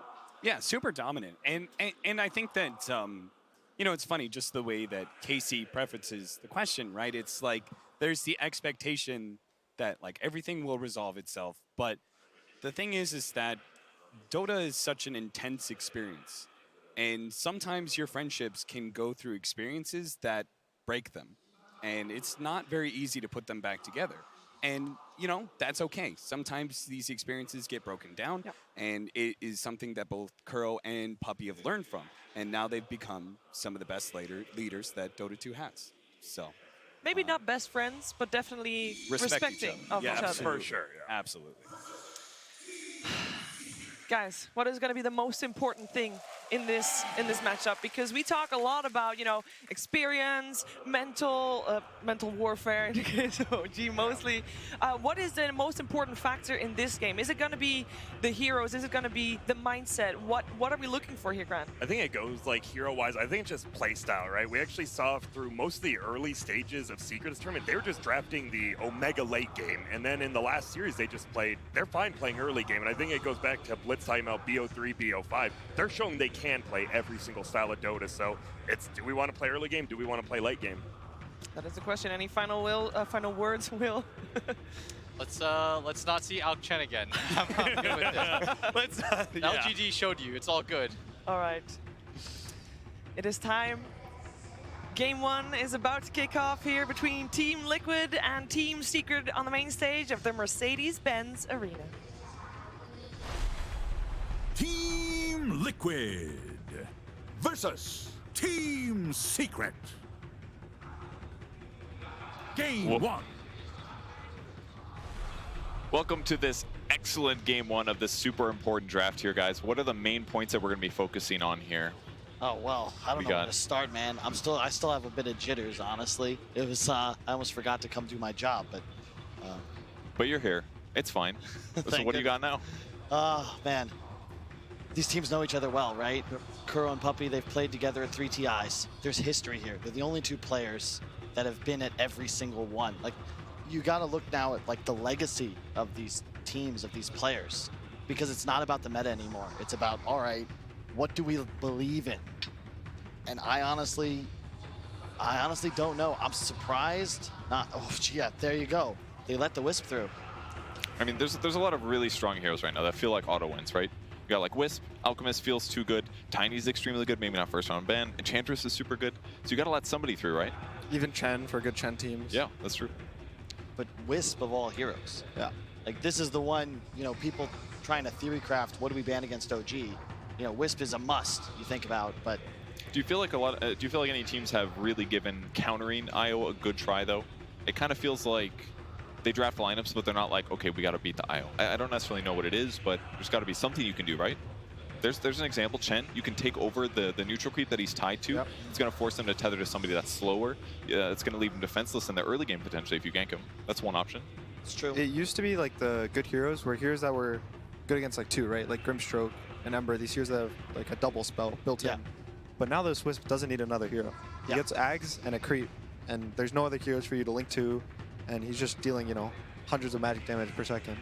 It's pretty insane. I'm not surprised to see the Tidehunter as well picked up by Liquid. Every game where it's available, they tend to go for it. Earlier in the tournament, it was a second phase for them. Now, main stage, you want to make sure you've got that AoE lockdown that your draft's going to need. And one of the better ways to counter against a Wisp, although this is traditionally you only conceptualize Wisp as a 4 position, whereas now it's most likely the carry. You want to have team fight. You want to prevent the Wisp from being able to play other ends of the map so that you're always able to press your advantage as 5. So Secret, I think they played Omni in their first series today. They did Omni Bristle as their 2 cores. I think Omni Wisp is kind of a similar idea. You have this really tanky strength core, and you make him tankier. It's going to be a lot harder to kill him too, because status resistance is halved, so combo initiations against him is less likely to work. And bursting this Wisp is really hard. Overcharge, you have so much damage reduction. And if you try to get somebody else, IO's probably going to tether to that guy, give him overcharge, and then if the Omni heals the IO, they get extra heal. There's just a lot of cool combos with it. But what's a weakness, though? It depends on how they finish the draft, really, because these 2 heroes are arguably the best at supporting in a lineup. And the cool thing about it is we don't know what role either of these heroes are. It could be a traditional Wisp. It could be a carry Wisp. That could be a Puppy Omni Knight. It could be a mid one Omni Knight. We actually have no idea. I think it's not a mid one Omni Knight, but it could be a mid one Wisp. I think he's played that before. I've seen him playing in pubs. I think like Oracle is one of the heroes that you would think are good against these 2, right? If there wasn't a Chen. You have the Fate's Edict to kind of defend against the the balls from the Wisp, and then you can purge GA from the Omni. But they already have a Chen. So maybe he's looking forward to getting the purge creep, like the small Satyr. Purging the GA in the middle of fights. Yeah. I mean, dispels are huge against Omni, but I just feel like the IO problem is the elephant in the room. It's that you get Ags, and you have this like 700 range buffer, where if they get closer to you, it's kind of bad for IO. But if they stay on that like mid to long range, IO just out damages everybody. So you need stuff that can gap close against him, right? Oh, for sure. So what do you do? I honestly don't know. This is pressure him? Secret won the toss. They took first pick. I feel like at the start of the tournament, I leaned second pick favorite, but now with the onset of these heroes like Wisp, that it feels like ET, like Alchemist, you don't want to play against them under any circumstances. And Kuro's hopefully going to surprise us, because thus far I don't think anyone's figured out Wisp, at least at the main event stage. Yeah, there's all the heroes that you can think about jumping in. I don't think deal enough damage, right? Like you can take an Ember or a Storm per se, right? They jump this Wisp, they're not going to kill him. And they're just going to kill whoever jumps this Wisp right now, which makes this hero so scary, especially with Omni Knight. He's so tanky. He goes, the build's been Helmet Dominator, Ags, Heart. And he has like 3k HP. He's going to have a Heavenly Grace, another 300 HP, 50% status resistance. Well, one upside is that most of the IO games we've seen, they were also paired with Elder Titans. So not only gave them a good laning stage, because Elder Titan can become so fast with Astral Spirit, but also because he amplifies the spirit damage that's dealt. So maybe there's a laning option here. Could see that. I like the Earth Spirit in theory, just because you provide like the most possible lockdown of any 4 position. And we've seen too many times now these carry Wisps living with 10, 20% HP, and boom, they tether away to a teammate at light speed, and they survive. When you have an Omni Knight as well, the more lockdown and silence you have, the better, because you're going to be playing again. If you only have like a Ravage to play around, right? Then all of a sudden this Omni Knight, if he can just juke the Ravage and then Grace somebody, one of his cores, they get a BKB off, suddenly you're winning this fight because there's no more lockdown remaining. This allows you to at least initiate and perhaps be able to 100-0 a core while CCing one of these incredibly versatile support heroes, which again could be a core for all we know. So that's most likely the 5, right? That's probably a Puppy Witch Doctor, I think. Yeah, most likely. Very effective against Tide. You can't dispel off Maledict, and then he also transitions to killing solo cores later on. Yep. I love the Lesh pick. I mean, you know me. This is my favorite hero in Dota. I think the Disco Pony is perfect here. You love playing it against Wisp because you just get in and you do tons of AoE damage. Wisp naturally is going to be positioned around other allied heroes. Leshrac does arguably the most AoE possible in Dota 2. And in addition, it's one of 2 heroes Secret's played more than 10 times this year that they have over 90% win. And I know Liquid's picked it up, but my point is simply that Secret have abused heroes like Lesh, like Enigma, this early tower pressure throughout the entire year. The winningest team thus far in this circuit. And I think Liquid now have this excellent team fight composition, and they're going to be able to push the tempo. Perhaps Roche into racks in like 20 minutes if they get ahead. So Secret picked OD, which is kind of not the like steroid type of mid people pick with the carry Wisp. They were making Gyro, Windrunner. I think Troll Warlord was ran by OG as well. They pick these heroes that usually attack fast, right? Or attack multiple targets. So that the Wisp, if they go late game, the Wisp is also going to be a threat. So this is a little more old school, I think. The Omni OD is like a year or two old. It's a throwback for sure. Yeah. Back when it was Magic Community, right, on Repel. Yeah. Do you think this signals that they might outrun IO as a carry? I don't think they can run it as a support right now. They have no stuns besides like Casket. And if there's like BKBs going, this OD is gonna do nothing. Yep. And so they need this like support that either has some short cooldown on stuns. Maybe they can even run like a Lion 4 or something along these lines. And I don't usually see Secret. Like they're the team that popularized Enigma. Like YapzOr is 28-2. The team's 28-2 on the year. And you look at this, you have nothing against BKBs. Absolutely nothing. So their last pick's gonna have to be able to, I assume, do some kind of physical damage. Otherwise, like is really Wisp OD as your 1 and 2? That's very ambitious. Like the Wisp can turn into like physical at once 25, but before 25, you're mostly about balls. So you're Ags tethering to a core with your heart, so he can hit high ground, but what core do you tether? Yeah, and look at Liquid's lineup. That's not a draft that's looking to go to 45 minutes. They're gonna be probably peaking in terms of like the lineup's gold efficiency usage around 20, and a Shaker offlane, mid, support. Carry. YapzOr's hero, perhaps? Mid played at mid the other day against the... Yeah, Miracle's also played a carry for Liquid. So Secret kind of taking, they're looking at other people's notebooks. They took the Wisp from OG. They could take the carry Earthshaker from Liquid. This is their counter pusher, right? That's one thing that Secret's lineup is super missing, actually. Yeah, it's true. And I feel like I'm leaning towards it's a YapzOr Shaker because they've been wanting to last people. Oh, jeez. So at the last major, I think Liquid picked this versus LGD, the Meepo versus OD matchup. And the matchup I think was hard for the OD, but the Meepo crushed him after 15 minutes. Yep. He can Astro 1 and then he just goes down. Liquid have won every game in this lower bracket with these weird last picks. This is another one, and it's a weak comfort pick. Like, I love this draft. Secret's got an uphill battle. Well, right before we throw it to the casters, let's toss it over to Nahaz for the last word. So much of this series is going to be defined by a matchup between two dynamic core position players. Miracle and Nisha already staking their claim statistically as two of the best players ever in LAN competition. Kills per minute, Miracle 9.4. That is almost a full kill over any other player out of the 244 players with 100+ appearances all time. These two players join Ramses as the only other in the top 5 in career GPM and experience per minute and win rate, both of them in the top 10. Nisha in only his first year with Secret. Hero-wise, we got that core IO potentially in the hands of Secret, undefeated here in the main event, but Liquid counter with Meepo. 26 career wins on Meepo, most in Pro Dota 2 all time. We got one hell of a match coming up to you. Who better to bring it to you? Back in NA, they're the pride of the Pacific Northwest, but they're spitting straight fire on the stage in Shanghai. Here are Lyrical and Trent. Thank you so much, Nahaz. And yes, Trent, a legendary matchup we got coming up right now. Liquid, Secret, tale as old as time. How you feel, my man? Absolutely fantastic. We're here. I like what Kyle said. Liquid, they haven't dropped a game. Through the lower bracket, the same story as the previous year. Something about the upper bracket is for people in britches, I think he said, Miracle. It was something along those lines. Either way, they're here again, and this time they're taking on Team Secret. Amazing stuff. Yeah, I think that a lot of people, again, you might forget that Liquid was the TI7 winners with all the emphasis that was given over to LGD and OG last year. These guys came in fourth, they put on a very solid performance, but now needing to make it happen yet again for themselves. And of course, Secret finally able to overcome that hurdle of not making it past the 5th, 6th spots. Both teams, a lot to prove.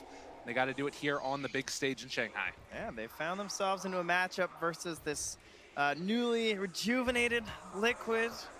And it features our friend Mr. Weehaw, and the hero that first made him famous, right? Yeah. The Meepo. And perhaps infamous, however you want to put it, but Weehaw showed up on the map because of this lovely group of heroes.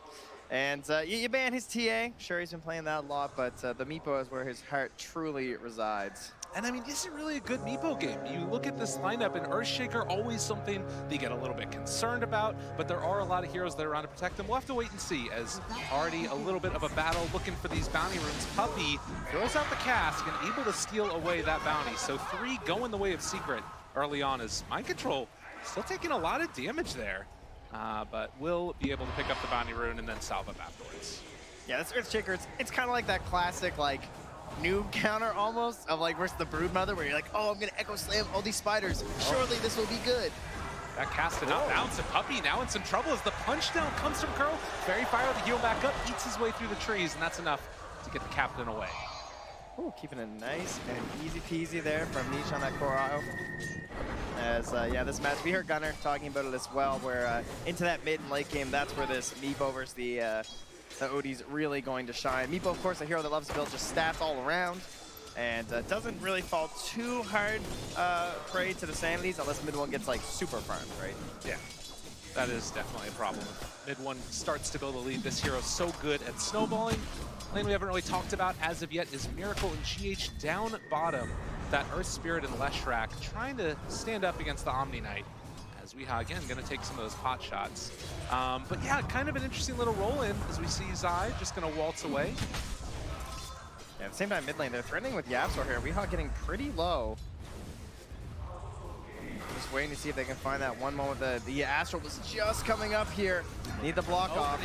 They have the setup for this perfectly with the Banishment running out. It's going to be the walk over from Yapsor and First Blood drawn by the Earthshaker. As is tradition for Yapsor, he will take the most gold possible at the very beginning of the game. And that's fully completed Tranquils, I believe, for him right now, actually. Already this early, not opting for those earlier Soul Ring builds. Okay.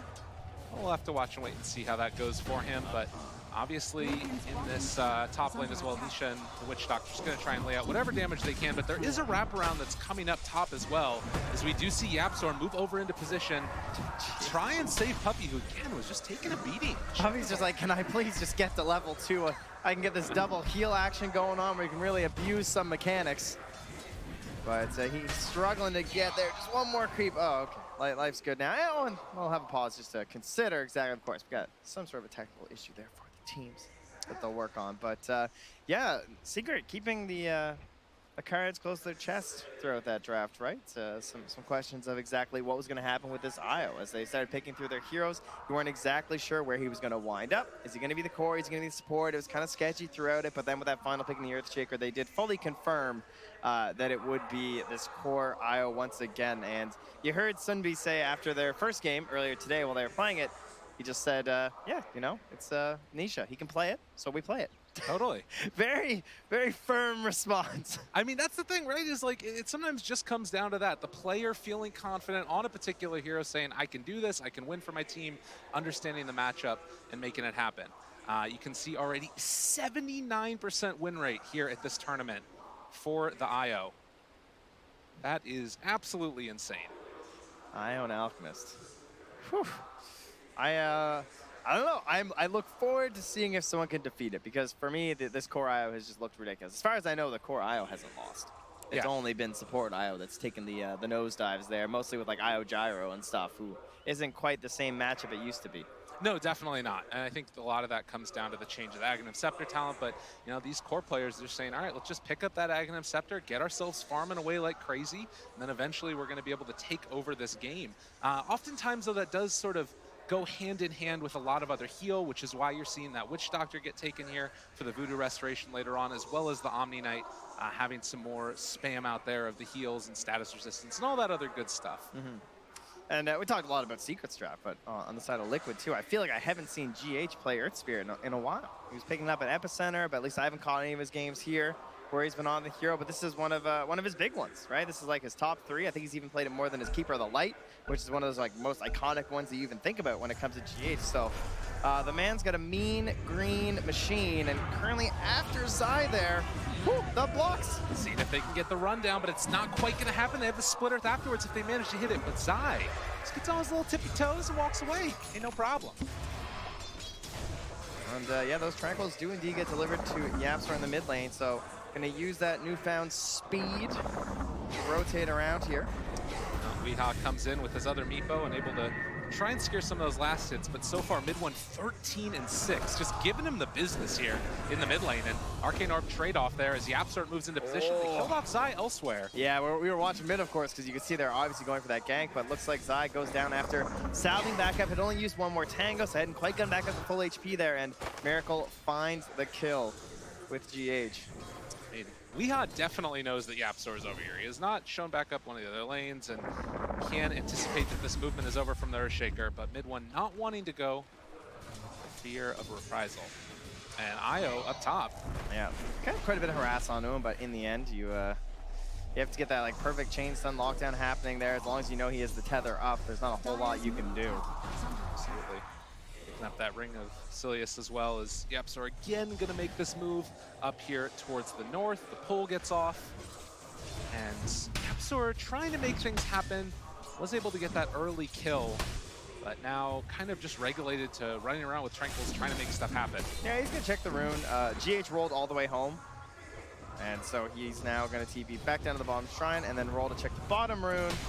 And the 50-50 coin flip goes the way of YapzOr. Secures a haste rune in the top and immediately starts rushing his way there. Pretty fearsome trio. He wants to try and find something. Could be nice for him. Already getting the spirits rolling, but he's heading back towards mid again. So yeah. It looks like he's trying to find Kuro, right? He's checking inside that Radiant jungle. He's like, are there stacks in here? What are they doing? But Kuro, well, he's in the Dire jungle, and he is actually spotted by an observer ward, so they do know that he's up here. Yeah. Soaking up some of that experience. Kuro already level 3 on the Chen. Off to a hot start, has that headdress as well. So he is pretty farmed. And right now, it's mainly just YapzOr that's sitting bottom of the pack in terms of levels. Just level 1 still. And you're going to have mid one take over in terms of the net worth. I know the last hits are back and forth, but you got yourself a Meepo who's in the jungle, right? So as much as we see the last hits being close, you know that you're getting more when you're getting those lane creeps as long as the numbers are even. The problem is soon the numbers unlikely to be even, right? Great denies there from mid one to try and slow down the XP gain of the Meepo, which is always important, but it's Meepo time. He's already stacking camps right now in that jungle. And that's why you see the trade-off there of 3 bounty runes over as well for just the 1. Of Secret. More emphasis on the lanes, it feels like, for Team Secret, while Liquid taking advantage of the other resources around the map. And Mind Control level 4, the first wave of catapults coming in, and Chen in the area does feel like they could get a little bit aggro. He's putting a message down. Observer ward. We're going to be busy up here. That's what that says. In the meantime, though, just tethered up with Puppey. They're not really that afraid, and the overcharge comes out. While the cask bounce hits onto a creep. Very long timer on the stun for that one. And again, relatively so Sart. Does it feel like you need to get a lot done with the Chen early on at this point in time? I would say it's almost like the 3 heroes almost feel the pressure of the Earthshaker, the Earth Spirit, as well as the Chen, right? Witch Doctor sitting in lane feels good. That's what you do. Keep my carry going. But these other heroes, like you feel like you have this potential, you know? So when I'm not making these big plays, I get a little bit dismayed. I don't know if they are right now, but they understand their game plan, right? They're most likely playing for that 10-minute mark where we have the double tome come out. There's not as many concerns as there used to be for getting that XP with the double tome for supports like this. So probably just gonna be a little bit of a slow one here as Meepo, at least because of that, is gonna get a lot of space to farm in the jungle. And you did see no boots built for Weeha, going for the quad Wraith Bands, picking up one of those couriers since they did have the ward spotting out the direction of their jungle. And still only 200 gold behind the OD after this laning stage. Yeah. So what I do like about the Shaker versus the Meepo in this sort of a matchup, though, will be if he can just get a Fissure block onto the Meepo and just give like a little bit of space to the OD, that Sanity's is still gonna be big, right? Okay. We talk about like Meepo does buy a bunch of stats, sure, but he mostly buys that. You know, maybe the Scythe and Savvy get a little bit int here and there, but you're stacking quad Wraith Bands right now, so there is a chance if mid-one gets those big items that he can still blow them up. But the problem is if Meepo gets the initiation, it's gonna be bad news bears. Yeah, particularly around like that Hex timing or whatever, and Weeha's completely been obstructed so far, it feels like. Mind Control still sitting back, can hold on to this lane, keep it under pressure and make sure that they don't get too much onto the tower as Kuro in a little bit of trouble with the Maledict down, the Paralyzing Cask as well. Chase comes, but the heal, good Fissure to interrupt. They still try and run him down, but they pulled in Miracle, and that's gonna be enough to find the kill onto Puppey, though Kuro will fall. Both captains go down. Yeah, good Fissure there to cause the balls to just kind of like stack up like that, right? It was like bam, bam, bam. Yeah. Clapped it onto a couple of them there with the help of the Maledict. But Another nice part of that Chen, of course, is the ability to pull in heroes. And, well, Puppy, you came to the wrong neighborhood, mister. Is Guys, Liquid just going to run at him. They might have a ward. Just throwing it out there. It was nighttime, so I think he thought he was safe from the creep vision. And instantly punished there. So that's going to be some tower pressure. And they do have BSJ's boy in the dead lane. It's the Tide. I mean, you plant this guy there, most dangerous part of the map. That's where teams maybe like to rotate down, trade that tower. Tide, he's going to be okay. Yeah. He can set up the counter rotation because you're using that Chen, like you pointed out, to bring a hero in. What does that mean? That hero still has a teleportation scroll. So you try and go on this Tide Hunter. He gets that Kraken off, and suddenly release the Kraken.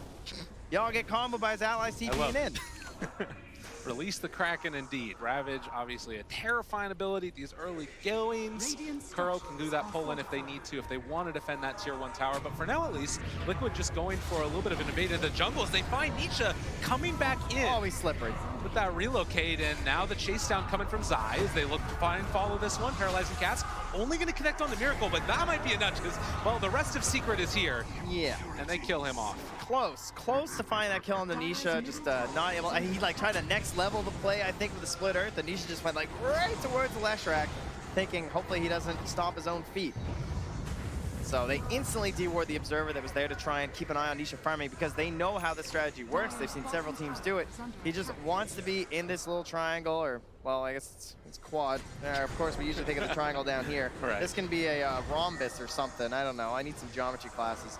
But either way, that's where he's going to be. Trapezoid. I think it's a trapezoid. I'm going to go with that. You're so good at math. Thank you. I'm a geography, which is very close to sounding like geology. Wait, what? That's not the right one either. It's beautiful. Geometry. I knew I had it.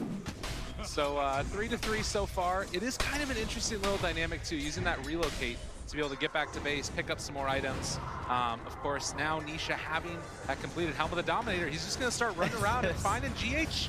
Pearl Boulder not going to quite get there in time to interrupt, but it will still punch. What a strat. Anna, what have you done? I mean, this Mud Golem is just hoofing it. Look at him go. He's a monster. He's a terrifying. It kind of looks like Slacks when he's late to a segment. That's pretty much how he runs around the arena. You're not wrong.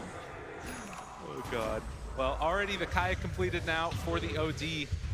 Miracle in the mid lane, trying to push this one out another time. And again, you look at this lineup, wanting to make stuff happen early. You've got the 4 points up in Diabolic Edict. You've got the Chen creeps there to help soak up damage as they are going to rotate now. Move Zai into the area, and that kind of puts the kibosh on the pressure. Well, I feel like Zai's been playing down there for a long time, too, with mid one, right? Where they were maybe hoping to force this tower, couldn't find anything up top. Now Puppy forced the toss of the Maledict. A little bit of a net moving in. They will finally collapse there onto the Witch Doctor, who will just get dropped. Weehaw finding the final touch. And they're still pressuring mid. I mean, they're grabbing a kill up top, but it's not necessarily slowing down the rest of Liquid. They are keeping that Edict pressure on. They say, bring all of your heroes or we're not stopping. Moving in for it. Do they get the deny? At the very least, they will. Omni Knight Zai makes it happen. Now the Magnetize on his Emerald. Do the Heavenly Grace, but mid one just drops. They find the kill, and now Zai trying to turn this one back around. Miracle is still living with a decent mana pool. Echo Slim connecting, but it's not enough damage. Weehaw lives through it. They roll through again, and Liquid making it happen. They take down Yapsor as well, possibly running through the trees, trying to run away. They know he's in there, and the net's eventually going to find the kill. So GH winds up with the double kill as he takes Zion. Yapsor Kuro gets the kill onto mid one, and Weehaw takes the kill onto Puppy. So Secret dropping all over the map. And hey, you know, not even just tier 1 tower damage. They're going to take some damage onto tier 2. I mean, this is... hello? Anybody? This damage coming out from Meepo at this stage of the game. They just use Echo Slam. This is 11 minutes now as they pressure onto this tier 2 tower. I mean, Mind Control's still sitting here with Ravage. Haven't had to use it. They know there's no sanities. The net. This is looking like some Alchemist Dota. It is a monster. They just take that tower, back out afterwards. Oh, pressure on Yapsor. I think this game is trying to get that Blink. I mean, the Blink's not an end-all, be-all sort of an item here, of course, versus the Meepo. You still need a lot of follow-up damage, but he is racing towards it, already up to 1,250 gold. I mean, in a way, it just feels like the bigger thing he needs too is just levels. Like, getting up to that level 2 Echo, if at all possible, which is obviously a far way away. He's the lowest level in the game, though.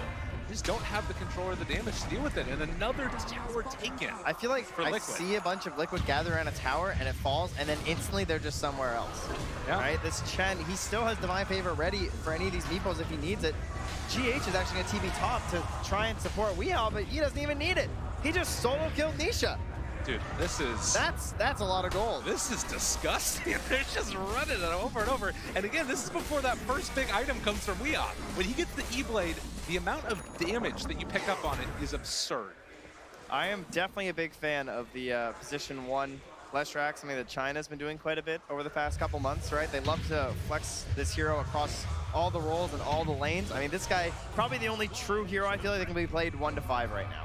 And it feels good to me. It just, the ability to pressure like this and just take down towers with such ease gives you so much strength into that mid game if you can keep it. Fissure for what? As Liquid take a 5,000 gold lead at 13.5 minutes. They have not taken their foot off the pedal, and Secret have not come up with an answer. Well, now the question becomes, where do you go from here? Possibly up towards that tier 1 tower, I guess, invade the jungle. Do you need to set up for Roche this early? Right, well, we're what the hell do you do? Secret, they know. They've seen the IO, right? Okay. We've had games exactly like this. The first games that the carry IO came out, I heard Grant and Kyle and BSJ, and they're just like, guys, they're really losing with this core IO. How does this thing work? And, well, eventually it kicked into place, right? Once you get the level 15 talent, once you have the Aghanim Scepter, those are massive tools to actually get some damage out from this hero. So Secret, they're trying to get there as fast as they can. Taking away this space is super important because knocking down towers makes it harder for Nisha to farm, so that's partly why he's so far down on the net worth chart. This is so important right here as well. Moving in and taking the first Roshan. There's no way they're getting in on this one. I mean, the Meepo being able to pick up this Aegis is just so key. And actually, Puppey might just die. He's getting hit by an illusion. You can poof onto those afterwards. As Puppey going to get controlled up for the moment, as GH still has him in the sights, and they're going to be able to poof in afterwards if they want. Yeah. As Roche already goes down, Weehaw finds Puppey, and now an Aegis, an E-Blade. Weehaw is doing whatever he damn pleases. All right, so E-Blade, this game, what do we have? Yapzor, he's still 400 gold away-ish from that Blink Dagger, so Planetfall, gonna have to figure it out pretty soon here. They want to stay in this one. Mid one's BKB, gonna be a good tool to try and actually fight into these engagements. He's still gonna be backed up by Zai there on the Omni. He's trying to split push, get away from this, but you can see, I mean, I think 37% is a little generous considering like the pace at which Liquid are going, but that's basically the idea of respecting the high ground, right? It is hard to go high ground versus some of these heroes. But mostly it's just hard to not give away big streaks as Zai. I mean, look at this damage that comes out. He's just going to get rooted afterwards. They have the E-Blade there, continuing to control this Omni Knight as he tries to hide away. And I don't think that this juke is eventually going to work as they find Zai and kill him off. I mean, right now, the Meepo has 150 damage base. That's more than any of the heroes on Secret. And he's got a bunch of them. He's got more than a few, Trent. Yeah, he's got a whole crew. Oh, the whole crew also going to run into mid one here, who it's not that God, BKB. not again. Mid one trying to run. Mind control. He can chase down with the Ravage if he wants to. He knows there's no Astral. Mid one in a pickle as they run him down. Ravage going to be used. Split Earth afterwards. This is destruction. I am a fan of that Ravage. Don't give him any opportunity for some big sanities on you because you got 27 int right now. No thanks. Finish it off, set up the Split Earth easy, take us high ground, and you know that guy's going for a BKB. He just bought out. They are owning and taking down the tier 3 tower. Nisha just hoping to try and hold off, if at all possible. Still 500 gold away from that Aghanim Scepter on the IO. As Liquid hit their timing just that much harder. Wow, I can't wait to see how strong IO Aghanims is. Because if it can bring you back from this, it is truly busted. And they're trying, they're hoping. They're waiting. Creeps are coming in just a moment, and Weehaw still holding on, not at all afraid. I mean, Nisha is relocating the farm waves. Okay, the Fissure already thrown out. They used the Death Ward, but there's nothing there for the follow-up. Astral used as well. Now mid one in a lot of trouble as they're healing back up from the ransack. They're not doing enough damage. Is it quite enough? They can't even kill him off once. Hand of God comes out. Secret is getting completely run over. The balls are online. Are you kidding me? Possibly. They need it. They need it right now more than anything. The roll through as well. Zai, they try to take down Weeha. He is going to pop. But in the meantime, Secret now. Can you kill him a second time? Round 2, ding, ding, ding. And Secret not ready for the fight. He's trying to drive them back, but indeed they will have to just give up that mid lane of Rax. Zai gets the deny at least. Some small solace. Liquid? Oh, okay. I like this. They want to test it themselves, I think. All right. How good is this thing? You know, what can Nisha really do here? They don't have Ravage. They do have the pipe, though, on mind control. And I believe, as you saw earlier in the IO game, it was about 90% of the damage from Nisha was magical. It's a scary moment. They're scouting with that helm creep. And again, how often have we seen teams fall to the high ground push? Well, they didn't fall that time. That's for sure. But there will be some more high ground pushes out here from Liquid. And I think that's why you see Liquid hold back there. You know, wait for your next round of items to come online. They've already got a 10,000 gold lead. They've got the Aegis a while ago. They're ready to go again. Yeah, next big items will be the BKB for Miracle, so he can try and play up in the fights alongside Weeha, who is going for that Scotty to give him some more balanced stats here. Uh-oh. Mr. Zai, they don't quite catch him, but Weeha now spots him out, and the root's going to be there. Zai is also going to be in trouble as they will just beat him down into the ground. Team Secret just getting rolled on by GH and Liquid as a whole. They came to play today. Oh, they did indeed. Is Nisha still just struggling? I mean, he's the big thing, right? You just want to see, can he get to 15? Can he add that additional spirits damage there? It's going to be a grind, but it does feel like this possibly could be the answer for the IO draft. Oh, just play meatballs? just hit harder. play faster is certainly, I think that's what we saw tried earlier today too, right? Yeah. Well, actually, that's not true. I thought they were going to try and play faster, and then they last picked a Medusa, so that was not what was attempted by VICI Gaming. Liquid kind of flipping that last pick here with the Meepo instead, and indeed playing very fast. I mean, they kind of telegraphed it even with the Leshrac and the Chen, right? You knew what was coming here. No surprises for Team Secret. Well, right now, IO about 800 experience away from getting that level 15 talent. And he is going to TP back now to try and help. There's a tome in the base. I think it's his. Yeah, that's what that's going to be. Yeah. Oh, yeah, Puppy. Oh, Puppy even buys for him. Wow. The support life, I tell you, in a pro game is really rough.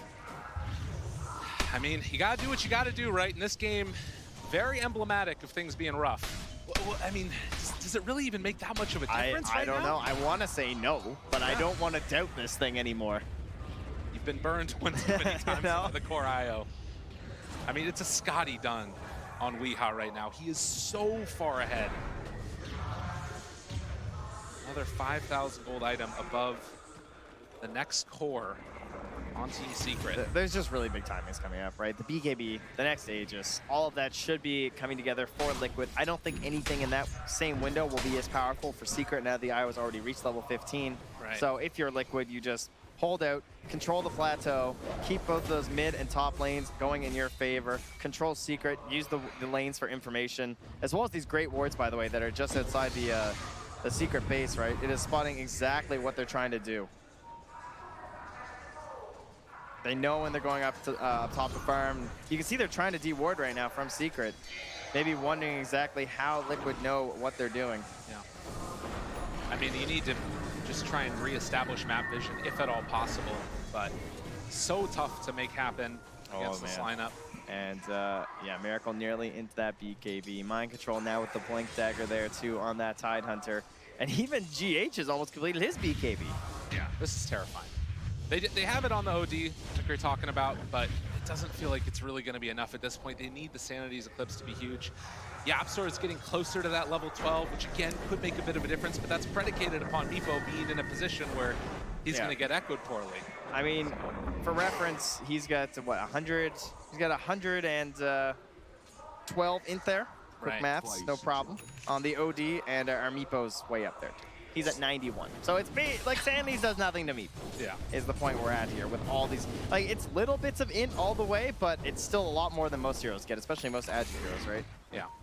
Well, and now the one plus side of this, if your Team Secret... You found a plus side. This I'm excited for. So, oftentimes, you know, BKBs, they get countered by the Earthshaker because he's got that instant initiation. And now, speaking of which, Yapstor back behind. He can jump in if he wants to. Thinking about it, Fisher to open up. GH, the Echo Slam. Is it quite going to be enough? They have the Ravage to try and turn it. Weeha so freaking low, but not looking quite low enough. They do manage to kill him off, but they lose the Earthshaker and the IO. Mid one falling low. The hip stomp, it connects as well as they all are getting torn apart. Nisha ended up buying back into this fight, and Miracle trying to take him down. Is it going to be quite enough? Yule Scepter lift up at the very last second to keep Miracle alive. Puppey wanting to take down the mid from Liquid, and he does die to the Maledict. 3 gone.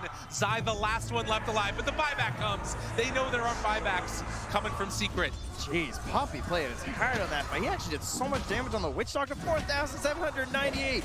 He was only second to the OD. And now the jump forward looking for a bit more. They've gone a bit too far, though. There's a fissure to open it up. They find the rolling boulder stun forward, and they can't do it again. It's too much. It's far too much. Weeha taking a lot of damage. He's got 27. It's trying to make it work, but it's not quite there. YapzOr needs another fissure. The chase forward, looking for the finish, and my man Mid One with one last Astral, desperately trying to hold on. He does manage to get the walk away again, but the root's there. Turn around the BKB. He's actually living through this one. Mid One, can he do it? The right click's coming through. It's all too much damage. And Weeha can just walk away again. It is very cathartic to watch this IO strat be defeated by a Meepo with 30 HP regen. I'm not gonna lie. They just don't have the damage. If they don't have all of their tools available, there's no way they're gonna kill him. And so you just see this Meepo living with the Divine Favor, and I'm like, you know what? It's a little gross, but I can live with that. If it's versus the IO, because that has been the bread and butter of this strat, getting the IO to that ridiculous agonist and then buffing someone up to a degree where they're just unkillable. And right now, needing to come up with an answer to their own team secret. Liquid just gonna run into the pit and try and finish off Roshan. In the meantime, Nisha can go for some split push plays with the relocate, but this is another Aegis and now Cheese on Liquid as they find YapzOr. The one hero that was supposed to be a solace for them, but is not, as Miracle pops the BKB and is just gonna walk at him. Secret don't really have an answer as they chase forward, find the split earth there. A quick jump in for the save coming from Nisha. As they get the fissure, the follow-up is there. A lot of damage onto Mind Control, who is starting to drop with that Maledict down. Might be enough for the Miracle. Also, very far forward. They do manage to bring down the latch. It looks like MC will get out. Oh, Pearl's found. Okay, and that's a follow-up. They found themselves a fight without their Meepo. Perhaps a Liquid just a bit too ahead of themselves. They're going for some kills. Of course, they do also have plenty of time left on this Aegis and Cheese, and you could even argue these guys are up there just ensuring that nothing was going to be interfering at the same time. So, not the worst for Liquid. Still, obviously, a gargantuan lead, but it is some solace for Secret to get a couple of kills here and know that they can bring down these heroes surrounding the Meepo. Well, and again, it was a buyback that came earlier from the Meepo where they didn't manage to get the other set of racks. So possibly a way that you could see a path to victory with Secret having all of their abilities up. But again, there's a tier 1 tower mid. It's just so hard to keep the pressure on. And so you don't have to kill him 4 times. Yeah, there you go. Oh, okay, he's passed off the Cheese to Mind Control. So there you go. So Mind Control just making sure that he won't have any mana issues with the Sanities, I would reckon is one of the big reasons for this. He's even got a Mango now. Mind Control's got the big brain plays here. The watermelon, the mangoes, keeping a healthy diet for himself. And there is a smoke here from GH2 as they push out the lane. So yeah, they're gonna pop that. Head towards the dire jungle. Let's see what they can do. Liquid, at this point in time, wanting to hit Secret where it hurts and see if they can get that second set of racks. Miracle in his natural habitat here, lying in wait. See if someone wants to poke at this wave and give him the old Yules. Puppey walking around just cool as a cucumber. I would not be that cavalier with my movement if I was in this game, but, well, the jump forward, and that's why Ravage connects onto all of them. They are going to be able to find the silence afterwards onto Zai, so no hope for a save. GA comes out finally as they try and get a turnaround. Roll forward coming from GA to control the rest of the fight. And E-Blade is there to make sure that none of the Meepos go down. Zai is control. Liquid still running forward. A buyback comes from the Witch Doctor. But with no OD, Liquid have a path towards victory here. They're going to take down another set of racks. Get your IO strat out of my game. OD, no buyback. Weeha, everything. Find it everywhere you want. An ultra kill for Weeha, who continues to just run ransack through this game. They're going to give him the Rampage. No, stolen away by Miracle. He has to take one for himself this time around. As Liquid do not look phased in the least bit. No buybacks on any of these heroes. This is only Nisha and YapzOr left to defend. Tier 4 towers being assaulted. Ladies and gentlemen, stick a fork in them because at least for this game, Secret are looking done as GG is called. My God, that was dominant. Team Liquid. I can tell you there's nothing we want to do more, I'm sure, than play Meepo on this stage. Brought back here again from the Shanghai Major. Last time he was up here and competing, and finds himself another victory. Liquid remaining undefeated as they move throughout the lower bracket. I mean, that's really one of the craziest stories ever. Could you imagine the run? You think back again to this team's TI7 run, and it was the same type of thing, being dropped down so early on in the bracket and making that amazing run, and here even more so. It's impressive to try and handicap yourself one round further. I have to give them credit. It does explain those group stage games. Absolutely. Well, ladies and gentlemen, we're going to see what happens in game number 2, but first, we got to head back to Shiva and the panel, see what they thought about that game number 1. Yes, thank you very much, Trent and Lyrical. What a dominant performance from Team Liquid in game number 1 of this best-of-3 series. The winner will move on to be in the top 3 and, of course, in the lower bracket finals tomorrow. Loser will be eliminated 4th place. And before I'm going to let you guys break down the game and talk about these two teams, what are you doing? Oh, I'm petting Mind Control's head. He did a good job. Oh, okay, great. I'm actually looking forward to hearing what the draft panel thought on that first game. Hey, Kev.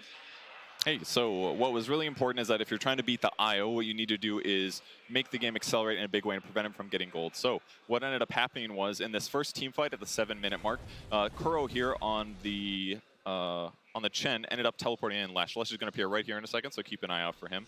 He pops in. He's now level 6 coming from the safe lane. He had a lot of golden experience that he got from being in a dual lane where he got to pressure the Omni. And after he got that rotation kill, he instantly starts pressuring the lane, which is really effective. And more importantly, he rotates around, Puppey TPs back in and gets killed instantly. So not only did he rotate into this lane, but he also set tempo by killing him and killing this tower immediately afterwards. That's a huge advantage because now they can move through the jungle. And with this jungle pressure, if you take a look over here, we ended up seeing a relocate coming from the IO. So what they're looking to do is trying to see which of these camps IO ends up coming back into, where the place that he ended up coming back to was over here. Miracle missed a crucial stun, but he instantly comes back from Fountain and he's already at like 40% health, which is going to decrease his farm speed. And he ends up dying in this, but it's still very good because if you look on the map, everybody else on Liquid is still farming. They're getting their gold and that's going to help them stay ahead of the IO. And now once he teleports back in, he's just running between the mid lane into the jungle to spot for the IO. They don't want to let him get any gold and he wants to keep putting Diabolic Edicts on this mid tower. So he keeps doing that and that's going to force secret rotations. At the end of this clip, the Omni Knight ends up having to teleport here and they use their glyph. So in the next rotation over, look how many heroes are here. It's Miracle and it's a support. And when this fight starts, Meepo TPs. They're doing this tower push and they kill the tower with just 2 heroes. It ends up going well for them. They kill the OD and now they're just in a rundown situation. So they end up staying ahead, killing all the outer towers, and that means that the IO just doesn't have a place on the map to farm. And that's why he wasn't able to snowball this game. And the draft utilizes gold so efficiently. They're going high ground at 18 minutes. There's no Ags on the Wisp. They have a pipe, they have a mech. Meepo has 3 Wraith Brands and an E-Blade. It's about as if, like, as far as peaking at a certain timing, the entire Liquid draft is built to crush by 20 minutes, and that's exactly what they did. You can also see by Miracle's playstyle, they understand the Wisp a little. A lot of teams are kind of using the Wisp on Dire a lot better than Radiant because of how the jungle works with Spirits. You can pull 2 large camps much easier. So since he's a Radiant, he's playing in the Dire jungle and stopping him from farming. Yeah, well, that's why they won the game. I'll send it back over to Shiva. All right, thank you guys. Indeed, that IO did not work out the way that Team Secret was expecting to. And I mean, we talk a lot about the IO and we talk about the Chen. Weeha's Meepo definitely showed up on the main stage there too. And again, it was Weeha that got kicked right after the Shanghai Major. We haven't really mentioned that, but there's a little bit of beef there too.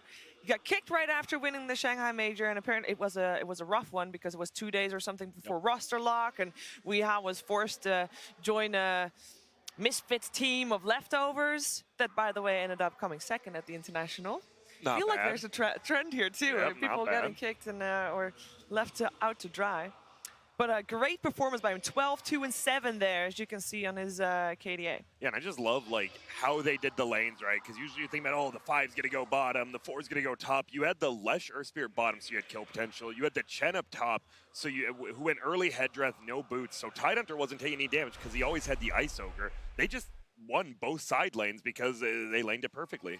And I'm glad we get a chance to really highlight Weeha's play in this, just because, you know, he's a player that has had his moments of brilliance, and then, like, especially with Digital Chaos and what happened afterwards, people may have assumed that, like, oh, that was like a one-hit wonder. This sort of mid players are going to be able to come back into the Tier 1 scene again. But Blitz, you got a lot of opportunity with him. He can be kind of stubborn in his ideas about Dota, right? Oh yeah, he's maybe the most stubborn person I've ever met in my entire life. Like, He bar doesn't none. look stubborn. No, he is. He is. One time we did a scrim. I was like, Misery was like, "You got to talk to this boy. Like, I can't handle it right now." So he just leaves the room. And so I come to me. I was like, "Let's go outside and chat." And I was like, "You know what you did was wrong. Here's what he did. He bet a Midas on Quap. He died solo, and then he left the game in the middle of a scrim. We're like, I was like, you know you can't do that, right?" I was like, "It's not good." And he's like, "I know it's not good, but if you tell me it's not good, I'll think it's good." And I was like, what the hell kind of logic is that? And he said, "My father's the same way. You see that car right there? It's red.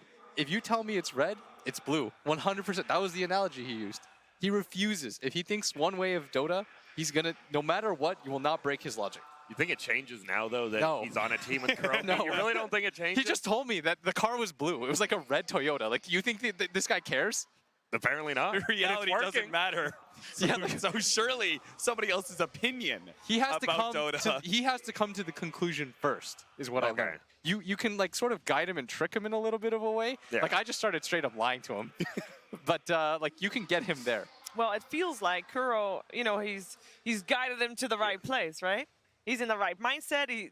He's lucky. He's happy. I mean, they talked about it, right? He wanted that pure mid player, a player who plays these broods and these meepos. They just got a pretty much free game because it's Weeha instead of Matu.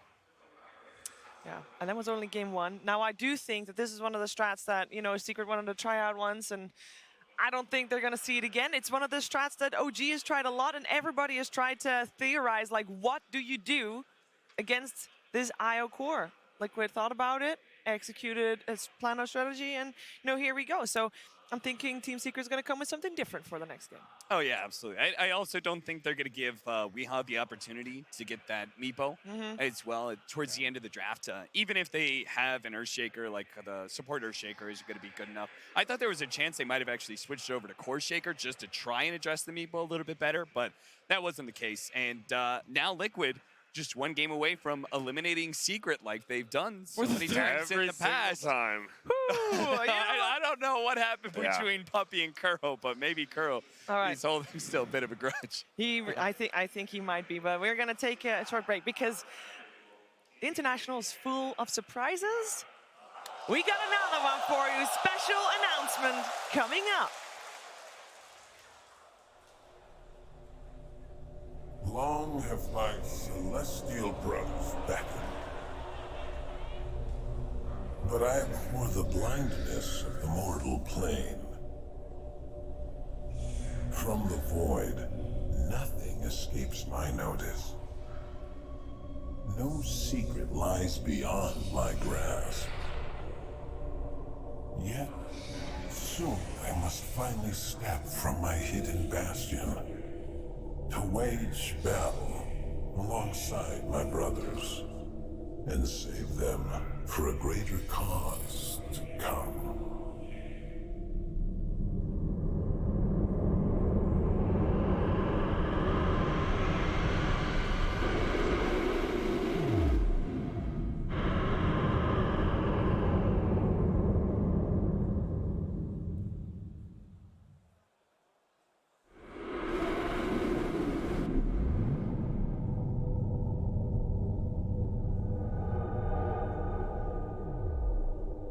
准备好，凡人们，很快将会惊天动地，而我的时代也终将来临。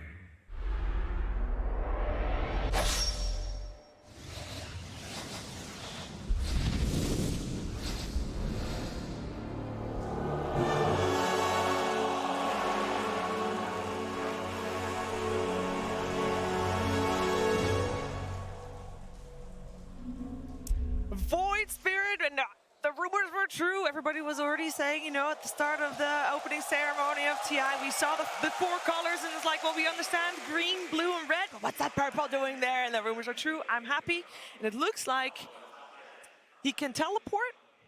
I'm speculating. I felt like he can maybe not necessarily teleport, but like go into another plane. What do you guys got? Honestly, I can't wait for another Spirit that's better than Storm. So it's been a great it's been a great 4 years. Let me just say. Let me just throw that one out there. Nah, looks like it has some, you know, usually when you have like a weapon like PL or something, you're going to be a carry hero. So, you know, to all the carries out there, who knows? It's looking good for you, though, possibly. I have heard a lot of carry players complaining that none of the new heroes have, none of the new heroes have been going their way. So I think is that the voice actor? I think the Chinese stream actually has the voice actor for Void Spirit. I think you might be right. Very there cool. was some question marks there, but yes. And we have Cap. I think it, you know, it would be making the Void sense. Spirit. You got a core and a support. You know, you got Snapfire, and Void Spirit. What do you think of the name Void Spirit? Storm Spirit, Ember Spirit, Earth Spirit, Void Spirit. Grant, I know you're a lore master. Indeed. What exactly is the Void? The Void. It is a dark temporal plane that many of us human beings cannot go to. Okay. So what is he doing in the Void? What kind of things are there? I mean, just like every human, he has to eat food, right? He's got an oven, he bakes some cookies, lives the good life out there. You know, it's a normal guy.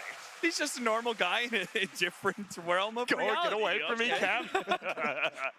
I can't believe on TI main panel I got to talk to Grant about Slacks his is gonna lore kill me. conspiracies. Excellent. All right, I'm sure that we'll learn more about Void Spirit as the time goes on, but we got to focus on this matchup.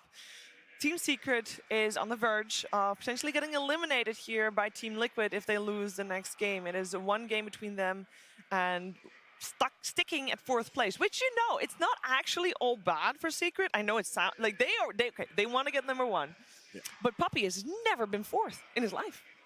Ever? Not like he's been to every TI. He's been 1st. He's been 2nd. He probably wants to keep it that way then. 5th and 6th, 7th, 8th. He's been last. But he's never been 4th or 3rd. Yeah, that Boba, the Envy squad. Yeah. I always forget about that. I'm sure Puppy wishes we did too. I'm sure everybody. Has he ever been 3rd? No. Are we including like DPC events and everything? No. I'm including TIs only. Okay. I mean, he's been to a lot of TIs, so you know. A couple. I'm sure he would still rather take 1st or 2nd over this newly found 4th that he is just one step away from being. Yeah, and I mean, he's got to switch it up because we saw, if you haven't noticed, in pretty much every game today, 1st pick has been chosen by each team. Yeah. And I actually forgot who took the pick last time, but if you're not 1st pick, it feels like you're at a little bit of a deficit. All right. Guys, here come the teams out again, ready for game 2, ready to battle Team Liquid. Team Secret, head-to-head in the main stage of the Mercedes-Benz Arena in Shanghai for the International 2019. Crowd cheering them on. And you know what? All games that we've seen from Liquid have been dominating for them. They have been crushing it. For Secret, it has been rough. Yeah. They have been behind. And to be honest, they have had a large amount of comebacks in all the games they played. Yeah, you can't really plan for that, though. Like, that's not a good strat. They burned through their 2nd and 3rd and 4th chances long ago.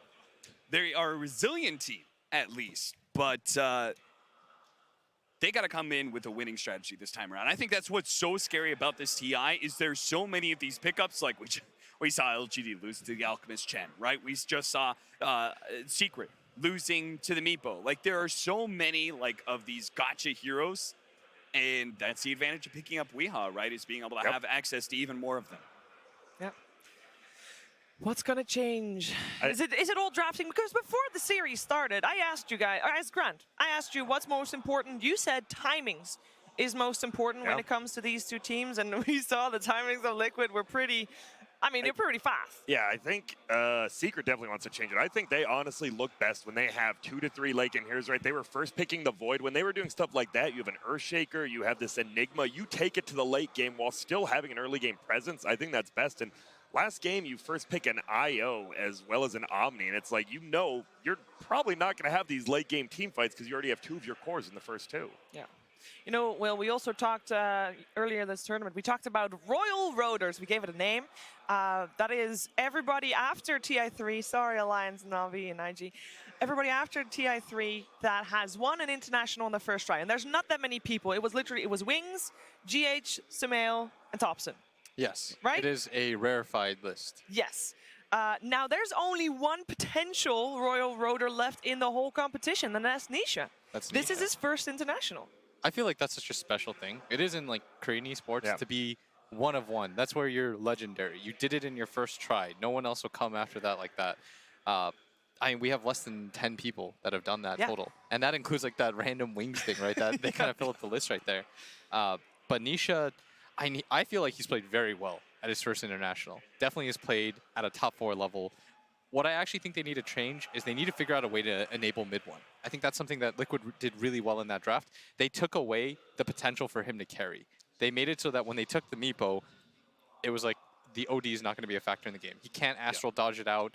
When you BKB, he just gets on top of you and hits you. He doesn't really care about that insteal. They need to figure out a better way to get this guy online. He is, for the large part of Secret's run, he's been their superstar, and they need to let that show. Yeah, he didn't even have that bad of a lane, right? But it's just the matchup in the game. Like, mid-1 showed he could play that, and then the problem is you die once at that middle tower, your game's just over right there. Even like the status resistance of the Omni Knight, which is supposed to be able to protect the OD against this Meepo who just gets ensnare after ensnare, just doesn't feel like it actually does anything for you. Yeah, Nisha, mid-1, this is his 4th international, by the way. On his first international, he did end 4th. So he's already been at this result, and he hopes that he can improve it. But to do that, he needs to win the next game with his team. Let's find out what's going to happen in Game 2 of Team Liquid versus Secret. Team Liquid versus Team Secret. Game 2. Welcome back to the next draft here. It's going to be a huge game. This is really important for Secret, especially after that first Game 1 defeat. How do they bounce back? Do they switch up their strategies? Dude, you are... I don't even know how to get into the draft yet because the emotions going into this, right? Nisha was not a Wisp player before this tournament. You've now given away a game, facing elimination, knowing in the back of your mind that last year, who knocked me out of TI? It was Liquid 2-0 over Secret. The year before that, Liquid not only won TI, but they beat Secret on the way, 2-1. You've been here before, and you've failed, and now your back is against the wall. I don't know. I think it comes down to this draft. The drafting at this TI, I think, is like one of the most complex, probably, of many like the most recent TIs. There's a lot of, on first pick, there's like, 2, 3, 4 heroes that are game winning. Yeah. On 10th pick, there's 2, 3, 4, 5 heroes that are game winning. So both sides, like both first pick and second pick, have advantages. Yeah. Both early picks and late picks have advantages. You have to pick your poison for both teams. I think the panel touched on something important where Liquid is consistently their last picking Wee's hero, right? Secret, they keep going for Yap Source. Do you want to activate mid-1 here? Give him a chance to shine? I feel like that might be an answer. Well, Kyle, it was pretty ironic that they instantly picked Weeha's hero in the first pick. Miracle. Oh, Miracle. Oh, okay. Right. They usually, most teams have been running safe lane Alk. I think Miracle has played it on Liquid more than Weeha recently. But Weeha will play it. Weeha has played it. You can say what you were going to say, Kyle. Well, you're always wrong. Is that true? Look, if there's a guy that can do it, all right, it's Puppy. The original Team Secret, right? You want to know something crazy? All 5 of those players, S4, Fly, No Tail, Puppy, and I'm missing one. Kuroki? Exactly, he's in the tournament. There, thanks, Gunnar. What they all finished top 6 last TI, right? Yeah. At this tournament, they're all again top 6. 3 of them are captains of teams in the top 4. Like, pretty crazy. You can't lose another game, sure, but this is a good way to start it off. I think ET is probably the best hero to early phase right now, especially for a team like Secret. Well, this is kind of reminiscent of the OG versus LGD series. OG was running Alchemist, and on the other side, LGD grabbed Elder Titan, and they grabbed a lot of magic damage heroes, including a fast-building Veil Sand King. Do you think that kind of a draft was effective against the Alch? It seemed okay to me, but is it going to work here? It was okay. I think Shadow Demon's better than anything else they can pick here.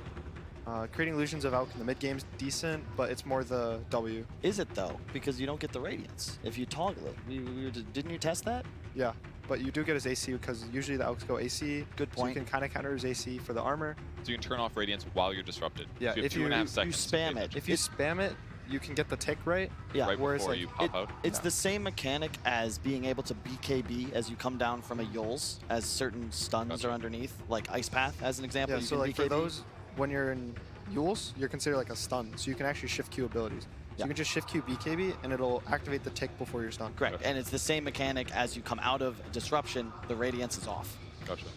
Well, they go with the Rubik instead. Some good magic damage. Dude. A very early Darkseer pick, and this is going to make Shadow Demon look a lot more appealing. But Secret's got both supports, so they don't even have to ban it.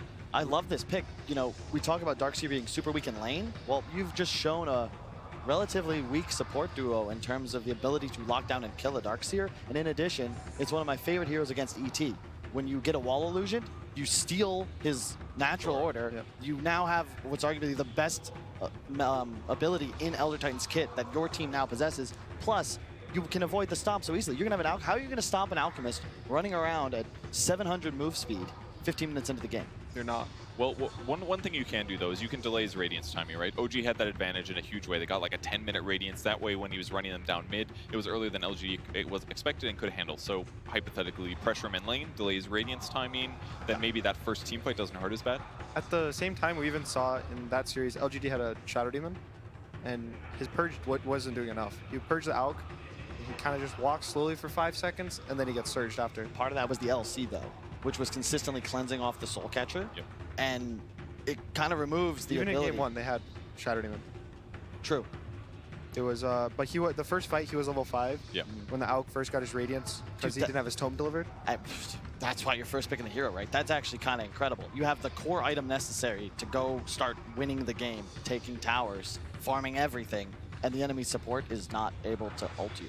Yeah. It was a really fast Radiance timing by all means, though. So like Secret's going to ban the heroes like OG picked, right, with his Darkseer? Yeah. The Ember is a classic one, and Spirit Breaker, they're both classic. I think back when they first changed Charge to be like based on your actual movement speed, Spirit Breaker Darkseer is like super crazy. Your Spirit Breaker would deal like 800 magic damage a charge, would deal 90 DPS a second. It was crazy, and now it's a little more balanced. So is this going to make sure that Darkseer's lane is just not going to be as effective, basically? Not to mention like their mid-game stuff? Yeah, it's the Spirit Breaker like helps the Darkseer because you have a tanky hero that can help tank creeps because they nerfed Darkseer's armor. That's like the one thing they've been nerfing. It's just -1 armor, -1 armor, minus a little health. But the Spirit Breaker has so much armor and HP that he can tank the creeps for you. It's just concerning to me that Secret's draft right now has a significantly higher degree of execution required to win. You're facing elimination. You got to think about which team is more comfortable, who has the easier time playing Dota. A lot of the games, especially at this level, with the stakes so high, is about feel. Liquid, you Ion Shell your Alchemist, you follow him into battle. You have Rasta as well now. 2 easy point-and-click disables. Team Secret, imagine playing Magnus in this game, Gunnar. Like, so much stress, so much reliant upon you if you want to win your team the game. And same with an ET, you don't have these easy-to-land disables, a natural way of moving around the map early game to find kills. You're on the back foot. And Liquid, once again, have this ability to just hit 15 minutes and just go. Like, let's say theoretically they pick some, like, life stealer right here, and they have a feeling they need to, like, just RP this AUK and kill him, right? Same with the Wraith King, right? They want to just RP this AUK and kill him. They haven't even shown their 5 on Liquid. There's still an Oracle in the pool for save. I think Shadow Demon's still in the pool for save. They have, like, all these saves that they can pick as their 5 that's still in the pick. That's a great point, because Secret right now, they need to burst someone. You need to kill the AUK, to your point. If you just have a minor combo breaker and you can just negate the RP, negate the Earth Splitter, really any element of Secret's damage output, your Alchemist is going to survive. And then he's going to kill everyone. And a lot of skeletons for a lot of gold, too. Yes. Might be a nice advantage.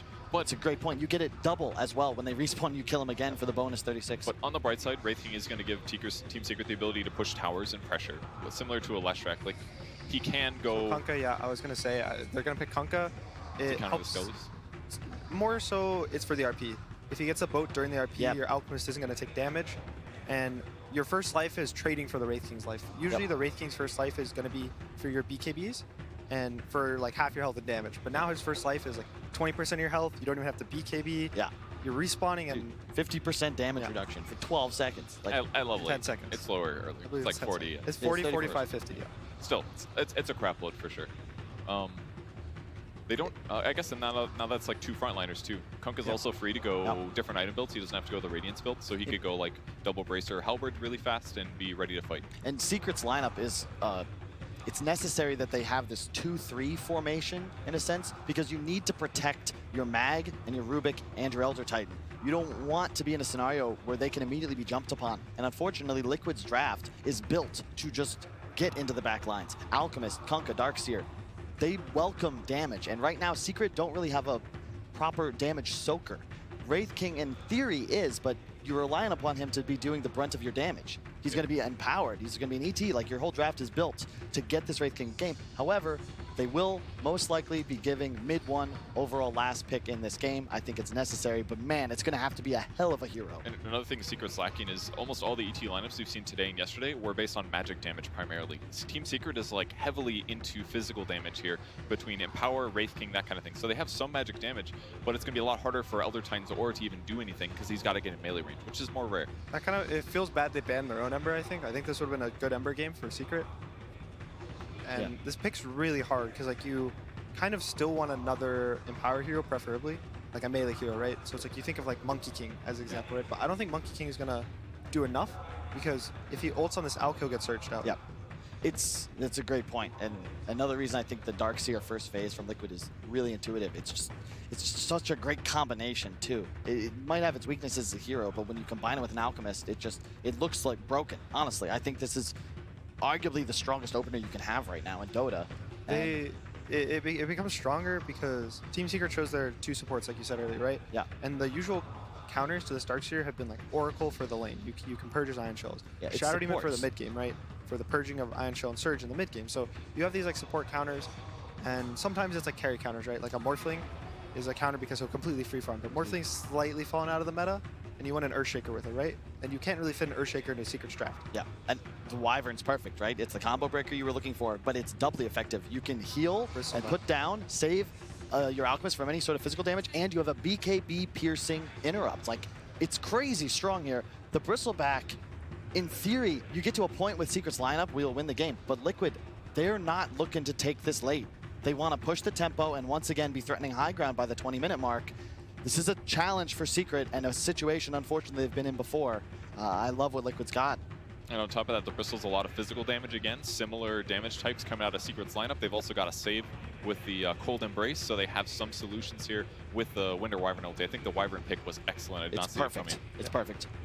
It's going to help against RP. You know, even if the Wraith King goes BKB, you can stop him in his tracks, stop him from focusing this RP target, save your RP targets. There's a lot of stuff. I think it helps the lane as well. Yeah. You can just, you know, burn them down slowly, push it out for your Alk, you can jungle. You always are going to end up in a 5-on-5 engagement in Dota 2 nowadays. And whenever I look at 2 drafts and see that, okay, if everyone casts their spells, game's even, there's a team that's just going to dominate team fights. And it's Liquid in this game. Secret have to buy time, continue to scale, and 30 minutes plus, maybe they can start to eke out an advantage. Well, we'll see if they can finish out that advantage. And right before we jump into the game, let's hear from Roman on Team Liquid. All right, Roman, we are seeing an Alchemist in a Darkseer for the 2nd time today. Were you watching the game this morning? Talk a little bit about your strategy here. I did watch the game this morning, but to be fair, we played the same combination yesterday. So it's something we've played already. I actually believe they admitted to copying that before. So why do you think this has been so successful for the teams at this TI? I mean, first of all, there is no shame in copying if it's good, and they're just very synergetic. Everything that Doxia offers to the game, Alchemist profits from it. I can't go into detail, obviously, but... No, please don't. But you feel pretty confident based on how Secret drafted as well? I mean, I have to say Secret's draft in Game 2 is way better than in Game 1 this time, so they will put up a good fight, I'm sure. All right, thank you for your insight. Appreciate it. Thank you. Good luck. Back to you. Oh my goodness, gracious ladies and gentlemen, here on the floor of the Mercedes-Benz Arena, Trent, the coach feels like it's a better draft for Secret. Do you agree? How you feeling? I mean, it's Alchemist, right? It was IO before, though, and that's kind of what I was thinking. I was like, oh, geez, I don't want to see this again. But now the Alchemist, I'm not going to lie, I was a little disappointed. I came back into the stage, I saw that big Alk on the screen, but it's okay. I like what Liquid have done, but I like what Secret have done, too. Okay. So we'll see if the Bristle that I've heard their coach talk so much about, is going to be the actual answer here to it, but I have to say I am leaning towards that Ion Shelled Alchemist once again here. I mean, it's just terrifying. You Ion Shell, you get surged around, you're running at like max movement speed, and basically at that point, it's all about you. You know, this is where this guy likes to sit, and Mind Control on this Darkseer, going to try and get off to a hot start. I will say that's one of the ways in which we've seen teams deal with Darkseers in the past, is try and disrupt that laning stage. As it is Weeha playing on the Alk as the battle for the bounty runes begin. Nisha putting up his hand for the high five, and a lot of damage being traded back around. Kuro in some trouble as the punches come from Buffy, but not quite enough. And in fact, Nisha's going to be the one that's going to be ran down here. Does he go down first, or is it Kuro as the chase continues? One more punch against our Fairy Fire. Kuro able to walk away, and now taking the shots over to the side as well. Now Yapster's gone a bit too far. A little bit of a clowny beginning to this game as Kuro's going to salve back up. And in the end, nobody dies. And the bounty rune will just be waiting on the other side of the river for Secret, so it should wind up being 2 for 2. Now, one thing that we've seen as Wraith King and Alchemist both are rising in popularity has been those skeletons. Tell me about it. You get to that mid-game, those skeletons wind up in the wrong place, and Weeha runs into them. It is a stupid amount of gold for an Alchemist. You basically get the Grievel's Greed twice off of that whole army of skeletons, so depending on you know, the later this game goes, of course, as Kyle mentioned, Liquid are going to be looking to play very fast, but if we get into sort of an even-tempoed game, that is something that I think Nisha will have to keep in mind. Absolutely, and of course you want to keep spamming out those skeletons because it's what helps you to accelerate so much in terms of farm. Mind Control not quite pulled there back into tower range, but this one could be a little bit of a tough matchup for Zai if the levels start to build up for Mind Control. Ion Shell obviously level 1, the damage has been nerfed significantly, but still could be a problem as you get to the higher levels. I mean, usually it's the Darkseer that cuts creeps, right? But you might see Zai just like going away from the Darkseer at points here in this laning stage. We've seen some offlaners, or in this case, offlaner playing in the safe lane, with creative solutions to some of these matchups like this, where the Darkseer, you know, he kind of has his gimmick with the Ion Shell, but it can be solved. And this camp was body blocked, it looks like, as well. So, ooh, Zai actually losing aggro for a minute. We'll be able to pick it back up afterwards and still secure these last hits, but there isn't a hard camp to pull to anyways, and Mind Control instead is going to pull his camp, or rather his creep wave back into the other camp. It's mid one, dropping somewhat low. Miracle trading hits with them. And does have a fair few quill stacks onto him. We'll see if mid one wants to try and push the... Oh, mid one wants that bottle. Oh, yeah, that'd be refilled nice. there too, so yeah, we'll be able to get over there. Big win for him in the mid lane here as he ups his regen. Of course, Kunkka has his own shenanigans when it comes to TPs and X's and stuff, so he'll be able to have his own sources in the regen battle. Yeah, shouldn't run into too many issues either. Having that magic stick already online, 10 charges means he's got a ton of regen available to himself. So he'll farm out this medium camp while simultaneously being able to get back in time to defend his tower. The top lane, haven't talked about it a bunch, but it's a tri-lane on tri-lane. Yeah, one of these, maybe start finding the sticks lanes, right? Team Secret already has 3. Meanwhile, I don't see any on the side of it. Oh, Kuro's got 1, but the other 2 are not rocking sticks right now. So the spell spam will be in favor of Team Secret. And we talked about this Darkseer pick coming in and the idea of just like, usually it's supports that counter it, right? As a mid one and Miracle continue to trade the mid lane here. Oh, Miracle even have to play it a little bit safe there with the X-Torrent.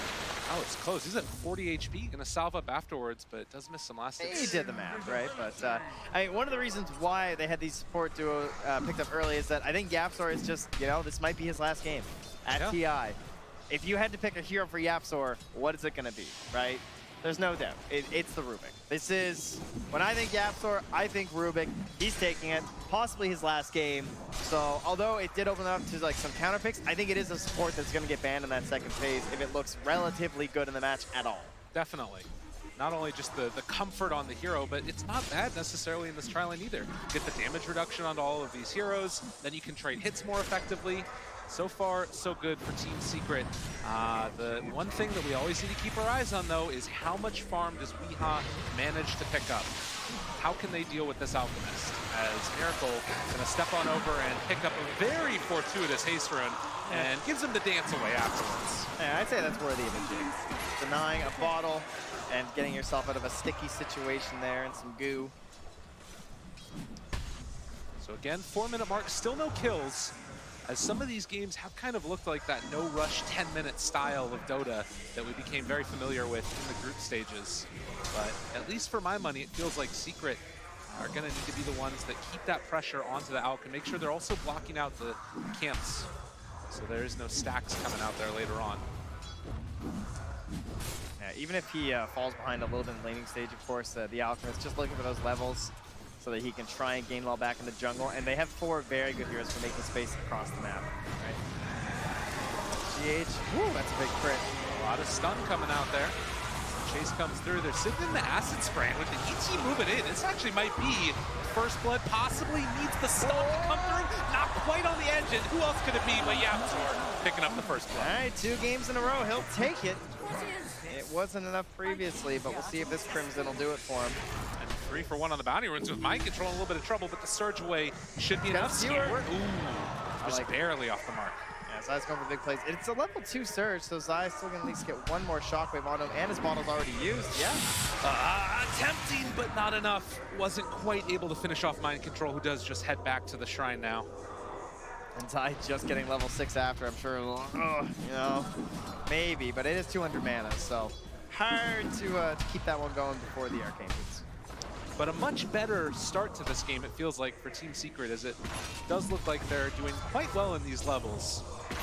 Now, Miracle does have level 6, as mid one is just going to try and keep outlast hitting him here in the mid lane, get 2 range creep denies while simultaneously leveling out that harassment. And it does look like it's going to be Invis Rune up top, spawning and picked up by mid one. Torrent still picks it up in the bottle. Yeah. Yeah, so they're just to help protect too. So mid one with his level 6, he's making a bit of a rotation here. Dire Vision, they don't have anything nearby, but they will be able to just say like, hey, he's gone. And then if YapzOr shows in the lane, which he just did, then they're gonna know that something's up. Yeah, need to be wary. Mid one, they drop down that sentry ward. It's not quite gonna be on the mark, and turn on to GH. His level 3 does not have any points up in the Cold Embrace. You can see Liquid, they're just playing so safe. They know that this could be coming. And mid one now, just sort of hanging out for a little while. They're scanning to see if he's jungling, right? In there, because if Bristol's missing, that's where he's got to be. But then he reveals himself. Just is going to pull this creep wave back and now try and apply some pressure onto Wii. I really like this move a lot because YapzOr gets some time to himself, and now they can try and shut down this Alchemist's farm. Yeah, and Weehaw, not a lot of options when he's stuck back here. He has a Quelling Blade, but Nisha, he's carving his way in there too. He's got the phase boots.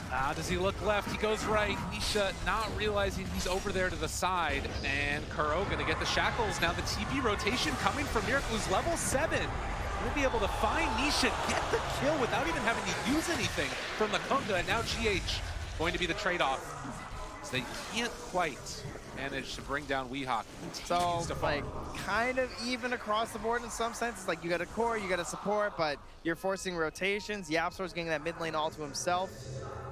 Oh, and Puppey gets caught there as he's going to drop down the boat afterwards. They did have an observer ward in the area, which should signal that they're going to need to get that D ward later. But in the meantime, Miracle picks up the kill. YapzOr just continuing to farm it up there while Zai, I saw mind control was back at the fountain there. TP on CD. Nisha trying to make a rotation there with the RP.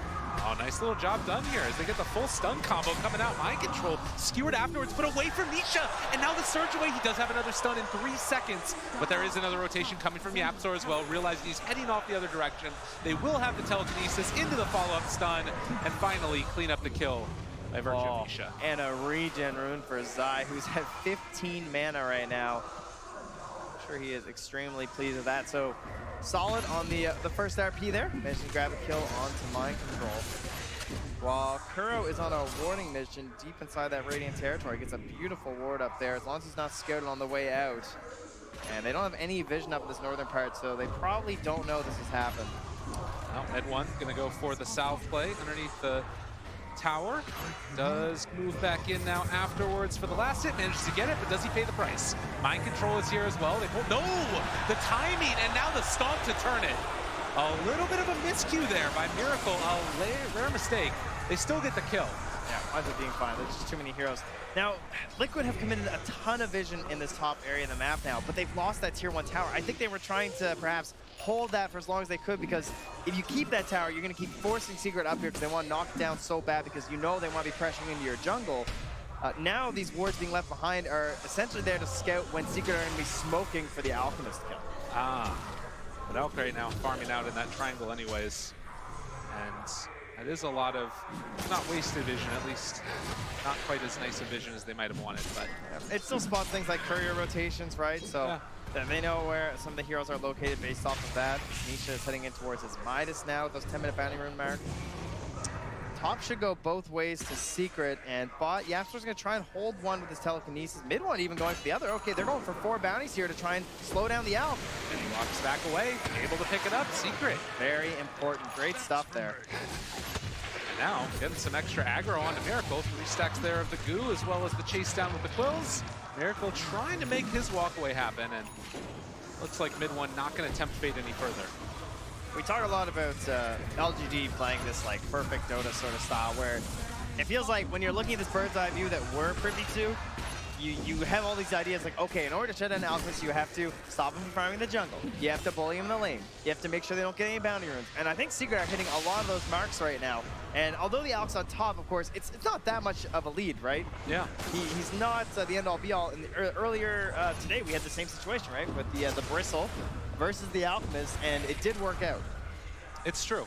But the other little box that you need to check oftentimes there is not losing a terrible, terrible fight to the Alchemist afterwards. Yeah, well, I mean, and the one thing we don't talk about the rest of that. The one thing that I will point out is that it's 4 melee heroes right now against a Winter Wyvern with a Darkseer Kunkka afterwards. So you hit a big Winter's Curse, things start to look real scary as we're already seeing those skeletons giving Weehaw the nice little injection of gold there. Oh no, stop. That's the skeletons. That's where things get tough, and he's happy about it. Keep them far away from the Alchemist guy.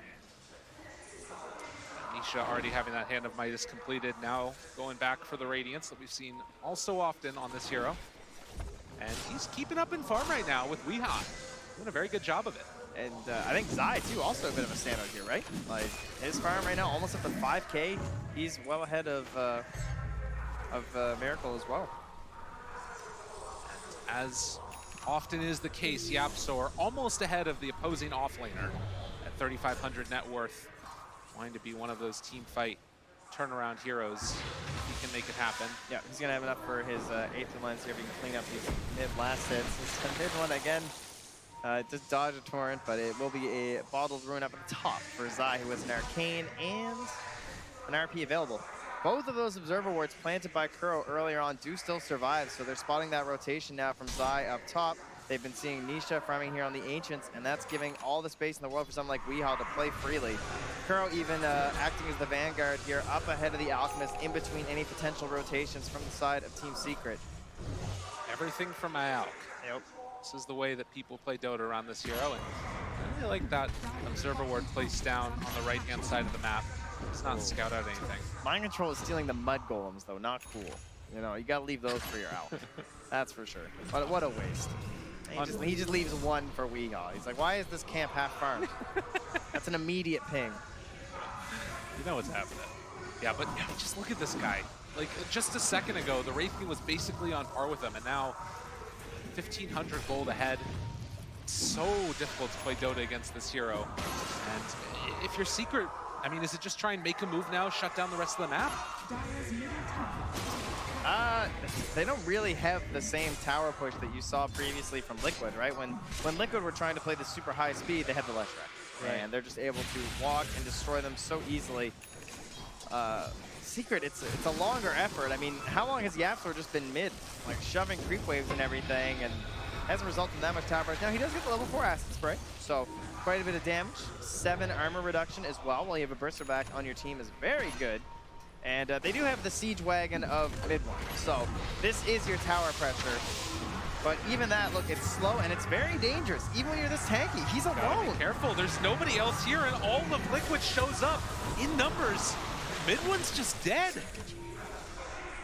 And there it is. Still a 14-minute Radiance on Alchemist. And he TP's up there to clean up the second round of skeletons that were pushed out. So Weehaw completely alone to do whatever he wants. And Secret needing to come up with answers because right now they've only been able to take down that one top tier 1 tower. Yeah, not getting the mid lane down, not able to occupy that dire jungle, just feeling like they can't fight the heroes on the side of Liquid right now, apparently. And even holding your own towers is simply not enough. I mean, Liquid have no tower damage. Yeah. I mean, they're under like 300 total. You know, it's kind of nothing. But they don't need to cross the river. That's on you, Secret. Well, 15-minute mark's going to come in again, and Secret have done a good job of shutting down those bounty runes away from Weehaw. But we'll see if they can make it happen another time. It's that fickle timing, you know? Yeah. If you don't hit it for Secret, you just one misstep, and this Alchemist is completely out of control. 3,000 more skeletons. God, it's so much gold. Yeah, he's 3,000 gold ahead of the Wraith King now. He just keeps farming them. Still, though, only 1,000 gold lead in total. And as you can see, bounty runes about even. But it is that slow, steady drop-off that you can see in experience and net worth. We're starting to find these contributors to the team fight picking up items, though. You have the Blink Dagger on Zai before he picked up the Vlads. He had the Vlads too for a long time. You have the Rubik already up into his Aether Lens and now trying to go towards a Force Staff to try and break up some of this wombo combo that you see from like the Kunkka and the Darkseer, the Winter Wyvern, trying to spread things out a little bit with your clumped up melee team. But meanwhile, on the Dire side, you've got Winter Wyvern trying to get in towards that Aether. She's not too far away when she breaks apart her Arcane Boots, but that's an excellent tool for the team. And well, Crow's just going to get some bracers as the 5 life decrease. So good ward placement, though, as it is keeping it far enough away from that Dire Sentry. So they do see what Weehaw's up to. And if there is another nice thing to say right now about Team Secret, it's they're identifying some of the issues in their draft. They're trying to get those teamfight items online like you're talking about, but also they've gotten some pretty decent farm here onto Rubik. About to hit level 10. Also, Aether Lens completely like you're talking about. And maybe that's going to be their goal, is have 4 heroes that all can fight when Liquid are mainly just playing around this out and see if they can possibly take down the big raid boss. Yeah, it's funny to see Yapstorm just like that's not a even 9/9 shell. Not even using the wow, that is a nice shell. Not even using the acid spray, right? He's just like holding onto it because he doesn't want to push it anywhere away from that tower because he knows he's in the danger zone. Just trying to find one safe place for himself to farm. Oh, here come the Skelly Bros. Al, hurry! The skeletons. Now Weehaw thinks there's a move coming here. So maybe just trying to hide a little bit with his BKB, but okay, here we go. Hello, skeletons. Oh, 32, 32, 32. Just keeps on. Oh, more skeleton. Oh, more 32. Oh. They just keep on coming, man. That's great. That hero is so insane. But the smoke up coming out from Liquid, as it looks like they are ready to make a move themselves. They have the Spirit Vessel done for Miracle. It's the BKB on the Alk. It's very scary. They have to try and kite this, or they need to blow him up before it gets popped. And it is so hard if this Winter Wyvern's going to be there covering him. The only saving grace is that they don't have that Aether Lens yet, but Liquid have done it. They have become their water and passed the river. They've gone upstream, finally. And at the same time, Secret are occupying that territory you hope they would, right? Getting into that big farm zone for the Alchemist as he holds the mid tower. Mid one looking to trade a tier 1 bot for a tier 2 top here. Doing what they can. And as you can see, Weehaw holds onto that mid tower. They take down the bottom one. 18 minutes in. Still only 1,000 gold lead with the Alchemist draft. But it's starting to feel like maybe this group up is going to come very soon. Nisha already out there. They have the Torrent, going to connect onto the Wraith King, holding onto the boat for the moment. So they get the search forward. They find Nisha left completely alone, and Weehaw going to be nearby as well. They take him down one time. Can they get him a second time? Nobody from Secret is here to help. They just bailed. They're like, Nisha, you're on your own, buddy. I think they got him. They're going for another round. Puppy, maybe in some trouble as Weehaw doesn't quite manage to get there in time. And we'll pick up the illusion runes, start to spread out the things. But you can see Liquid, they're just raring to go. They're ready to fight. Look at this surged up Miracle right now. 4 points in the X. They are so lucky he didn't find anybody. Now he grabs mid one. Oh, there's no shrine nearby either. Already throwing down that acid spray. They have the stun connection. Can they bring him down in time? They don't have the chemical raid. Rage, but I'm not sure if it's going to matter. Yapzor trying to play spoiler. They get a pretty nice, well, actually, the RP, and now to turn it back around, mid-one still barely living. We are trying to run him down, and with the Spirit Vessel, as well as the Radiance Burn, it's going to be enough to take down mid-one. And I was wrong, the RP was not good enough. The RP, the Earth Splitter, these spells just, they're a lot harder to hit than Iron Shell Surge. You ain't wrong. Little less skill involved and just as powerful, if not more so. They try and lurk behind the tower there, see if anybody wants to come and defend this, but yeah, it ain't happening. And again, you talk about it, it's the ease of execution that you want to have in this lineup. Kyle talked about it on the panel that this lineup from Liquid, they group together, they buy the team fight items, get the BKB onto Weehaw, and just run at you. And perhaps the most frightening of times versus an Alchemist when that Blink Dagger comes out when he's getting close to level 15. Damage or health, however he feels the game is going. Both of those talents just helping him out so much. Holding on to that mid-tier 1 tower still. 20-minute mark. Does look like Bounty Rune's going to be picked up. 2 apiece there. Secret actually able to get on that 3rd one, so. Guardian Greaves done for the Darkseer. More regen. Yapzor in trouble. Jumps forward with the stun onto 2. Weehaw does not really care right now. Celestial Chemical Rage pops it immediately. Yapzor tries to run away. His puppy is just going to get barreled underneath this tier 1 tower. They do manage to find the stun, but immediately afterwards, there's going to be the vacuum back, the pull in onto 2. Weehaw realizes the rest of my team is fighting and probably get together with them. As the Surge keeps Kuro alive. Zai still chasing, wanting to find this pesky Shadow Shaman, but the Hex comes out afterwards, and now the heal coming through. Torrent is going to connect, but they manage to take down 1, and now Mind Control. His Surge should be wearing off soon. So you still go for the chase down. Do they decide to follow it up? Mid-1, looking for the punches. This is looking okay right now for Secret, but they can't quite find the finish. And now the buyback. Okay, they're coming in with the Shadow Shaman. He's got another round of Hex. The Stomp's going to connect. And it looks like with that Secret are going to try and retreat, but they find the X again onto Yapzor. Another 4-staff save in the day. The Earth Splitter comes through. It's not quite enough. He's there. He jumps in again, finds Yapzor, trying to get that kill, and he will be able to get it. But the RP onto 3, but the turnaround comes. The curse is there to interrupt, and they don't have an answer. Torrent both gonna connect on Anisha after the stun. The walkaway happens in mid-1, trying to be this big bad boss in the middle of it all, and he is doing a good chunk of damage, taking down GH barely. No, he's able to walk away again. They can't keep getting away with this. Liquid making the fight last long enough for them to win it as they burn through the ulti of the Wraith King. And right now, Secret, they still can't take that tier 1 tower. How about another X? This the time pullback gets him again, and Magnus not able to save the day. Back out of the skewer. Where are you going? Get over here. As the Torrent is going to land, and Nisha trying to run again. Another round of those Spirit Vessels. Liquid, well and truly doing it. These fights around the 20-minute mark, this Alchemist Blink Dagger are just devastating. He's just in and out of the fight. It's so hard to keep him locked down. They're trying to target those heroes on the side. They took down Kuro twice. They nearly get GH, but GH with a masterful winner's curse there to stop that big RP that came in from Zai. He caught 3, and he had Nisha right there, empowered on the Wraith King, looking for the damage, and then there was nothing. And you can see Nisha's doing what he can. This has the Radiance going. Yeah, let's just smoke him and go again. Why not? Got an Arcane Rune on our Alchemist. You guys done? You want to fight some more? Sure. This Surged Kunkka is perhaps more terrifying than the Surged Alchemist. This time he's going to have to do it himself, though. Oh my god, and they find him. The Wraith King just going to drop, and that is another thing. With Team Secret, you got to fight around your cooldowns. Liquid, they can just keep running.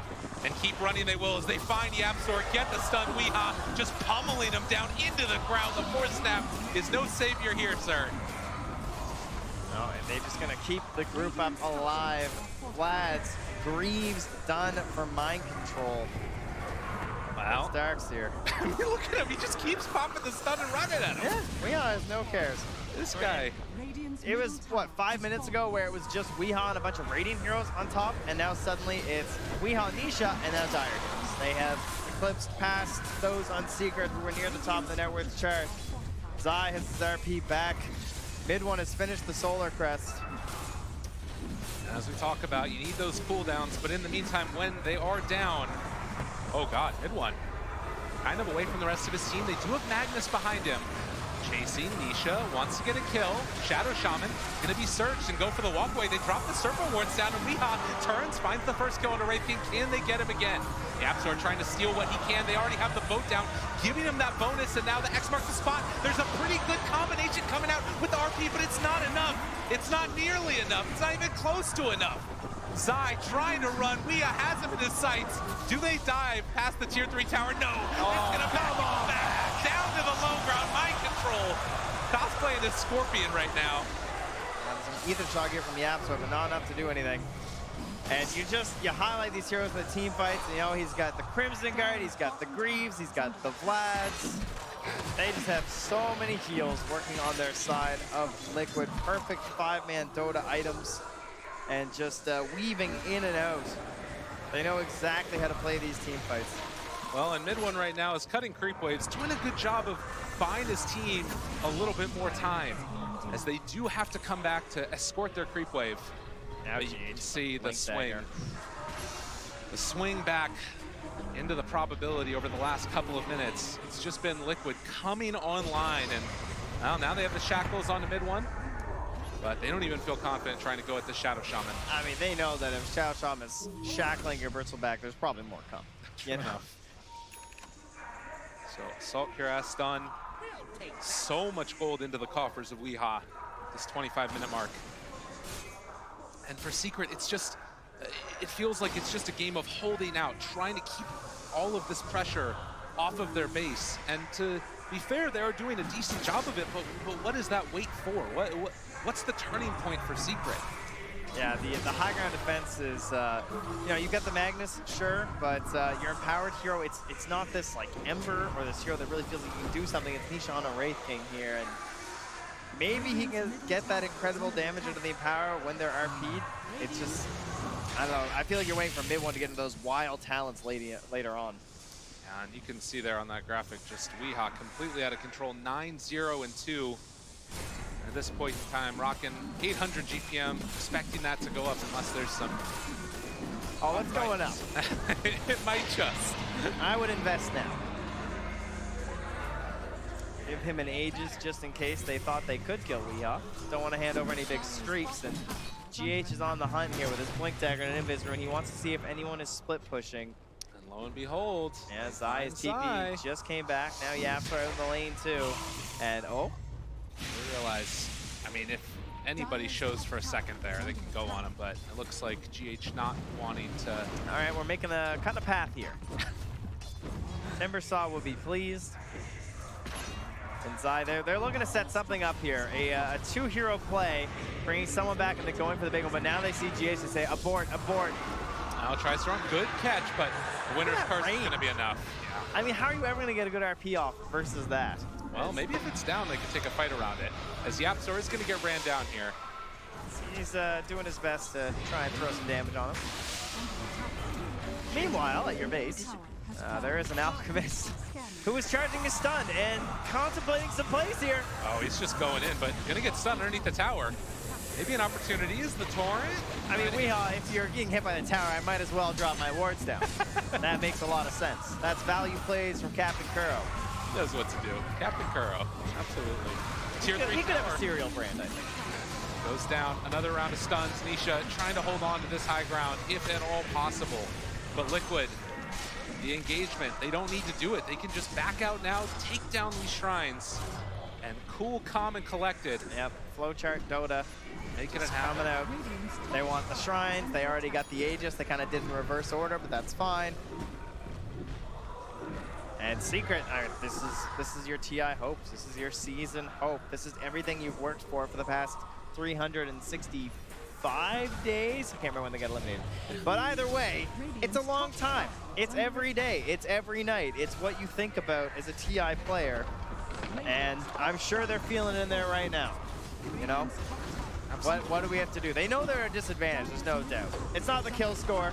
It's not just the Alchemist. It's the unrelenting pressure of Liquid overflowing onto the Radiant side of the map. And it's so hard to stop. Mid one doing the best that he possibly can for his team right now, just trying to clear through these creep waves and keep them off of their towers.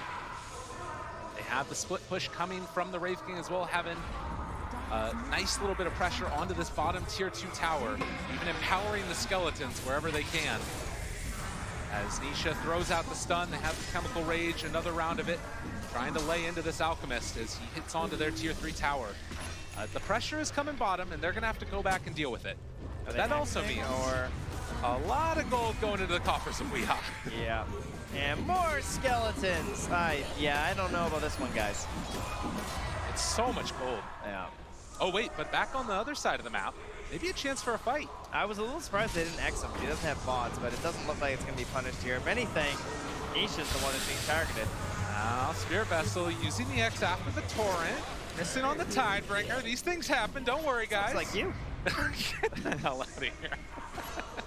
Obviously, Liquid not really looking to commit all too much there onto Nisha. Just toying with him, threatening, pushing him back into his base, and just saying, yeah, you know you're not supposed to be up here, right? And the ultimate win of this style of Dota right now is the map control that you get, getting 4 more bounty runes for Team Liquid. And as we've talked about time and again, Team Secret with their furthest advance so far in the history of this tournament, but the ultimate raid boss being Liquid will knock them out time and again. Looking like it could happen here again in game number 2 unless something changes. And they have the Satanic now swapped in for Weehaw. So their big plan in order to try and kill this Alchemist is either like eliminate everyone else around him and then try and fight him, which, you know, that's obviously the harder one to do, or you try and burst him down all in one. So he's protecting himself from the RP with his Assassin's Resistance. Be careful. Chase down coming. They've got a lot of control onto this guy. The boat is going to land afterwards, but he does have the walk away. Another round of X, another round of stun. 4-step, keeping mid-1 alive. They won't be able to fully commit onto him. And actually instead, mid-1, getting a little bit fresh with Miracle there. That is some very scary stuff now with the Solar Crest on Miracle too, though. He can put the hurt into mid-1. Zai continues his presence in that bottom lane, though. Gonna see if he can draw them back once more. It's only 10 seconds left on that Aegis. Secret, they did get a win here, right? They have held out against the Aegis. Sure, they lost the Shrines, but they didn't lose a full lane of racks. And maybe that can get them to that next round of items. As Zai keeps up that pressure on the bottom tier 3 with the creep wave. Well played by Secret to hold on. A lot of other teams might have fallen apart. The problem is they have the Kunkka. And one of the reasons Hero's so powerful is they can just X back, deal with the wave. And so if Zai ever blinks and TP's back, that's what they're going to do. They're just going to X back mind control here. So they'll get down an Ion Shell. But Zai sees that X and says, oh, you're not hanging around? Okay. He can stay down on that side. So Weehaw, the full TP back. So he's probably going to buy his bots. And yeah, he's going to look for the kill there on the Zai if he wants to show himself again. He's waiting. But Zai, very wise to the fact that that could be coming, is going to back out now. He does have enough gold for Guardian Greaves if he wants to fully commit, but obviously at this stage in the game, you also have to be saving for buyback. Yeah. But that could be one of those big turning factors as well. A good chunk of this damage on Liquid comes from the physical. Yeah. Minus armor. Nisha is getting a AC picked up here. He's going to lose his buyback. Bottle up, bottle up, bottle up. Got to blink before the Radiant Stick.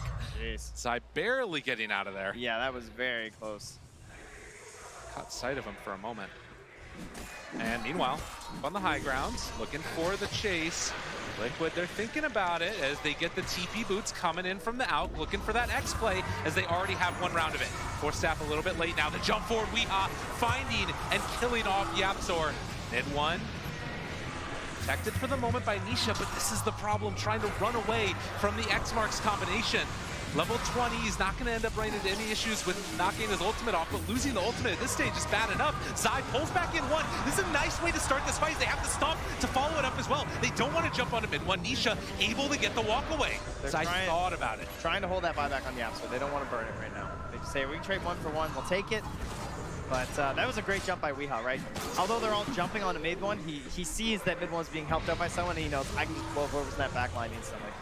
This is, you know, again, 13,000 lead, but maybe a wave, maybe a chance. They're initiating already. The pullback, a pretty nice combination there as they have the sleep as well. So at least onto 1, but the vacuum wall, and now they've got some more heroes of their own. The chase forward, looking for it. Zai in trouble, does not have buyback. He fully committed in with the items. As mind control looking like he's in some trouble himself. Mid-1 popping the BKB, looking to chase, but isn't going to be able to find that Alchemist. Now, will they try and turn without the BKB, or does Nisha have enough damage to threaten them out here? I mean, they don't have Zai. They don't have a lot of their team fight items with that. Oh, and that's the Torrent. Oh, to interrupt. Makes it happen. Jeez, that could have been dangerous with the Spirit Vessel still there for Miracle. Yeah, really well played by YapzOr to able to make that turnaround happen. So Secret still hold. I think we've used a lot of David versus Goliath analogies in this one, but holding on to your high ground. Yeah, I don't think that was supposed to be this matchup, but it has felt that way. Starting to feel that way. Another round of X's. Secret done a good job of dodging away from it when it looks a little bit testy. They're trying to burn this BKB. Stun comes through. They have the stomp afterwards. Wraith King and a lot of damage coming his way. They even dropped the wards. On the high ground, gonna pop the ultimate now. Weehaw looking to chase, follow forward with this stun. Do they have anything else to save it? It doesn't look like it right now. In some trouble, Nisha turns to fight, able to pop the BKB and go for the walk away. So Liquid, not able to break high grounds. I think with the pressure on Liquid to go high ground, their BKB timers are actually more valuable than Secret's. So if I'm trading seconds now onto Weehaw.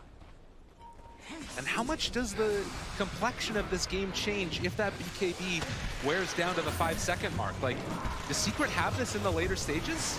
I mean, it's still big plays on big plays. Like, when's the last time we've even seen GH have to blink, right? Good one. Needs to be careful. YapzOr able to steal something there. It's the acid spray. Lay it down the other direction. That's a lot of minus armor paired together with the bristleback. What can they do? They're in trouble and going to drop. Mid one dead, 80 seconds without buyback, and Nisha, the next one on the plate. He's 17 seconds away from having his BKB, but they're going to be there first. Liquid chasing forward, have themselves the stun. They control the Wraith King. He's going to come back in a second. 7 seconds until BKB, but it's looking like it might not be enough as they have the Hex there. The follow-up coming with the Shackles afterwards. Don't even need it. They take down the Wraith King. Oh, 50 seconds still with no Bristle, and that means the Roche will be respawning. Liquid not going to rush anything. They're TPing back top, pushing the wave. Secret went for the push mid because they knew that they were focusing on Denisha there, but Poppy might feed for it. Yeah, he's just giving up his life at this point to try and take down the creeps, it feels like, but they will not be dissuaded. He wants more. Doesn't quite get the vision there. He went for the health talent, so not going to have any advantage at nighttime versus Zai. And Zai sees that and says, oh, that was close. Yeah. I'm out of here. Time to run away. Wyvern even finishing off the Aeon disc, so there's no way that... Kuro, he has wards. Yeah, they're forcing buybacks here. Double buyback. Coming through. Bristleback still 14 away. Nisha throws the stun to start. Zai pulls him in a little bit closer. They have the telekinesis afterwards, trying to control, but the Torrent is there for the interrupt, and it looks like the first melee backs is going to go down. Team Liquid able to take it, and Weehaw still cool as a cucumber, just hanging out in that mid lane. Yeah, very hard to deal with these wards when you only have one ranged hero, and the last thing YapzOr wants to do is reveal his positioning. So they will be more than happy to jump right on top of him with Weehaw. So back for an Aegis and a Cheese. Typically the game-ending Roche here. And when you have a 20k lead, Liquid have every opportunity to close this one out with it. Yeah, this has just been such an uphill battle for Team Secret, even just trying to hold on to their structures. They need some crazy Earth Splitter into RP here. I mean, they're moving in. Already Wraith King getting the Hex out mid one there, but they've got the Aegis, and now Secret are fully committed.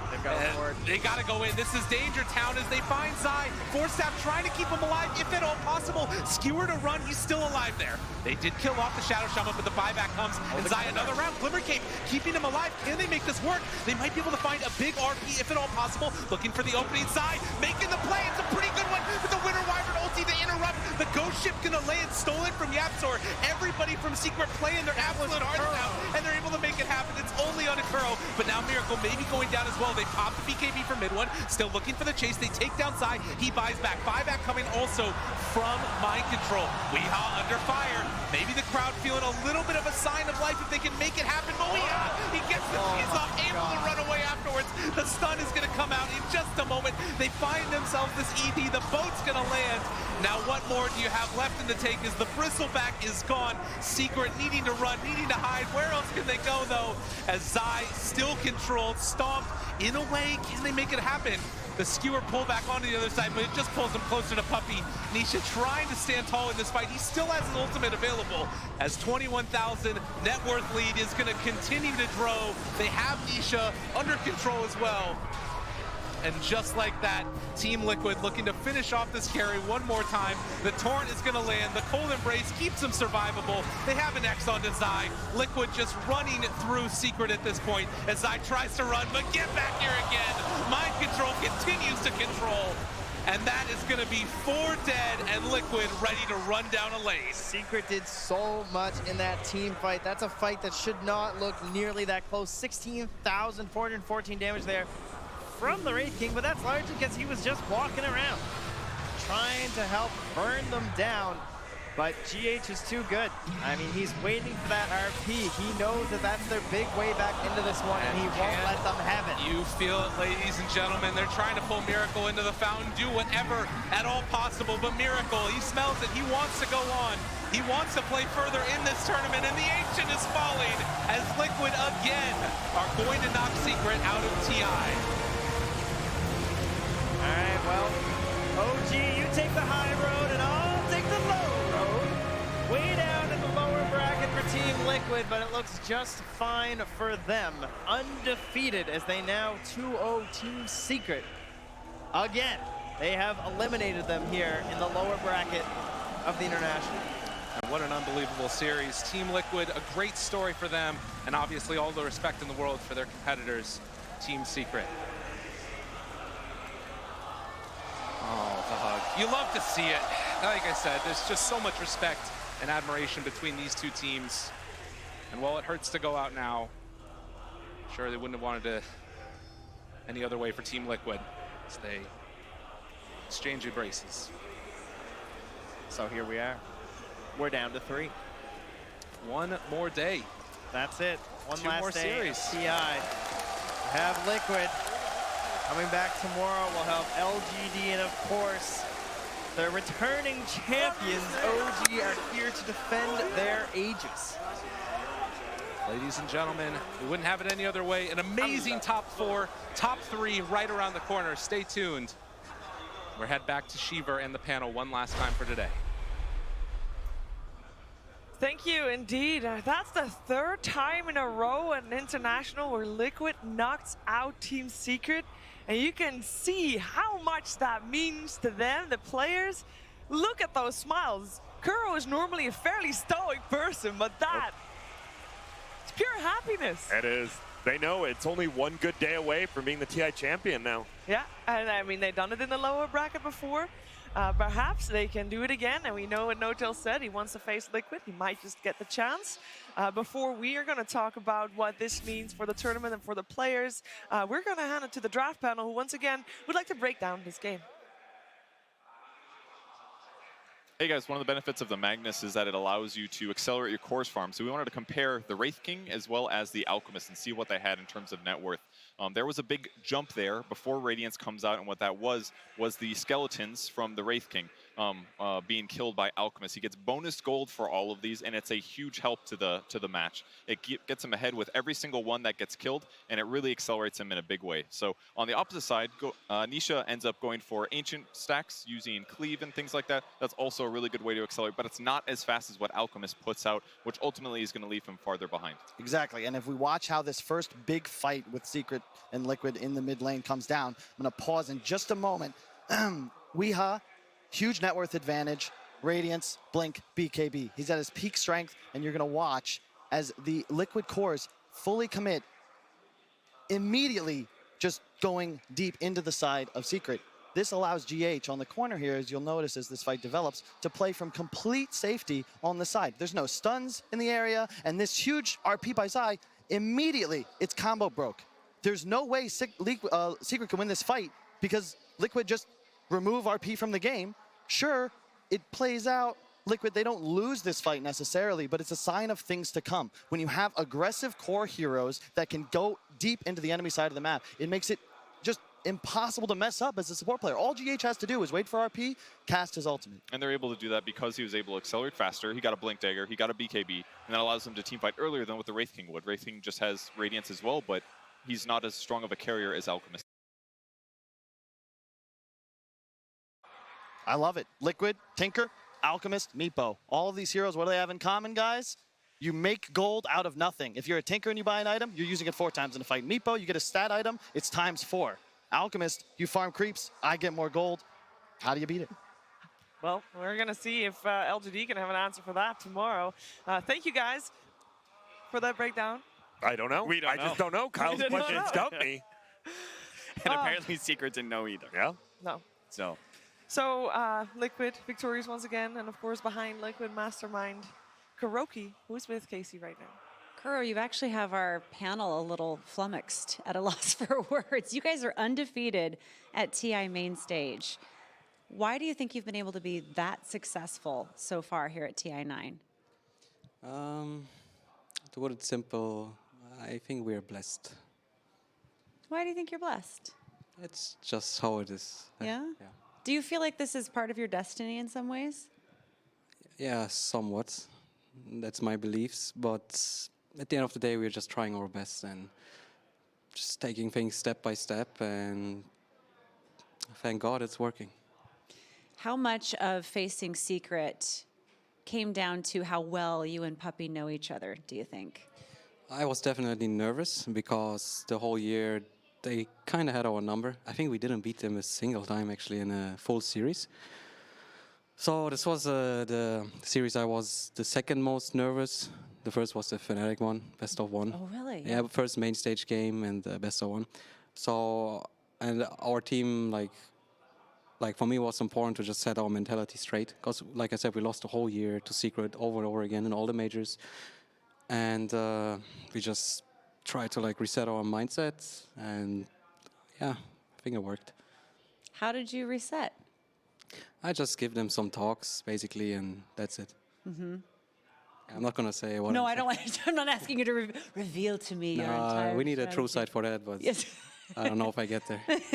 Fingers crossed. You're facing LGD tomorrow. How are you feeling about that before we send it back to the panel? I'm very excited. I mean, I'm very happy for OG to be in the finals again. I mean, that was an epic game, the OG-LGD. And LGD, last time they beat us, like last time EG beat us, I'm happy to knock them out. And last time LGD beat us in the TI8. So I was really like looking forward to this game. And yeah. No Tail's ready for you in the grand final. He told us in his interview that Liquid is who he's been waiting to face. Yeah, but basically after the group stage, Nota and I met in the balcony, and so he was in the upper bracket. I was like top 16. And I asked him to wait me in the finals. Like I'm gonna like try to go there all the way, and I mean I hope we can do it. Yeah. This is like a movie. Meet me in the finals. Congratulations, Kuro. Thank you very much. Some great Dota. Thank you for treating us all to it. It's just been fantastic. Back to you guys on the panel. Thank you so much. Indeed, Kuro already looking forward to facing Team Liquid. Secret, unfortunately, not in that position. That is the flip side of every match like this. And it's time to hear from Puppy, who's with Rich right now.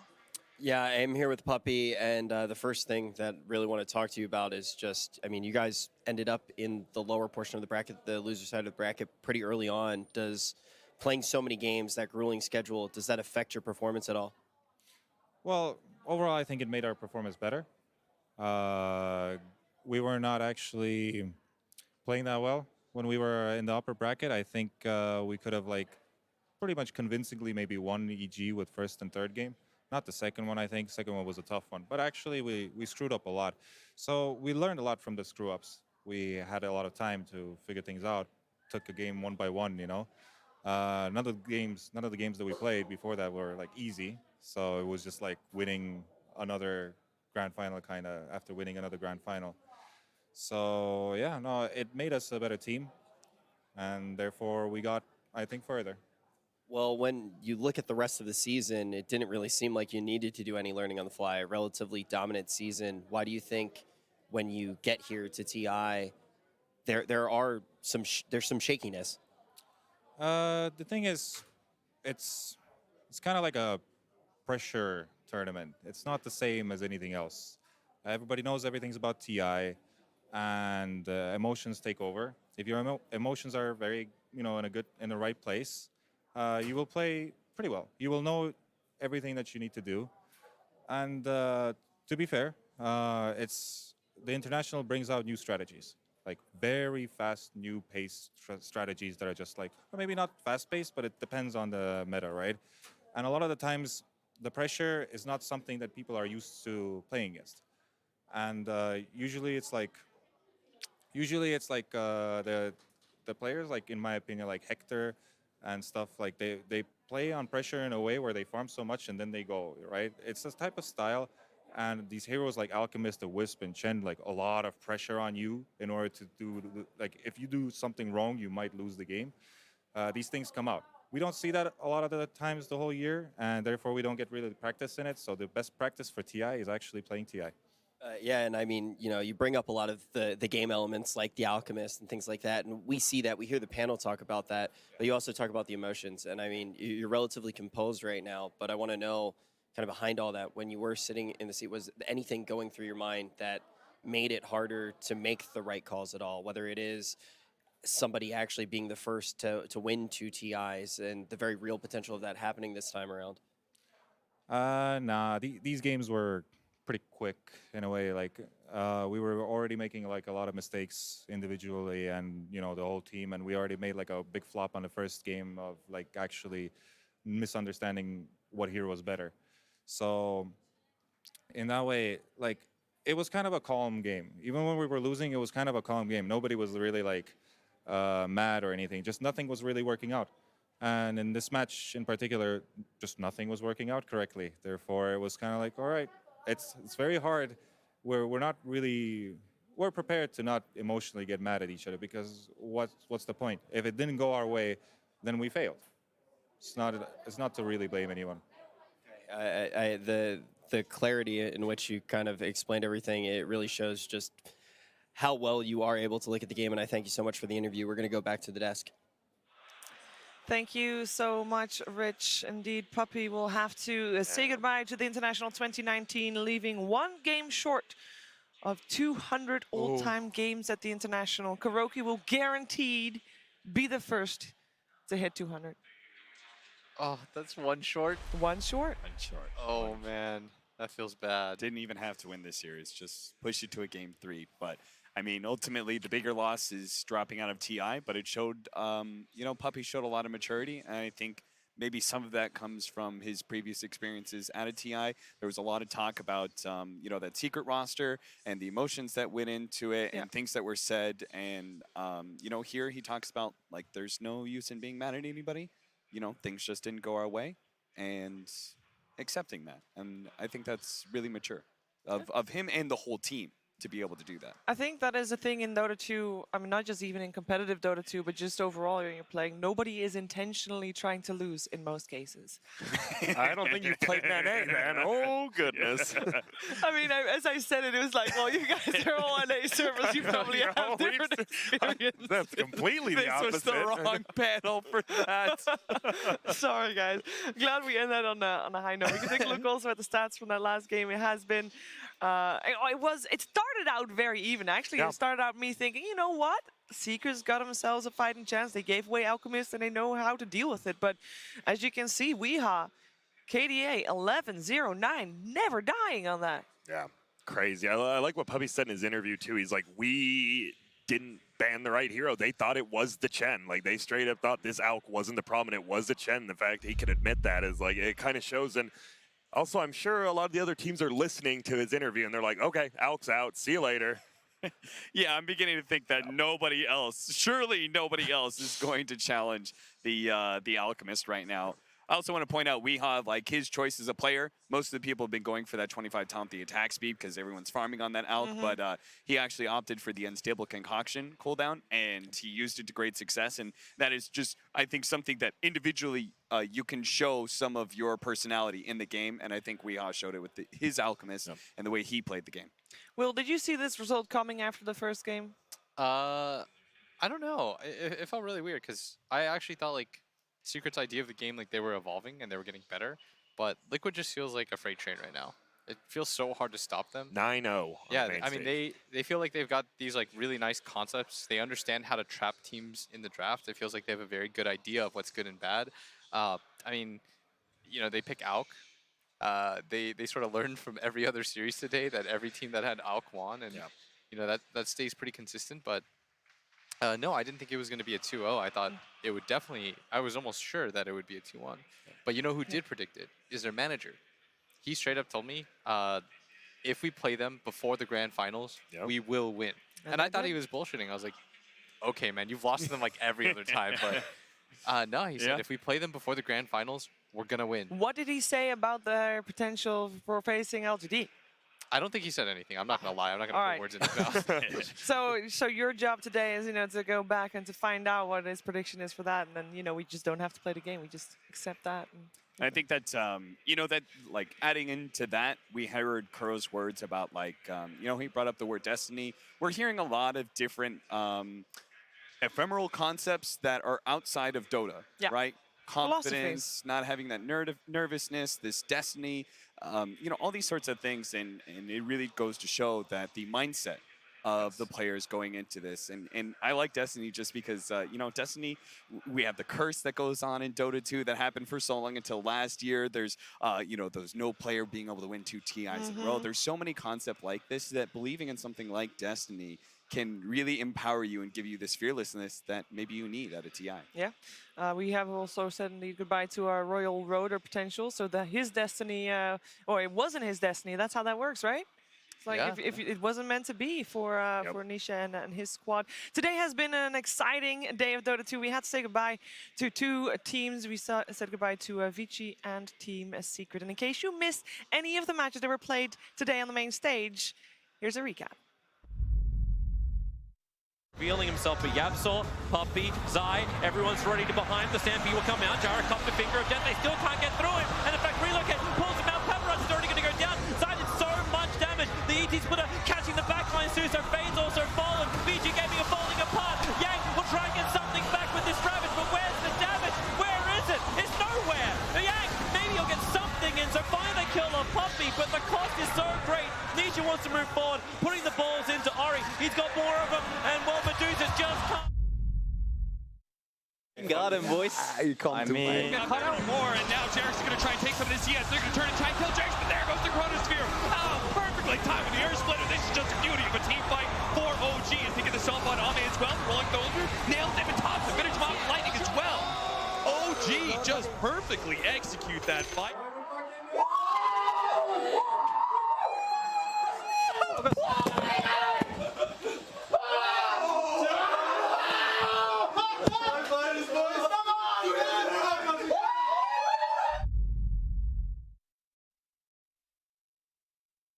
Got that instant initiation, and now speaking of which, Yaps are back behind. He can jump in if he wants to. Thinking about it, Fisher to open up GH, the Echo Slam. Is it quite going to be enough? They have the Ravage to try and turn it. Weehaw so freaking low, but not looking quite low enough. They do manage to kill him off, but they lose the Earthshaker and the IO. Mid one falling low. The Hemp Stomp, it connects as well as they all are getting torn apart. Nisha ended up buying back into this fight, and Miracle trying to take him down. Is it going to be quite enough? Yule Scepter left up at the very last second to keep Miracle alive. Puppey wanting to take down the mid from Liquid, and he does die to the Maledict. 3 gone. Zai trying to run. Weah has him in his sights. Do they dive past the tier 3 tower? No. It's gonna back down to the low ground. Mind control.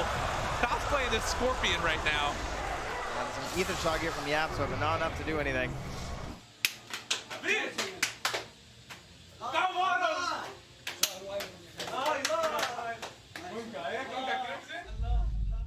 We have seen a lot of emotion today, both good and unfortunately also bad, and that comes with the playing field, right? There's so much at stake. I mean, we heard Kuro talk about it in an interview. Their emotions run high this game. It requires everything from you.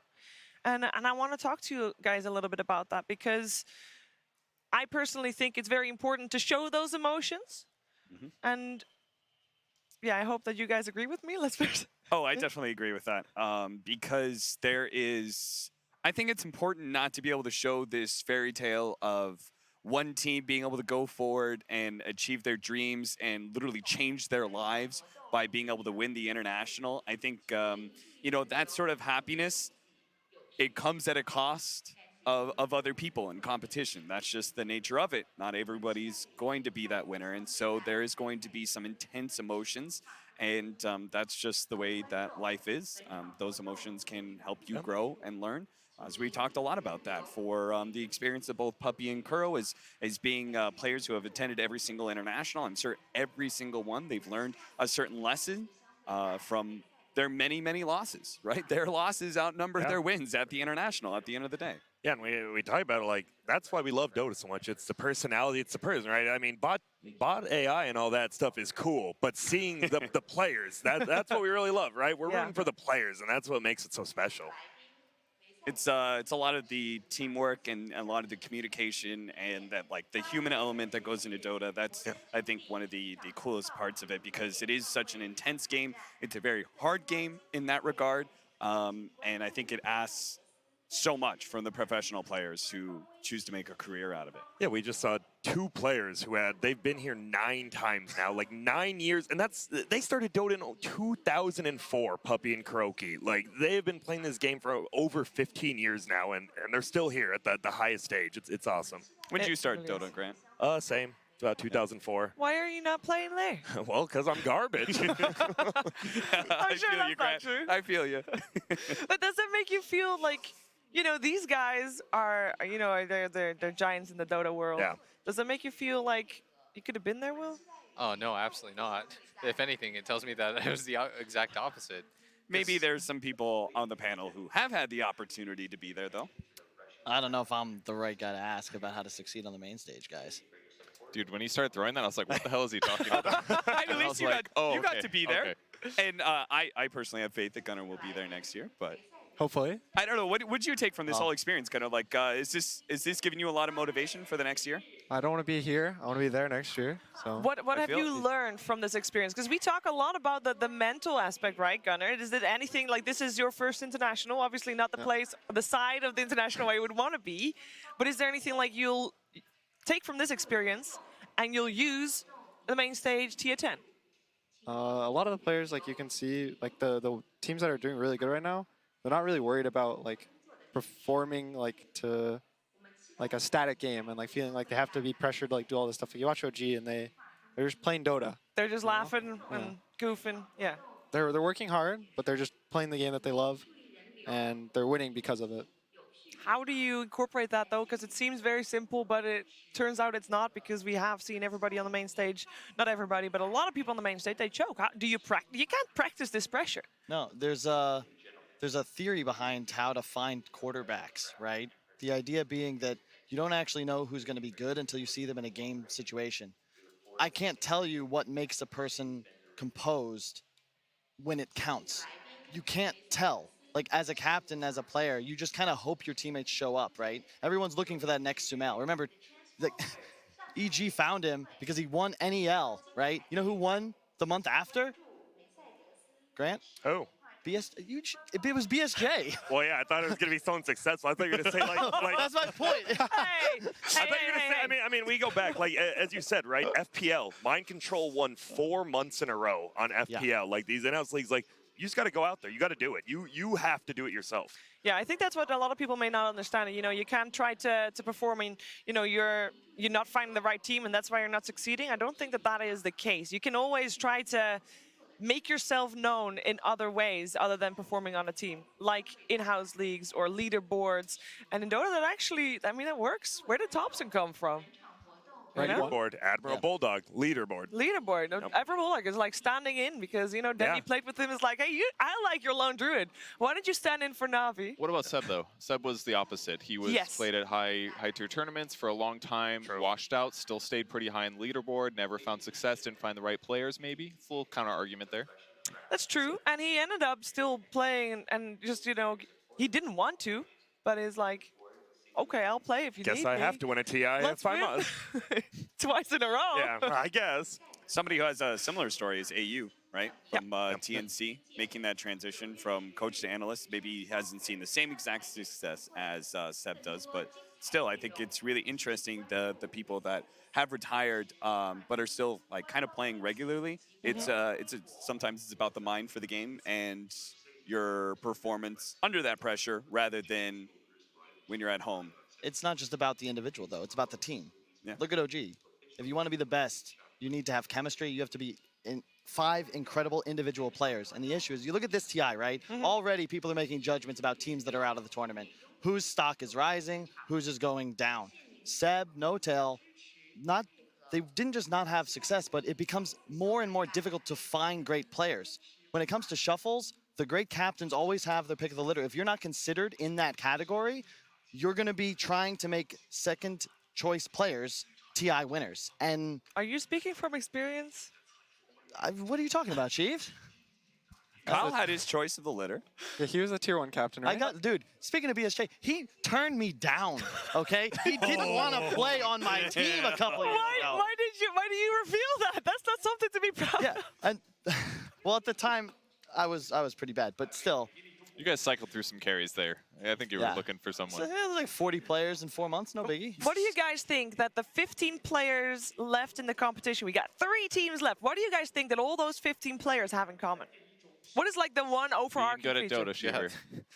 I was going to say hi, MMR. Getting top 3 at TI. Yeah, Oh, come on, guys. Give me a break here. I love this man. We were talking earlier, right? And he was like talking about he's happy to be here. Don't get me wrong. He's very happy for the opportunity, but he doesn't care that this is good for his brand, all right? He wants to He's play. sitting here watching like, I'm going to be there next year. You know, that's what playing is. It's not about anything. It's not about the money. It's not about the fame or the fans. It's about the fans. Just kidding, guys. We love you. But it's about being able to prove you're the best. You said it earlier, Will. How many times in life do you get a chance to stand on a stage in front of a crowd of people and say, hey, I'm the best at what my passion is, what I've done for 15 years. Since Gunnar was in diapers, they've been playing Dota. It's true. Don't say that. Revealed it to Kyle's the public. inspiring me right now. Yeah, you gotta go I know back. Gunner's not going to take me up on my offer, but yo, you guys want to make a run at it this year? Us Yeah, 5? jeez. Okay. Us 5, let's go. Wait, there's 6 right here. Who's he out? leaving out?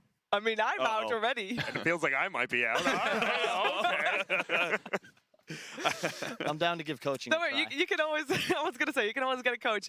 Gentlemen, thank you so much for taking the time to talk about that topic with me. We can take a look at the brackets and see who we have left. 3 teams remaining out of the 18 that came to Shanghai only a couple weeks ago. OG waiting in the grand finals for their opponent. They have openly said really would like the chance to face Liquid in the grand finals of a TI.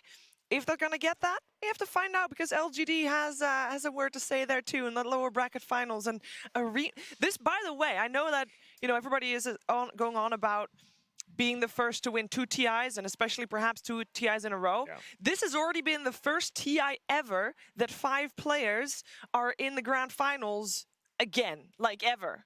Because even Na'Vi in the grand finals in the past, in TI 1, 2, and 3, it's all been different squads. There's always been different iterations. But this, same squad, grand finals, that is amazing.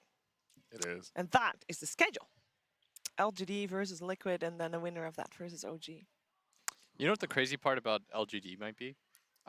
They might actually, if it weren't for OG, we might be talking about them as like best team in the world 2 years in a row. It almost feels like a situation where like, the Utah Jazz in like early 90s, where it's like you were in the era of Michael Jordan.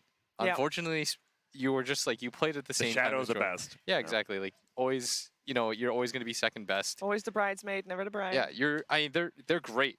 When They're they play against amazing. other teams, they stomp them. That series against VICI, that didn't even look like they were playing the same game. But unfortunately, it feels like for whatever reason, when they do run into OG, they at this point, you've lost 3 times to them on the main stage. It's like, what do you need to break that at this point? That's where the emotional warfare, mental warfare comes back into play, right? Because that is a mental block that you also have to get over. You have to believe that you can actually win, but we're going to find out if they're going to win tomorrow. But that is all for tomorrow. Today is not over yet, at least not for you guys at home, because a late game will be coming your way with Dakota and Pyrium Flax. There will be lots of entertainment, some drinks on the side, and hopefully some never seen before content of people making fools of themselves, because that seems to be a little bit of a trend there. Eggs, camera shots when you didn't realize you had a camera on you. Dude, I'm honestly perfectly still from now on. It's good to move though, because you don't want to get your legs sleeping, or you want to. Yeah, that's what I was doing. You're right. Rev it up. All right. Well, thank you so much for joining me, and thank you so much for joining us as well. And we hope to, of course, welcome you back tomorrow for more Dota 2 at the International 2019.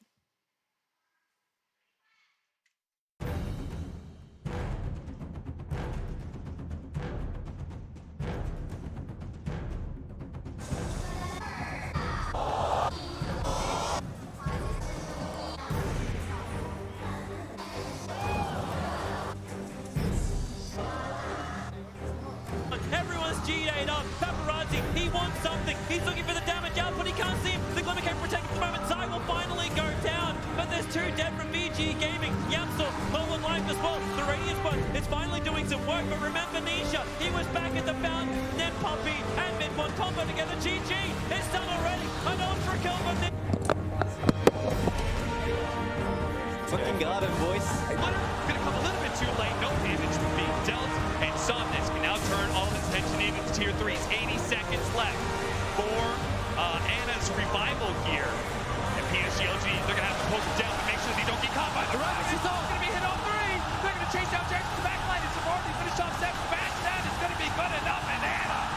First splitter. Oh, but they caught the duel. They caught him, and he's dead for 2 minutes. The volley's coming in, but it's not good enough. Now, the physical damage will overwhelm the throne, and PSG.LGD in a 3 versus 5 can no longer hold OG in the upper bracket.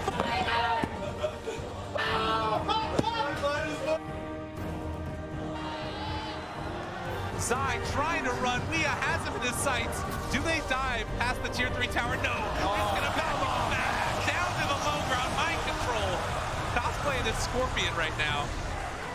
Ether shot here from Yapso, but not enough to do anything.